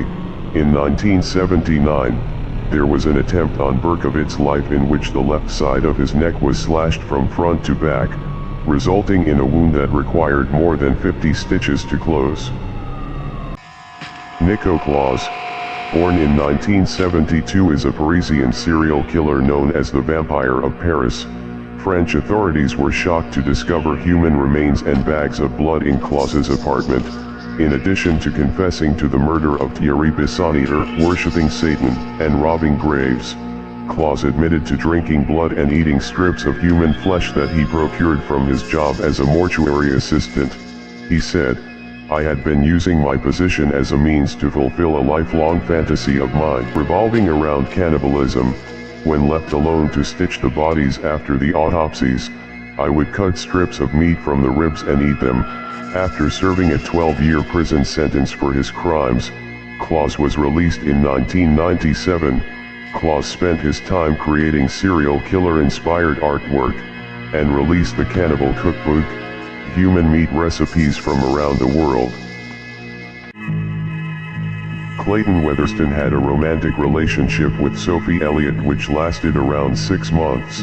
At around 12:30 p.m. on January 9, 2008, Weatherston arrived at her home unannounced. A New Zealand police officer responding to a 111 call found Weatherston locked in Sophie's bedroom. He told the officer, "I killed her." He was then taken into custody. Elliott died from blood loss. 2 wounds pierced her heart and 1 lung with other wounds to her neck and throat, severing the main artery and the major vein. In total she received 216 separate injuries, mostly stab wounds from a knife blade, with some inflicted by scissors. There were 7 blunt force injuries. Weatherston was sentenced to life imprisonment with a minimum non-parole period of 18 years on September 15, 2009. Elfriede Blauensteiner was an Austrian serial killer, who murdered at least 3 victims by poison. On March 7, 1997, Blauensteiner was found guilty of murdering 77-year-old Eloise Pickler, and sentenced to life imprisonment. She was a gambling addict and would deliberately date rich elderly men and poison them, before gambling away the money which had been left to her in their fabricated wills. 4 years later, she was found guilty of murdering her 64-year-old husband, Friedrich Doecker. An 84-year-old female neighbor, Franziska Koeberl. Although she was only convicted of a total of 3 murders, Austrian police believe that she may have murdered at least 10 people. After serving less than 7 years of her life sentence, Blauensteiner died from a brain tumor on November 18, 2003 in a Vienna hospital. Daniel Harold Rolling, known as the Gainesville Ripper, was an American serial killer who murdered 5 students in Gainesville, Florida, over 4 days in August 1990. Rolling posed the bodies in sexually provocative positions. He was known to commit acts of necrophilia. He would brutally rape and mutilate his victims. He decapitated one victim. After cutting off her head, he placed it on a shelf facing the corpse. He later confessed to raping several of his victims, committing a triple homicide in his home city of Shreveport, Louisiana, and attempting to murder his father in May 1990. In total, Rolling confessed to killing 8 people. He was sentenced to death for the 5 Gainesville murders in 1994. He was executed by lethal injection in 2006. Donato Bilancia was an Italian serial killer who shot and murdered 17 people on the Italian Riviera in the period from October 1997 to April 1998. Bilancia's inconsistent modus operandi made him difficult to capture. There were no obvious links between the majority of his murders. He chose his victims at random across a vast area of northern Italy. He was given the nickname, the Liguria Monster, initially attributed with only 9 homicides. Bilancia later confessed to having killed 8 other people, with a sentence to 13 terms of life imprisonment, and no possibility of release. Bilancia never explicitly regretted his crimes, claiming that he did not consciously commit them because he was possessed by a disease. Bilancia died on December 17, 2020 in prison.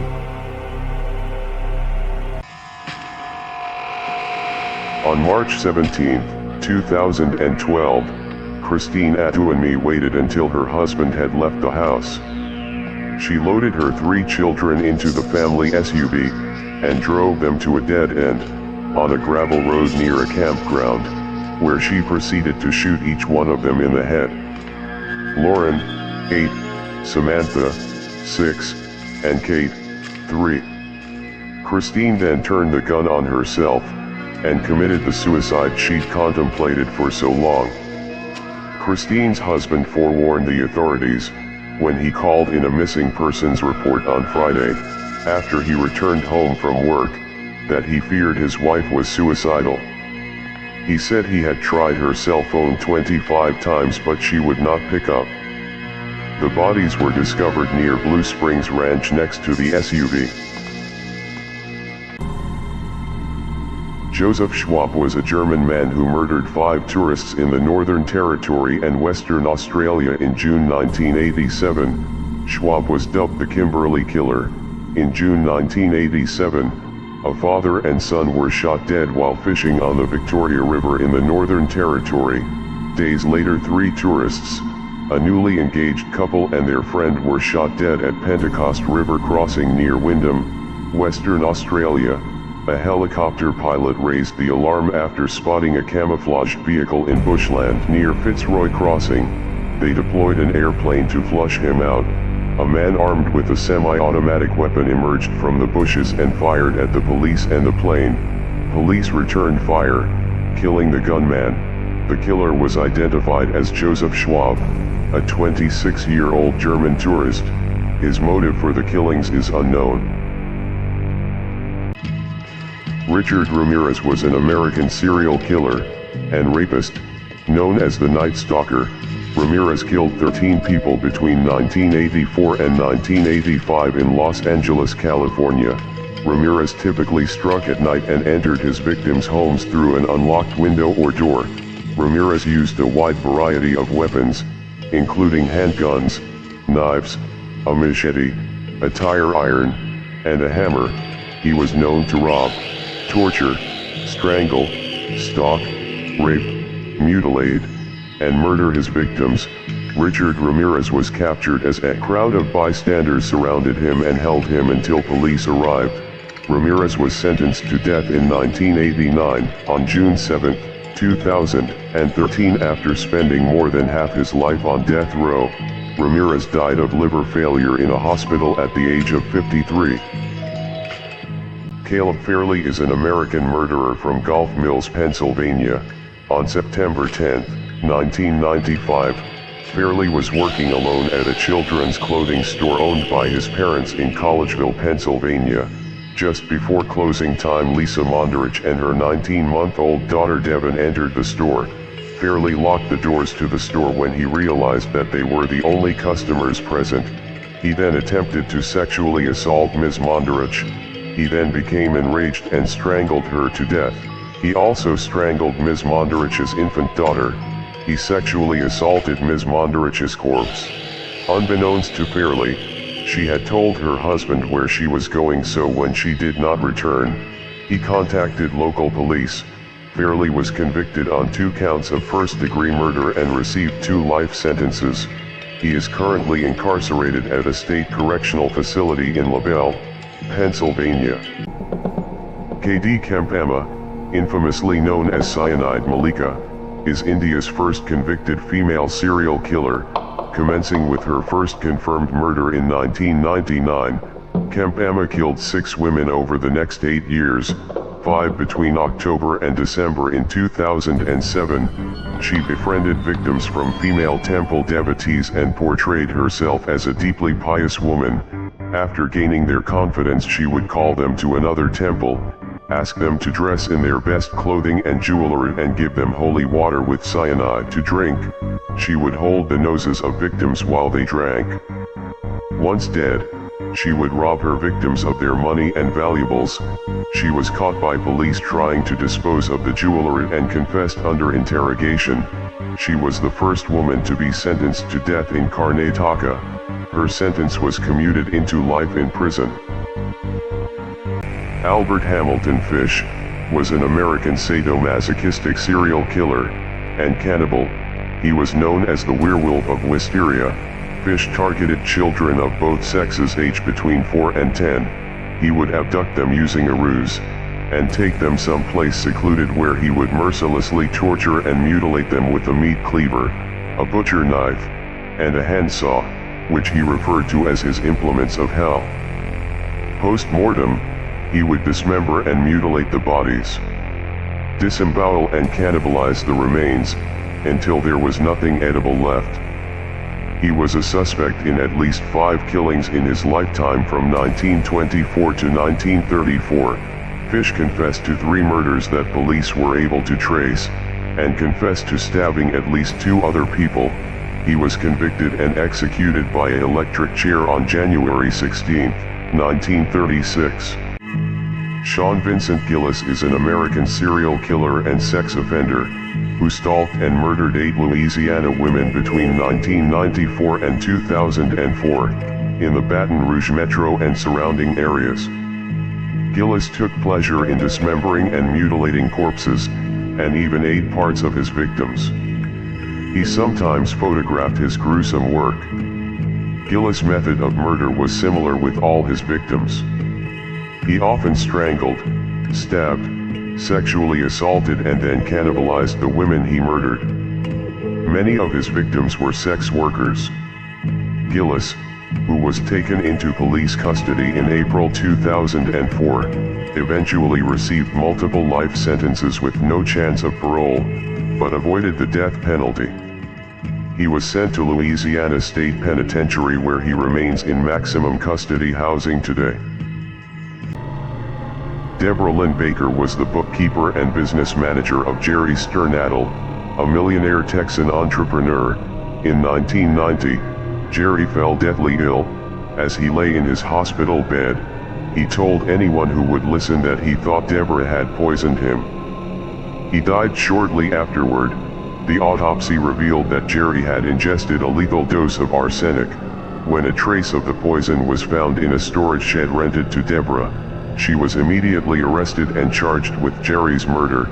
Based on the evidence of the arsenic found in Deborah's storage shed, the jury found her guilty of murder, but in a surprising legal twist, the same jury that had convicted her sentenced her to only 10 years probation and fined her $10,000.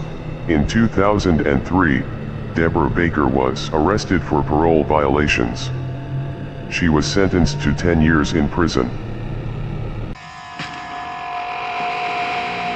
Pedro Lopez, a Colombian serial killer and rapist known as the Monster of the Andes, he was known to strangle, stalk, rape, and murder his victims. Lopez targeted young girls in Colombia, Ecuador, and Peru between 1969 and 2002. He was arrested in 1980 and later convicted in 1983 of killing 110 young girls in Ecuador. Lopez confessed to killing at least 300 victims. In 1994, Lopez was released from an Ecuadorian prison. He was rearrested and sent to a Colombian psychiatric hospital. Lopez was released from the psychiatric hospital in 1998, and is currently a wanted fugitive in connection with a murder committed in 2002. As of 2023, Lopez's whereabouts remains unknown. Gary Ridgway is an American serial killer known as the Riverman. He was known to rob, commit acts of necrophilia, strangle, rape, and murder his victims.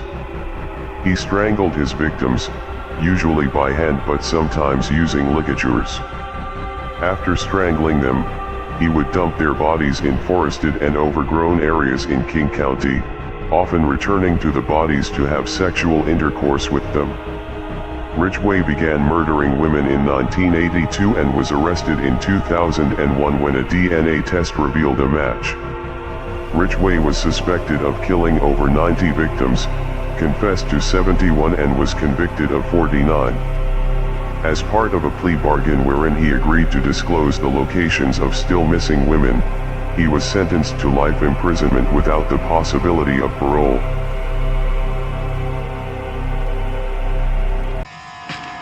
The Hammersmith Nude Murders is the name of a series of 6 murders in West London, England in 1964 and 1965. The victims, all prostitutes, were found undressed in or near the River Thames, leading the press to nickname the killer Jack the Stripper, an obvious reference to Jack the Ripper. 2 earlier murders committed in West London in 1959 and 1963 have also been linked by some investigators to the same perpetrator. Some victims were also known to engage in the underground party scene in addition to appearing in pornographic movies. Several writers have postulated that the victims may have known each other and that the killer may have been connected to the scene as well. Despite intense media interest and one of the biggest manhunts in Scotland Yard's history, the case is unsolved. Forensic evidence gathered at the time is believed to have been destroyed or lost. Dina Schlosser is an American murderer who lived in Plano, Texas. On November 22, 2004, she used a knife to amputate the arms of her 11-month-old daughter, Margaret, who died as a result. The 911 operator testified that she confessed to her, and that the gospel song, "He Touched Me," played in the background. She said that she heard God commanding her to remove Margaret's arms. The attack was later described as religious frenzy. When police arrived, they saw her calmly sitting down, covered in blood, holding the knife, and singing Christian hymns. Hours after her arrest, police heard her repeatedly chanting, "Thank you, Jesus. Thank you, Lord." As of December 2020, Dina Schlosser was ordered to remain committed to a state hospital. The Kandahar Massacre was a mass murder that occurred in the early hours of March 11, 2012, when United States Army Staff Sergeant Robert Bales murdered 16 Afghan civilians and wounded 6 others in the Panjwai district of Kandahar province, Afghanistan. 9 of his victims were children, and 11 of the dead were from the same family. Some of the corpses were partially burned. Bales was taken into custody later that morning when he told authorities, "I did it." Bales pleaded guilty on June 5, 2013, to 16 counts of premeditated murder, in exchange for the prosecution not seeking a death sentence. At the time of the plea, he said he did not know why he committed the murders. On August 23, 2013, Bales was sentenced to life in prison without the possibility of parole. The Mad Butcher of Kingsbury Run was an unidentified serial killer who was active in Cleveland, Ohio, United States in the 1930s. The killings were characterized by the dismemberment of 12 known victims and the disposal of their remains in the impoverished neighborhood of Kingsbury Run. Most victims came from an area east of Kingsbury Run, known for its bars, gambling dens, brothels, and vagrants. The torso murderer always beheaded, and often dismembered the victims, occasionally severing the victim's torso in half, or severing their appendages. In many cases, the cause of death was the decapitation or dismemberment itself. Despite an investigation of the murders, which at one time was led by famed lawman Elliot Ness, then Cleveland's public safety director, the murderer was never apprehended.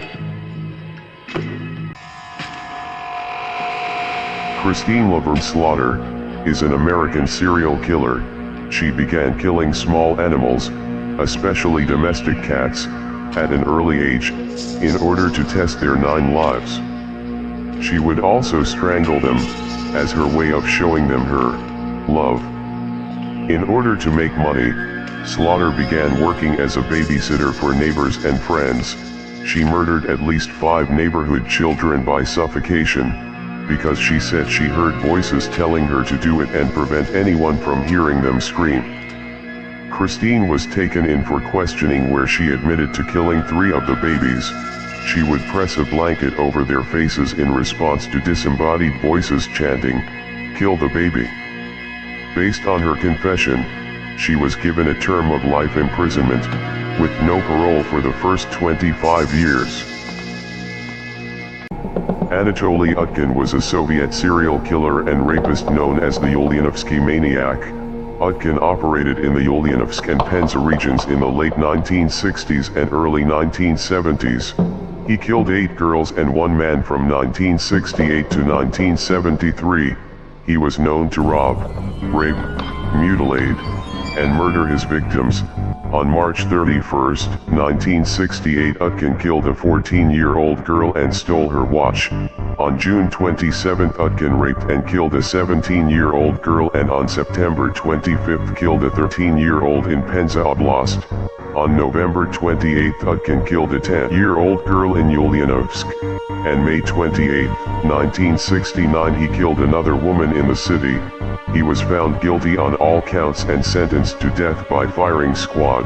Anatoly Utkin was executed by firing squad in 1975.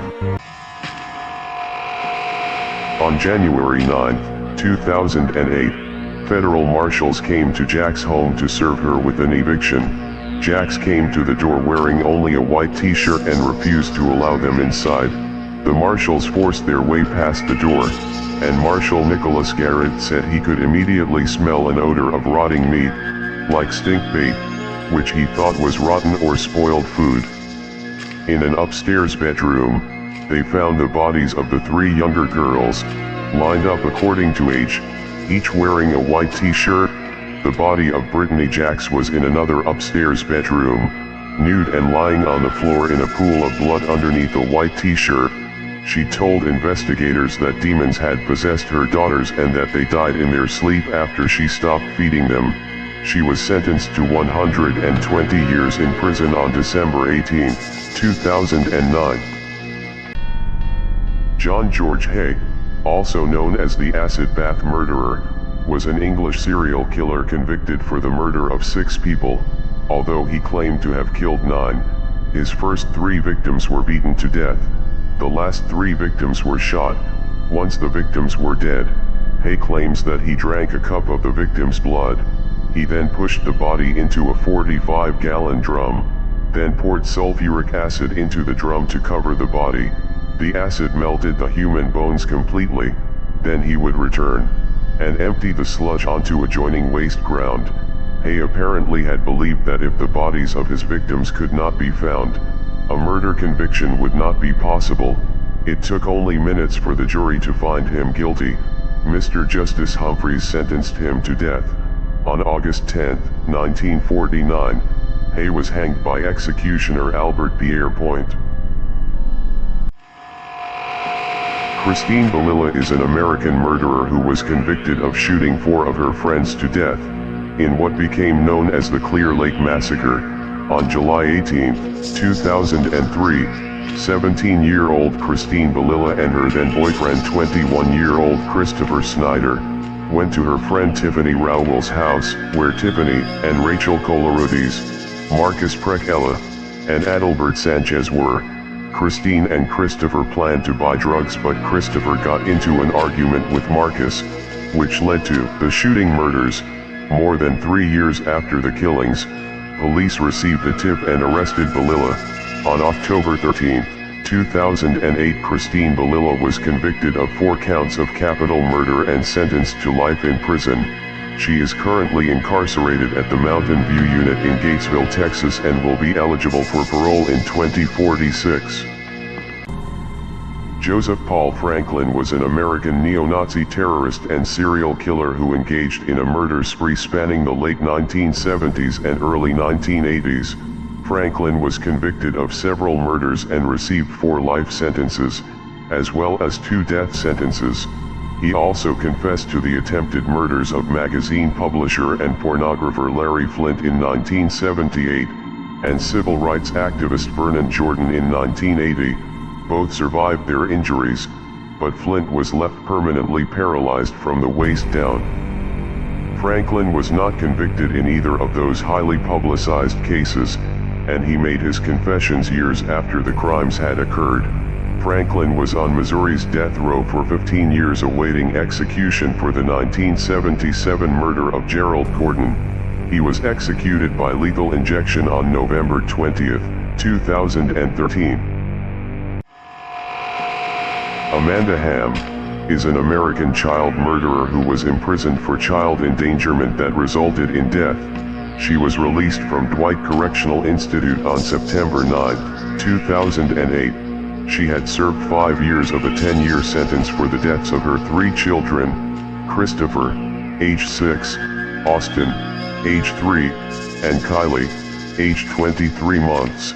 The 3 children were buckled into their mother's vehicle in September 2003 when it rolled into Clinton Lake in Clinton, Illinois. Hamm and her then-boyfriend, Maurice Lagrone, who received a life sentence, stood on the boat ramp as the car became submerged in approximately 4 feet of water. Christopher and Austin were pronounced dead that day. Kylie died the next day in a Peoria area hospital. Prosecutors allege they planned the deaths because the children were in the way of their relationship.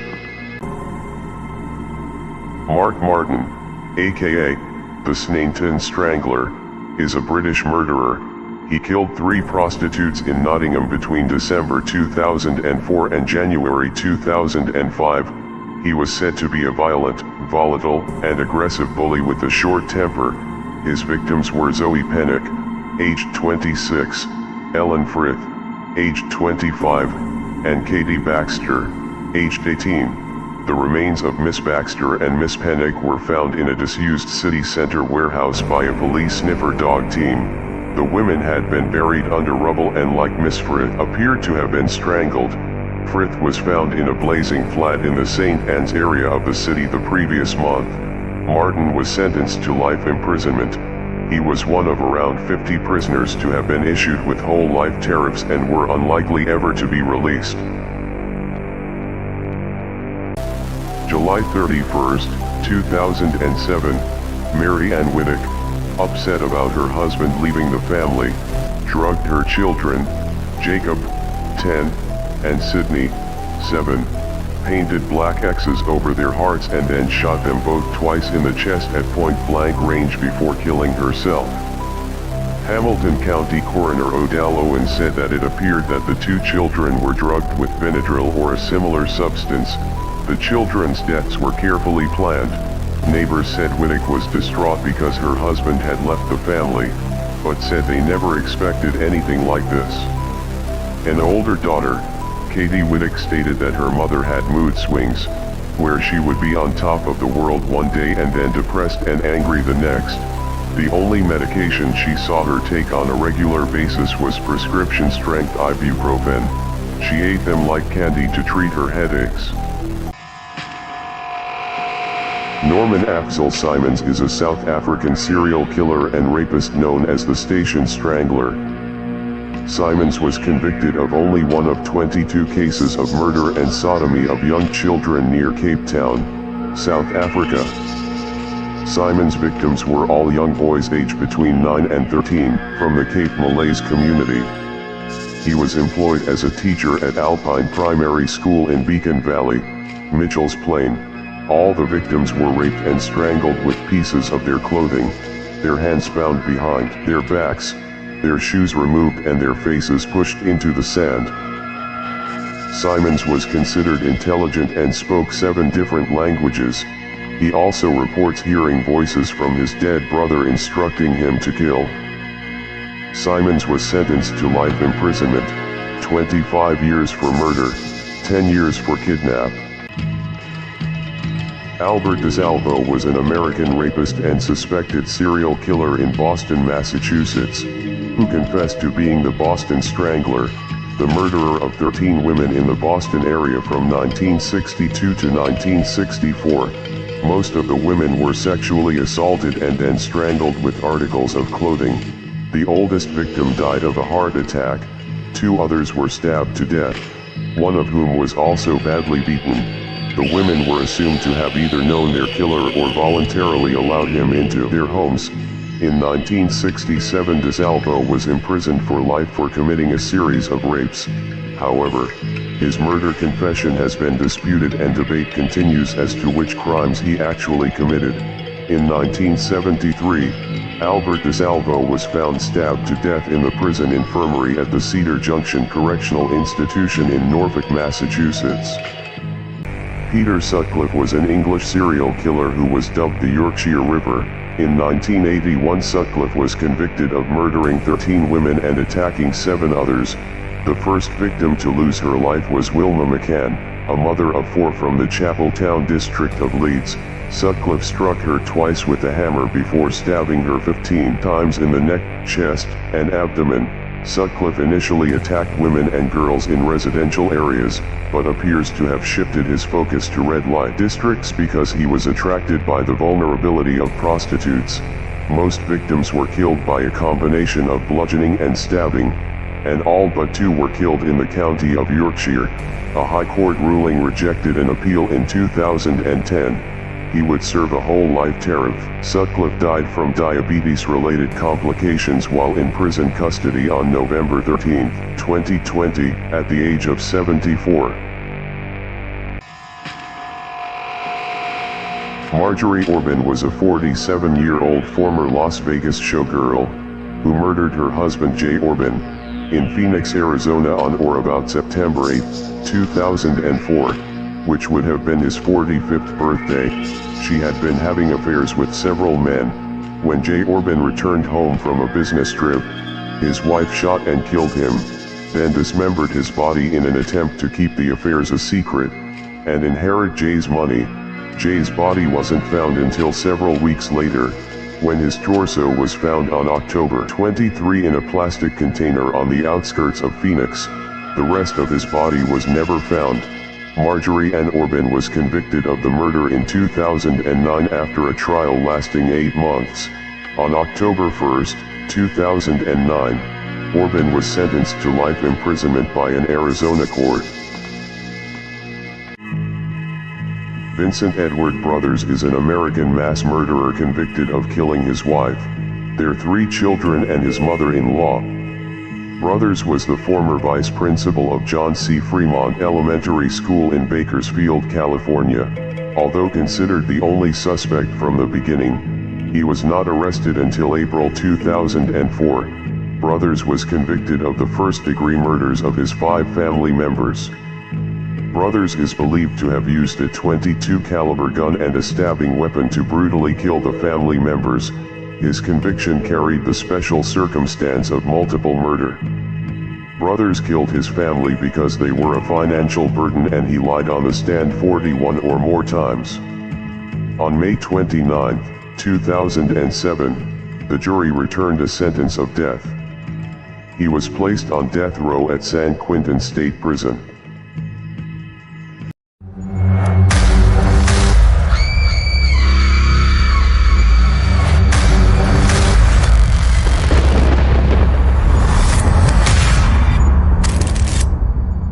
In 2012, Estebaliz Carranza, dubbed the ice cream killer by the Austrian media, was sentenced to life behind bars for the brutal dismemberment murders of her ex-husband and her one-time lover, on separate occasions. She shot them both in the head and carved up their bodies. After several failed attempts to dispose of the first corpse, including the crazy idea of setting fire to it, Carranza finally decided to resort to dismembering the corpses with a chainsaw. She stored their body parts in a freezer that also served as a storeroom for the ice cream parlor. She concealed them in chunks of concrete that she mixed up in the cellar and then buried their remains under the concrete floor of her shop. She then hung air fresheners to hide the smell of their rotting corpses. When arrested, Carranza was 2 months pregnant by another man whom she married in prison. An American woman who claimed that God ordered her to bash in her sons' heads has been acquitted of all charges after a jury in Tyler, Texas, decided she did not know right from wrong at the time. It found that Deanna Laney, 39, was legally insane when, on Mother's Day weekend at 11:30 p.m. on May 9, 2003, she woke and took Joshua, 8, to the yard of her home in New Chapel Hill, Texas, where she lifted a large rock over her head and brought it down against his skull, fatally wounding him. She then dragged her 6-year-old son, Luke, to the same area, and killed him in the same manner. Afterwards, she attempted to kill 14-month-old Aaron in his crib with a stone. He was found alive with a pillow placed over his face but suffered severe head injuries. She was released with conditions in 2012. Abdelallah Hadi, known as the Butcher of Taraudant, was a Moroccan serial killer responsible for killing 9 children age 11 to 16 between 2000 and 2004. On August 20, 2004, local residents stumbled upon human remains including multiple skeletons and 8 skulls scattered throughout the Taraudant Valley. They contacted the police. On August 7, 2004, police officers went to Hadi's house, and when he opened the door, he said, "I have been waiting for you to save me from my torture. I have been suffering day and night. I want to sleep and heal." When asked if he was the child murderer, he confessed and was taken into custody. Hadi admitted to having a 9th victim and that he had an orgasm while choking his victims. Hadi died on May 6, 2022, while on death row at Mal al-Burki Central Prison. Mikhail Viktorovich Popkov is a Russian serial killer, rapist, and necrophile, who committed the sexual assault and murder of 78 girls and women between 1992 and 2010 in Angarsk, Irkutsk, in Siberia, and Vladivostok in Far East. Although he has confessed to at least 83 in total, he is known as the Werewolf. For the particularly brutal nature of his crimes, he would extensively mutilate the bodies of his victims, and perform sexual acts on them. Popkov, a former police officer, was convicted of 22 murders in 2015 and sentenced to life imprisonment. He confessed to an additional 59 3 years later. On December 10, 2018, he was convicted for 56 of the 59 additional killings and given a second life sentence. Dallin Bounce was an American serial killer who killed 4 victims in South Carolina. On June 26, 1999, Radio Shack employee Jonathan Lemuel Lara was restrained with flex ties to a chair in the back room of a Radio Shack in Greenville, South Carolina. Lara was stabbed in the neck with a screwdriver and subsequently died. December 22, 1999. Bounce walked into a tiny flower shop on a busy street in broad daylight and killed the 30-year-old clerk, Karen Moore Hayden, by slicing her throat and leaving her face down in a back storage room in a pool of blood. Bounce killed an acquaintance, Sandy Roberts Ott, and her ex-husband Timothy Ott. In the ex-husband's home in Easley, Bounce fled the house and took refuge in a neighborhood several miles away. Holding 2 women hostage, Bounce killed himself shortly thereafter with a gunshot to the head. Melanie Smith, 43, a self-confessed alcoholic, set fire to a baby's pushchair because she was fed up with it being outside her front door. But the blaze spread into a devastating inferno which ripped through the first floor flat in Prestadon, North Wales, October 2012.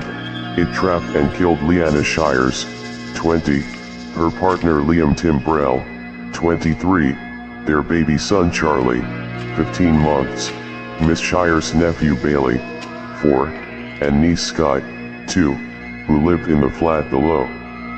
The court heard Smith was ranting about her throwing cigarette butts and shouted up at Miss Shires, "I am going to set your house on fire with you and your kids in it."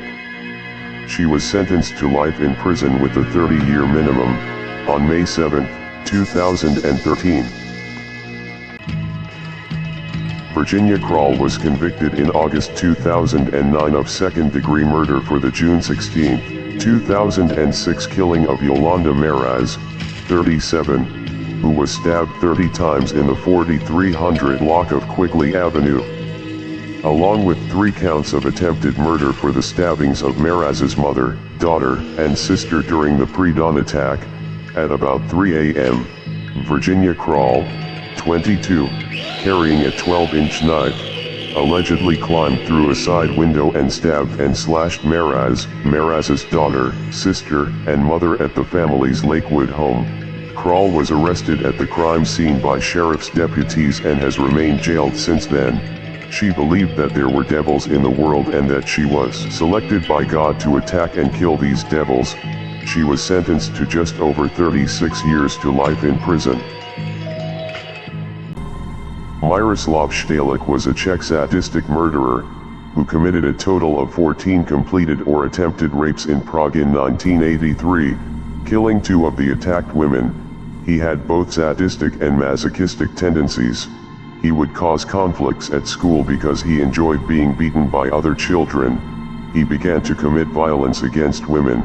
He forced them to have sex using a hunting knife which he carried with him. He was known to rob, strangle, rape, and murder his victims. On August 10, 1983, the body of Zdenka H. was found. The victim was undressed and left in a position indicative of a sexual assault. On the same day he attacked 2 more women. On August 18, the resident of an apartment building in Vršovec reported the discovery of a body. He was hanged by President Husak on February 25, 1986 in the Pankrak prison in Prague. Richard Trenton Chase, aka the Vampire of Sacramento, was an American serial killer, cannibal, and necrophile who killed 6 people in 1977 and 1978 in Sacramento, California.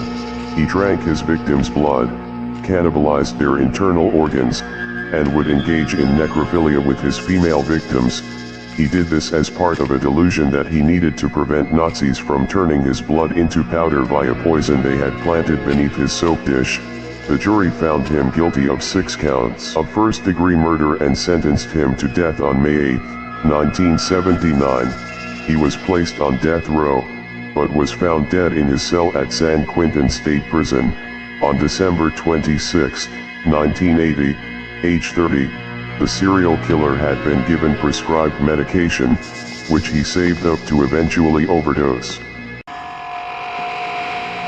Richard Trenton Chase, aka the Vampire of Sacramento, was an American serial killer, cannibal, and necrophile who killed 6 people in 1977 and 1978 in Sacramento, California.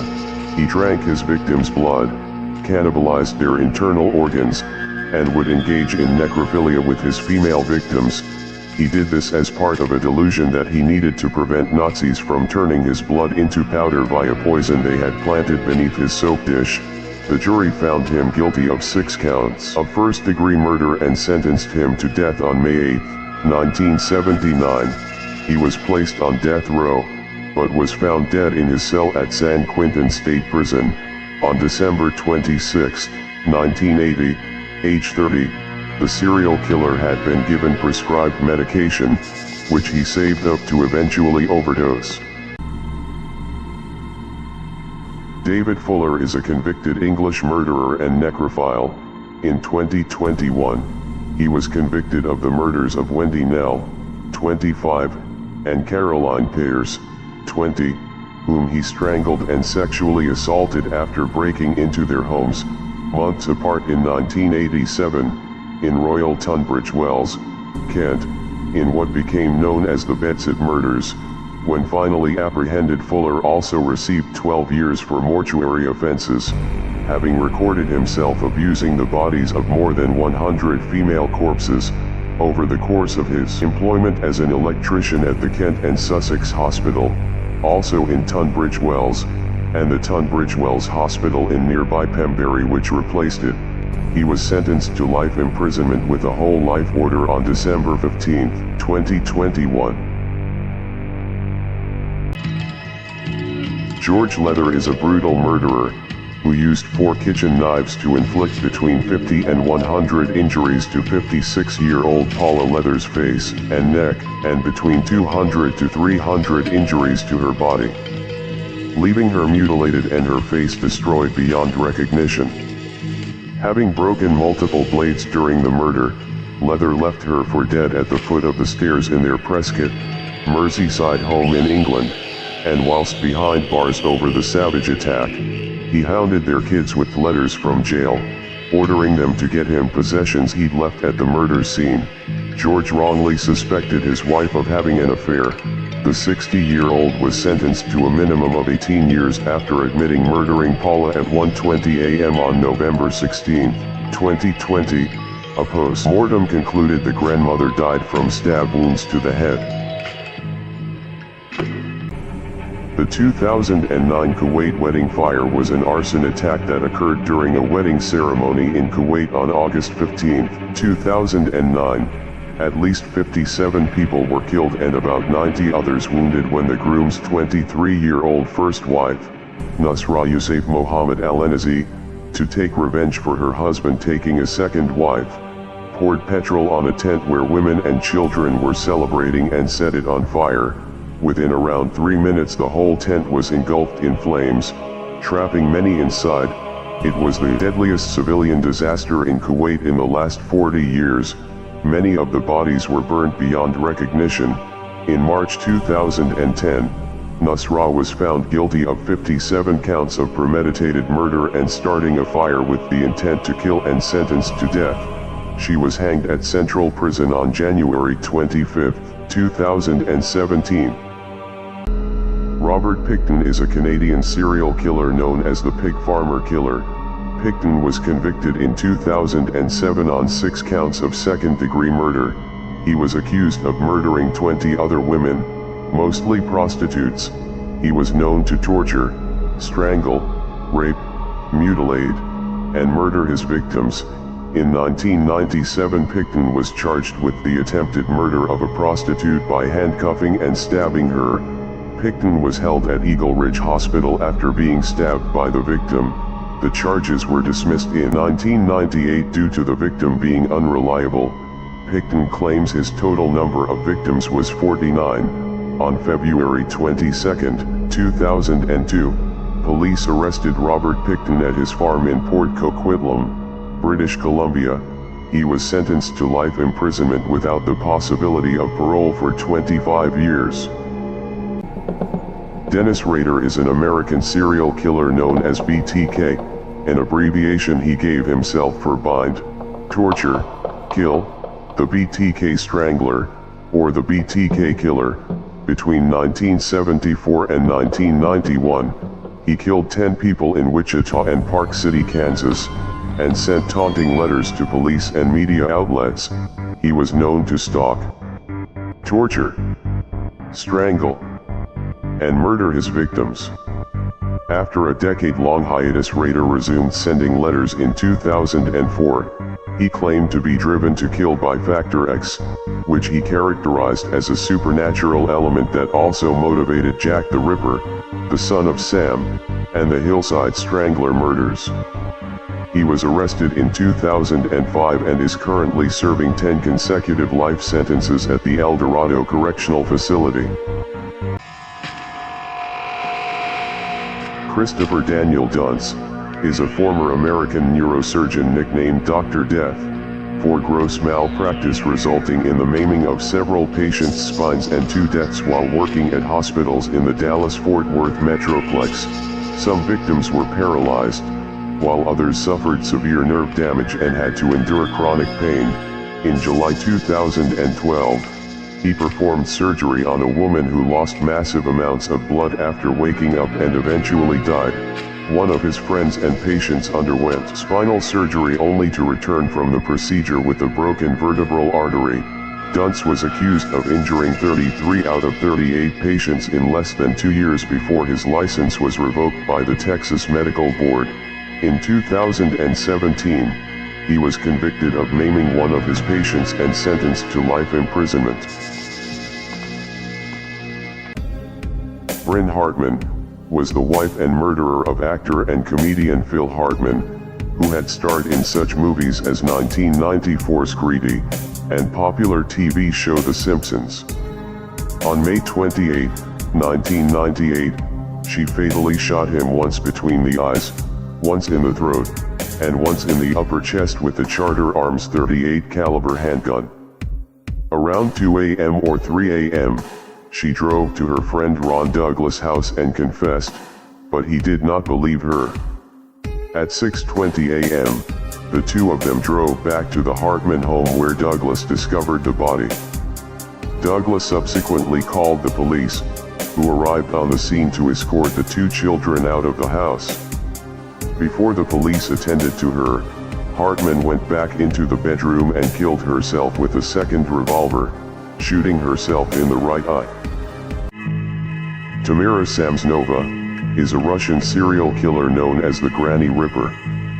During her crimes as a serial killer, she was known to commit acts of cannibalism, mutilate, and murder her victims. Samsonova confessed in her diary to 11 murders. In 2015, Samsonova was arrested on suspicion of murdering a 79-year-old woman and dismembering her body. She killed her tenant. He was a 44-year-old resident from Norilsk. She then dismembered his corpse and disposed of it on the streets of St. Denis Way. She confessed to eating parts of some of her victims' bodies and cutting other victims into pieces and disposing of them in the Frunzensky district of Russia. Samsonova is being investigated in connection to a total of 14 murders. She sits in a psychiatric hospital in Russia, awaiting her fate. Derek Todd Lee, also known as the Baton Rouge serial killer, was an American serial killer. Between 1992 and 2003, Lee murdered 7 women in the Baton Rouge area. Prior to his murder charges, Lee had been arrested for stalking women and watching them in their homes.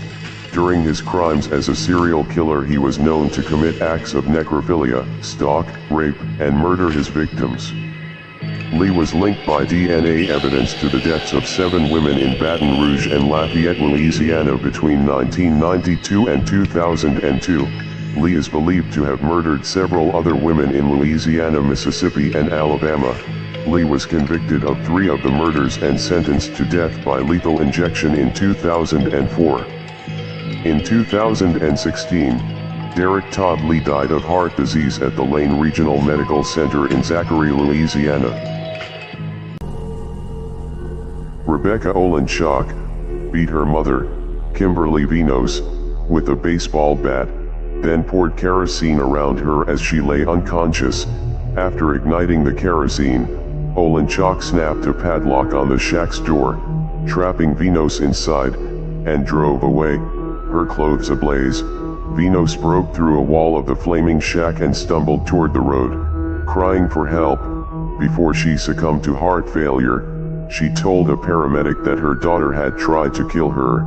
The murder occurred on October 17, 2010, in a homeless encampment behind the pathmark on Durham Road, Bristol Township, Bucks County, Pennsylvania, USA. Rebecca Olenchak was found guilty, but mentally ill, and sentenced to life in prison without parole on October 12, 2011. On August 15, 1975, Ted Bundy fled from a patrol car. When the police caught up to him and searched his 1968 Volkswagen Beetle, they found the following suspicious objects: a crowbar behind the driver's seat, a box of large green plastic garbage bags, an ice pick, a flashlight, a pair of gloves, torn strips of sheeting, a knit ski mask, a pair of handcuffs, and a strange mask made from pantyhose. They also noticed that the passenger seat had been removed. They later released him. Little did they know they had just set free one of the worst serial killers in American history. Eventually, Utah authorities seized the 1968 Volkswagen and examined it inch by inch, finding hairs that matched 3 potential victims. The Ted Bundy Volkswagen is currently on display at the Alcatraz East Crime Museum. Dr. Theodore John Kaczynski, also known as the Unabomber, is an American domestic terrorist who engaged in a mail bombing spree that spanned nearly 20 years. He was a mathematics prodigy, but abandoned his academic career in 1969 to pursue a more primitive life. Between 1978 and 1995, Kaczynski killed 3 people and injured 23 others in a nationwide mail bombing campaign against people he believed to be advancing modern technology and the destruction of the environment. He authored Industrial Society and Its Future, a 35,000-word manifesto and social critique opposing industrialization, rejecting leftism, and advocating for a nature-centered form of anarchism. He was sentenced to 4 life terms in prison on May 5, 1998.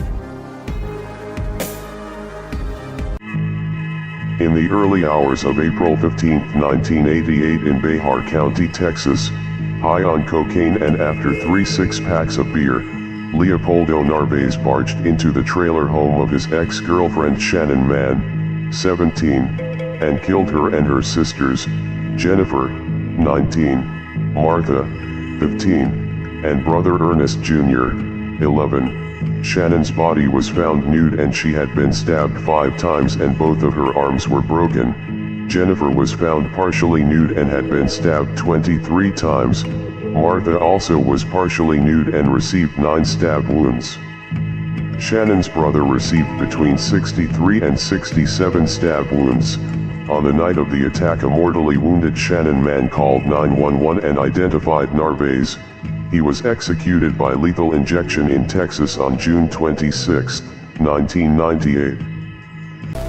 Sayano Horimoto was a 12-year-old 6th grader at Shinmei Primary School.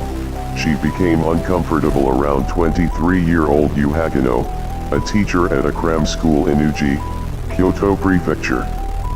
Sayano complained to her parents about the teacher when he became suggestive around her. On December 10, 2005, Hagino sent the other students outside. He then disconnected a security camera and approached the seated girl from behind. He tried to hit her with a hammer, but failed. He then stabbed her in the neck, head, and face with a kitchen knife more than 10 times. Hagino then pushed her to the floor and then stabbed her at least 3 more times in the neck. The Osaka High Court sentenced him to 15 years imprisonment on March 24, 2009.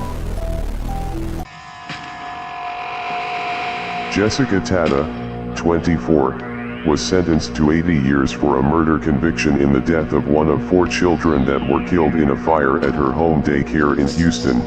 She was convicted for the death of 16-month-old Elias Castillo. Elias was one of 7 children whom Tada left unsupervised while she went to a nearby Target store. She left a pan of oil on a stovetop burner and this ignited the February 2011 blaze. 3 other children were seriously injured. Neighbors said that they heard the children crying during their unsuccessful attempts to rescue them from the blaze. Tada fled to Nigeria in the wake of the fire but was captured after about a month. Along with the prison sentence, Tada was ordered to pay a $10,000 fine. A judge dropped the remaining 8 cases against Tada in order for her to begin her prison sentence. Ed Gein made at least 40 nighttime visits to local graveyards to exhume recently buried corpses and take them home to make his gruesome art. He made faces into lampshades, a belt fashioned from women's nipples. There were also human skulls used as decorative bedposts, lips as a curtain drawstring, a wastebasket made of human skin, chair seats covered in human skin, several female skulls, some with the tops sawn off, bowls made from human skulls, a corset made from a female torso, skin from shoulders to waist, a pair of lips on a window-shaped drawstring, 4 noses, 2 vulvas from teenage girls, 9 women's vulvae in a shoebox, Bernice Worden's heart in a plastic bag, Bernice Worden's head in a sack, masks made from female faces, leggings made from human leg skin. Henryk Kukula is a Polish serial killer, pedophile, and necrophile, nicknamed the Monster from Kurtzow. From September 1980 to July 1990 he raped and murdered 4 children. When he was 14 years old, he murdered a 5-year-old girl. After killing her, he desecrated the corpse. The young murderer was placed in an educational facility in Krupski Młyn. He beat the 9-year-old son of the educator to death, raping the corpse afterwards. He was sentenced to 15 years imprisonment for the crime. In April 1990, Kukula left the prison, and in July of the same year he raped and murdered 2 brothers in Ruda Slaska. For this crime, he was sentenced to 25 years imprisonment. His sentence expired in 2020, but he was kept in and remains in custody. Bruce Mendenhall is a convicted American murderer and serial killer. Known as the Truck Stop Killer, Mendenhall worked as a long-haul trucker. He has been charged with the murders of 3 women at truck stops in Alabama, Indiana, and Tennessee. Mendenhall is suspected for murders in Georgia, Illinois, New Mexico, Oklahoma, and Texas. Mendenhall was arrested at a truck stop in Nashville, Tennessee, in 2007. A large quantity of bloody clothing and identification, personal effects, a plastic sack along with blood spots scattered around the inside of his cab and on the steering wheel, and even on his hands when arrested. Mendenhall was sentenced to life in prison. In 2010, he was sentenced to an additional 30 years in prison for soliciting the murders of 3 witnesses in his upcoming murder trial.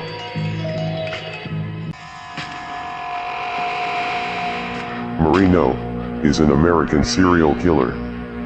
She was convicted in June 1999 of murdering 8 of her children.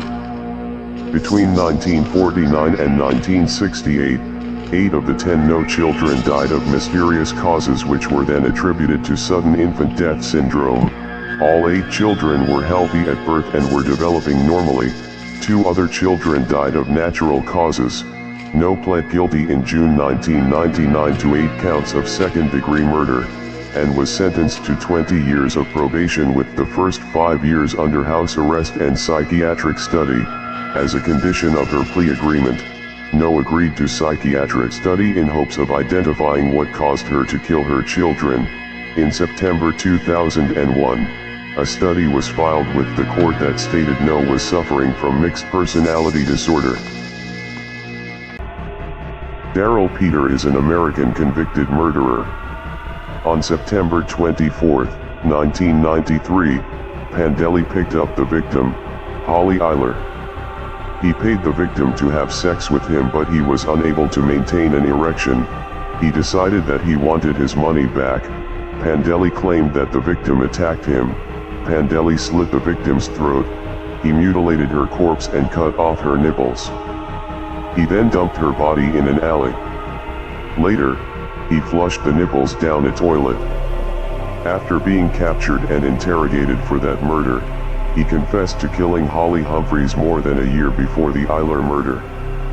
He was tried separately for the murder of Humphreys, and convicted of second-degree murder. Daryl Pandeli was convicted in 1997, and was eventually sentenced to death in 2017. Adish Kamra, is an Indian serial killer, known as the Darzi of Death. He has confessed to the murder of 33 truck drivers and their apprentices. He used to befriend the targets at food joints, and drug them before killing them. He was known to rob, strangle, mutilate, and murder his victims. Cameras says he dumped their bodies in isolated locations and sold off the trucks and goods. He remembers every little detail about everyone he has killed, the victim's last meal, where they ate, what they wore, where and how he was killed, and where exactly the body was dumped. The details are blood-curdling. The injuries were exactly where he said he had dealt the blows. Adish Kamra was arrested in September of 2018 by a female officer from the Bhopal police, in Mandideep, in Madhya Pradesh's Raisin district of India. Ernest Ingenito was an American spree killer. In November 1950, Ingenito drove to the Mazzoli house. He shot his father-in-law twice, killing him. As his wife fled, Ingenito shot her in the stomach and shoulder. When his mother-in-law fled, he shot her mother, then killed his wife's pregnant aunt. He wounded his wife's 9-year-old cousin, then shot and killed his mother-in-law. Ingenito also killed his mother-in-law's brother. He then drove to Minatola and shot his wife's aunt and uncle. Ingenito was arrested by the New Jersey State Police. He was released in 1974.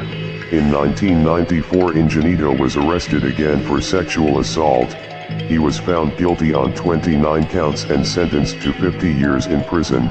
He died in prison of heart failure on October 7, 1995.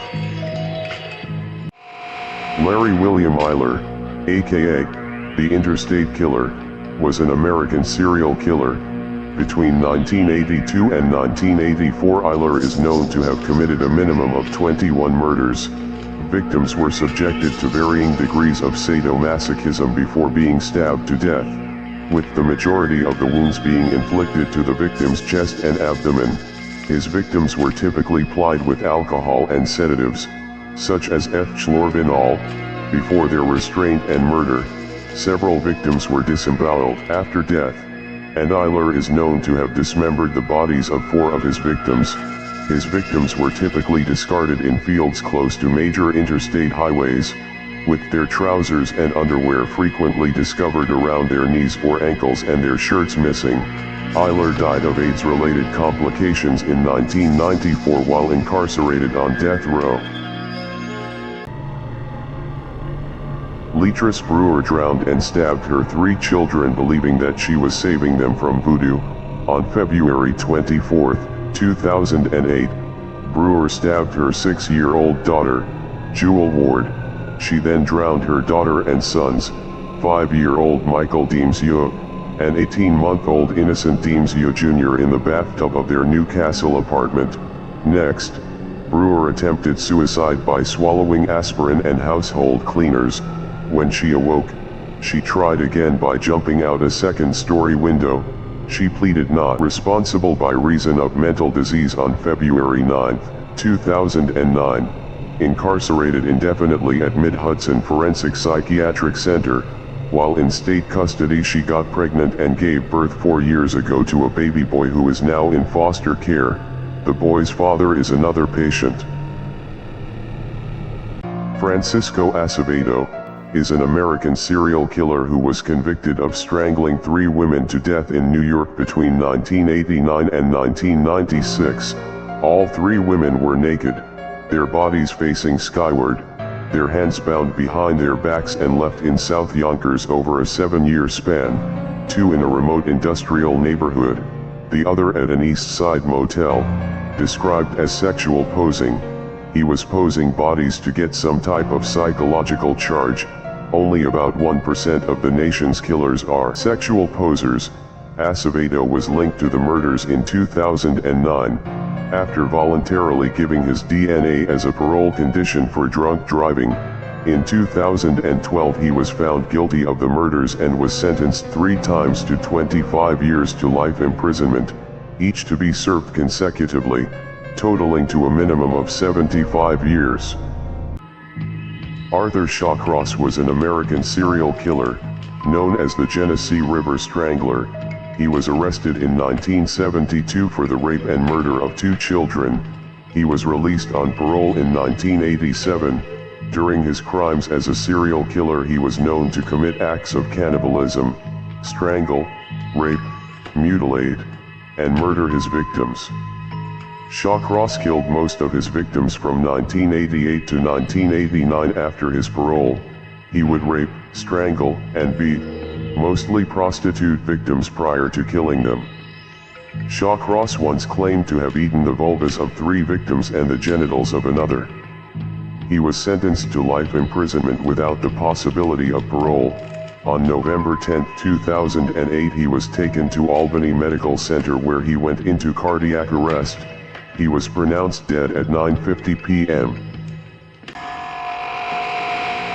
Keisha Golden, 33, was heavily pregnant when she fatally stabbed her boyfriend, just hours after the couple held their baby shower, during a fight over who would get to use the microwave to reheat food. She was arrested October 23rd, and charged with first-degree murder in the stabbing death of her boyfriend, Calvin Sidney, 29. The 8 months pregnant woman knocked a plate out of Sidney's hands, and he retaliated by shoving her. Sidney stormed off to a bedroom, where Golden allegedly stabbed him in the leg with a knife, and left the apartment after dropping the weapon. The boyfriend's femoral artery was reportedly cut in the attack. He died at Mount Sinai Hospital. A few hours later, Golden was arrested after she returned home, unaware that Sidney was dead. Ramadan Abdel Rahim Mansour was an Egyptian serial killer known as the Express Train. He was known to torture, rape, and murder his victims. Mansour raped and tortured homeless children, mostly boys aged 10 to 14 years old.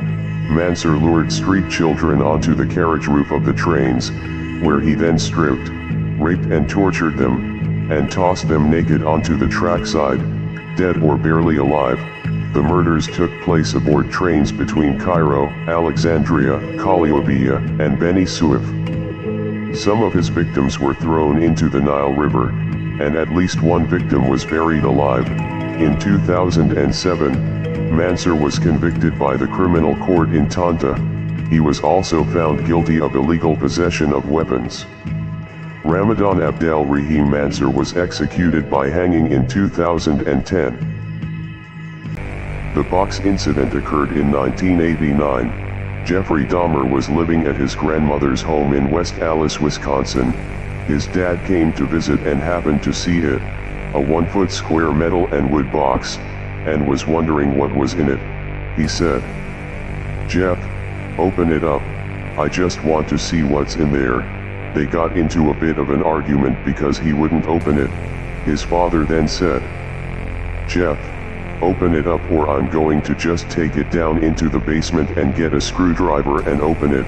Jeff got angry, very visibly agitated, not fathoming what could be in the box. His father said, "Okay, open it up tomorrow and then let's get rid of it." The box contained the severed and mummified head and genitals of a young man Dahmer had met in a gay bar in Milwaukee. He killed a dozen more victims before his capture in 1991. Charles Cullen is an American serial killer who worked as a nurse in many hospitals but was repeatedly fired for suspicious behavior. He confessed to murdering 40 elderly patients in New Jersey from 1984 to 2003. He did this by poisoning his patients to death. Some have estimated that Cullen may ultimately be responsible for 400 deaths, which would make him the most prolific serial killer in recorded history. He told detectives in December 2003 that he lived most of his life in a fog, and that he had blacked out the memory of murdering most of his victims. He said he could not recall how many of them there were, or why he had chosen them. On March 2, 2006, Cullen was sentenced to 18 consecutive life sentences in New Jersey, and is not eligible for parole until 2403.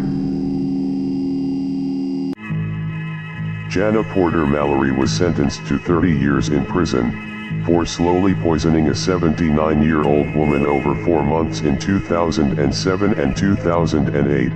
Mallory took advantage of her neighbor, Peggy Merman, who needed care. She did not have use of her legs and could barely use her arms.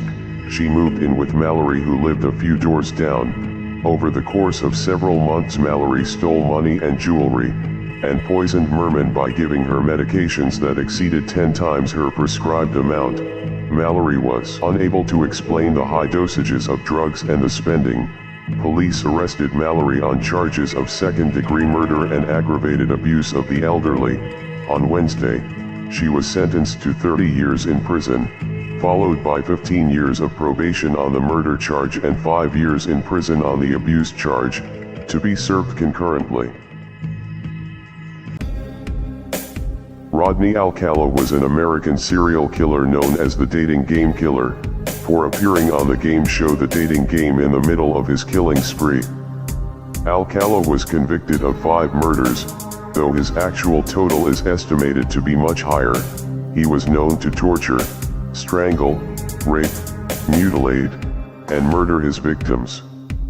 Alcala had a locker filled with thousands of photographs of women and children, most in sexually explicit poses, and it is suspected that some of the women photographed may be among Alcala's additional victims. On January 7, 2013, a Manhattan judge sentenced Alcala to 25 years to life. Alcala died of unspecified natural causes in Corcoran, California on July 24, 2021, at the age of 77. Moses Sithole is a South African serial killer known as the ABC Killer. Sithole murdered at least 37 women and 1 toddler between July 16, 1994 and November 6, 1995. He was known to rob, torture, strangle, rape, and murder his victims. Sithole preyed on unemployed women, luring his victims with the prospects of a job before leading them to an isolated place, where he murdered them. They were generally strangled with their own underwear. He once inflicted a head wound on the 2-year-old son of one of his victims and left him to die. He would later phone the victims' families to taunt them. In 1997, Moses Sithole was sentenced to 2,410 years imprisonment with a non-parole period of 930 years. He is currently incarcerated in Mangong Correctional Center in Bloemfontein. Robert Christian Hansen was an American serial killer known as the Butcher Baker, not receiving the attention he wanted from the attractive girls in school. Hansen grew up hating them and nursing fantasies of cruel revenge. Hansen kidnapped prostitutes. He hunted many of them down in the wilderness with a Ruger Mini 14 and a knife. Rape, torture and abduction were among his signatures, based on discovered remains. Police suspect him of 6 murders in addition to the 15 for which he was convicted. An aviation map with X marks was found hidden behind Hansen's headboard. Police later learned the X marks were locations of victims' bodies. He was arrested and convicted in 1983, and was sentenced to 461 years without the possibility of parole. He died in 2014 of natural causes due to lingering health conditions at age 75. Fiona Davis of Green Lanes, Palmer's Green, North London, killed her great-grandmother and her former boyfriend. She stabbed her lover Keith Fernandez 58 times and knifed her 81-year-old great-grandmother Mary Scarrett 130 times on October 14, 2003. She was found not guilty of murder due to insanity. She thought Keith Fernandez was a robot and Scarrett was the devil. She attacked them because she thought Judgment Day had arrived. Later, at Stoke Newington Police Station, she attempted to strangle herself and smeared crosses on the wall with excrement and blood. She shouted at police, "I am the Messiah and the King of Kings. I will forgive you all." She can never be freed without permission from the Home Office. The 25-year-old was returned to Broadmoor Special Hospital where she is being treated. Ali Asghar Barucherdi was an Iranian serial killer and rapist, known as Asghar the Murderer, the first Iranian serial killer and rapist reported in 20th century. He was known to rape, mutilate, and murder his victims. As a child, he started assaulting, raping, and later murdering adolescent boys in Baghdad when he was 14 years old. Barucherdi was convicted of killing 33 young boys in Iraq and Iran, 8 in Tehran, most of them homeless vagrants. The first bodies, heads severed, were found on December 31, 1933, and 25 in Baghdad. Barucherdi was convicted, and after an unsuccessful appeal, he was sentenced to death. In 1934, Ali Asghar Barucherdi was executed by public hanging in front of a crowd in Tehran's Sepah Square. William Bonin was an American serial killer who was known as the Freeway Killer, as the majority of his victims were discarded alongside various Southern California freeways. Bonin underwent 2 psychiatric examinations, and he was determined to be a sexual psychopath who had little control over his impulses. He committed the rape, torture, and murder of a minimum of 21 young men and boys in Southern California from May 1979 to June 1980. One of his victims had been bound, beaten about the face, sodomized, then stabbed in the neck and genitalia and bludgeoned about the skull. Attempts had also been made to remove his testicles and slash his throat. In March 1969, Bonin was convicted of 14 of the freeway murders and died on February 23, 1996, age 49, by lethal injection at San Quentin State Prison. James Wood was an American serial killer and rapist. He would kidnap, rape, molest, commit acts of necrophilia on the body, and dismember the corpse of his victims. He was convicted and sentenced to death in 1993 for the June 29 kidnapping, dismemberment, and murder of an 11-year-old newspaper delivery girl in Pocatello, Idaho. He kidnapped her at gunpoint before shooting her in the head. He kept the body for over a week, repeatedly raping it, before finally dismembering the remains. He was arrested in 1993 and later led authorities to the body that had been thrown into the Snake River in Idaho Falls. In 2004, James Edward Wood died from a heart attack at the Idaho Maximum Security Institution in Kuna, Idaho. Carlette Parker was a home health care worker who kidnapped 88-year-old Alice Covington, withdrew money from Covington's account, and then drowned her in a bathtub. Her body was subsequently found inside her 1993 Mercury Sable, which had been abandoned in a Morrisville field. When examined, Covington had bruising around her ankles and legs, pepper spray on her clothing, and possible burns from a stun gun. At the time of her arrest, Parker had a stun gun and pepper spray in her possession. Police suspect Parker may have victimized other elderly people as well, and said these charges not only involve Covington, but at least 3 other victims. Parker was convicted of kidnapping and murder of Alice Covington, given the death penalty, and sent to death row in North Carolina. Nikolai Jumagaliev is a Soviet serial killer and rapist known as the Metal Fang. He was known to commit acts of cannibalism, rape, mutilate, and murder his victims. Jumagaliev was convicted for the killing and cannibalism of 7 people between 1979 and 1980. He is known as the Metal Fang due to his false metal teeth. Jumagaliev lured female prostitutes who were working local parks during the nighttime hours. He would lure, attack, and hack his victims with an axe, as part of a plan to rid the world of prostitution. German Galiev claimed to have cooked parts of his victims to eat himself, or serve them to other people as part of ethnic dishes.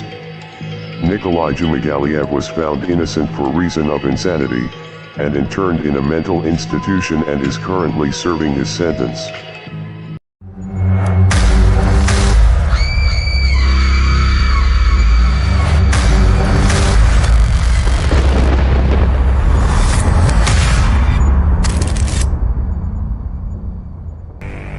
Matej Krko was a Slovak serial killer known as the Slovak Cannibal. Krko lived in the small Slovakian village of Kisak. Authorities found GPS coordinates on a computer owned by Krko, which led the discovery of 2 victims' bodies in a shared shallow grave. It was discovered that he had killed and eaten 2 women who had volunteered to be murdered and cannibalized. Krko's computer suggested they had agreed to be eaten.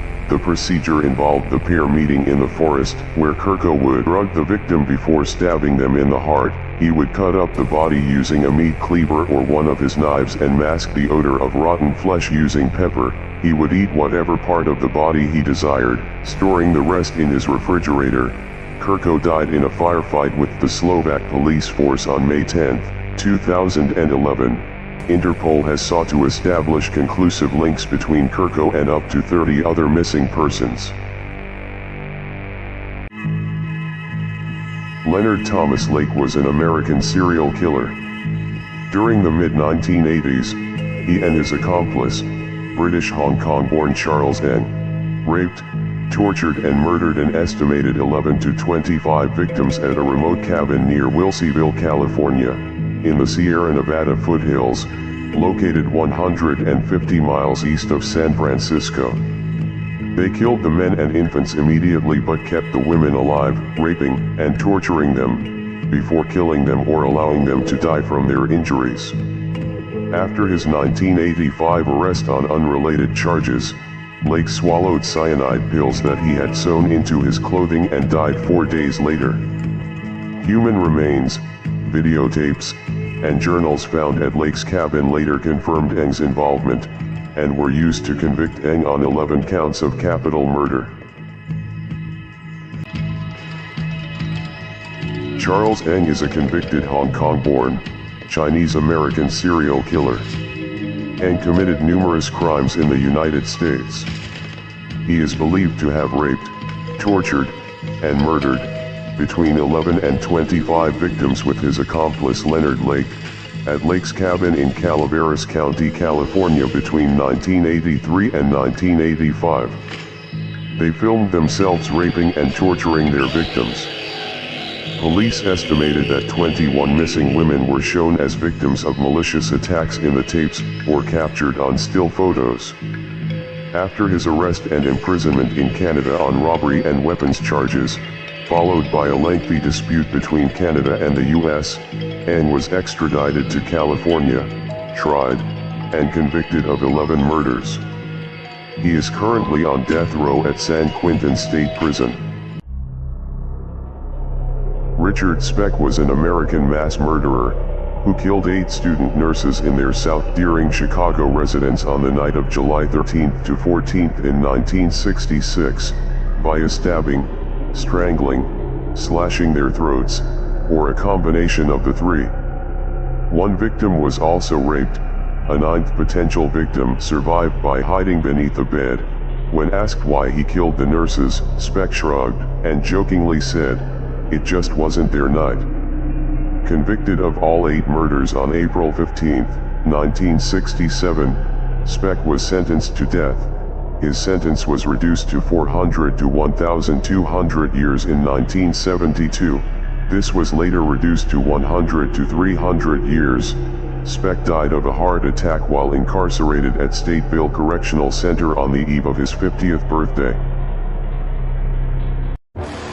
On the evening of October 18, 1902, after a row over his wife's pawning of his son's boots to pay for a drink, he stabbed her in the back, and she died soon afterwards, charged with willful murder. He gave evidence in his own defense, saying that he had been drunk and his wife had rushed at him, but he did not remember anything more. A policeman gave evidence saying that he had heard quarreling in the house and had to disperse a crowd from outside about half an hour before the attack. The jury returned a verdict of guilty of manslaughter and the judge sentenced him to penal servitude for 12 years. He served 3 before being released. He died on the Titanic as one of its many victims. On the night of the sinking, William had managed to find a life jacket, but his son-in-law, Walter, had not, so William gave him his, contributing to Walter's survival. Roberto Jose Carmona, known as the Human Hyena, is an Argentine thief, rapist and serial killer, initially imprisoned for killing a teenage girl in 1986. Carmona proceeded to kill 2 inmates in separate incidents and culminating with the murder of a taxi driver during an escape attempt in 2022. When he was 23 years old, he robbed 3 teenagers and kidnapped one, a 16-year-old girl named Gabriela Seppi. He proceeded to rape and kill Seppi, then abandoned her body on the outskirts of the city. She wasn't found for 29 days, causing widespread fear throughout the city. Even after authorities arrested Carmona and he confessed to the crime, Carmona is considered one of the most dangerous murderers in the country's history, and is the second longest serving prisoner. He is currently imprisoned at Cruz Dalej Prison. Mark Brandon Chopper Reed was an Australian convicted criminal and gang member. He began his criminal career by robbing drug dealers. He later graduated to kidnapping and torturing members of the criminal underworld, using a blowtorch or bolt cutters to remove the toes of his victims as an incentive for them to produce cash so that Reed wouldn't kill them. While in Pent Ridge Prison's H Division in the late 1970s, Reed launched a prison war. The Overcoat Gang wore long coats to conceal their weapons and were involved in several hundred acts of violence against a larger gang. Reed had a fellow inmate cut both of his ears off to be able to leave H Division temporarily. Reed claimed to have been involved in the killing of 19 people and the attempted murder of 11 others. He died of an illness on October 9, 2013, aged 58, in Parkville, Victoria at Royal Melbourne Hospital. 14-year-old Renee Cara O'Brien set out on the evening of March 10, 2002, with the sole intention of stealing a car, finding 60-year-old grandfather Kenneth Piggott asleep in his four-wheel drive. She struck him in the head 8 times with a hammer and threw his dead body into the Waitara River. Kenneth Piggott had been drinking with friends at a local pub on the evening of March 10th. Falling asleep in his four-wheel drive, he was woken by Renee O'Brien and her friends. While Cararena distracted Mr. Piggott, Renee produced a hammer. She smashed the man over the head 8 times before he fell to the ground. The other 2 girls kicked him before they all dragged him over the stop bank and into the river. Renee Cara O'Brien was sentenced for the murder in February 2003.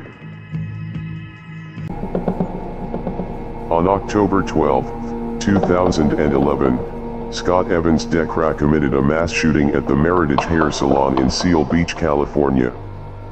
Previously in 2007, a restraining order was filed against Decra, barring him from possessing firearms, which had expired at the time of the shooting. 8 people were shot and only 1 victim survived. He was armed with 3 handguns and reloaded at least once during the attack, which lasted 2 minutes. It remains the deadliest mass killing in Orange County history. Scott Evans Decra, who was involved in a custody dispute with his ex-wife, who was one of the shooting victims, pleaded guilty to the shooting. On September 22, 2017, Decra was sentenced to 8 terms of life imprisonment without parole and 1 term of 7 years to life for attempted murder. On December 11, 1990, Victor Farr attempted to kidnap and then shot and attempted to murder 2 women outside a Lake City, Florida bar. He escaped by forcibly taking a car in which a man and woman were sitting. The man fled, but Farr managed to escape with the woman still in the car. Later, while being pursued by police officers, Farr deliberately crashed the car into a tree, attempting to kill both himself and his hostage. The woman was severely injured in the crash and subsequently died from her injuries, while Farr was only slightly injured. Farr was sentenced to death on May 13, 1991, but this sentence was overturned. Farr was resentenced to death on December 8, 1993. His death occurred on the 15th of January, 2015, aged 53, at Union County, Florida, USA. Randall Woodfield is an American serial killer, dubbed the I-5 Killer, for the I-5 highway running from Washington to California, where he committed multiple sexual assaults and murders. During his crimes as a serial killer, he was known to rob, rape, and murder his victims. He would also repeatedly shoot victims in the head. Woodfield typically concealed his identity by wearing a hoodie, a fake beard, and most curiously, a strip of athletic tape across his nose. His first murder was on October 9, 1980. Cherie Lynn Ayers had been bludgeoned and stabbed repeatedly in the neck. He was convicted of 3 murders, is suspected of killing up to 18 people, and suspected to be involved in 44 murders. Woodfield is incarcerated at the Oregon State Penitentiary. Martha Rendell was the last woman to be hanged in Western Australia. She was found guilty of the willful murder of her de facto husband's son, Arthur Morris, in 1908. She was also suspected of the killing of his 2 daughters, Annie and Olive. It was alleged that she killed the children by swabbing hydrochloric acid on the back of their throats. She beat them severely and insisted they call her mother. The medics thought the children had died of diphtheria, and it was only when an older boy ran away that the truth began to emerge. Martha, however, always protested her innocence, maintaining that she was treating the children for diphtheria. There was considerable public outrage at the time, the press portraying her as a scarlet woman and wicked stepmother. On October 6, 1909, she was hanged at Fremantle Prison. She is buried at Fremantle Cemetery. Known as the Missoula Mauler, Wayne Nance shot and stabbed his victims, often raping them beforehand. Between 1974 and 1986, he invaded homes across Montana.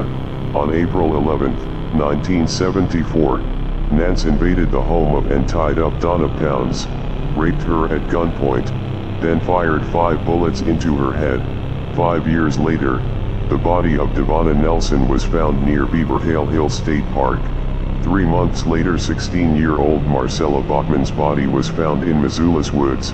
In September 1985, another unidentified body was found. Law enforcement believe Nance committed at least 6 homicides, although it is strongly suspected that he killed many more.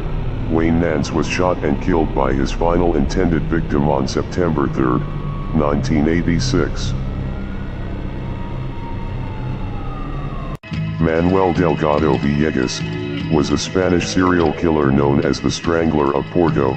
Villegas confessed to the murders of 48 people of different gender, age, and sexual orientation in 3 separate countries. Police only investigated him for 22 murders in Spain. Villegas would beat, suffocate, strangle, rob, and commit acts of necrophilia on his victims. Some of his victims were killed with hand-to-hand combat techniques that he learned while in the Spanish Foreign Legion. Delgado killed his first confirmed victim in 1964 at age 21 and remained active until his arrest at 28 in 1971. Delgado hid one body and returned to have sex with it on 3 consecutive nights before he was arrested. He was diagnosed with a severe mental disorder and XYY syndrome. Villegas interned in a mental institution until his death in 1998. Christy Abrahams is an Australian murderer who killed her 6-year-old daughter on July 13, 2010. Because she refused to put her pajamas on, she was beaten and kicked to death by her mother. After the murder, her boyfriend, Robert Smith, put Keisha's body into a suitcase. 5 days after her death, the pair took the suitcase with Keisha's body inside to a burial site in Sydney's Outer West. Smith dug a shallow grave and poured petrol over Keisha's body and burned it. Abrahams reported her daughter missing. In April 2011, the pair were arrested over Keisha's murder. Smith was jailed for a minimum of 12 years and Abrahams for a minimum of 16 years. Robert Terry Smith was released in April 2023. Should child killers get life in prison? Let us know what you think in the comments. Gregory Brazel is an Australian serial killer, also known as Bluey. Brazel was dishonorably discharged after holding 5 privates hostage in an army exercise in Healesville, Australia. He was persuaded to release the hostages and no one was harmed. He killed 3 female victims between 1982 and 1990. Brazel fatally shot a female hardware store owner in a 1982 armed robbery, and murdered 2 female prostitutes in 1990. Brazel is often described as one of the most manipulative and violent prisoners in Victoria's prison system. He became eligible for parole in 2020. As of April 2023, he is still serving 3 consecutive life sentences at HM Prison Burwan, in Lara, Victoria, Australia. Eric Heinstock, a 9th grader at the Weston High School, entered the school with a handgun and a shotgun, both owned by his parents. After arriving at school at approximately 8 a.m., he aimed the shotgun at a teacher, then wrestled from him by a custodian. A struggle ensued, and the shotgun was taken away. Still armed with the handgun, Heinstock sought out and confronted the school's principal, John Alfred Klang. Klang attempted to subdue Heinstock. In response, Heinstock shot Klang several times.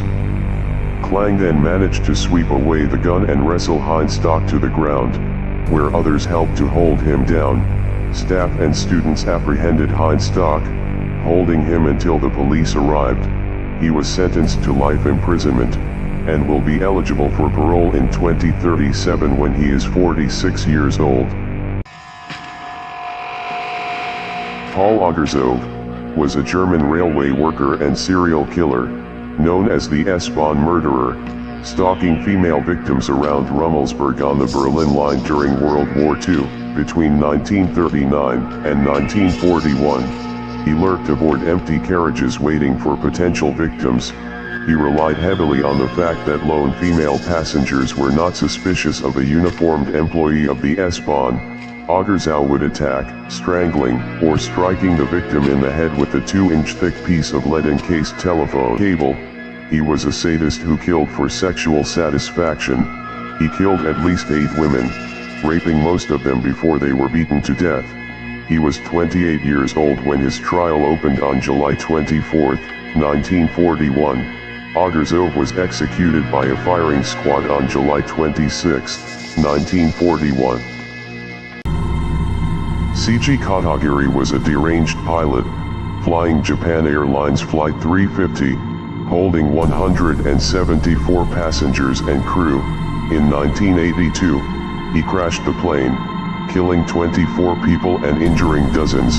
His troubles started around the fall of 1976. C.G. started feeling different and noticed a decrease in his self-confidence. He also started seeing hallucinations. The crash caused 54 passengers to have slight injuries, 95 passengers to have serious injuries, and 24 passengers to die. Most died when they were thrown into the sea and drowned, while others died of head injuries and other injuries. C.G. was admitted to the Tokyo Metropolitan Matsuzawa Hospital for treatment. Katagiri has since been released from psychiatric care and lives near Mount Fuji. Buddy Justice was an American spree killer who raped and murdered 3 women across Georgia, Florida, and Virginia on October 3, 1978. Justice broke into the Ironto, Virginia trailer of pregnant nurse Ida Mae Moses, 21, and proceeded to rape and murder her. Justice moved south, picking up an 18-year-old hitchhiker, Dale Goins. Along the way, they kidnapped, raped, and murdered Rosemary Jackson, a 32-year-old housewife, while she was leaving a store in Atlanta. Days later in Florida, Justice and Goins kidnapped, raped, and murdered Stephanie Hawkins. Convicted of all 3 murders and receiving death sentences in all 3 states, Justice was executed in Virginia in 1990. Joseph Taberski, aka Mad Dog, was a murderer who was sentenced to death after a string of brutal robberies and murders in Connecticut during the 1950s. 6 people were killed during a string of armed robberies and murders that became known as the Mad Dog Killings. A number of others were shot, beaten, or pistol whipped but survived. Taberski earned his nickname due to the savagery of the killings that condemned him to death. In 1957, Connecticut package store hours were modified to close at 8 p.m. from 11 p.m., due in part as a response to the crimes of Taberski. He was executed by electric chair for the Mad Dog Killings. At the age of 36, Taberski donated his body to Yale School of Medicine. His ashes were later buried in the garden of Christ Church Cathedral. Dale Nelson was a sexually dysfunctional lumberjack. Dale fought his impotence with violence. On September 5, 1970, tanked up with booze and hatred, he drove to his wife's relative's house where he killed a woman and her 7-year-old daughter. He slit the young girl's gut and munched on the half-digested food in her entrails. He then went to a neighbor's house and killed all 6 inside, sodomizing an 8-year-old girl as she died. He returned to the first house and stole the corpse. Dale was located on September 6 in a shack in the woods, and surrendered to police without incident. He was sentenced to life imprisonment. Prosecutors say that should he win parole at any time, they would put him on trial for the remaining 6 murders they say he committed. Dale Nelson died of throat cancer on February 10, 1999 while in prison. John Ingvar Lövgren was a Swedish serial killer who confessed to 4 murders committed between 1958 and 1963 in the Stockholm region. Lövgren was convicted and sentenced to closed psychiatric treatment at Salberga prison. He went under the name, the Girl Killer, because his last 2 victims were young girls. After he was arrested, Lövgren confessed to another murder, the unsolved murder of 26-year-old Agneta Holm, in Fruingen in June 1958. Despite this, Lövgren was never convicted of her murder and her case has since been statute barred. Police, however, consider it solved and Lövgren to be the assailant. He was, at the time of his death in 2002, no longer in treatment due to poor health, which he had received from his cancer. He was buried at Sala Cemetery. Kaspars Petrovs is a Latvian serial killer known as the Strangler from Riga. Petrovs confessed to strangling 38 elderly female residents of Riga, Latvia from 2000 to 2003. He was known to rob, strangle, stalk, and murder his victims. After the murders, he put his victims' corpses to bed and prepared them in such a way, as if they were sleeping. Petrovs followed the victims home and forcibly entered their apartments or posed as a gas company employee. Petrovs was initially charged with 38 murders, 8 attempted murders, and a number of theft and robberies. He was convicted and sentenced to life imprisonment for the robbery and murder of 13 elderly women due to a lack of evidence in the other cases. Kaspars Petrovs was sentenced to life in prison on May 12, 2005. Porn stars Amanda Logue, 30, aka Sunny Day, and her boyfriend Jason Andrews, decided to kill tattoo parlor owner Dennis Abrahamson, have great sex and then take as much of his money as they could. In the early hours of May 15, 2010, Logue serviced Abrahamson while Andrews waited outside for her signal to attack. They stabbed and bludgeoned Abrahamson with a sledgehammer. His body was found face down on a massage table in his home. The couple snatched $6,000, credit cards, and a video camera before leaving. In January, Andrews pleaded guilty to first-degree murder and was sentenced to life in prison. On May 21, 2012, Logue pleaded guilty to charges of second-degree murder. Logue, known for bondage, will herself be restrained for the next 40 years. Jennifer San Marco was a former U.S. Postal Service employee and mass murderer who killed 7 people in Goleta, California. On January 30th, 2006, San Marco shot and killed her one-time neighbor, Beverly Graham, and then subsequently drove to the mail processing plant at which she previously worked in Goleta, California. San Marco entered the sprawling plant by driving through a gate behind another car. She gained entry to the building by taking an employee's identification badge at gunpoint. She then shot and killed 6 employees of the plant with a pistol before taking her own life. San Marco apparently believed that she was the target of a conspiracy centered at the Goleta Postal Facility. Santa Barbara County Sheriff's Department speculated that San Marco's paranoia and history of mental illness may have motivated her to commit the murders. The Shafia family murders took place on June 30th, 2009 in Kingston, Ontario. Shafia's sisters Zainab, Sahar, and Deepi, along with Rona Amir Mohammed, were found dead inside a car that was discovered underwater in front of the northernmost Kingston Mills lock of the Rideau Canal on the same day. Zainab, Sahar, and Deepi were daughters of Mohammed Shafia and his wife Tuba Mohammed Yahya. The couple also had a son, named Rona, who was herself infertile, was the first wife of Mohammed Shafia in their polygamous household. On July 23, 2009, Mohammed, Tuba Yahya, and Hamed were arrested on charges of 4 counts of first-degree murder and conspiracy to commit murder. They were found guilty of all 4 counts by the jury in January 2012. Philip Carl Jablonski is an American serial killer from California, who was charged with the April 22, 1991 death of Fatima Van in Indio, California. She was found shot and sexually assaulted, lying naked in a ditch in the Indio desert, with the words, "I love Jesus," carved in her back. Her body had cut off ears and removed eyes. In April 23, 1991, his wife Carol and her mother were murdered at their home in California. Spadoni was shot and suffocated, then stabbed, while Peterson was sexually assaulted and shot.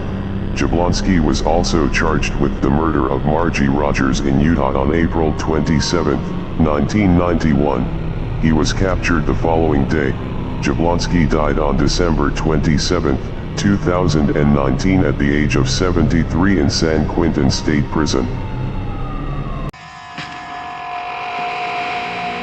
Philip Capisoda was a Montenegrin male model. On March 16, 2010, the bodies of Capisoda and his girlfriend, 32-year-old singer, Kasenija Pajcin, were found in her apartment in Belgrade. Both had gunshot wounds to the head. Police suspect a murder-suicide, with Capisoda as the shooter. Early investigation reports stated that the dead bodies were discovered by the singer's mother, and that the gun used in the homicide was found next to Capisoda's body. It is believed that the motive for the murder-suicide was jealousy. He was buried on March 19, 2010 in Cetinje, the day before Kasnich's funeral. His funeral was attended by his brother Petr Capisoda and his friend, singer Goga Sikolik, among others. Richard shot his wife, both his sons, the neighbor, and then himself, on August 19, 1999, in a suburb outside Sacramento. 3 of the victims died at the scene. Stephen LaFranco, the neighbor, survived until early the next morning. Cody Labatt, the 5-year-old son of the murderous father, remained alive until mid-afternoon. The rage that drove Labatt to familicide stemmed from the fact that his wife and their neighbor had begun a relationship. After both marriages fell apart, for LaFranco, it was his second marriage. He lived in the house on Laguna Point Way and his wife moved out. The Labatt marriage next door was disintegrating, although with more bitterness. The quintuple murder-suicide was the largest single slaying case in Sacramento since the April 1991 siege of a Good Guys store that left 6 people dead. The Mphezameli Taki, aka the Sugarcane Killer, is a South African serial killer who killed 13 women aged 18 to 25, dumping their bodies in agricultural plantations. On January 19, 2011, Taki was sentenced to 13 life sentences for the murders. Body parts of some of his victims are alleged to have been provided to a local traditional healer or Sangoma. Taki was remanded at Westville Prison during his trial. On February 21, 2010, Taki attempted to escape from the prison. He fell from the roof of his fourth-floor cell, seriously injuring himself. On March 2, 2010, Taki, now using a wheelchair, entered court. On December 23, 2010, Taki was convicted on all charges. Václav Mrazek was a Czech serial killer who killed 6 women and 1 man in Komutov. He would beat, shoot, and murder his victims. He had an extensive criminal history prior to his killing spree. In 1951, Razakis is thought to have committed his first murder, the murder of a 15-year-old girl. While primarily sexually motivated, he also robbed his victims, and he was also a necrophiliac. And at trial, one peculiar claim made by him was that he hated the sight of blood. He was convicted of 127 total crimes. He thought that there was no death penalty, and expected a maximum sentence of 10 years. He was convicted, and sentenced to death in 1957. In 1957, Václav Mrazek was executed by hanging at the Prague Pankráč Remand Prison in Prague, Czech Republic. A mother of 3 has been sentenced to life in prison for murder for a second time. Catherine O'Connor pleaded guilty at the Central Criminal Court yesterday to killing her 42-year-old neighbor John Forrester. Drug addict O'Connor is already serving a life sentence handed down last year after she admitted murdering another man, Jonathan Duke. The 37-year-old killed the English father of 4 at Bridge House, Bandon, Cocork, on November 12, 2011. Mr. Forrester died of blunt force trauma and asphyxia. His hyoid bone had been broken and there was bruising to his throat. The victim also had a fractured skull, several broken ribs, a broken hip and lacerations to his head and mouth. They both lived in a flat at the house. She then wrapped his body in cable wire and carpet, while his feet were tied with the belt from her cardigan, and dumped it in the river Bandon. The Daegu subway fire of February 18, 2003, killed at least 198 people and injured at least 147. An arsonist set fire to a train stopped at the Junggongno station in South Korea. The fire then spread to a second train which had entered the station from the opposite direction. The arsonist was Kim Dae-han, a 56-year-old unemployed former taxi driver who had suffered a stroke in 2001. Kim was dissatisfied with his medical treatment and had expressed sentiments of violence. He later told police he wanted to kill himself, but to do so in a crowded place. He boarded train 1079 on line 1, carrying a duffel bag which contained 2 milk cartons filled with the flammable liquid, possibly paint thinner or gasoline. Kim died in prison on August 31, 2004. Genaro Ruiz Camacho Jr. was an organized crime leader in Texas. On May 20, 1988, David L. Wilburn, who worked for Sam Wright, and had a mental disability, unwittingly interfered when Camacho and 2 accomplices tried to kidnap Wright. Evelyn Banks, and Banks' 3-year-old son Andre, Wilburn was forced to lay down in Wright's home and was then shot in the back of the head. After the murder, Wright managed to escape, but Camacho and his accomplices kidnapped Evelyn and Andre Banks and killed them 3 days later. After this, he fled to Mexico. The FBI set up a sting operation to lure Camacho back to the United States. Camacho was arrested as he crossed the border near McAllen, Texas. He was convicted and was executed by lethal injection on August 26, 1998. David Alan Gore was an American serial killer who confessed to, and was convicted of 6 murders in Vero Beach and Indian River County, Florida in the 1980s. Gore was executed by lethal injection in 2012. Having been on Florida's death row for 28 years, Gore had an accomplice, his cousin Fred Waterfield, and the pair were dubbed the Killing Cousins. Waterfield was convicted of 2 murders, and is currently serving 2 consecutive life sentences. In 1976, prior to their committing any murders, police jailed and questioned both Gore and Waterfield after Angela Hummel Austin accused them of raping her at gunpoint. The cousins insisted the sex was consensual, and they were not charged in her case. Gore targeted at least 4 additional women who escaped with their lives.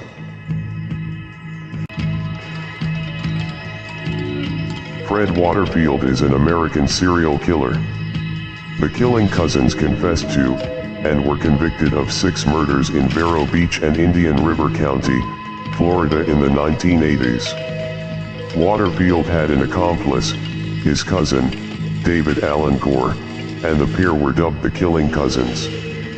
During his crimes as a serial killer, he was known to torture, strangle, stalk, rape, mutilate, and murder his victims. He was raised by his uncle, David Gore's father. Gore was executed by lethal injection in 2012. In 1985, Waterfield was convicted of 2 murders and sentenced to life imprisonment. Fred Waterfield is currently serving 2 consecutive life sentences at the Avon Park Correctional Institution in Florida. Lynn Turner. Starting in 1995, her first husband, Glenn Turner, allegedly died of natural causes after being apparently sick with the flu. 6 years later in 2001, the death of her second husband, Randy Thompson, under remarkably similar circumstances aroused the suspicion of law enforcement. After investigation, it was determined by authorities that Lynn Turner had murdered both her husbands by poisoning them with antifreeze. She was arrested 10 months later after her second husband's death and was tried for Glenn Turner's murder in 2004. She was found guilty and went to trial again for murdering Randy Thompson in 2007 and was also convicted. Turner died in prison on August 30, 2010. The cause of death was suicide by toxic overdose of blood pressure medication. Carolyn Warmus is an American murderer and former elementary school teacher, who was convicted at age 28, of the 1989 murder of her lover's wife, 40-year-old Betty Jean Solomon. After a hung jury at her first trial in 1991, Warmus was convicted of second-degree murder, and illegal possession of a firearm at her second trial in 1992. She served 27 years for the murder, and was released from prison on parole on June 17, 2019. The murder case attracted national media attention and led to comparisons with the 1987 film Fatal Attraction, about a love affair that turns deadly. The Warmus case went on to inspire made-for-TV movies, 6 different episodes across multiple television broadcasters, and at least 1 book. On the morning of July 18, just 6 weeks after getting out of prison, Jack Abbott went to a small cafe called the Benny Bean in Manhattan. He clashed with 22-year-old Richard Audon, son-in-law of the restaurant's owner, over Audon's telling him the restroom was for staff only. Abbott stabbed him in the chest, killing him. After some time on the run, Abbott was arrested and charged with murder. At his trial in January 1982, he was convicted of manslaughter and given 15 years to life. On February 10, 2002, Jack Henry Abbott hanged himself with a bed sheet and shoelace in Wenda Correctional Faculty on Sunday, February 10. He left a suicide note, whose contents have not been made public. Abbott developed a subjective perspective that every encounter was potentially threatening.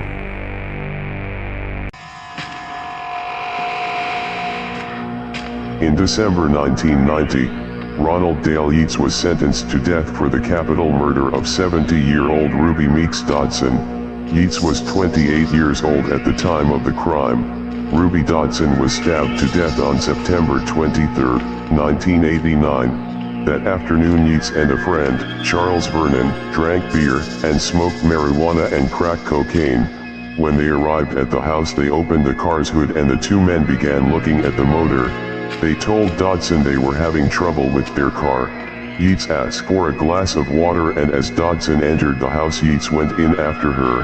Vernon also went in and went straight for Dodson's bedroom, where he began looking for money.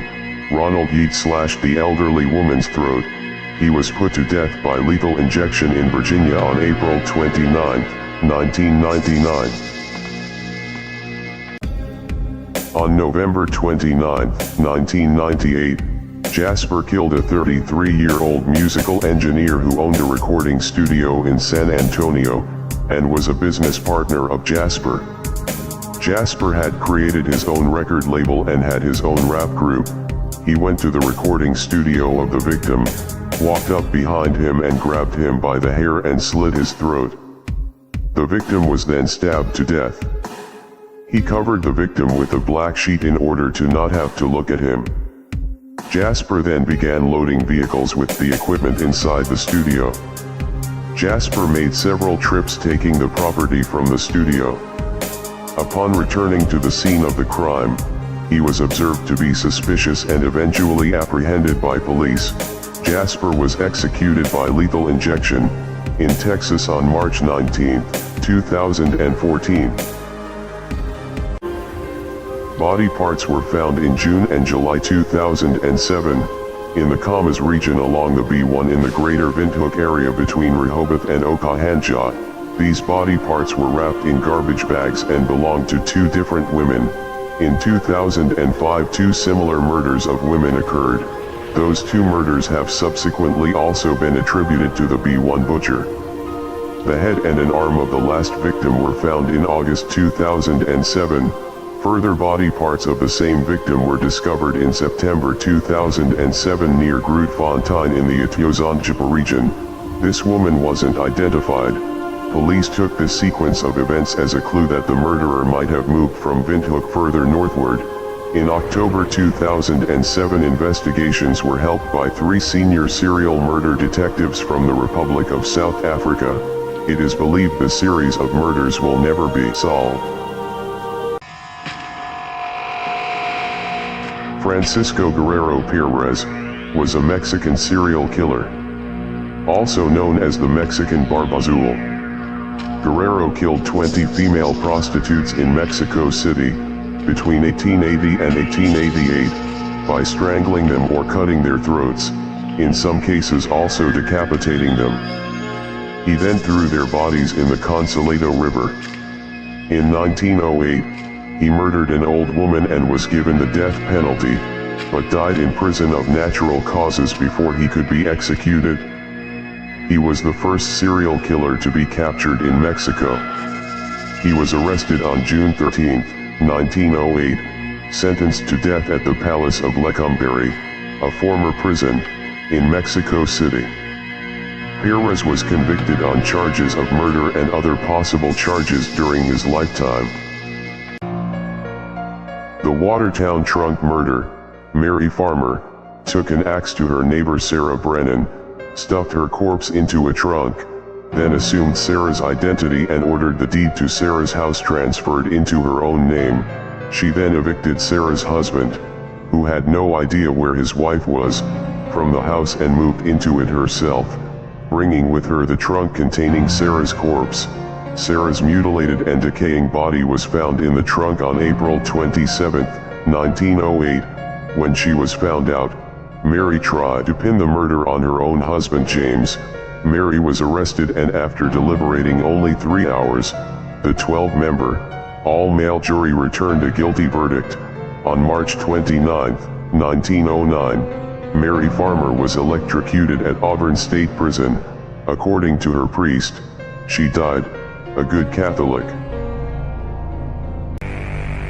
Joseph Timothy Keel arranged to pick up his father-in-law, John Simmons, on the pretense of going to check out the offices at a hog farm where he worked. He confessed that he fired a shot with a .22 rifle at Simmons, while the victim was in his truck on the hog farm. After Simmons got out of the truck holding a knife, Keel shot him again. He then helped the wounded Simmons back inside his truck, and later fired another shot into the truck, hitting Simmons in the head. The exact reason for the murder is not clear. Keel told lawmen that he and Simmons had had a fist fight. Keel claimed that he set him up to kill because he was a wife beater. Keel received the death penalty because of a 1987 conviction for involuntary manslaughter in the beating death of his infant son. He was executed by lethal injection in North Carolina on November 7, 2003. The February 9th killer was an unidentified, suspected serial killer, believed to be responsible for the 2006 murder of Sonia Mia and her unborn baby, and also the 2008 murder of Damiana Castillo in Salt Lake County, Utah. The murders were committed on the same day, 2 years apart. In 2009, analysts with the Utah Crime Lab linked DNA taken from both scenes and matched the same unidentified man. The corresponding police departments concurrently released a description of the perpetrator as a Hispanic male, in his late teens or early 20s. Juan Antonio Arreola Murillo formally pleaded guilty in Utah to 3 first-degree felony counts of aggravated murder. A sentencing hearing is scheduled for August 10, 2023. Yvonne Hiller, the Longcrest woman who shot 3 co-workers at the Kraft Nabisco cookie plant in Northeast Philadelphia in 2010, Common Pleas Court Judge Benjamin Lerner found Hiller guilty of 2 counts of first-degree murder in the deaths of LaTanya Brown, 36, and Tanya Wilson, 47, 1 count of attempted murder for shooting Bryant Dalton, 41, and several other offenses. At an emotional hearing Monday, Lerner heard from the victims' relatives and Hiller's niece. Hiller spoke briefly, asking forgiveness of the victims' families and her own. Hiller believed that her co-workers had been poisoning her for years. She argued with them that day, and had been escorted by a security guard out of the building.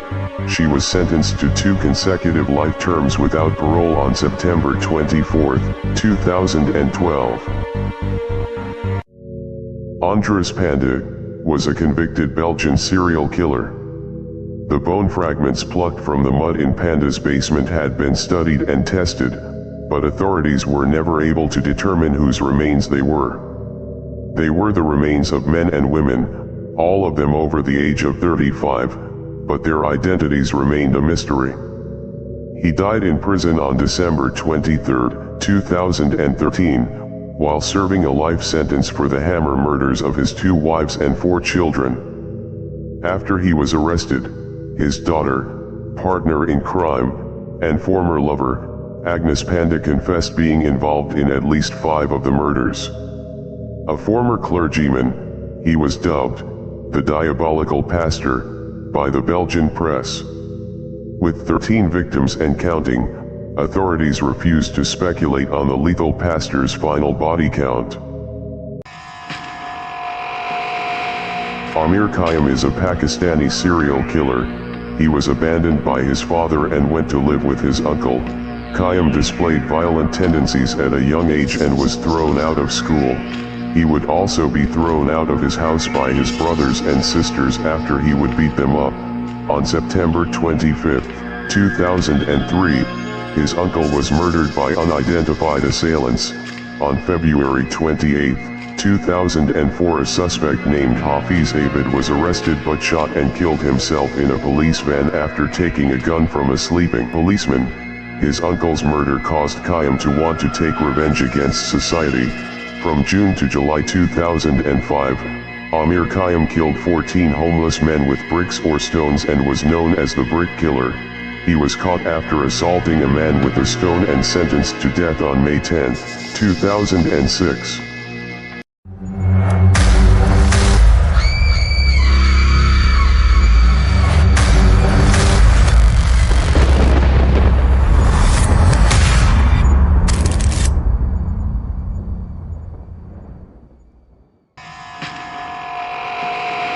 September 2, 2003, Alan Scott Johnson and Diane Johnson were shot to death in their Bellevue, Idaho home. Their daughter, Sarah Johnson, was found guilty of their murder. Sarah was 16 years old at the time. Her motive was her parents prohibiting her from dating a 19-year-old. At approximately 6:20 a.m., Johnson took the murder weapon, a Winchester rifle, from the guest house, walked into her parents' bedroom and then shot her sleeping mother in the head. She then walked into the bathroom where her father was taking a shower, and shot him in the chest, right above the heart. Johnson was found guilty of the murders of her parents on March 16, 2005. She was sentenced to 2 concurrent life terms plus 15 years for a firearm enhancement. The Idaho Supreme Court upheld her conviction. Jonathan Eddington is a Fairfield, Connecticut patent lawyer who achieved national notoriety when, on August 28, 2006, he murdered his neighbor, Barry James, after being told that James had molested Eddington's 2-year-old daughter. There has been no evidence found that Barry James molested Eddington's daughter or anyone else. Eddington went next door to 101 Colony Street in Fairfield, where he found Barry James, 59, and stabbed him 13 times in the heart, chest, and hand. He died about an hour later at Bridgeport Hospital. On August 30th, Eddington was released on $1 million bond. It was widely expected that Eddington would attempt to mount a psychiatric defense at his murder trial. Eddington instead pled guilty to the crime and was sentenced to 12 years in prison on August 31, 2007. Robert Garrow murdered 4 people in July 1973, including a young woman and a camper in the Adirondacks a few days later. Spurring on a statewide manhunt, Garrow was tracked down and shot in the foot, arm, and back by a conservation officer. He survived but alleged that he was partially paralyzed. Garrow was treated at CVPH Medical Center in Plattsburgh, where doctors denied his claims of paralysis. Garrow pleaded insanity, but the jury rejected it and found him guilty of first-degree murder, sentencing him to a term of 25 years to life in prison. Garrow escaped from the Fishkill prison on September 8, 1978. He was in possession of a .32 caliber pistol. Garrow was spotted by guards 3 days later a few hundred yards away from the prison walls and shot at his pursuers, but was killed when they returned fire. 16-year-old Lori Sho inadvertently became entangled in the lives of Lisa Michelle Lambert and her boyfriend, Lawrence Yunkin. Lambert initially befriended Sho, but after Yunkin allegedly assaulted Sho, Lambert became very jealous and enraged. Convinced Sho was pursuing Yunkin, Lambert began a campaign of harassment, stalking Sho, often with the assistance of friends.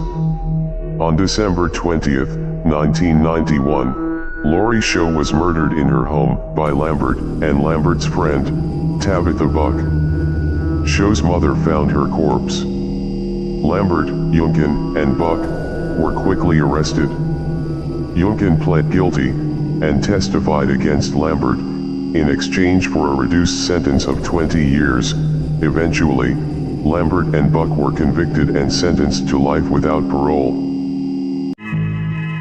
Donald Wallace admitted that after burglarizing a home, he decided to break into the house next door. However, when he did so, he was surprised to find the family inside. Patrick and Teresa Gilligan and their 2 children, aged 4 and 5, were confronted by Wallace. All 4 were tied up and killed. He killed Mr. Gilligan because he was giving him trouble. He killed Mrs. Gilligan because she was screaming and he had to shut her up. And he killed the others because he could not let the children grow up without parents. Wallace was found incompetent and confined in a mental hospital for almost 2 years prior to trial. His IQ was measured at 130. Before his execution, Wallace admitted that he had faked mental illness, and that he had in fact committed the murders. He was executed by lethal injection in Indiana on March 10, 2005. Graham Frederick Young, also known as the St. Albans Poisoner, was an English serial killer who killed his victims via poison.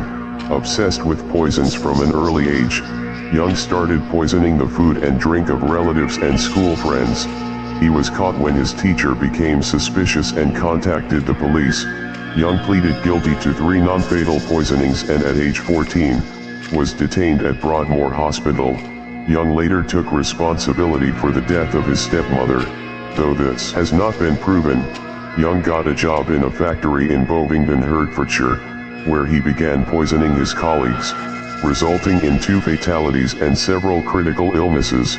Young was convicted on 2 counts of murder and 2 counts of attempted murder in 1972. He served most of his life sentence at HM Prison Parkhurst, where he died of a heart attack in 1990. At 5 p.m. on July 27, 2007, Nikola Radosavljevic was eating with his wife Yelena. After an argument, he punched her in the face and Yelena fell down. Nikola jumped into a well.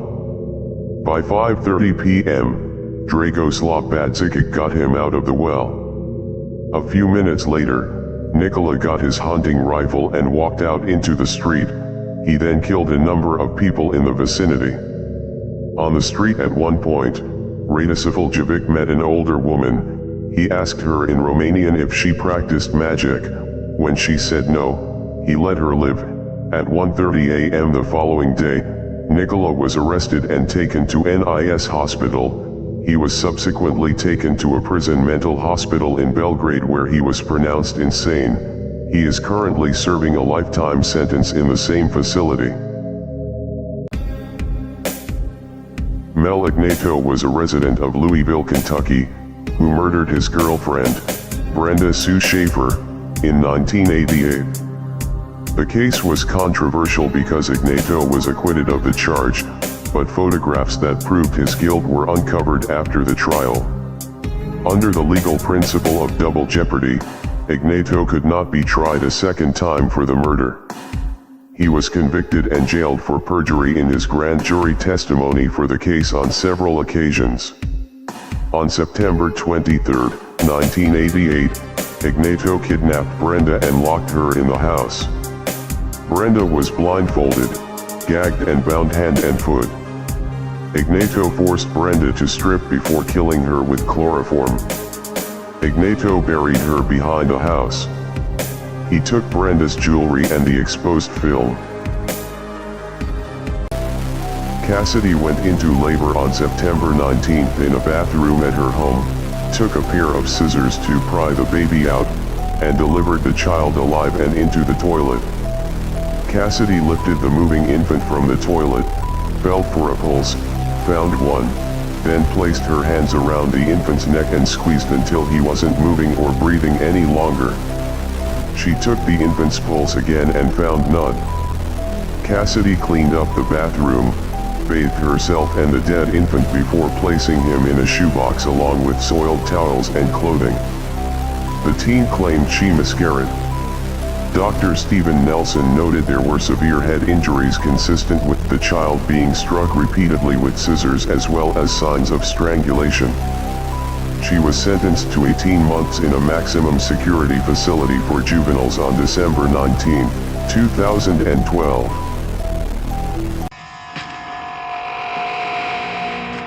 Robert Edward Morey, known as the Tipster Killer, is an American serial killer who strangled to death at least 3 women in Shasta County, California, between 1985 and 1987. After each murder, Morey called into a tip line to tell detectives where the bodies were located. Contributing to his nickname, Morey was investigated as a suspect in September 1987 after it was suspected he had been the caller in the 3 murder cases and had received $2,000 in return. The defense argued during the trial that Morey accidentally discovered the bodies and reported them as a good Samaritan.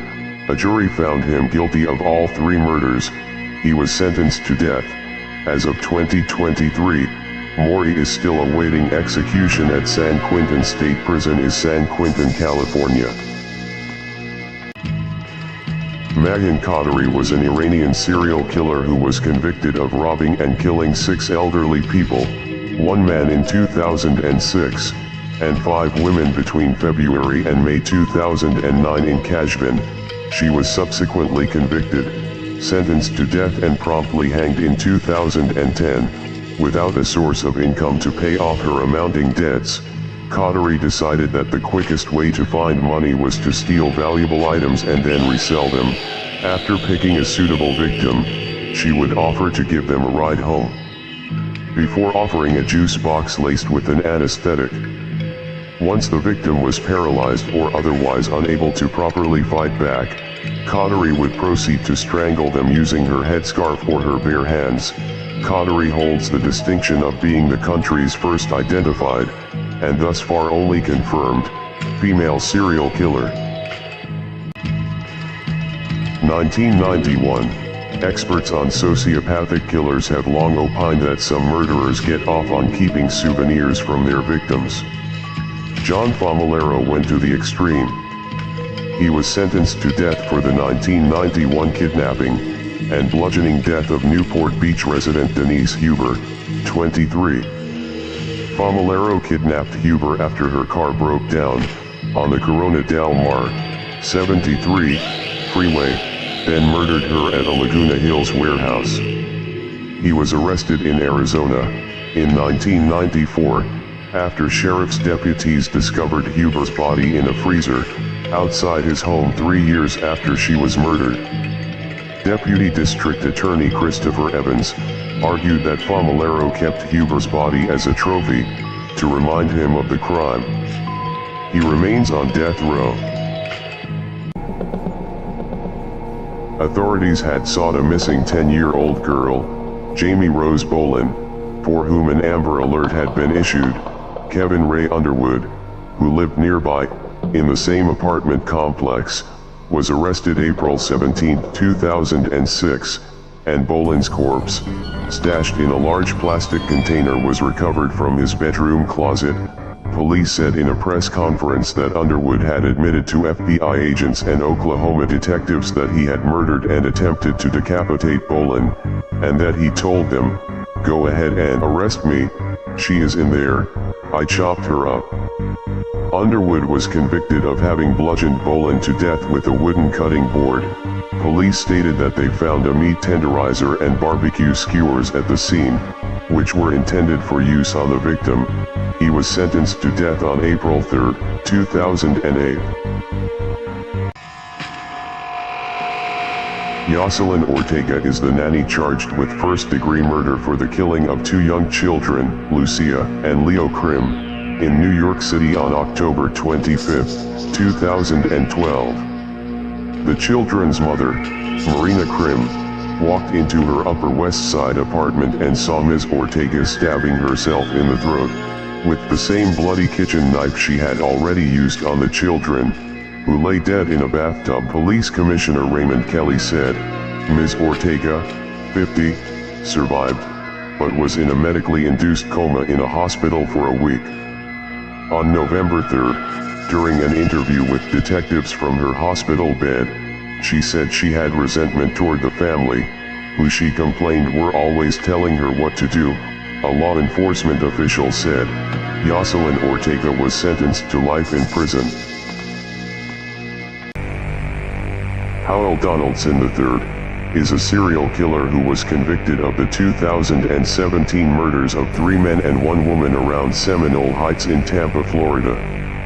All 4 victims were murdered at random. Prior to his arrest, the media called him the Tampa Bay serial killer. Police charged Donaldson with 4 counts of murder. Donaldson was indicted on the charges on December 7, 2017. He pled not guilty to all charges 5 days later. On January 23, 2018, Hillsborough State Attorney Andrew Warren announced his office would seek the death penalty against Donaldson. Donaldson's trial was set for August 2023. On May 1, 2023, Donaldson pled guilty in the murders and was sentenced to 4 consecutive life sentences without parole.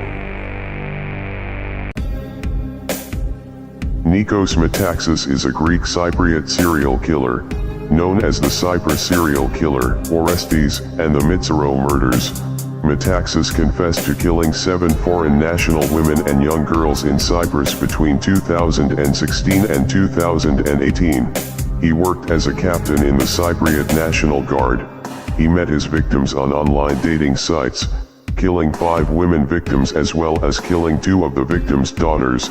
Over a 3-year period, Metaxas stuffed some of his victims' bodies in suitcases, sinking them in nearby lakes, wells, and mine shafts. He is also accused of the assault of a teenage girl between 2016 and 2017. The victim survived the attack and came forward to file a complaint after his arrest.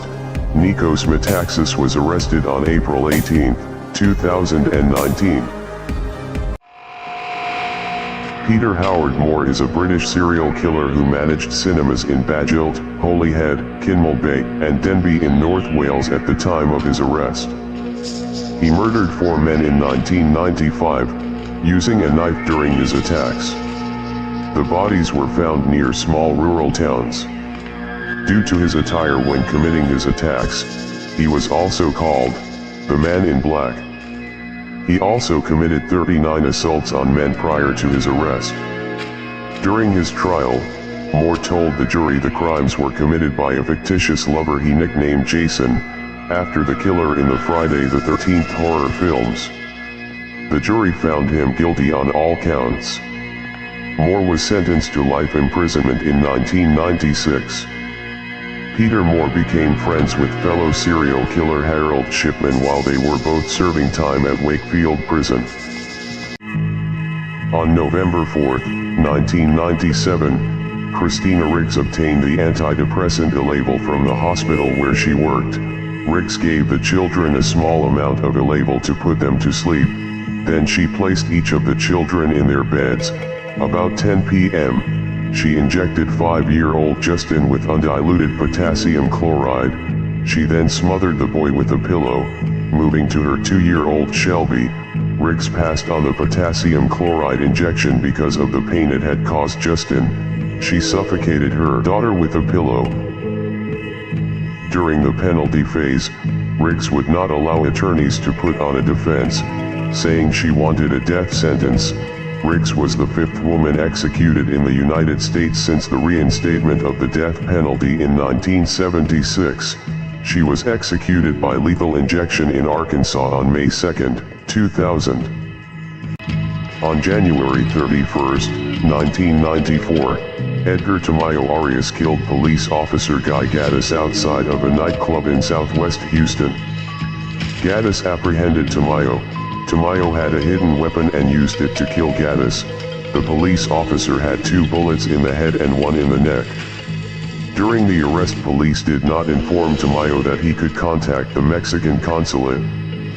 10 days before the trial began, the Mexican government was notified of the case. After an international court ruled in 2004 that any prisoner who had his or her rights to contact a consulate should have a hearing. The Office of the Attorney General of Texas stated that Tamayo opted not to have such a review. Ultimately, Tamayo was executed by lethal injection at Huntsville Unit in Huntsville, Texas. He was 46 at the time of his death. Jeffrey Robert McDonald is an American former United States Army captain who was convicted in August 1979 of murdering his pregnant wife and 2 daughters in February 1970. While serving as an Army Special Forces physician, McDonald has always proclaimed his innocence of the murders, which he claims were committed by 4 intruders, 3 male and 1 female, who had entered the unlocked rear door of his apartment at Fort Bragg, North Carolina, and attacked him, his wife, and his children with instruments such as knives, clubs, and ice picks. Prosecutors and appellate courts have pointed to strong physical evidence attesting to his guilt. He is currently incarcerated at the Federal Correctional Institution in Cumberland, Maryland. The case remains one of the most litigated murder cases in American criminal history.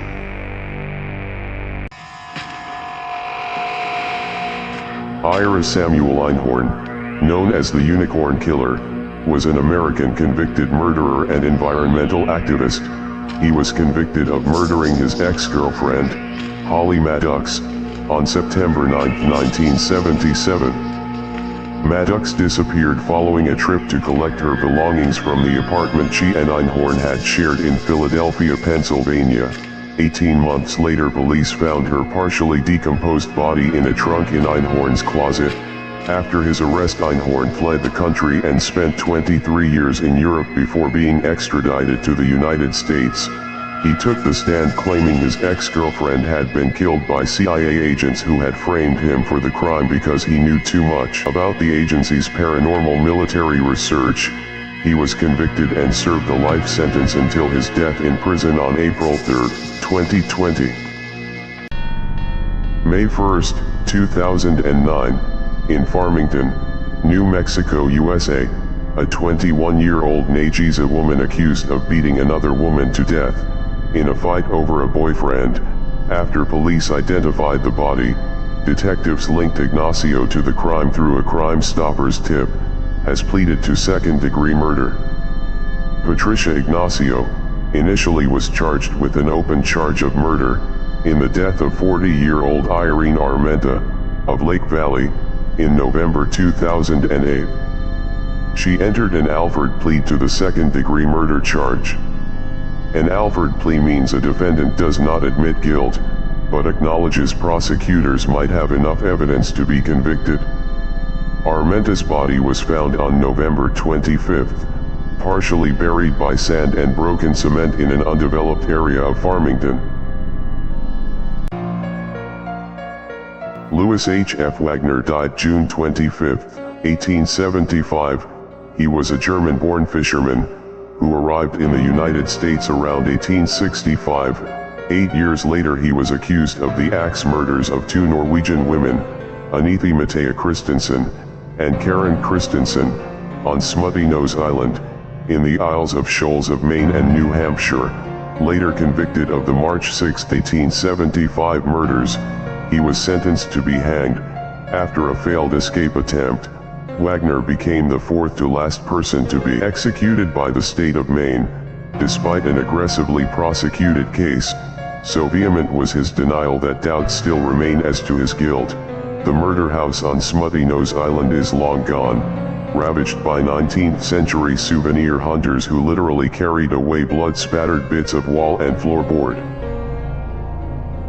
K.P. Jayanandan, infamously known as Ripper Jayanandan, is a serial killer from Tricur, who is accused of 7 murders, committed during a span of 35 robberies, in and around Tricur, Ernakulam border areas. For the 7 murders committed by Jayanandan, including the double murder at Paranjanam in October 2004, where Jayanandan had assassinated the inmates of the house, Kalapurakal Sahadevan, and his wife Nirmala, to steal 11.25 sovereigns of gold. Thrissur Principal Sessions Judge sentenced him to death by hanging in June 2008. He was sent to Pujapura Central Jail, where he was awaiting his execution until June 2013 when he made a daring escape. He was captured on September 9 near Tricur. He claims he was framed by the police. Otis Elwood Toole was an American serial killer who was convicted of 6 counts of murder. Like his companion Henry Lee Lucas, Toole made confessions which resulted in murder convictions, and which he later recanted. The discrediting of the case against Lucas for crimes for which Toole had offered corroborating statements created doubts as to whether either was a genuine serial killer or, as Hugh Ainsworth suggested, both were merely compliant interviewees whom police used to clear unsolved murders from the books. Toole received 2 death sentences. They were commuted to life imprisonment. He died in his cell from cirrhosis at age 49. Police attributed the 1981 murder of Adam Walsh to Toole on the basis of recanted statements. Lucas had backed Toole's confession to the Walsh murder, claiming that he had been in possession of the victim's severed head.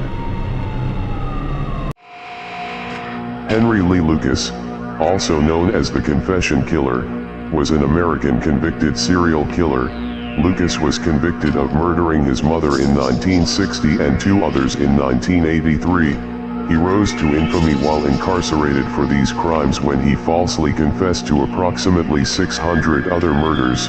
Many unsolved cases were closed based on the confessions and the murders officially attributed to Lucas. He was convicted of murdering 11 people and condemned to death for a single case with the then unidentified victim, later identified as Deborah Jackson. An investigation by the Dallas Times-Herald newspaper showed that many of the murders Lucas confessed to were impossible for him to have committed. On March 13, 2001, Lucas died in prison from heart failure, aged 64. He was buried at the Captain Joe Bird Cemetery in Huntsville, Texas. Retesting of DNA evidence has led law enforcement authorities to tie a former suspect and convicted murder to a 1984 triple homicide in southeast Iowa. The special agent in charge with the Iowa Department of Criminal Investigation said that the evidence recovered from one of the victims matched a previously developed DNA profile of Andrew Wessel Six. Six was convicted of a separate murder of a girl from the Ottumwa area and executed by lethal injection in Missouri in 1997. The information stems from the triple homicide where all 3 people died of blunt force trauma and were discovered within a few days of each other in April of 1984. Police have indicated all 3 were beaten to death with a blunt object. Police tried to talk to Six about the murders before his execution, but he was uncooperative. Police feel confident that Mr. Six was responsible for it. Sipho Thwala is a South African serial killer known as the Phoenix Strangler. Thwala was convicted for 10 assaults and the murders of 16 women. Thwala's nickname came from the area in which he committed his crimes, Phoenix, an Indian township in South Africa. Thwala offered victims employment and was described as charming. He spoke English, Afrikaans, and Zulu. Thwala would lure women into sugarcane fields near Phoenix with the promise of employment as domestic workers in nearby hotels.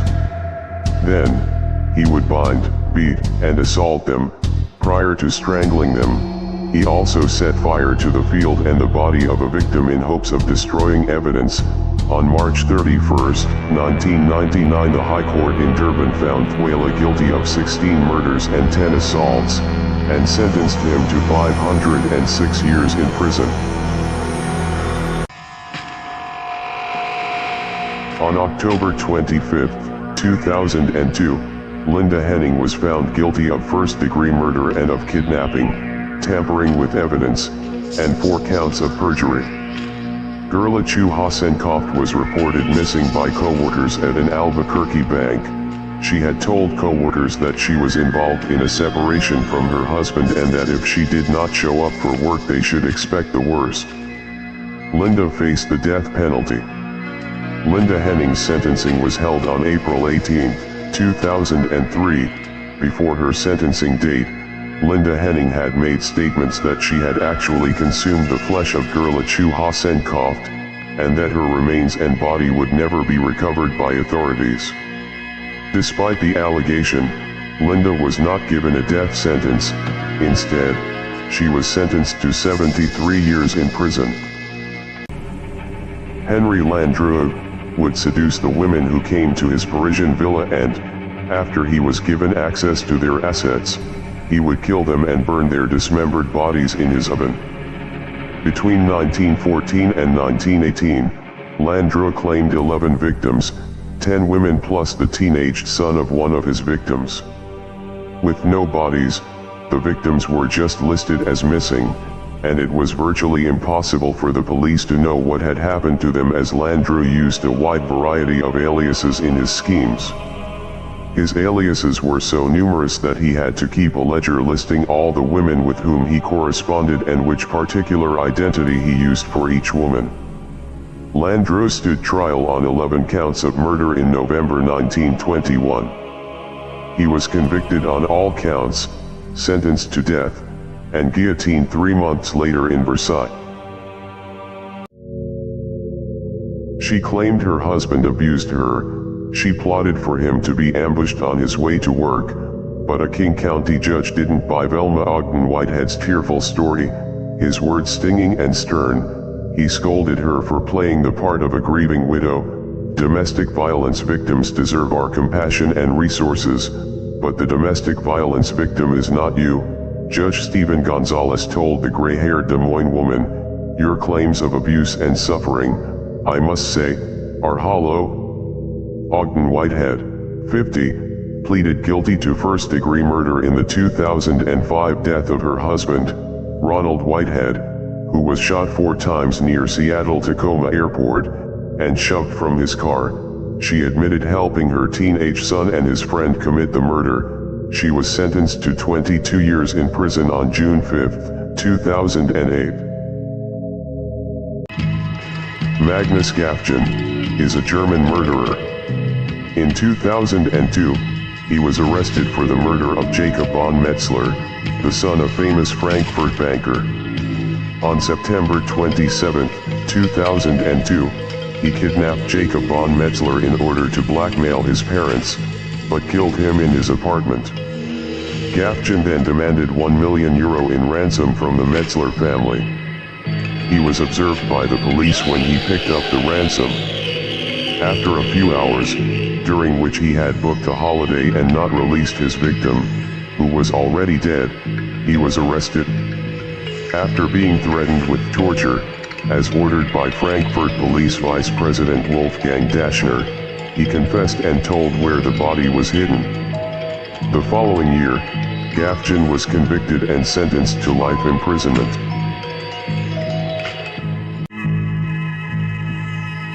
July 4, 2003, Sincere Understanding Allah, 14 months, drowned after his mother, Naomi Gaines, threw him off the Wabasha Street Bridge during 4th of July festivities at the Taste of Minnesota. Sincere's twin brother, Supreme Knowledge Allah, survived also being thrown into the Mississippi River. Gaines also jumped into the water and was rescued along with Supreme Knowledge by onlookers at the festival. Sincere could not be found until boaters spotted his body downriver 2 days later. She told police she and the twins would be better off dead. Gaines also has 2 children ages 7 and 3, who were out of town with relatives at the time of the incident. She was later sentenced to 19 years for Sincere Understanding's murder and 14 years for the attempted murder of Supreme Knowledge. On January 25, 1993, Mir Aimal Khansi parked his pickup truck near CIA headquarters in Langley, Virginia during the morning rush hour and began methodically firing into cars at a stoplight. 2 people were killed and 3 wounded before he got back into his truck and left the scene unhindered. CIA employees Frank Darling, 28, and Lansing Bennett, 66, died.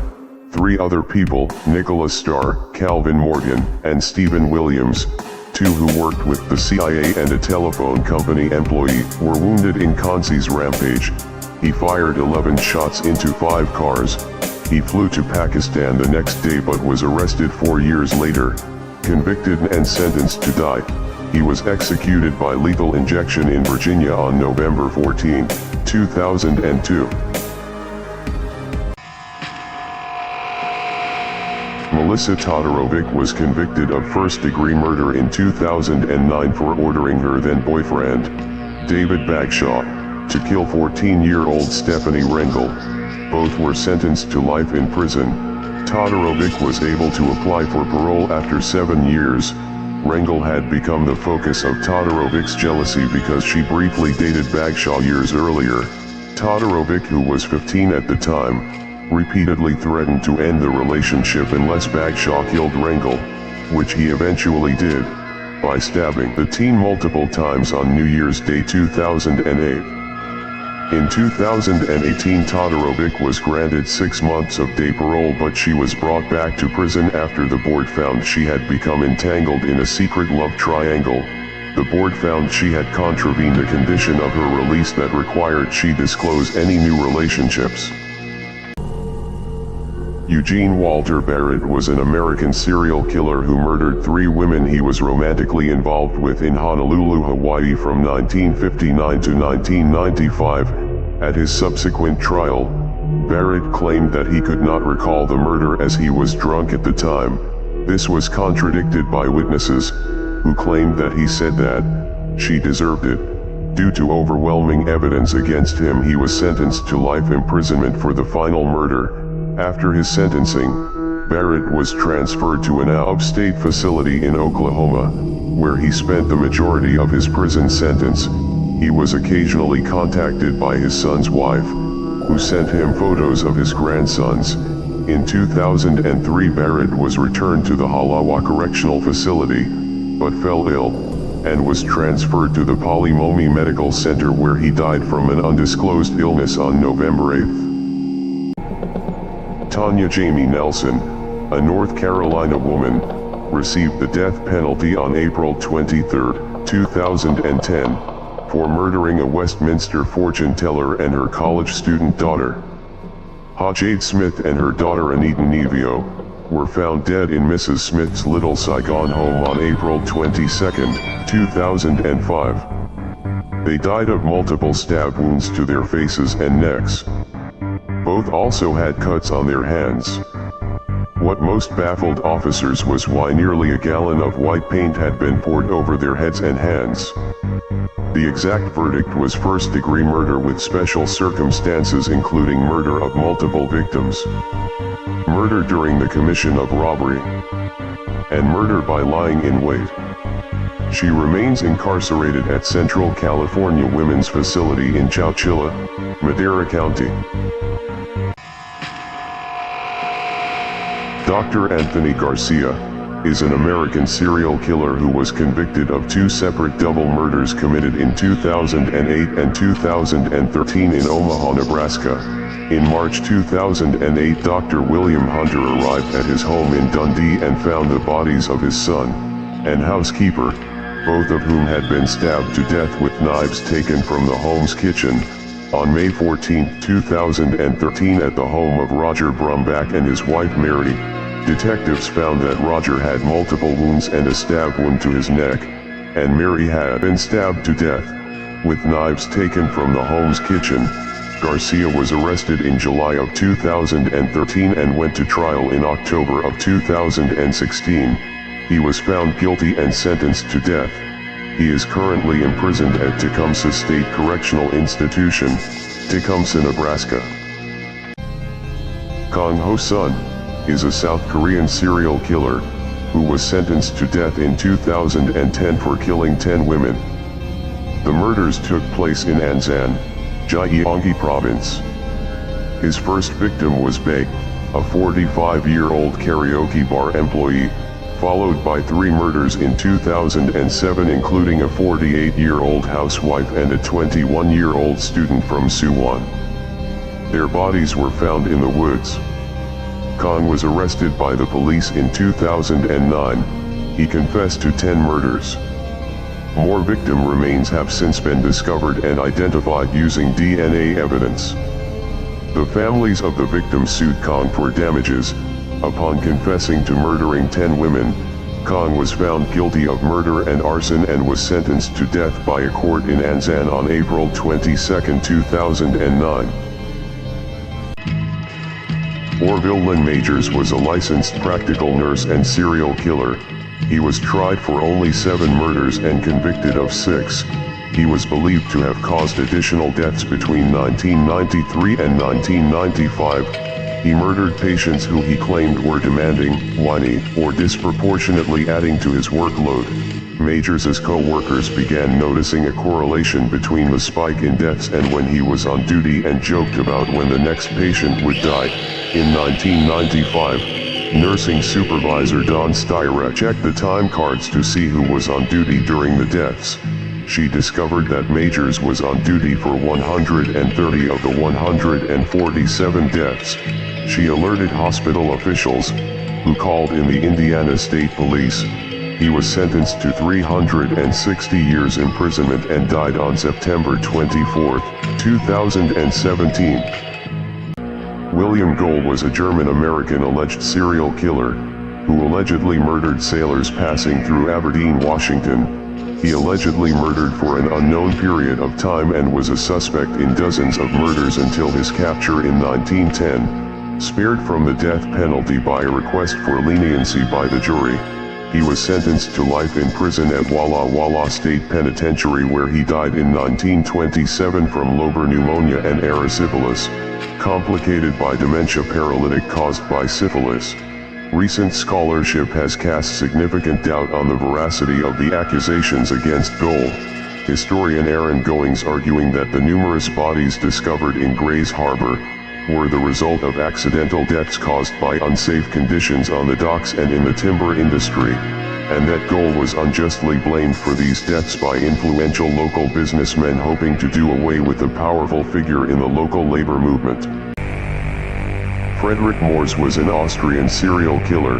Moors killed 8 elderly patients while employed in a nursing home in New York City. Soon after beginning to work at the nursing home, he would wear a white lab coat with a stethoscope around his neck, and insisted that the elderly residents address him as Herr Doctor. From September 1914 to January 1915, 17 residents died at the home. The administration called the police in to investigate. Moors had used arsenic and chloroform to murder at least 8 of the elderly residents. He later claimed he was putting them out of their misery. He readily admitted to the murders when questioned by police. Moors was diagnosed as a megalomaniac and committed to an insane asylum. He later escaped and disappeared in April 1918. His skeletonized corpse was discovered in May 1923. Rodney Lynn Halboer is an American serial killer. He is the prime suspect in the Gypsy Hill Killings, a series of murders in San Mateo County, California, and possibly Reno, Nevada, whose killer was named the San Mateo Slasher. In March 2014, based on DNA profiling, Halboer was named as a person of interest in the murders. At the time of his identification, Halboer himself was imprisoned for 38 years in Oregon, with the exception of 2 brief periods when he had escaped. In 2018, Halboer was sentenced to 2 additional life sentences. Police also believe Halboer killed 2 other Gypsy Hill victims, but their cases are still under investigation. Halboer said he was surprised to be named the killer.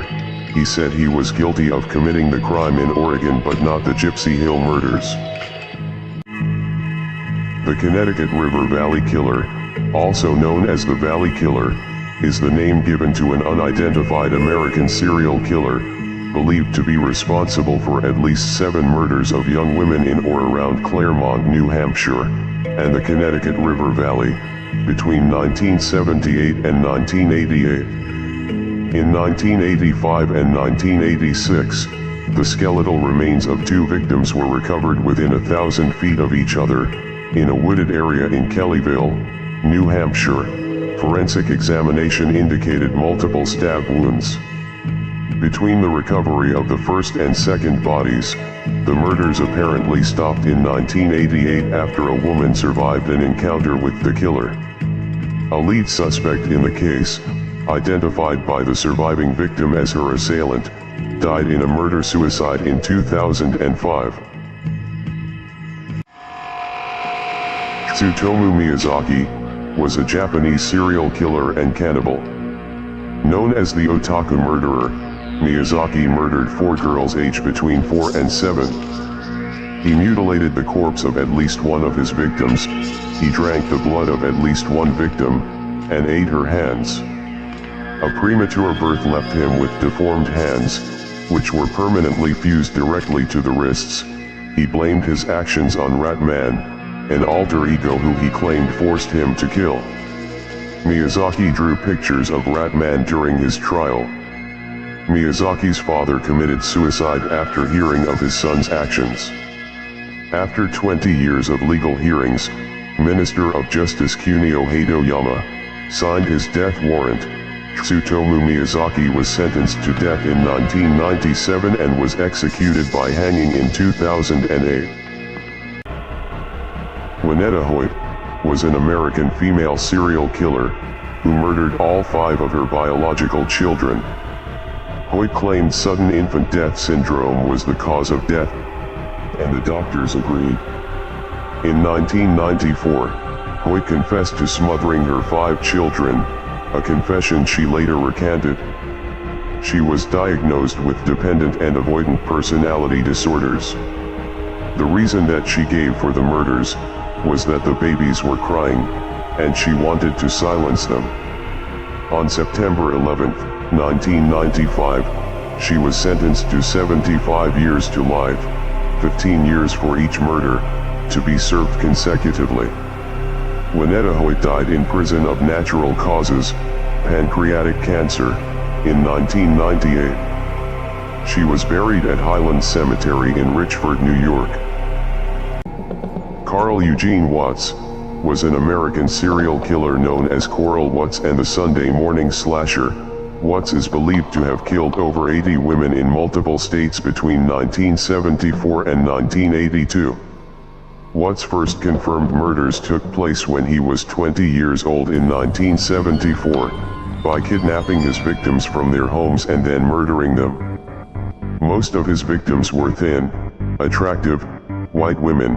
In 1982 he was granted immunity from murder charges in exchange for providing information on his victims.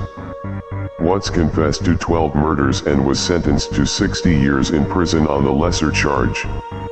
Carl Eugene Watts was sentenced to life imprisonment in separate trials in Michigan in 2004 and 2007, and died of cancer a week after the 2007 sentence was handed down.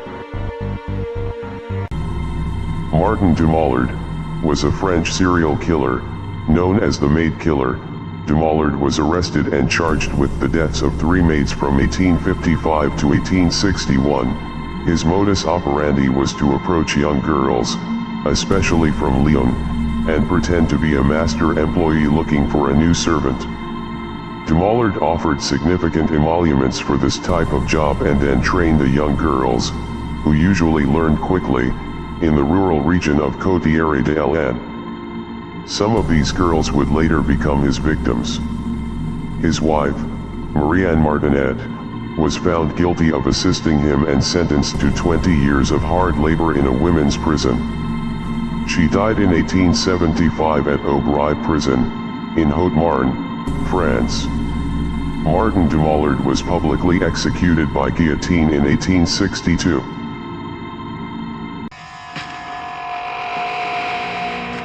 Body in the Garden Killer, Gay Oaks, is one of the country's most infamous killers, after lacing her de facto partner Doug Gardner's coffee with sleeping pills. She buried his body in the backyard of their home in Sydenham, Christchurch. Gardner was listed as a missing person until police received a tip-off 14 months later and discovered his body. Oaks, who had 4 children with Gardner, was convicted of murder in September 1994 and sentenced to life. She was released 8 years later when the parole board accepted the defense of battered women's syndrome. Gardner's sister Wendy Johnston said that the family was still very angry. She did not believe Oaks should be able to live a normal life. While in jail, Oaks wrote of Gardner's abusive and violent behavior. The book angered Gardner's family. Oaks was released in 2002. Fritz Hanke was a German serial killer, also known as Peter Jensen. Hanke murdered 4 women working as prostitutes in Hamburg, and kept the bodies in his apartment. Hanke sawed the corpses into pieces, wrapped them in plastic, and hid pieces in various places around Ottensen, including his own attic. In 1975, the apartment building where Hanke lived caught fire, and exposed a partially decomposed female torso in a plastic bag, which prompted the police to search the building. He was arrested when he arrived home from work. Hanke was sentenced to life in prison in 1975. Fritz Hanke was released from prison in 1993, and spent his last years in a nursing home, under the name of Peter Jensen until his death in 1998.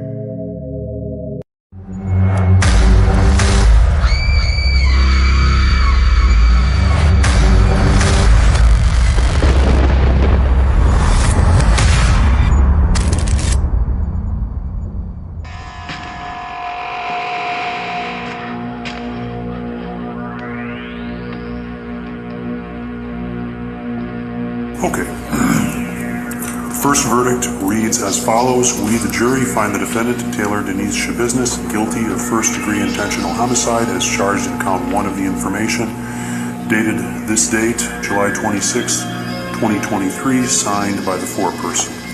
Second verdict reads as follows. We, the jury, find the defendant, Taylor Denise Schabusiness, guilty of mutilating a corpse as charged in count 2 of the information.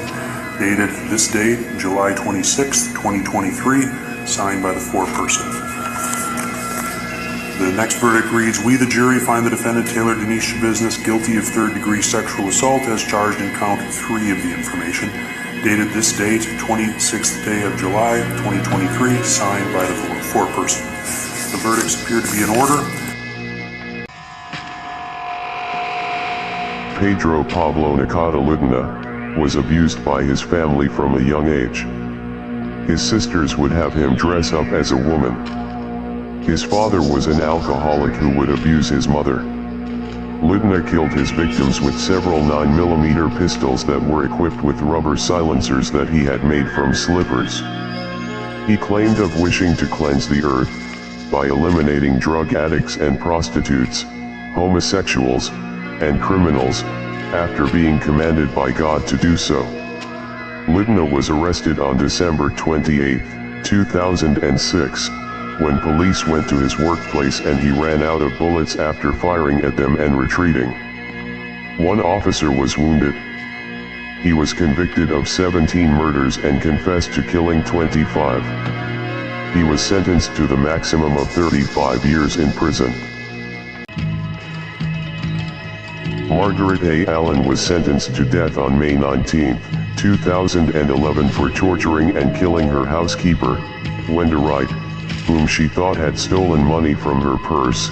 A medical examiner described the nearly dozen blows to Wright's face and body and the belt tightened so severely around her neck she lost consciousness. The defense tried to spare Allen from the death penalty. They brought a neurologist in to testify, claiming she suffers from brain damage due to previous assaults and because of her condition could not plan a murder scheme. The jury unanimously voted for the death penalty for her. She also got a life sentence for kidnapping. Prosecutors said the torture went on for hours before Wright was strangled with a belt. Allen's roommate, James Martin, and nephew, Quentin Allen, were both convicted for their part in helping her try to bury the body in a shallow grave. Robert Latimer is a Canadian murderer. He murdered his daughter, Tracy. The murder occurred on October 24, 1993. He did this by placing her in his truck and connecting a hose from the truck's exhaust pipe to the cab. Latimer says that he killed his daughter because she had severe mental and physical disabilities, and ongoing health problems as a result of cerebral palsy, and he believed that the next surgery she was to have, to remove a permanently disconnected hip, would only add to her suffering. He was sentenced to life imprisonment without the possibility of parole for 10 years on November 1994. He was released in December 2010. Disability rights advocates said that killing a severely disabled child like Tracy should carry the same penalty as killing a non-disabled child. To do otherwise would devalue the lives of disabled people. In 1989, Daniel Rakowitz cannibalized his girlfriend, Monica Beryl, after accidentally killing her during a sadistic beating in her apartment in New York's Lower East Side. Over the next several weeks, he dissected and boiled her remains in the kitchen of their apartment at 700 East 9th Street. "I killed her and boiled her head," he told a friend. "Then I made soup out of her brains. It tasted pretty good."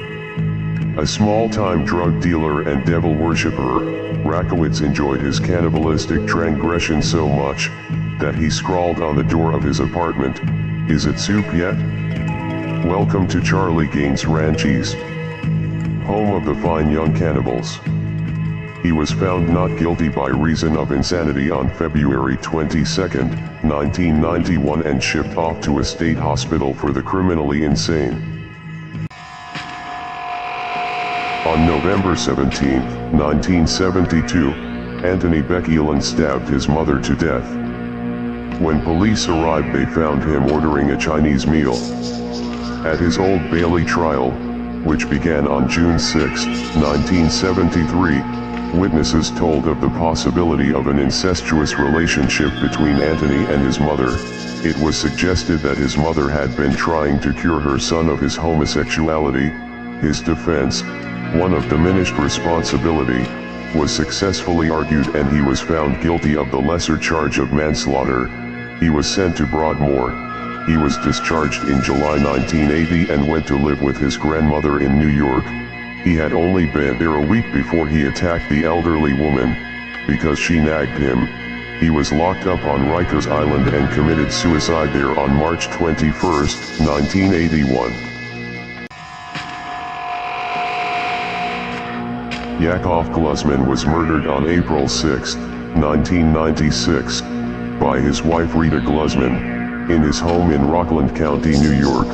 He was stabbed and struck with an axe and a hammer, and his body was chopped into more than 65 pieces, with a hacksaw and scalpel. Glusman was sentenced to life in prison, after being convicted on a federal charge of interstate domestic violence resulting in death. On July 28, 2020, Glusman was granted a compassionate release after she experienced several medical issues including multiple strokes. She was released from the Federal Medical Center Carswell in Fort Worth, Texas, and headed to Hackensack, New Jersey, where she planned to reside with her sister. Glusman also has to wear a GPS monitoring device.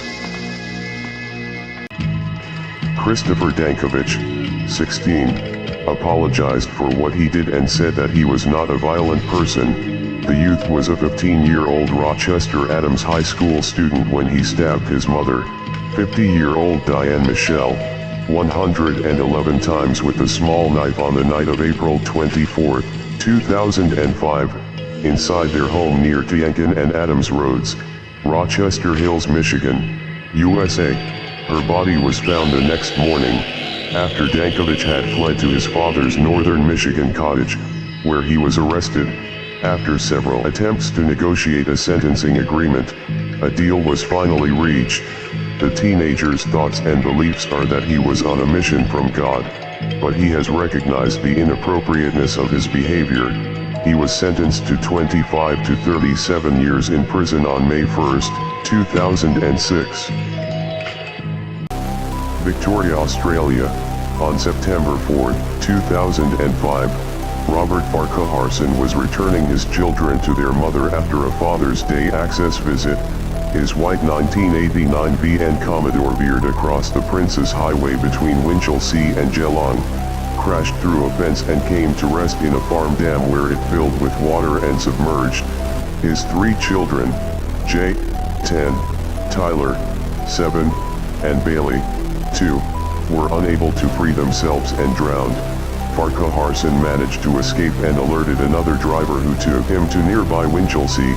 Police divers recovered the boys' bodies about 2 a.m. the next day. They were still inside the vehicle. He had earlier told a friend that he had intended to kill his children to get back at his wife. On October 15, 2010 he was sentenced to life imprisonment with a 33-year minimum. On August 5, 2012, Wade Michael Page fatally shot 6 people and wounded 4 others in a mass shooting at a Sikh temple in Oak Creek, Wisconsin. Page committed suicide by shooting himself in the head after he was shot in the stomach by a responding police officer. Page was an American white supremacist and United States Army veteran from Cudahy, Wisconsin. All of the dead were members of the Sikh faith. The incident drew notable reactions from President Barack Obama and Indian Prime Minister Manmohan Singh. Dignitaries attended candlelight vigils in countries such as the US, Canada, and India.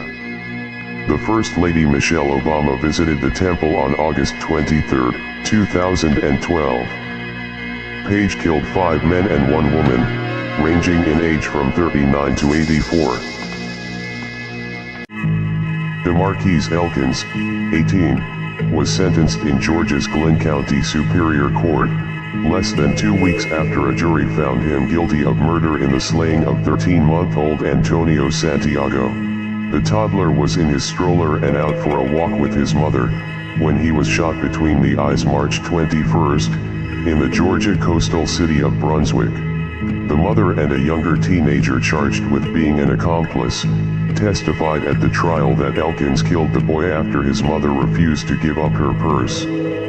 Elkins was spared the death penalty because the killing occurred when he was 17, which the United States Supreme Court has ruled is too young to face capital punishment. Under Georgia law, the only possible punishments for Elkins were life with or without a chance of parole. He was sentenced to life in prison without parole on September 12, 2013.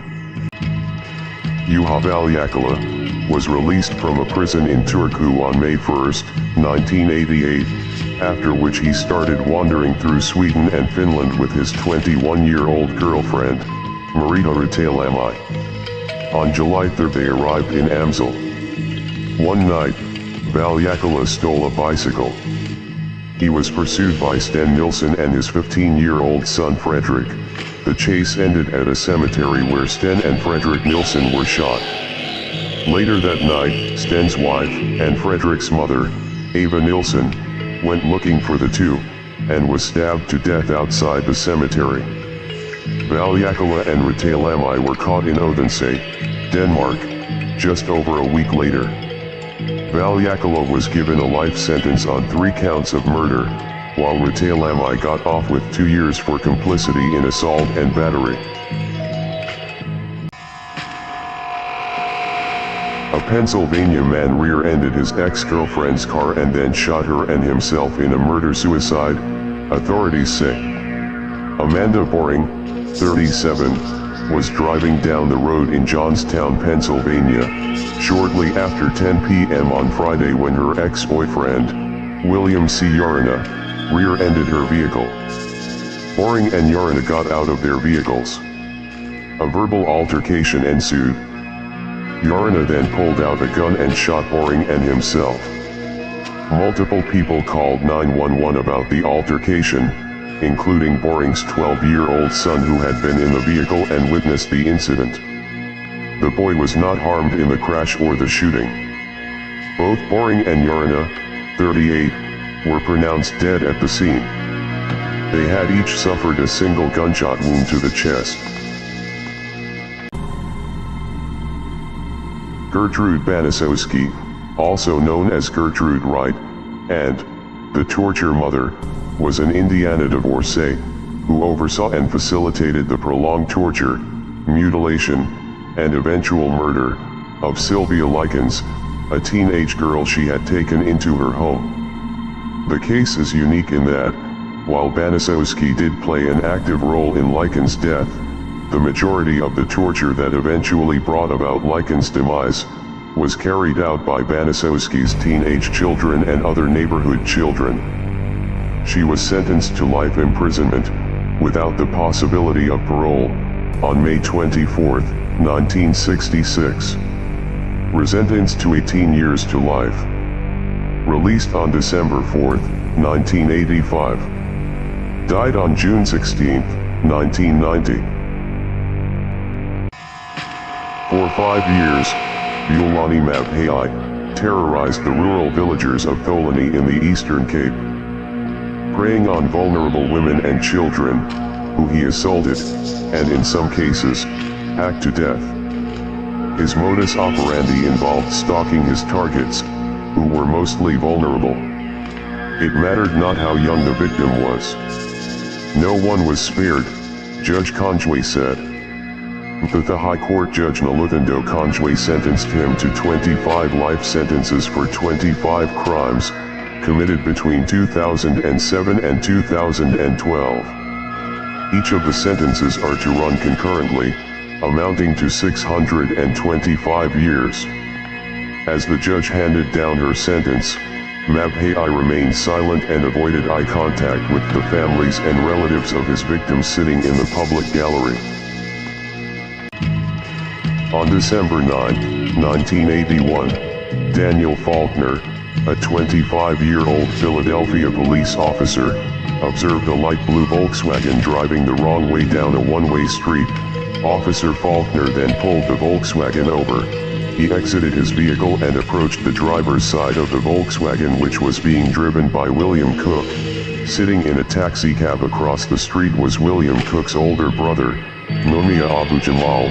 While Officer Faulkner was distracted by Cook, Jamal fired one shot that hit Officer Faulkner's back. Jamal then put the muzzle of his gun within inches of Officer Faulkner's face, and squeezed off the final and fatal shot. The bullet entered the officer's face slightly above the eye and came to rest in his brain, killing him instantly. Mumia Abu Jamal was sentenced to life in December 2001. An Idaho mother has been sentenced to life in prison for killing her two youngest children and a romantic rival, in a bizarre case where she claimed her son and daughter were zombies, and she was a goddess sent to usher in the biblical apocalypse. Lori Vallow Daybell was sentenced to 3 life sentences without parole for killing 7-year-old Joshua Vallow and 16-year-old Tylee Ryan, as well as conspiring to kill her 5th husband's previous wife. Vallow Daybell justified the murders by going down a bizarre religious rabbit hole. Tylee appeared to have been stabbed and her body burned before it was buried. Joshua's head was wrapped in tape and plastic, asphyxiating him. Daybell believed people in her life had been taken over by evil spirits and turned into zombies, including Joshua and Tylee. Jesus Christ knows that no one was murdered in this case, she said. Matthew Quesada, 26, was convicted at the Old Bailey of murdering Alan Smith in a frenzied and wordless attack. Mr. Smith, 63, was stabbed 5 times in front of his family in the East London cafe as revenge for asking if Quesada's crying 3-year-old girl was alright. Quesada replied, "What's it got to effing do with you? Go away." As Mr. Smith was eager to avoid confrontation, he went with his family from the BB Cafe in Leighton to the nearby Roma Cafe. Meanwhile, Quesada took his daughter home to his partner Maria Bridget, and came back with a knife that he used to stab Mr. Smith, without saying a word to him.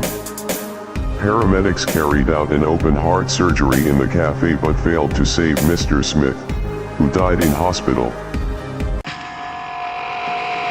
Leslie Galloway was convicted of capital murder and sentenced to death in Harrison County in 2010. Prosecutors say Galloway, now 29, killed 17-year-old Shakelia Anderson of Gulfport and dumped her body in a rural wooded area off Mississippi Highway 15. Anderson was last seen getting into Galloway's car on December 5, 2008. Hunters found her body the next day. The teenager had been assaulted and severely burned, and had been run over by a vehicle. The Mississippi Supreme Court upheld the sentence in a ruling. A witness testified she saw Shakelia get into a car Leslie Galloway was driving the night of her murder. Galloway also admitted to police that he had picked her up. Traces of Shakelia's remains were found under the car.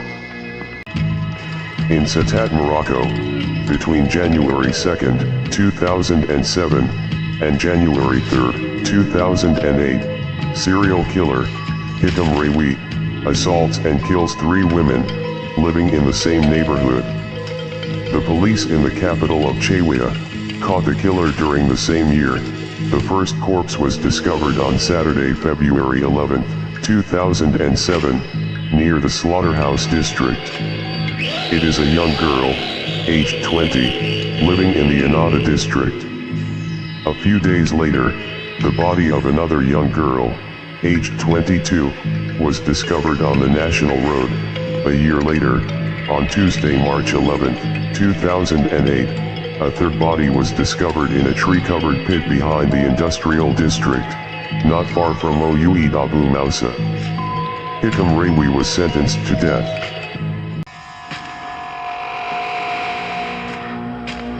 A A Farmington woman was sentenced to 14 years in prison for a fatal DUI crash that left 2 people dead. Stephanie Melgoza, 24, pleaded guilty to 2 counts each of aggravated driving under the influence of alcohol and aggravated reckless driving.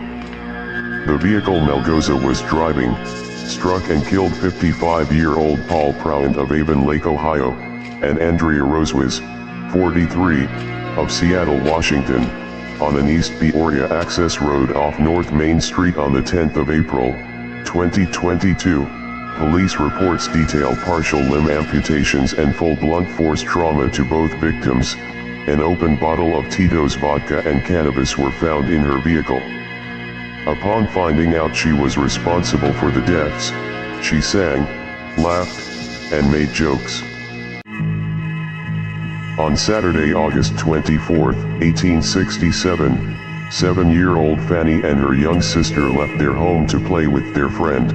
The 3 children walked the half-mile to Flood Meadow. When they arrived, they were met by Frederick Baker. He offered them halfpennies. They went along with the young man quite willingly. Baker gave the 2 other girls another halfpenny each and told them to go home. He picked up young Fanny and carried her into the hop field. When she failed to return home, a search party set out and soon found her. She had been battered to death. Her head with its eyes gouged out had been stuck on a pole, and other portions of the child were found nearby. It did not take the authorities long to arrest Baker. They examined his diary and found the entry, Saturday, August 24th, killed a young girl. It was fun and hot. The jury found Baker guilty and he was hanged. David Ivey was sentenced to death by the state of Tennessee for the murder of his ex-girlfriend. Ivey had been threatening to harm her because she wanted to end the relationship. On the morning of June 6, 2001, a Memphis police officer responded to an assault call at an apartment complex. Upon arriving at the apartment complex, the complainant, Lakeisha Thomas, reported that she had been assaulted. According to court documents, David Ivey had previously assaulted the victim, and she had obtained a protection order against him. However, before police could arrest him, he would murder the woman. She was gunned down in a parking lot. The order of protection she had just gotten did nothing to shield her from his bullets. David Ivey was arrested, convicted, and sentenced to death. On May 27, 1997, the head of June Hayes, a student at Tanahata Elementary School, was found in front of the school gate hours before students arrived for classes. Hayes had apparently been beheaded with a knife, with further mutilations being done. A note written in red pen was found stuffed in his mouth, identifying the killer as Sakakibara. On June 6, a letter was sent to the newspaper Kobe Shimbun, in which Sakakibara claimed responsibility for the slaying and decapitation of June Hayes, and threatened that more killings would follow. 14-year-old Shinichiro Azuma was arrested on June 28, 1997 and sent to the Special Medical Reformatory for Juvenile Offenders in Fuku, Western Tokyo, in October 1997 and released on March 11, 2004. Petr Zelenka is a Czech serial killer who was found guilty of administering a blood-thinning drug called heparin to 17, mostly elderly patients, earning him the nickname, the Heparin Killer. He had no authority to administer medicine at all without a doctor's supervision. He gave the lethal injections between May and September 2006, causing massive internal bleeding. His lawyers had pleaded a lesser sentence on grounds of diminished responsibility, claiming he was mentally ill, but that was rejected by the court. He was sentenced to life in prison on February 22, 2008, for 7 murders and 10 attempted murders. He would have gotten the death penalty had it not been abolished in 1990. The conviction makes him the worst serial killer in the country's post-communist history. Ship steward, James Cam, murdered Eileen Gibson on board the Union Castle liner, Durban Castle, which was sailing from Cape Town to Southampton. Being on the ship, it was easy to dispose of the body. The murder took place in Gibson's cabin. Cam then pushed the body through the cabin's porthole. The body was never recovered. It was thought at first that Gibson had just fallen overboard and drowned. Cam was sentenced to death on March 23, 1948. The sentence was commuted to life in prison. He was released in September 1959 and sentenced to 2 years probation for indecently assaulting a young girl, sending him back to prison to complete his life sentence.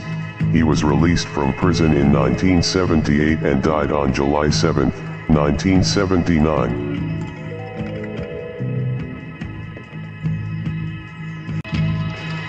Erin Allegra, the 32-year-old Port St. Lucie woman accused of smothering her 8-year-old son to death on Christmas Day 2008, avoided the possibility of a death sentence by pleading guilty Wednesday afternoon to premeditated first-degree murder and aggravated child abuse charges.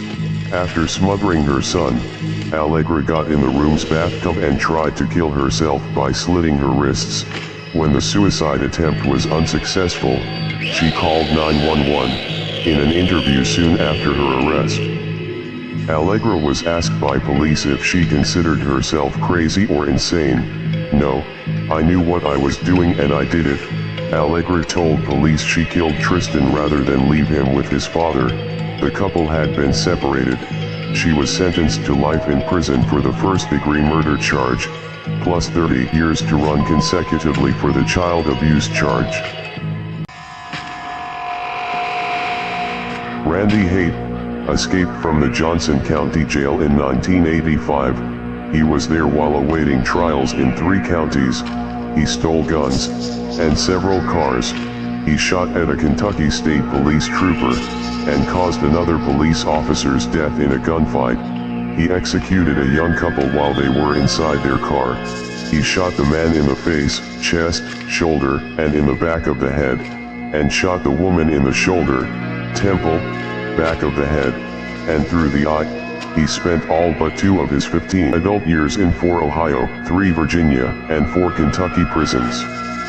Randy Haight was sentenced to death on March 22, 1994, in Jefferson County, for the murder of Patricia Vance and David Omer, on August 22, 1985.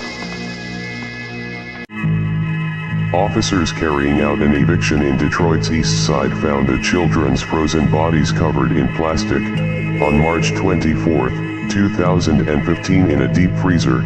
Blair was charged with 2 counts each of felony murder, premeditated murder, and torture, in the deaths of Stoney and Blair and Stephen Gage Berry. Investigators believe Stephen was 9 when he died in August 2012, and that Stoney was 13 when she died the following May. Blair admitted to the horrific crimes, saying she attacked the children months apart. In 2012 and 2013, she said she intended to kill Stoney, but didn't know that the abuse of her son would be fatal. Mitchell Blair was sentenced to life imprisonment for the murders in June 2015 and was found guilty of 2 counts of first-degree murder. In the court, she even said that she'd do it again if she had to.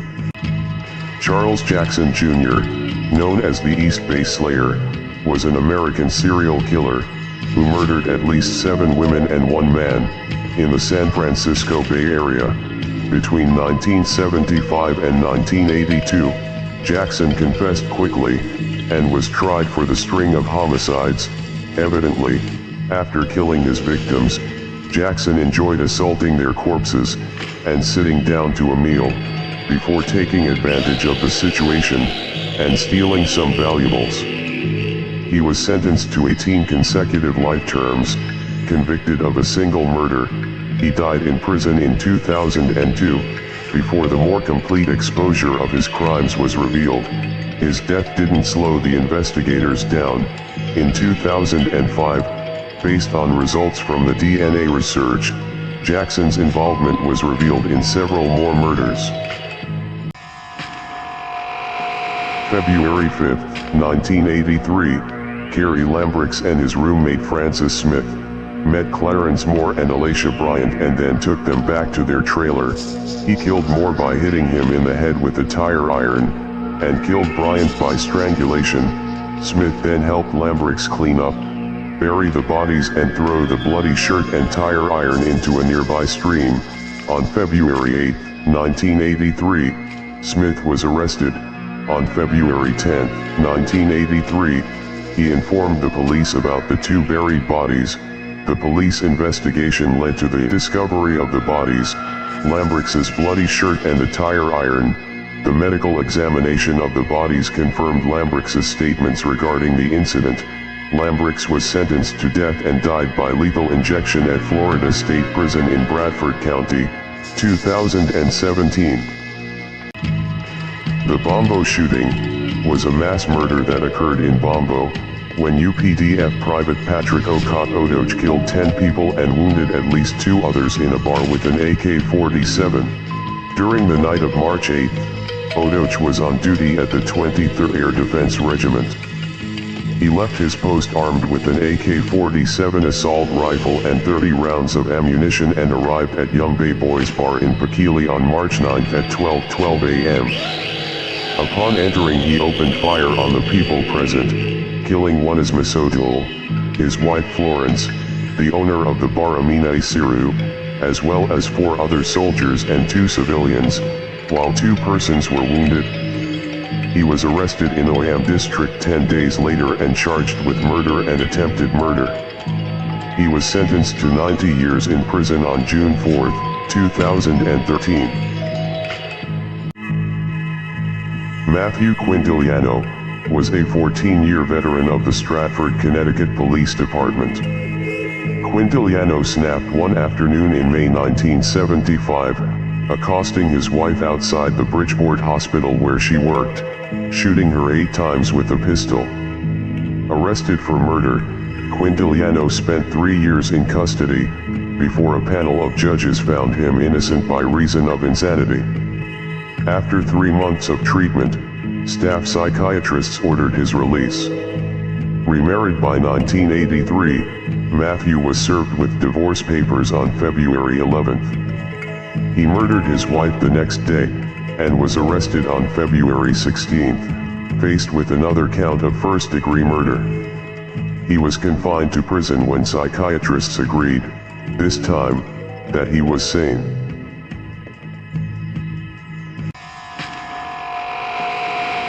Russell Elwood was suspected of killing as many as 15 women and was sentenced to life in prison for the only murder authorities could pin on him. He was convicted of murdering Cheryl Lewis, who was one of 26 women, most of them prostitutes, found dead in swampy areas around New Orleans from 1991 through 1996. At the time of Elwood's arrest in 1997, authorities said they suspected him in as many as 15 killings, and Jefferson Parish Sheriff Harry Lee claimed authorities were searching for at least 4 other suspects, but no other arrests or charges were ever made. A second murder charge against Elwood was dismissed when prosecutors learned he had an alibi. Most of the 26 victims were women with histories of drug abuse. Elwood died at Angola State Prison in Angola, Louisiana in 2014. April 30th, 2000. 4 a.m. in the town of Waitara. A cop and a criminal stood locked in what was to become one of New Zealand's most controversial face-offs. Broken glass and battered cars lay around them. All the product of a golf club attack, wheedled by Stephen Wallace. As Senior Constable Keith Abbott drew his gun, Wallace advanced towards him, armed with a baseball bat and a golf club. When after a warning was given, a retreat had been made, and a warning shot fired, it failed to stop the advancing Wallace. Abbott fired 4 shots. Wallace fell to the ground. Stephen Wallace later died in hospital. Senior Constable Keith Abbott was acquitted on self-defense on December 4, 2002. The Lover's Lane murderer was an American serial killer who was active every 28 days for 3 months in 1977. From January to March of 1977, the Lover's Lane murderer sought out couples and then shot them. On January 16, 1977, he shot a couple in their car at Adams Park. On February 12, 1977, he shot a couple in their locked car through the window at West Manor Park. The couple survived, but suffered multiple chest wounds. On March 12, 1977, he shot a couple at Adams Park. The female victim died from her wounds. The male survived. In April of 1977, police were aware of the pattern and staked out multiple locations. The murders ended, and is now a cold case.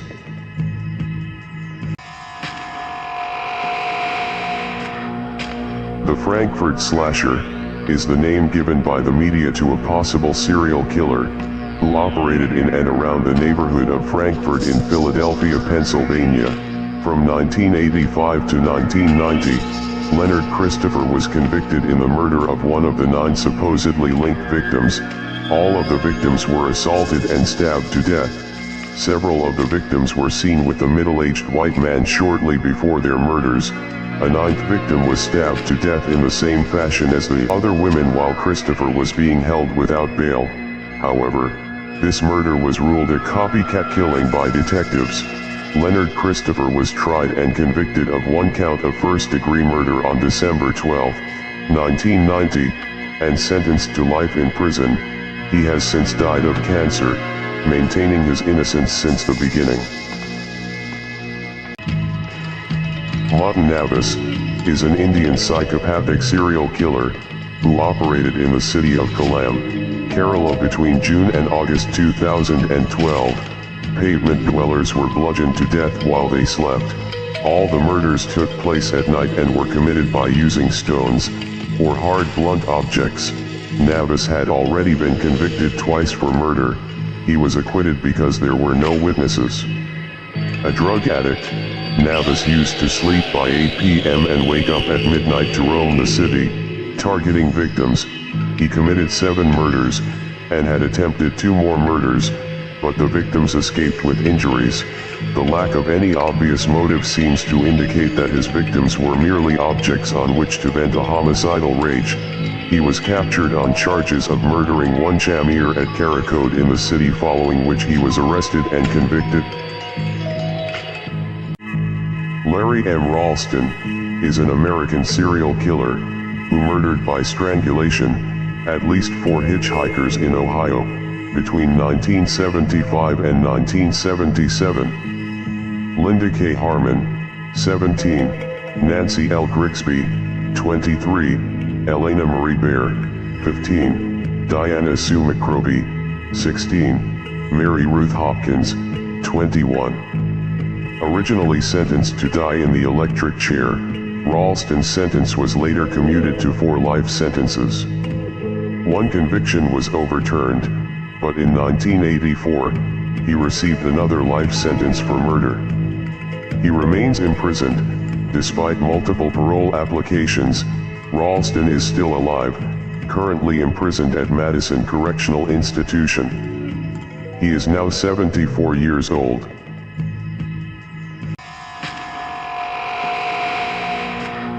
Samuel Sidino is a South African serial killer. His victims all came from the Pretoria area of Gauteng. Sidino undertook a murderous rampage starting November 1998 and culminating with his arrest on January 6, 1999. He killed and disposed of his victims in the Capital Park Hills of Pretoria, a deserted area of hills near the city center and Pretoria Zoo. On August 30, 2000, Sidino was convicted of the 7 murders. He was sentenced on September 5, 2000, to 7 life terms, with the recommended 40 years in jail before he could be paroled. The judge said an expert on serial killers had described Sidino as a psychopathic, sadistic sexual murderer, adding that Sidino could therefore not be rehabilitated. Sergei Dobchenko is a Ukrainian Soviet serial killer and former operative of the Mariupol police known as Merchik. He confessed to committing 19 murders between November 1998 and May 2002. Speaking at trial, Dobchenko revealed the motives of his crimes. Almost all murders were committed with one goal: to punish those who mock me. I wanted to punish the elders. On September 8, 2003, the Court of Appeal of the Donetsk region decided to recognize the defendant as guilty of committing 17 murders.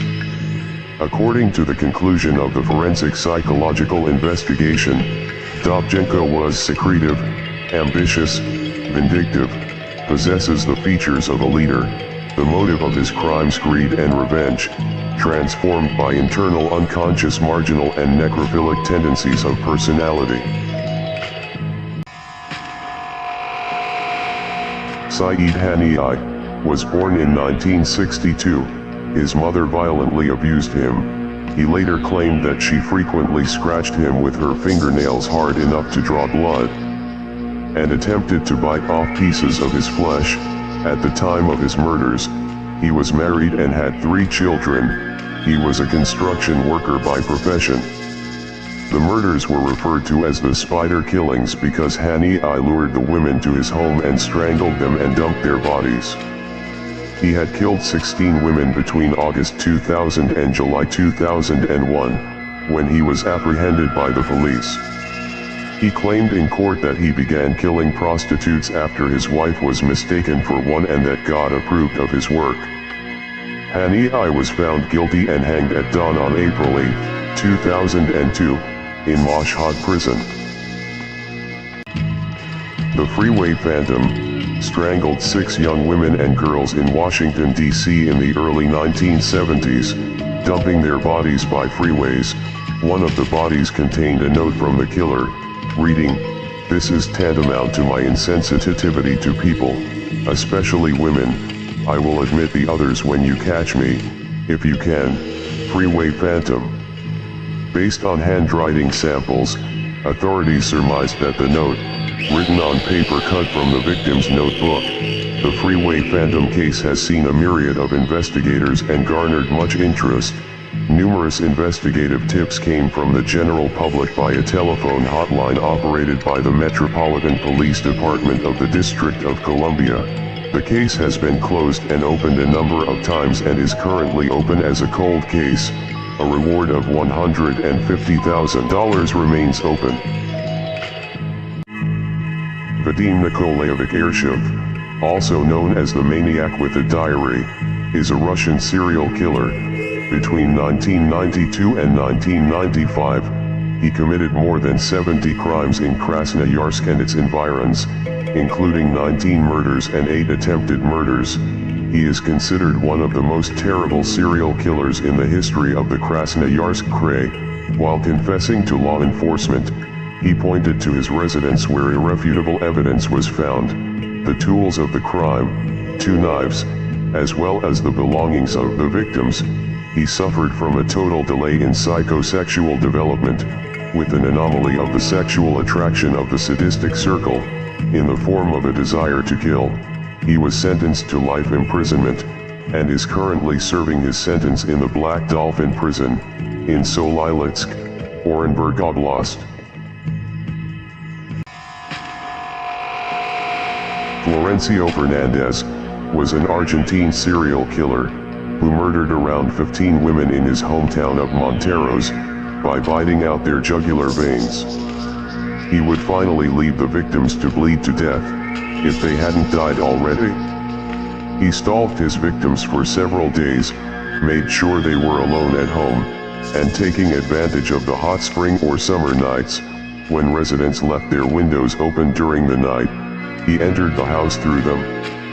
Florencio claimed that drinking blood gave him orgasms. His actual existence, however, is disputed as an urban legend by a number of Argentine sources. Florencio was arrested on February 14, 1960, declared insane, and confined in a psychiatric institution, where he died of natural causes a few years later. Gordon Northcott was an American serial killer, who abducted and murdered boys aged between 10 and 12 in Los Angeles between 1926 and 1928. He then disposed of the bodies with the help of his mother and his underage nephew, whom Northcott had repeatedly threatened and abused. Police considered Northcott a suspect in the disappearance of as many as 20 missing boys in the area that Northcott admitted to having abused, but not murdered. One of these boys surfaced years later, alive, and confirmed Northcott's story. According to his nephew, only 4 boys were held and murdered at Northcott's property: the 3 LA children whose remains were found, and an unidentified boy that Northcott beheaded and disposed of near La Puente, California. He confessed to the murders of 9 in total, sentenced to death. He was executed on October 2, 1930. Frank Gust is a German serial killer. He has been dubbed the Rhine-Ruhr Ripper because his actions, mainly committed